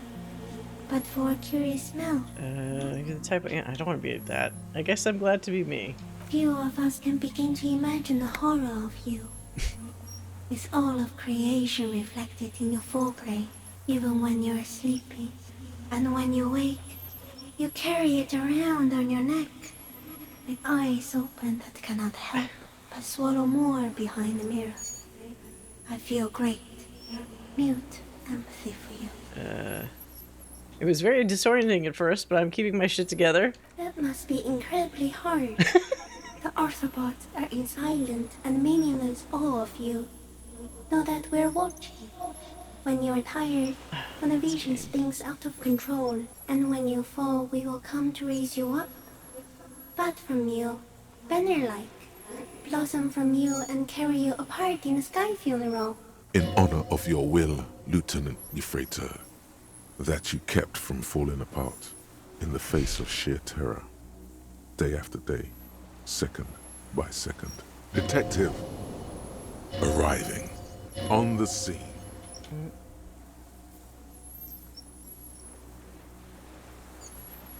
So am I. I was born to detect sucrose rewards and semiochemicals. What were you born to detect? That, sure. I can also detect pheromones. The ones on you tell me that you will not eat me, and that I will benefit from your closeness. In short, I love you. Are you poisonous? Yes. I do not have a starter display, so I use a neurodegenerative element to aid in camouflage. What? Do not worry. It is only destructive over long periods Okay, of because I time. chose to lick that stuff. Are you the miracle? No. You are the miracle. What? How? The moral of our encounter is I am a relatively medium life form, while you are extreme, all-engulfing madness. A volatile simian nervous system, ominously new to the planet. The Pale too came with you. No one remembers it before you. The Nidarians do not. The radially symmetrics do not. There is an almost unanimous agreement between the birds and the plants that you are going to destroy us all. Okay, Ruby mentioned the Pale. What the fuck is the Pale? It is a nervous shadow cast into the world by you, eating away at reality. A great, unnatural territory. Its advent coincides with the arrival of the human mind. I don't think I have that kind of power. You're a violent and irrepressible miracle. The vacuum of cosmos and the stars burning in it are afraid of you. Give me enough time, you will wipe us all out and replace us with nothing. Just by accident. We suspect it will be something like the oxygen holocaust that wiped out anaerobic life 2.6 billion years ago, when organisms first started breathing. Only much worse. Worse how? Everything your eyes touch goes back there, behind the nose mirror. What if you blink? Are we still here? Please don't blink. What if you misplace us all one day, or just forget? Blink. Please, do not do that again. This is the gloaming I've been waiting for ever since I woke up in the hotel room. So, it is already happening. One day, one of you will close your eyes and sign, and open them to see that none of this ever existed. Kim, am I having a violent epileptic seizure? It doesn't look like that, no. What does it look like? You're just staring at it. Oh. Okay. Then I think I'm having a vision about the final fate of mankind. Okay. Is it somehow related to the case?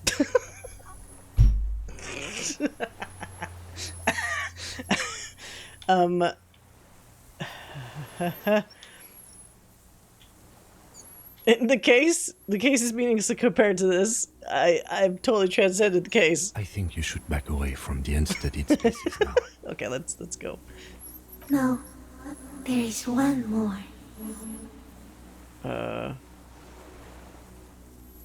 You are probably the kindest of the creatures you've met. Thank you. I also have one more thing to say to you. That woman, turn from the ruin. Turn and go forward. Do it for the working class. Working class? Wait, what woman? You cannot lie to me. Behind you, it smells of fires. So awfully far you were prepared to go in her presence. And it. I'll try. She was middle class. It doesn't take a 3-meter stick insect to tell you that. Okay.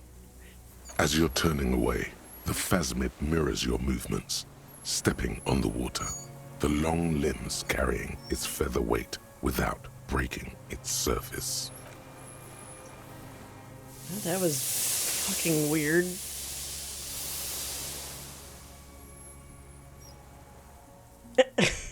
And then it's gone. Meanwhile, old guy's just like chilling. And just like that, it's gone, skating away across the sea's calm mirror like a skipping stone, leaving nothing but circles on the water and something under it. What? In the place it stood, bobbing there among the reeds, a collection of items. Is that all the passport shit? It's gone.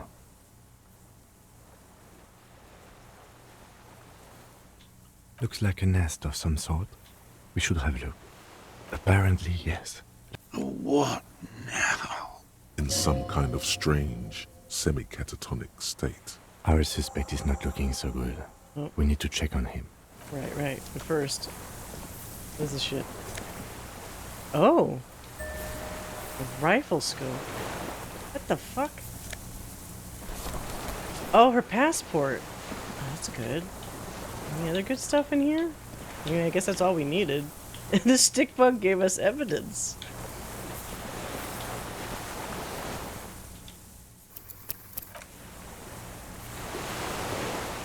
Oh, we still have to solve the issue of, like, who gets on the boat. What is it?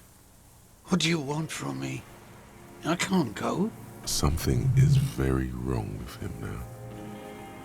How could you not see the phasmid? Mr. Dras? The man does not respond. Uh-oh. He keeps staring, black eyes glazed over and bulging from their sockets. His gap-toothed mouth shaking. Is he literally gonna die right now? With fear and longing, like an addict of some terrible substance. Wave your hand in front of his eyes? A light shiver passes him, followed by nothing. His hands are trembling, and he breathes slowly. He's going into some kind of psychomotor immobility. The good news is, this solves our transportation problem. Doesn't it, Mr. Dras? The trembling mouth appears to sigh. Between this and the broken tire he's used for a boat, I think it's safe to leave him here, while we go and get help. It will need to be medical first, I'm afraid. Okay, what happened to this man? Old age and shock. Oh, it is the phasmid. Yes, The arrest and the appearance of the phasmid, the combined stress. But you think it's something more than that, don't you? There's much more. Remember what it said when it spoke. It's toxic. Told you? Yes. During your long staring match. I understand. I think it's just the reeds. That could be part of the shock. But you're right, something is off here. No response. Alright. He did seem distressed when it finally came to arresting him. Like he didn't want to leave this place. And the insect, maybe. I have absolutely forgotten to take notes. I hope I remember all of this. This will be one hell of a report. Thank God we have the photo. We found some things in the phasmid's nest, Mr. Dross. He stares into the reeds. Oh. Your words don't stir anything in him. Perhaps you should... Helmet? Nothing. The last embers have gone out. The war is over. Passport? No reaction. Let's have a closer look at that after. I think I'll be more useful than him. I lost... The scope. He turns his eyes to the reeds again, as he's done so many times. Beige and white stripes. He lost the scope. Then it somehow made its way over there. With the help of a magpie phasmid. This sight is a T9, Mr. Dross. Was it attached to the rifle when you made the shot? Silence. You've gotten all you will out of this poor being. Alright. The plastic cape flaps around his face in a gust of wind. His back is slouched and his mouth open. The blacks of his eyes are receding. His pupils are returning to normal. The strength has all gone out of him. Just frail old bones in a sack of tracksuit trousers and a windbreaker. We should think about getting back to the mainland. To get help. He'll be safe here. If we don't take too long. Okay. Where's the boat? Oh, fuck, the boat's already... Okay, so we'll just leave him, I guess. He's catatonic.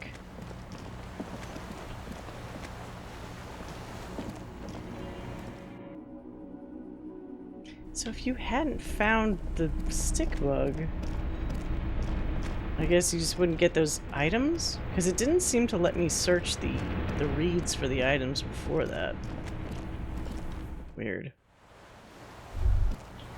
The dry grass crackles under your feet as you stop. Far away, birds' wings touch the still surface. The flock of quail departs. What? On the islet, the great ghost of the air is holding its breath. Oh no, Kim? Yes? This is where a lesser man would stop to think about the pain shooting up his right leg and into his groin. Not you. You're concentrated on how. Have you noticed how quiet it is? I have. Is that why we're stopping? The lieutenant nods in a silent hiss. He's the faraway roar, dead. a low hum. Air flows out of a pillbox window. There is Silence? a jitter, Oh. a sound impatient to happen, but not yet in this world. You hear some kind of limb fidget, producing an imperceptible tick. Oh, that's fucking weird.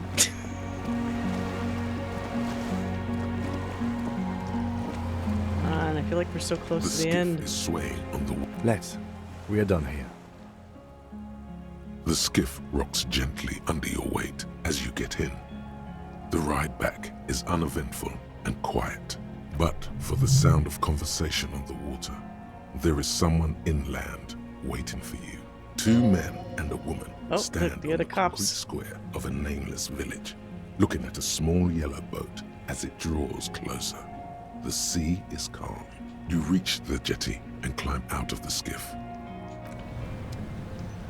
Turn the flashlight off.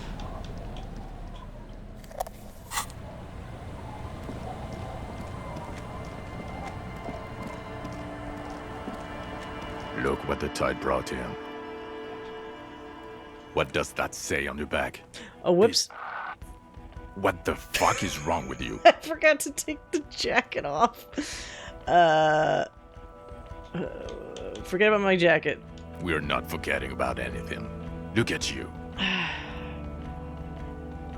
Fuck, hold on.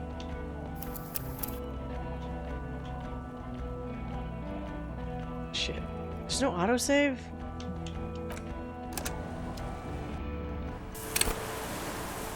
I need to take that jacket off. Or at least change it the other one. God damn it. Oh my god, it's almost 5 a.m. Oh, I thought I was almost done with this fucking game. Okay.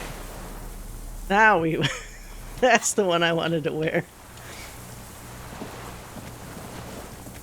What is it? Something is... Asmid. The man with fear, like an ad... He's going... The trembling. Between this and the broken tire. He's nothing. The last... No. Let's have... All this shit nothing. again. The last... Empty. Fast. He lost. This side. Silent. You've gotten all the plastic. The black... The strength is all... All day, yes. There's much more. Told that could be... No response. Okay. He did. I had old age. And the appearance of the... We should think about it. Okay. Let's get out of here.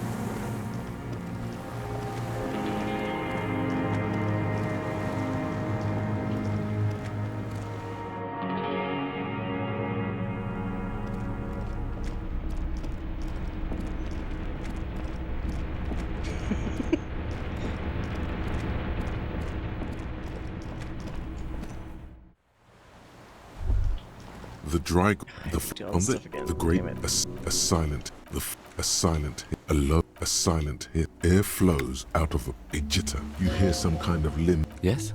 This is where a lesser man. It is. The lieutenant nods in silence. Okay. Right.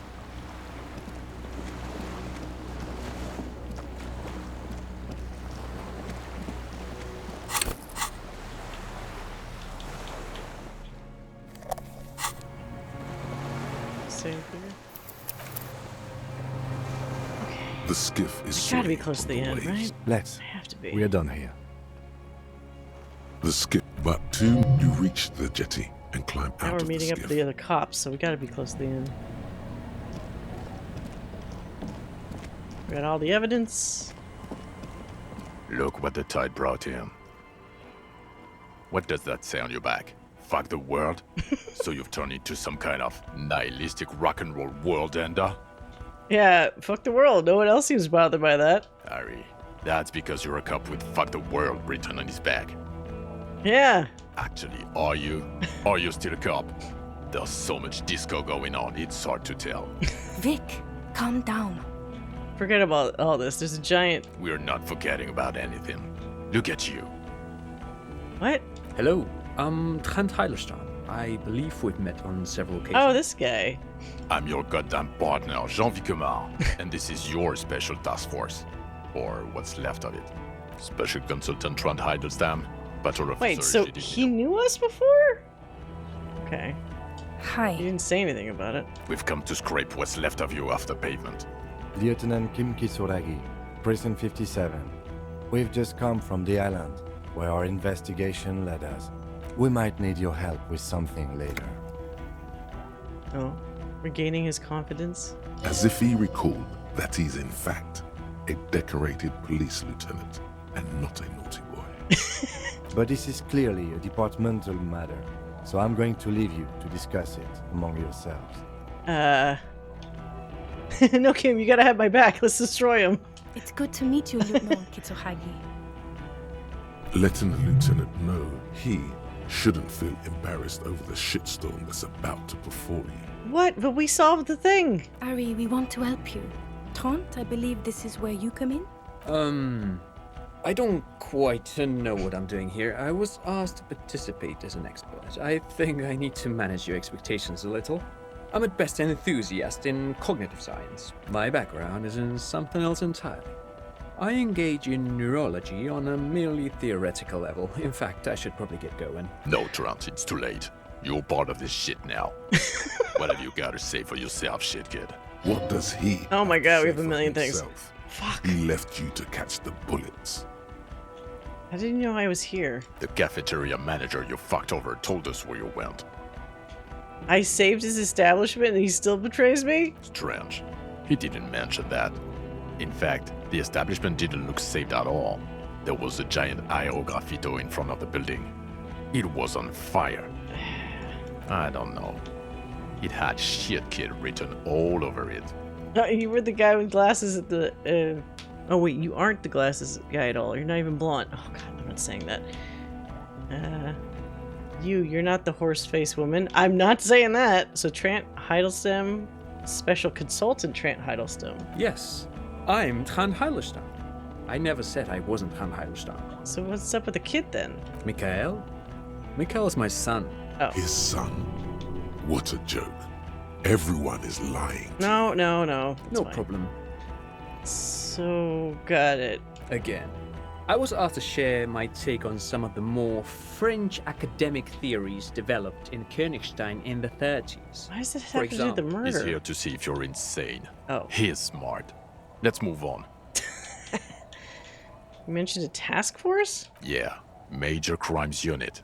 Under Lieutenant Dubois and Vicomar. Ring any bells? Sure. He doesn't remember. See? He really doesn't remember. It wasn't a sick joke. At least that's good. Yeah, that's very good. Where have you been all this time? There was a mercenary tribunal. God damn it, Harry. What? You told us to fuck off. You said we're cramping your style. Did You're I? detective god. Fuck everything. All will burn. Detect or die. Maybe this was like before the game. You let me face a squad of trained killers alone just to teach me a lesson? It wasn't like that. Fuck you, Harry. We didn't know there was gonna be a tribunal, did we? I said all those things? I'm not like that anymore. Yes. You're sorry. You're the sorriest cop who ever lived. Nothing has changed, Harry. I've heard this repentance shit 1,000,000 times over. The bells aren't ringing because you have brain damage. Trant, this is where you come in. How bad is it? Oh shit, is this gonna be, like, judging me for how I played the game up to this point? Well, he doesn't have visible tremors, he talks without slurring, he can drive a boat, he's standing, reasoning. All good signs, but complete retrograde amnesia, episodic and semantic. As displayed in the station call, our interactions with him, and I don't want to be a snitch, but also mine with him before when Harry did not seem to know who I was. It's all very interesting. Interesting? Yes, interesting. I have my theories, but I would like to hear Harry's thoughts first. Harry, what do you think happened to you? Neurologically, psychologically, and why not socioeconomically? What? You think I'm so poor I lost my memory? I drank so much I lost my memory, and now I'm slowly recovering it. I made it up. It was a fantasy, a stupid joke. I know what I am. No. Might have to do with an anomaly in the church? No, I'm not talking about that. They're never gonna believe me. I'm a highly experimental detective. This method I use to solve the case? No. I think we should just be honest. Something so sad happened to me that I couldn't be me anymore. It was a defense mechanism. I mean, that kind of is true in a way. I drank so much I lost my memory and I'm slowly recovering it. It's either 2 or 6. But ultimately, I guess it's kind of 6. Psychotraumatic amnesia, Trant? I can go for that. Shit kid is a broken man. Always has been. Who isn't? I know I am. But you know what? I keep my shit together. Also, I know a person can't wipe their own mind, however traumatic it gets. That doesn't happen. You're lying. Or insane. Or both. But Detective Vigmer, he has blanked out before. I have? Yes, a couple of times. After some of the more serious benders. One was after the 2 drunks case. The other when we looked into that mural. Interesting. So at first he dipped his toes into it, prepared. That's where he would have gotten the idea, yes. Practice. And then he used alcohol to get there, so to speak. What do you mean? Well, here's my theory. What if this is an absolutely normal reaction to the world we're living in? What if this is not a significant anomaly at all? Something to be explained, approached as a defect. Look at the sensory input here. Look at the ruins, the neon. Listen to the radio, the multitudes, the people. Live here for 40 years. As a police detective, he's like a magnetic reader on the world tape, to borrow a known metaphor. Harry's been pushed flat against it. Total input. Hardwired to the free market. We just need it for its end. Okay, Trent, thank you. That's absolutely meaningless. I'm glad we brought you. Will he or will he not be able to work in the major crimes unit? Is he a cretin now? I want to know that. He's not a cretin, and he is able to do work. If not in his previous leadership role, then as a line detective. Sure. You know what? Actually, line detective's fine for now. For now? I misphrased my question. It should have been, is he able to put his clothes on and use the body? Or do we need to get him on a disability pension? What now? Now nothing. Now we're just going to stand here. Really? No. Now we discuss that. What the fuck did you do to a motor carriage? Why Oh, is it there? God. Hold on, in the ocean? Oh, fuck me. The time had come. Tequila sunset. I don't know what it's doing there. Just be honest. I drove it in the ocean because I was drunk. Ah, so refreshing. He just admits it. Thank you for your honesty. Thank you for destroying 45,000 real of police property that's coming out of everyone's payslip. It doesn't matter. Your badge, Harry. Show me your badge. It's right here. In a rush to demonstrate your badge, Oh no. your eager fingers can't sustain a grip on the smooth plastic. Come on. It slips out of your hand. Okay, thank God. Not today, badge. The drama's unnecessary. I got the badge. It's fine. And your gun? It's right here. He has it. And he didn't drop it. You're drunk like a bum, Harry. Put that thing away before you kill someone. So it doesn't even matter that I found my gun? You were never supposed to lose it in the first place. Not lost. Is your gun's natural state. You drunk bum. I quit drinking forever. It's only me in this boring hellhole now. I don't buy it. Why do you smell like a corpse then, huh? Did I get shot? He's wounded. It's been a long week, and he's handled an actual corpse. Yes. I don't believe you.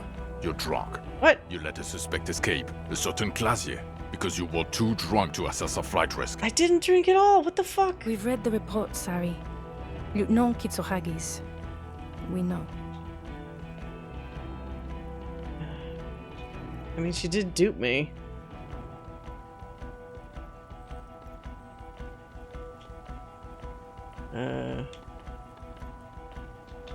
Duped again. Not for one moment do I believe you quit drinking. Wait, what? Not even gotta get into the other suspect. The one who shot herself. In Oh, the come head. on. Or the fact that you're Evra Claire's little peony now. No, I didn't. What for him? This That's small guy. time stuff. That's nothing. That's a guy's not humorous fair. anecdote. Compared to the Oh my- 6 people who were gunned down, the streets are literally red with blood, Harry. It was fucking mass murder. Was I supposed to, like, not do anything? He did everything he could. Okay. We did everything we could. The company hired and vetted mercenaries. Lieutenant Dubois got between them and the locals. Here comes the cavalry. Thank fucking God. He did so at considerable risk to his own life. He was shot and survived only because of his armor. We stopped an execution, not a negotiation. The loss of life was minimal compared to what it could have been. It was a massacre. We got wiped. Where the hell were you? Don't make this harder for yourself. Oh, shit. Thank you for the input, Lieutenant Kitsuragi. I didn't mean to suggest you didn't handle the situation. He thinks of apologizing, but decides against it. You've spent the week with him on this case. What is your take? Come on, he's my pal. On the case? On Lieutenant Geoffrey Dubois. Well, the drinking, the gun losing, also losing the badge. That's all true. Although he has not been drinking on the job this week. Yay! See? 1 week. Then there's the self-flagellation issue. God damn it. He likes to apologize, profusely, making it sound like he's guilty of at least first-degree murder. It's not a good communication strategy for an officer. It's worrying, especially considering his political views. Wait, what? Detective Dubois is, as you may know, a Mazovian socio-economist. He wants to liquidate the ruling class. When did I say that? Again, for a police officer, is a little odd. This is basically summarizing all my choices up to this point, isn't it? Oh my god. And then there's the motor carriage in the sea. Something I was not present for. But despite all this, he is a great detective. One of the best I have seen, in fact. Oh, Kim. He can talk human beings into telling him everything. And he doesn't stop.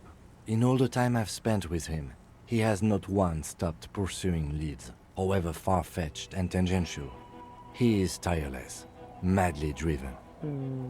Well, except that one time when he stopped to sing karaoke, which, by the way, I have to disagree with you, Mr. Vicmar, was a valiant effort.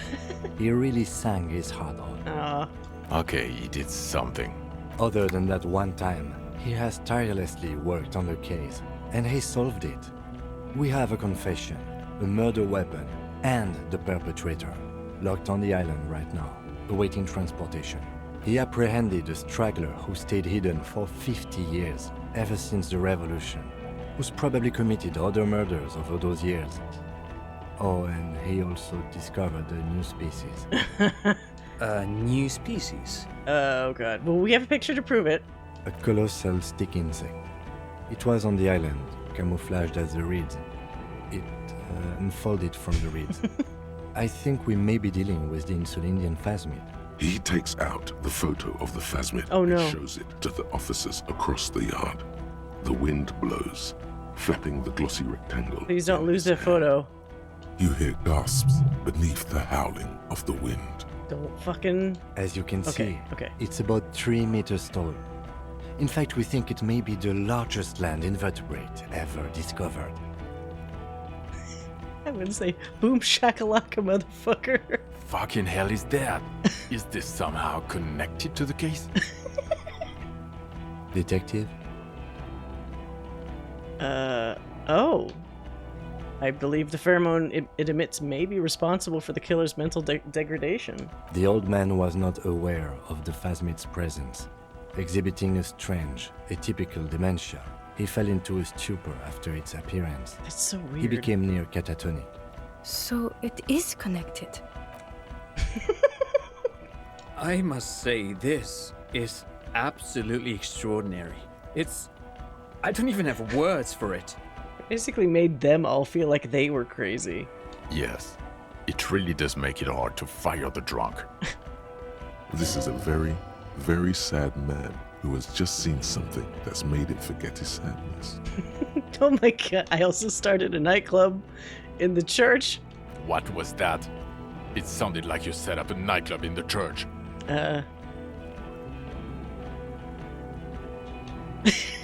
Yeah, I did some kids a solid, turn their lives around. 4 kids were living in a tent on the ice. They were going to drown when it melted. It's not optimal, but the building was abandoned, so he put them in there. It's okay. It's not that okay. Get off this subject now. Okay. The killer, we have a strong motive for him. Lilianovich. A revolutionary matronym. Of course, excuse me, I just thought it was noteworthy. He killed the mercenary in act of jealousy. No, wait. Yeah, no, that really was. Jealousy? I thought this Lilianovich was an old man. To have been hiding for 50 years. Like 70-something.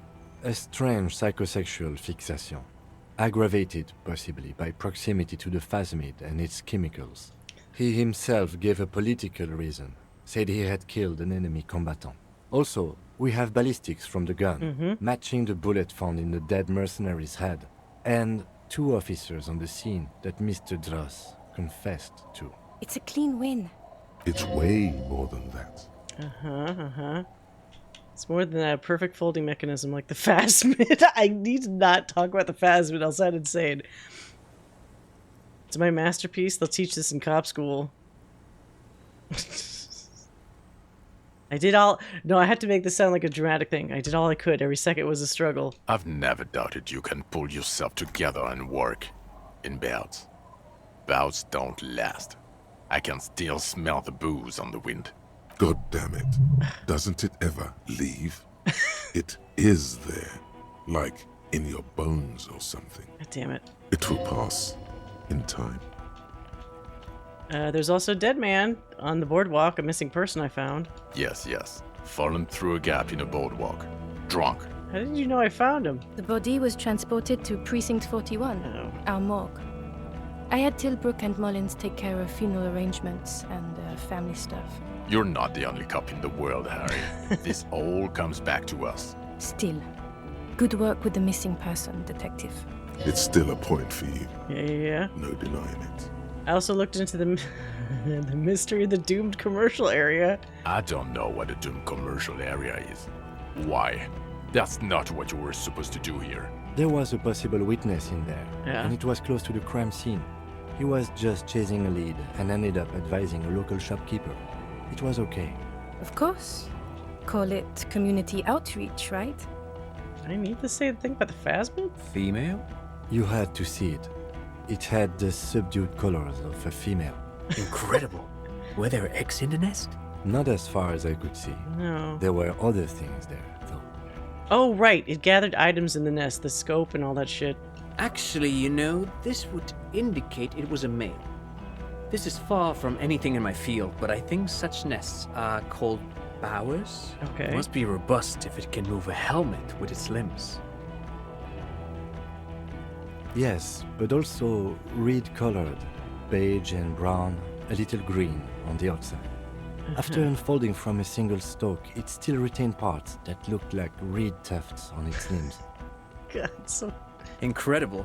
The PR value of this is exceptional. Carp discovers new species.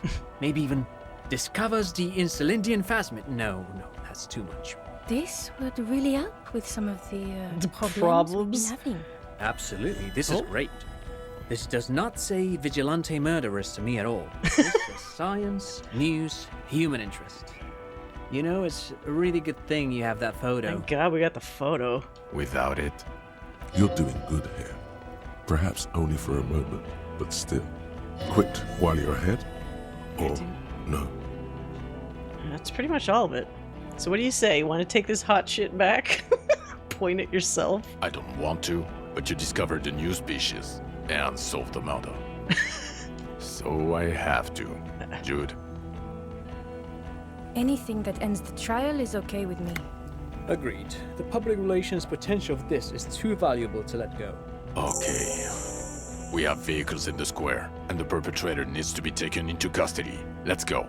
Now you will finally get to know who you are. Oh, no. Fuck. Wait, I have a few questions before you go about who I am. The man looks westward, impatiently, jingling his car keys in his pocket. Oh, God. Who am I? Who are you? You're a gym teacher, Harry. What? Well, obviously you're not a gym teacher anymore, but... Before you were a cop, you were a gym teacher in Coron. Oh. It's getting really cold outside. Should we maybe... Explains a lot. Harry, it explains everything. The running around, the jumping, the shot put, your inexplicable facial hair. Wait, what? The fact that you don't seem to know what homosexuality is, and how you're able to perform a 360-degree spin kick too. The raw, robust stamina output. He notices all those details. Also, this guy. Just everything about this guy. Okay. I knew it. I knew no normal human being can run like that. He's an honest-to-God gym teacher. Oh, Jesus. Why am I like this? It's not a mystery. Some chick fucked you over. Also, you were drunk. You really went with it too. Really maximized the damage. Okay, what chick? Dora something. Dora Ingerland. Ingerland? Yeah, you mentioned her name. Not Dora Dubois. So we weren't even married. No one is married anymore. This is Revachol. When was this? God, I don't know. 6 years ago, she was way before my time. 6 years and you haven't gotten over it. What the hell is wrong with you? 6 years? Yeah, or 7. You're not doing too good there. It's an old man thing. 2 old years equals 1 normal year. That and Dora Ingerland really tore you a new one. A big one. Who was she? Incredibly bangable. No, I mean, what did she do? She was incredibly fuckable. A beautiful bourgeois woman. Wayfish. Like a Welkin, basically. What? Heartbreak Welkin. Welkin? Like an elf? Pain Welkin. I've only seen a picture, but it's obvious you formed a real spiritual connection with how pretty she was. One you never recuperated from. Look, the sun is about to go down. It's time to go. I think she taught in the Académie des Arts, east of the river. Way east. Hard to say which came first, the middle-class chick or the drink. Egg and the chicken kind of thing. My point is, you need to see a psychiatrist about this shit. Not a psychologist. Several degrees harder. Is there something harder than a psychiatrist? A forensic psychiatrist? Go talk to that. Okay, am I a dirty cop working for La Putra Madre? No. Alright. Talks concluded. Precinct 41, what kind of station is it? Us? We're the bloody murder station, haven't you heard? We're the bad guys. No one likes us. Oh. That's not true. Jamrock is too big for one precinct. You're just understaffed. And everyone respects the 41st. You have Captain Price. Thank you, Lieutenant. You're being kind. It is an understaffed station and the district is too big, which is why we need to... Get back to it. We left Torson and McLean to run the Sea Wing. It's not good. Did we recently shoot up a church by any chance? So he remembers that. Yes, there may have been a raid on some churches. It wasn't good press. Shooting up churches never is. I was out of town, to be clear. What happened? Why did we need to go there? Our enemies were hiding in a church, to the best of our information. That's it. I'm not talking about this anymore. Your security clearance is shit tier right now. You have to wait for it to go up. He means it. The RCM and its enemies will not be discussed on this coast. Okay. Your clearance will not go up while you're within earshot of the Union headquarters. Price is... Ptolemy Price? He's the son of the old Price, one of the founders of the RCM. He's one of the most highly regarded men in the force. You're lucky. Somewhere under the curved roof of a former silk factory shaped like a ladybird with 2 chimneys, Police Captain Ptolemy Price sits behind a heavy wooden desk. Resident medic Nix Gottlieb pours him coffee. It's silent in the captain's office. They speak of change, the city, the tension on the streets. They speak of the events of April and the blood on the streets in May. Okay, it's not the bloody murder station. It's an old converted silk mill with green desk lamps and a coffee corner. A lot of good people work there, hard, every day. Jamrock is the largest ghetto in Rivershoal. Faubourg, technically, but it's divided into 11 districts. Jamrock only has us. The press will blow over. Jamrock is lucky to have you, and it's often considered to be the greatest of the districts. You're lucky to have it. Thank you again, Lieutenant. I do need to tell Lena about the phasmid. Who is Lena? The cryptozoologist? Tabernacle? It's on the way over. Near where you live on Perdition. Fine, if we're gonna drop you off anyway. She and her husband were conducting the search for the phasmid. It's their discovery, in part. They should know as soon as possible. Yay. She is going to be over the moon. Watch out, or she'll faint.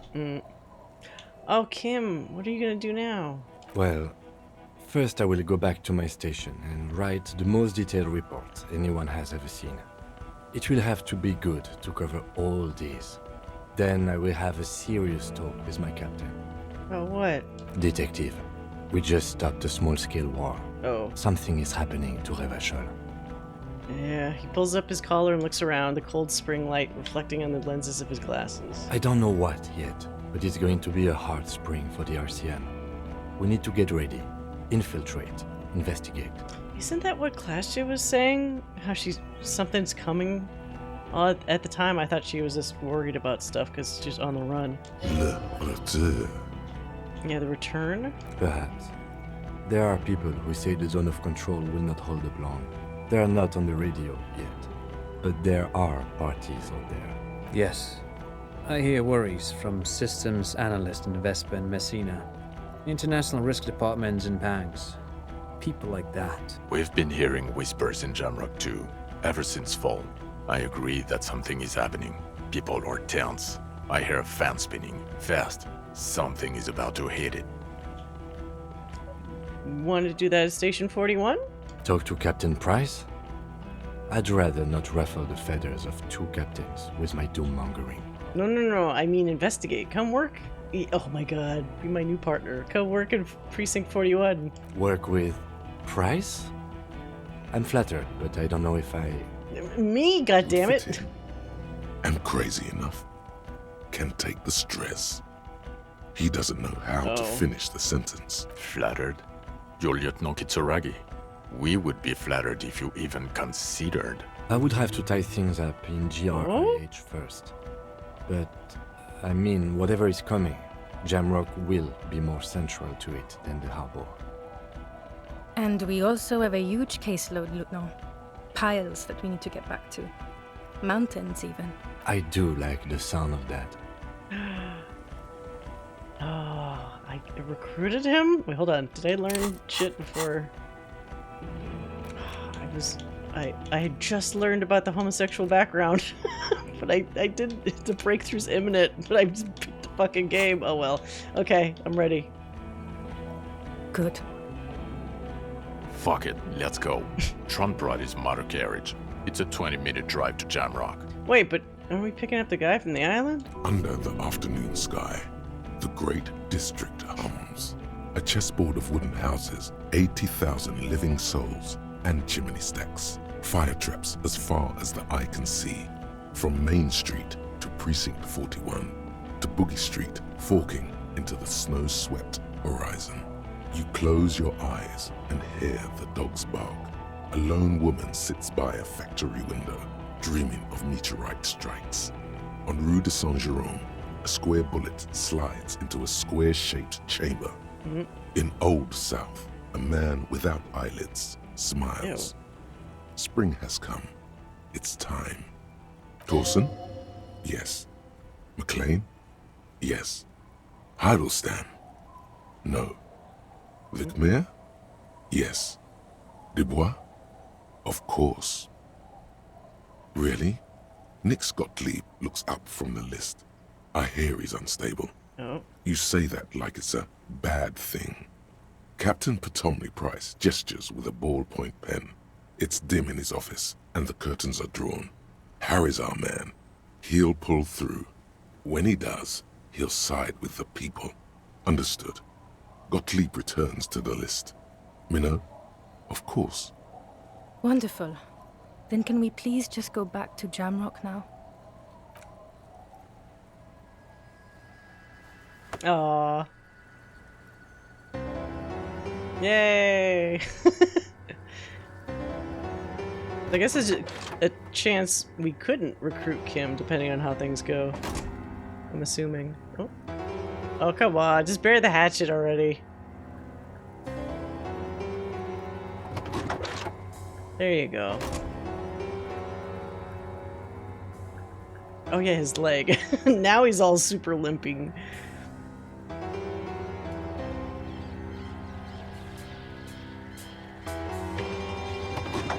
Get on in there. Fuck the world jacket.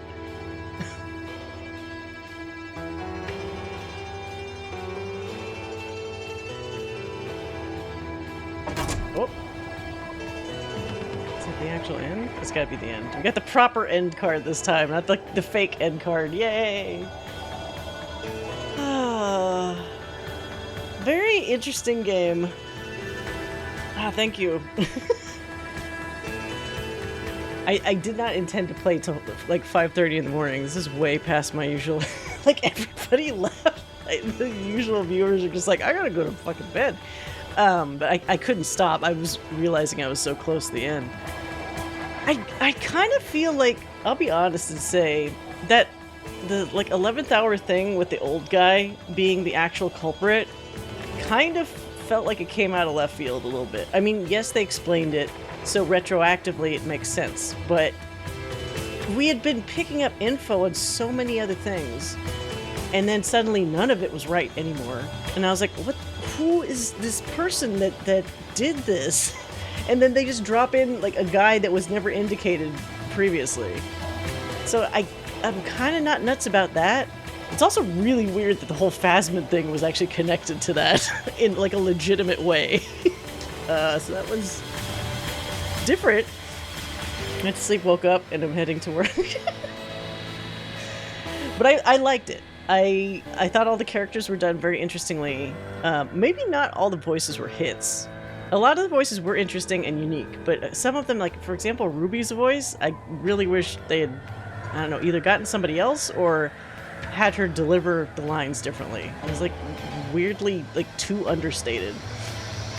For what it's worth, you hit 3 really good scenes that many people miss. Was one of them the weird Phasmid shit? I also saw at the bottom of the screen, I apparently was able to recruit Kim, which I guess must mean that he doesn't always agree to join your group or something? Yeah, just finished. Is there more after this, or is that it? It doesn't actually let me skip. Does it? I'm clicking buttons where nothing's happening. Okay, anyway. Harry's dance, the Dolores dream, and the Phasmid. Yeah, the dance I wanted to get. As soon as I saw that there was like a dance club, I'm like, there has to be a way for me to get past, what was it, like 3% initially to be able to dance? So that was a big success for me. And actually getting Kim to dance too. I really love the dynamic, at least the one I made, between Harry and Kim. I'm sure you could totally purposely screw it up so that you're fucking enemies or rivals or whatever.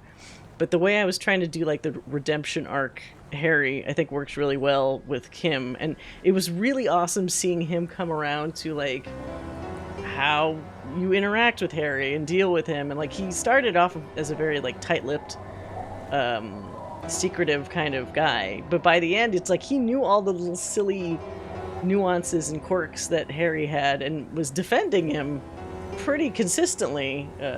You know, he more or less aced it the first. Well, I also was trying to be super careful. I saw so many chances to like purposely fuck it up, which would have been really funny, but I knew it's like, no, I like trying to craft it this way. It certainly gives me ideas if I ever, you know, do another run through. I could purposely, kind of like the Renegade Shepherd, Paragon Shepherd kind of thing with Mass Effect, where it's like, I know I could do this crazy ass route if I really wanted to. And I messed up a couple things, like I didn't talk to Joyce on the boat before all this shit went down, because then I got locked out of being able to do that and I didn't realize it. And then something else I didn't finish up. Oh, the stupid Kuno kid. I feel like something could have happened there, but I hated that character so much. I was like, you know what? Why am I working so hard for this kid? I'm not doing that.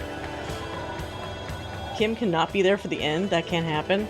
I was really afraid. I was so lucky I had the chest armor, and I correctly shot the first guy and tossed Kim my gun, because I could have seen something in there that feels like Kim might not have survived, which would have been depressing as fuck. I love Kim. He's probably my favorite character.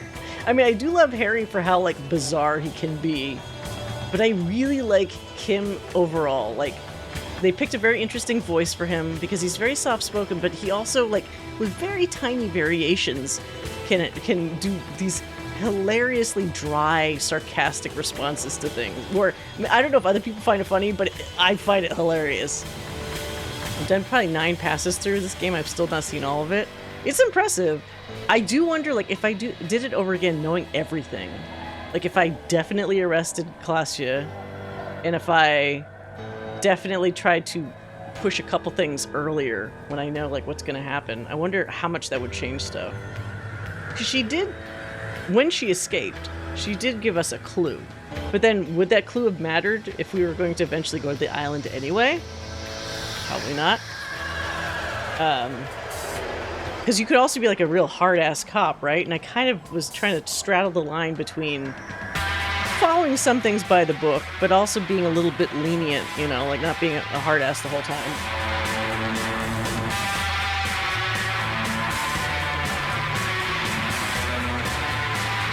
Still stuck in this? I really don't want to skip it. I mean, I guess that's fine, but... Yeah, but yeah, again, the old man twist at the end, I think might have been the weakest part for me. I was really with it until suddenly it's a guy that has nothing but like exposition about him being an old man and all this lore about the world that it's like, what? I think the pace just like screeched to a halt when we got to that part. I was afraid we were gonna do some kind of like shootout or something, like it's some last showdown with the real, you know, bad guy, but it's like a dude that's practically about almost dead, just sitting there saying, "Yeah, take my gun, I don't care." But interesting, really interesting. As I mentioned, I think somebody was Cryptic or somebody was asking earlier in the stream. Oh no, maybe not Cryptic. Liger was asking earlier in the stream, like, do you recommend the game? I normally, yes, I would say yes, but there is the add-on that, like, as long as you kind of gel with that kind of pacing, it is a slower paced game. And it picks up real well at certain points, and then it kind of slows down again. And there is obviously a lot of, like I was saying, how it feels like you're just kind of exploring or playing a book, if that makes sense. Not everybody necessarily will like a pace like that. They might want a game that's a bit snappier with things that can happen. But I kind of liked it in some ways because it feels like it's got a pace that lets you want to just kind of sit and absorb stuff and not just be in a rush. I mean, hopefully it's fun to watch on a stream. I wasn't even thinking about the fact that, like, because it's got that slower pace, maybe not everybody likes to watch it. I mean, looking at the game, like, channel, you know, for people playing Disco Elysium, there's not generally a ton of people in that category. So maybe it doesn't survive super well, like, as a streamed game, but to play it, it's super interesting. It almost kind of makes you want to see a sequel, but I think it'd probably only disappoint people. It's like, what direction would you take it, you know? They seem to indicate that there's going to be some Revolution Part 2 in the future, because everybody gets all serious towards the end of the game, saying like it's like I could see the storm clouds coming kind of thing. So I wonder maybe that could be elaborated on if they ever made a sequel. But now I know, because of the stuff that happened with the studio, there's not going to be a sequel, which is really unfortunate. I forgot, somebody said one of the writers moved on to some other game project, and I can't remember what it is. I'll have to look it up later. But yeah, I need to fucking... I'm waiting for this credit to go to finish so I can go to bed. I'm actually so tired, I'm like already jumping to the end of my sentences. I want to make sure there's no like post-credit stuff. Yeah, drama. It's unfortunate, because you got something really special here. And hopefully, if some of those team members like come together for something else, you can try to recapture it. But who knows if this is like the equivalent of lightning in a bottle, and it's not gonna be recapturable. Special thanks to Chris Avalone, Sven Vink, and everybody at Larian Studios. Huh. Did they help them out, or they just really like those guys? I know those guys are pretty supportive of them. It's interesting. Alright. Zaum. Mankind, be vigilant, we loved you.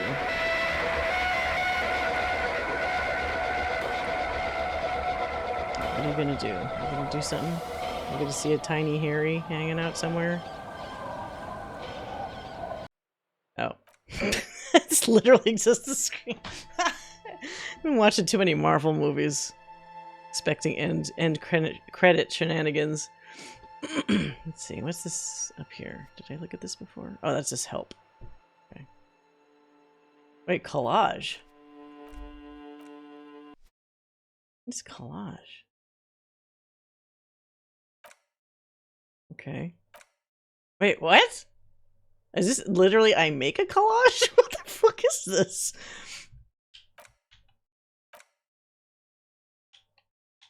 What? Edit? Oh, I guess, like, put stuff down. This is random as fuck. Why would I do this? And then what do I do? Okay, I guess this is something completely different. Okay, I'm not even gonna fuck with this. Whatever this is. How do I back out of this? Exit. What's it called? Anyway. Oh goddamn it. Ad break. Right as I'm trying to like wind down. Great game. Very fun.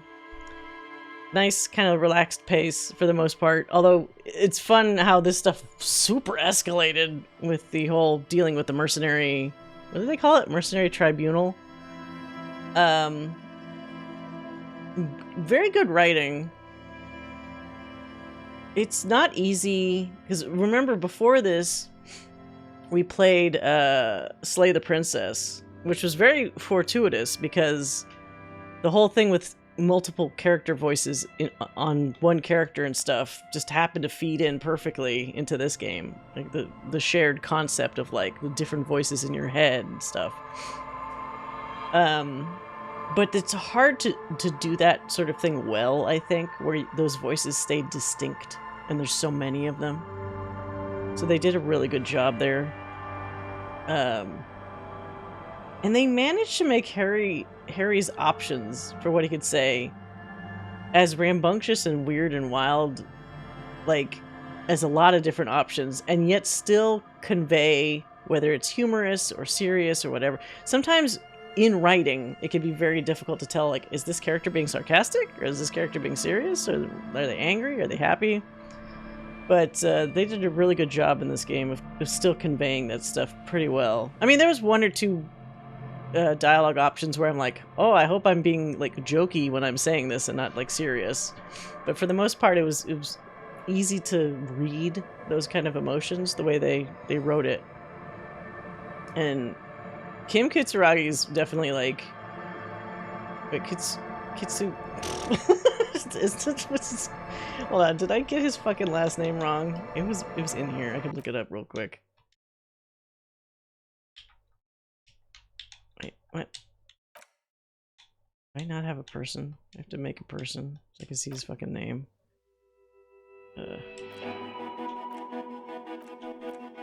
No, Kitsuragi. Okay, I was right. Huh.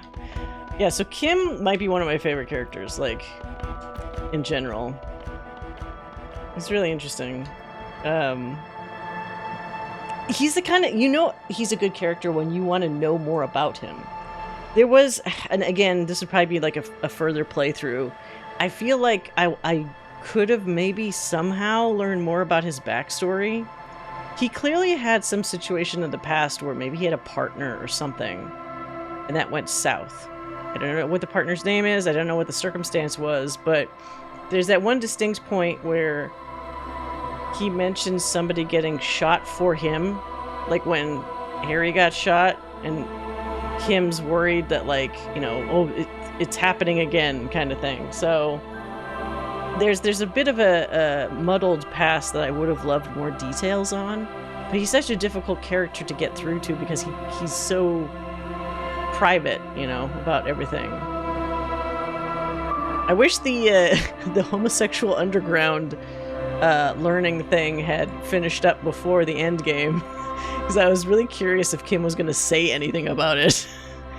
There were a couple instances where I was trying to talk to that dude, like the was it Sunday night guy, to see like if that would. The first time I interacted with him, Kim was like like chuckling and like understanding, you know, he was reading between the lines about what was happening, and I was like, oh, you're enjoying this and interested in this, you know, for what feel to be more obvious reasons now. But I was never able to like play with that concept of like, could Harry maybe be like bisexual potentially if you play your cards right? So unfortunately I didn't get that far. I have seen on like fucking Tumblr and AO3 and stuff like a decent amount of fiction and art for that pairing. So I was curious, like, is that an actual pairing or is that just stuff that people really wanted? So as of this first playthrough, it seems like maybe it's something the fans just kind of concocted together, but not out of thin air. I feel that there is a interesting mutual respect and even maybe something more than that between the characters, at least in my experience during the game. So it's a solid maybe. Anyway, I gotta go to bed. It's almost fucking 6 a.m., but I just have all these thoughts, and if I was smart, I would have cut things off like several hours earlier and just made it another stream, but I had no fucking clue how close I was to the ending or not. So I didn't want to do a thing where it's like, okay, I'll finish this next time, and then it ends up only being like another hour. Shame on me. Anyway, thanks everybody for coming by, whoever's still like awake. Next stream will be Monday. It's going to be Bad Movie Night. We're going to see our usual double feature, but the double feature will be Super Mario Brothers and Dragon Ball Evolution. It should be a lot of fun. Terrible animated to live action movies. But yeah, at 8 p.m. Pacific for people that haven't been to it before. And casual 9.5. Was it just fucking 9.5 hours? Oh my god. I don't know if I've ever gone to 9.5 before. I'm afraid I'm gonna look out the window and like the sun will be coming up. Sunday at least, so it's fine. But yeah, I hope you guys have a great rest of your weekend. Hope to see you Monday. And until then, take care.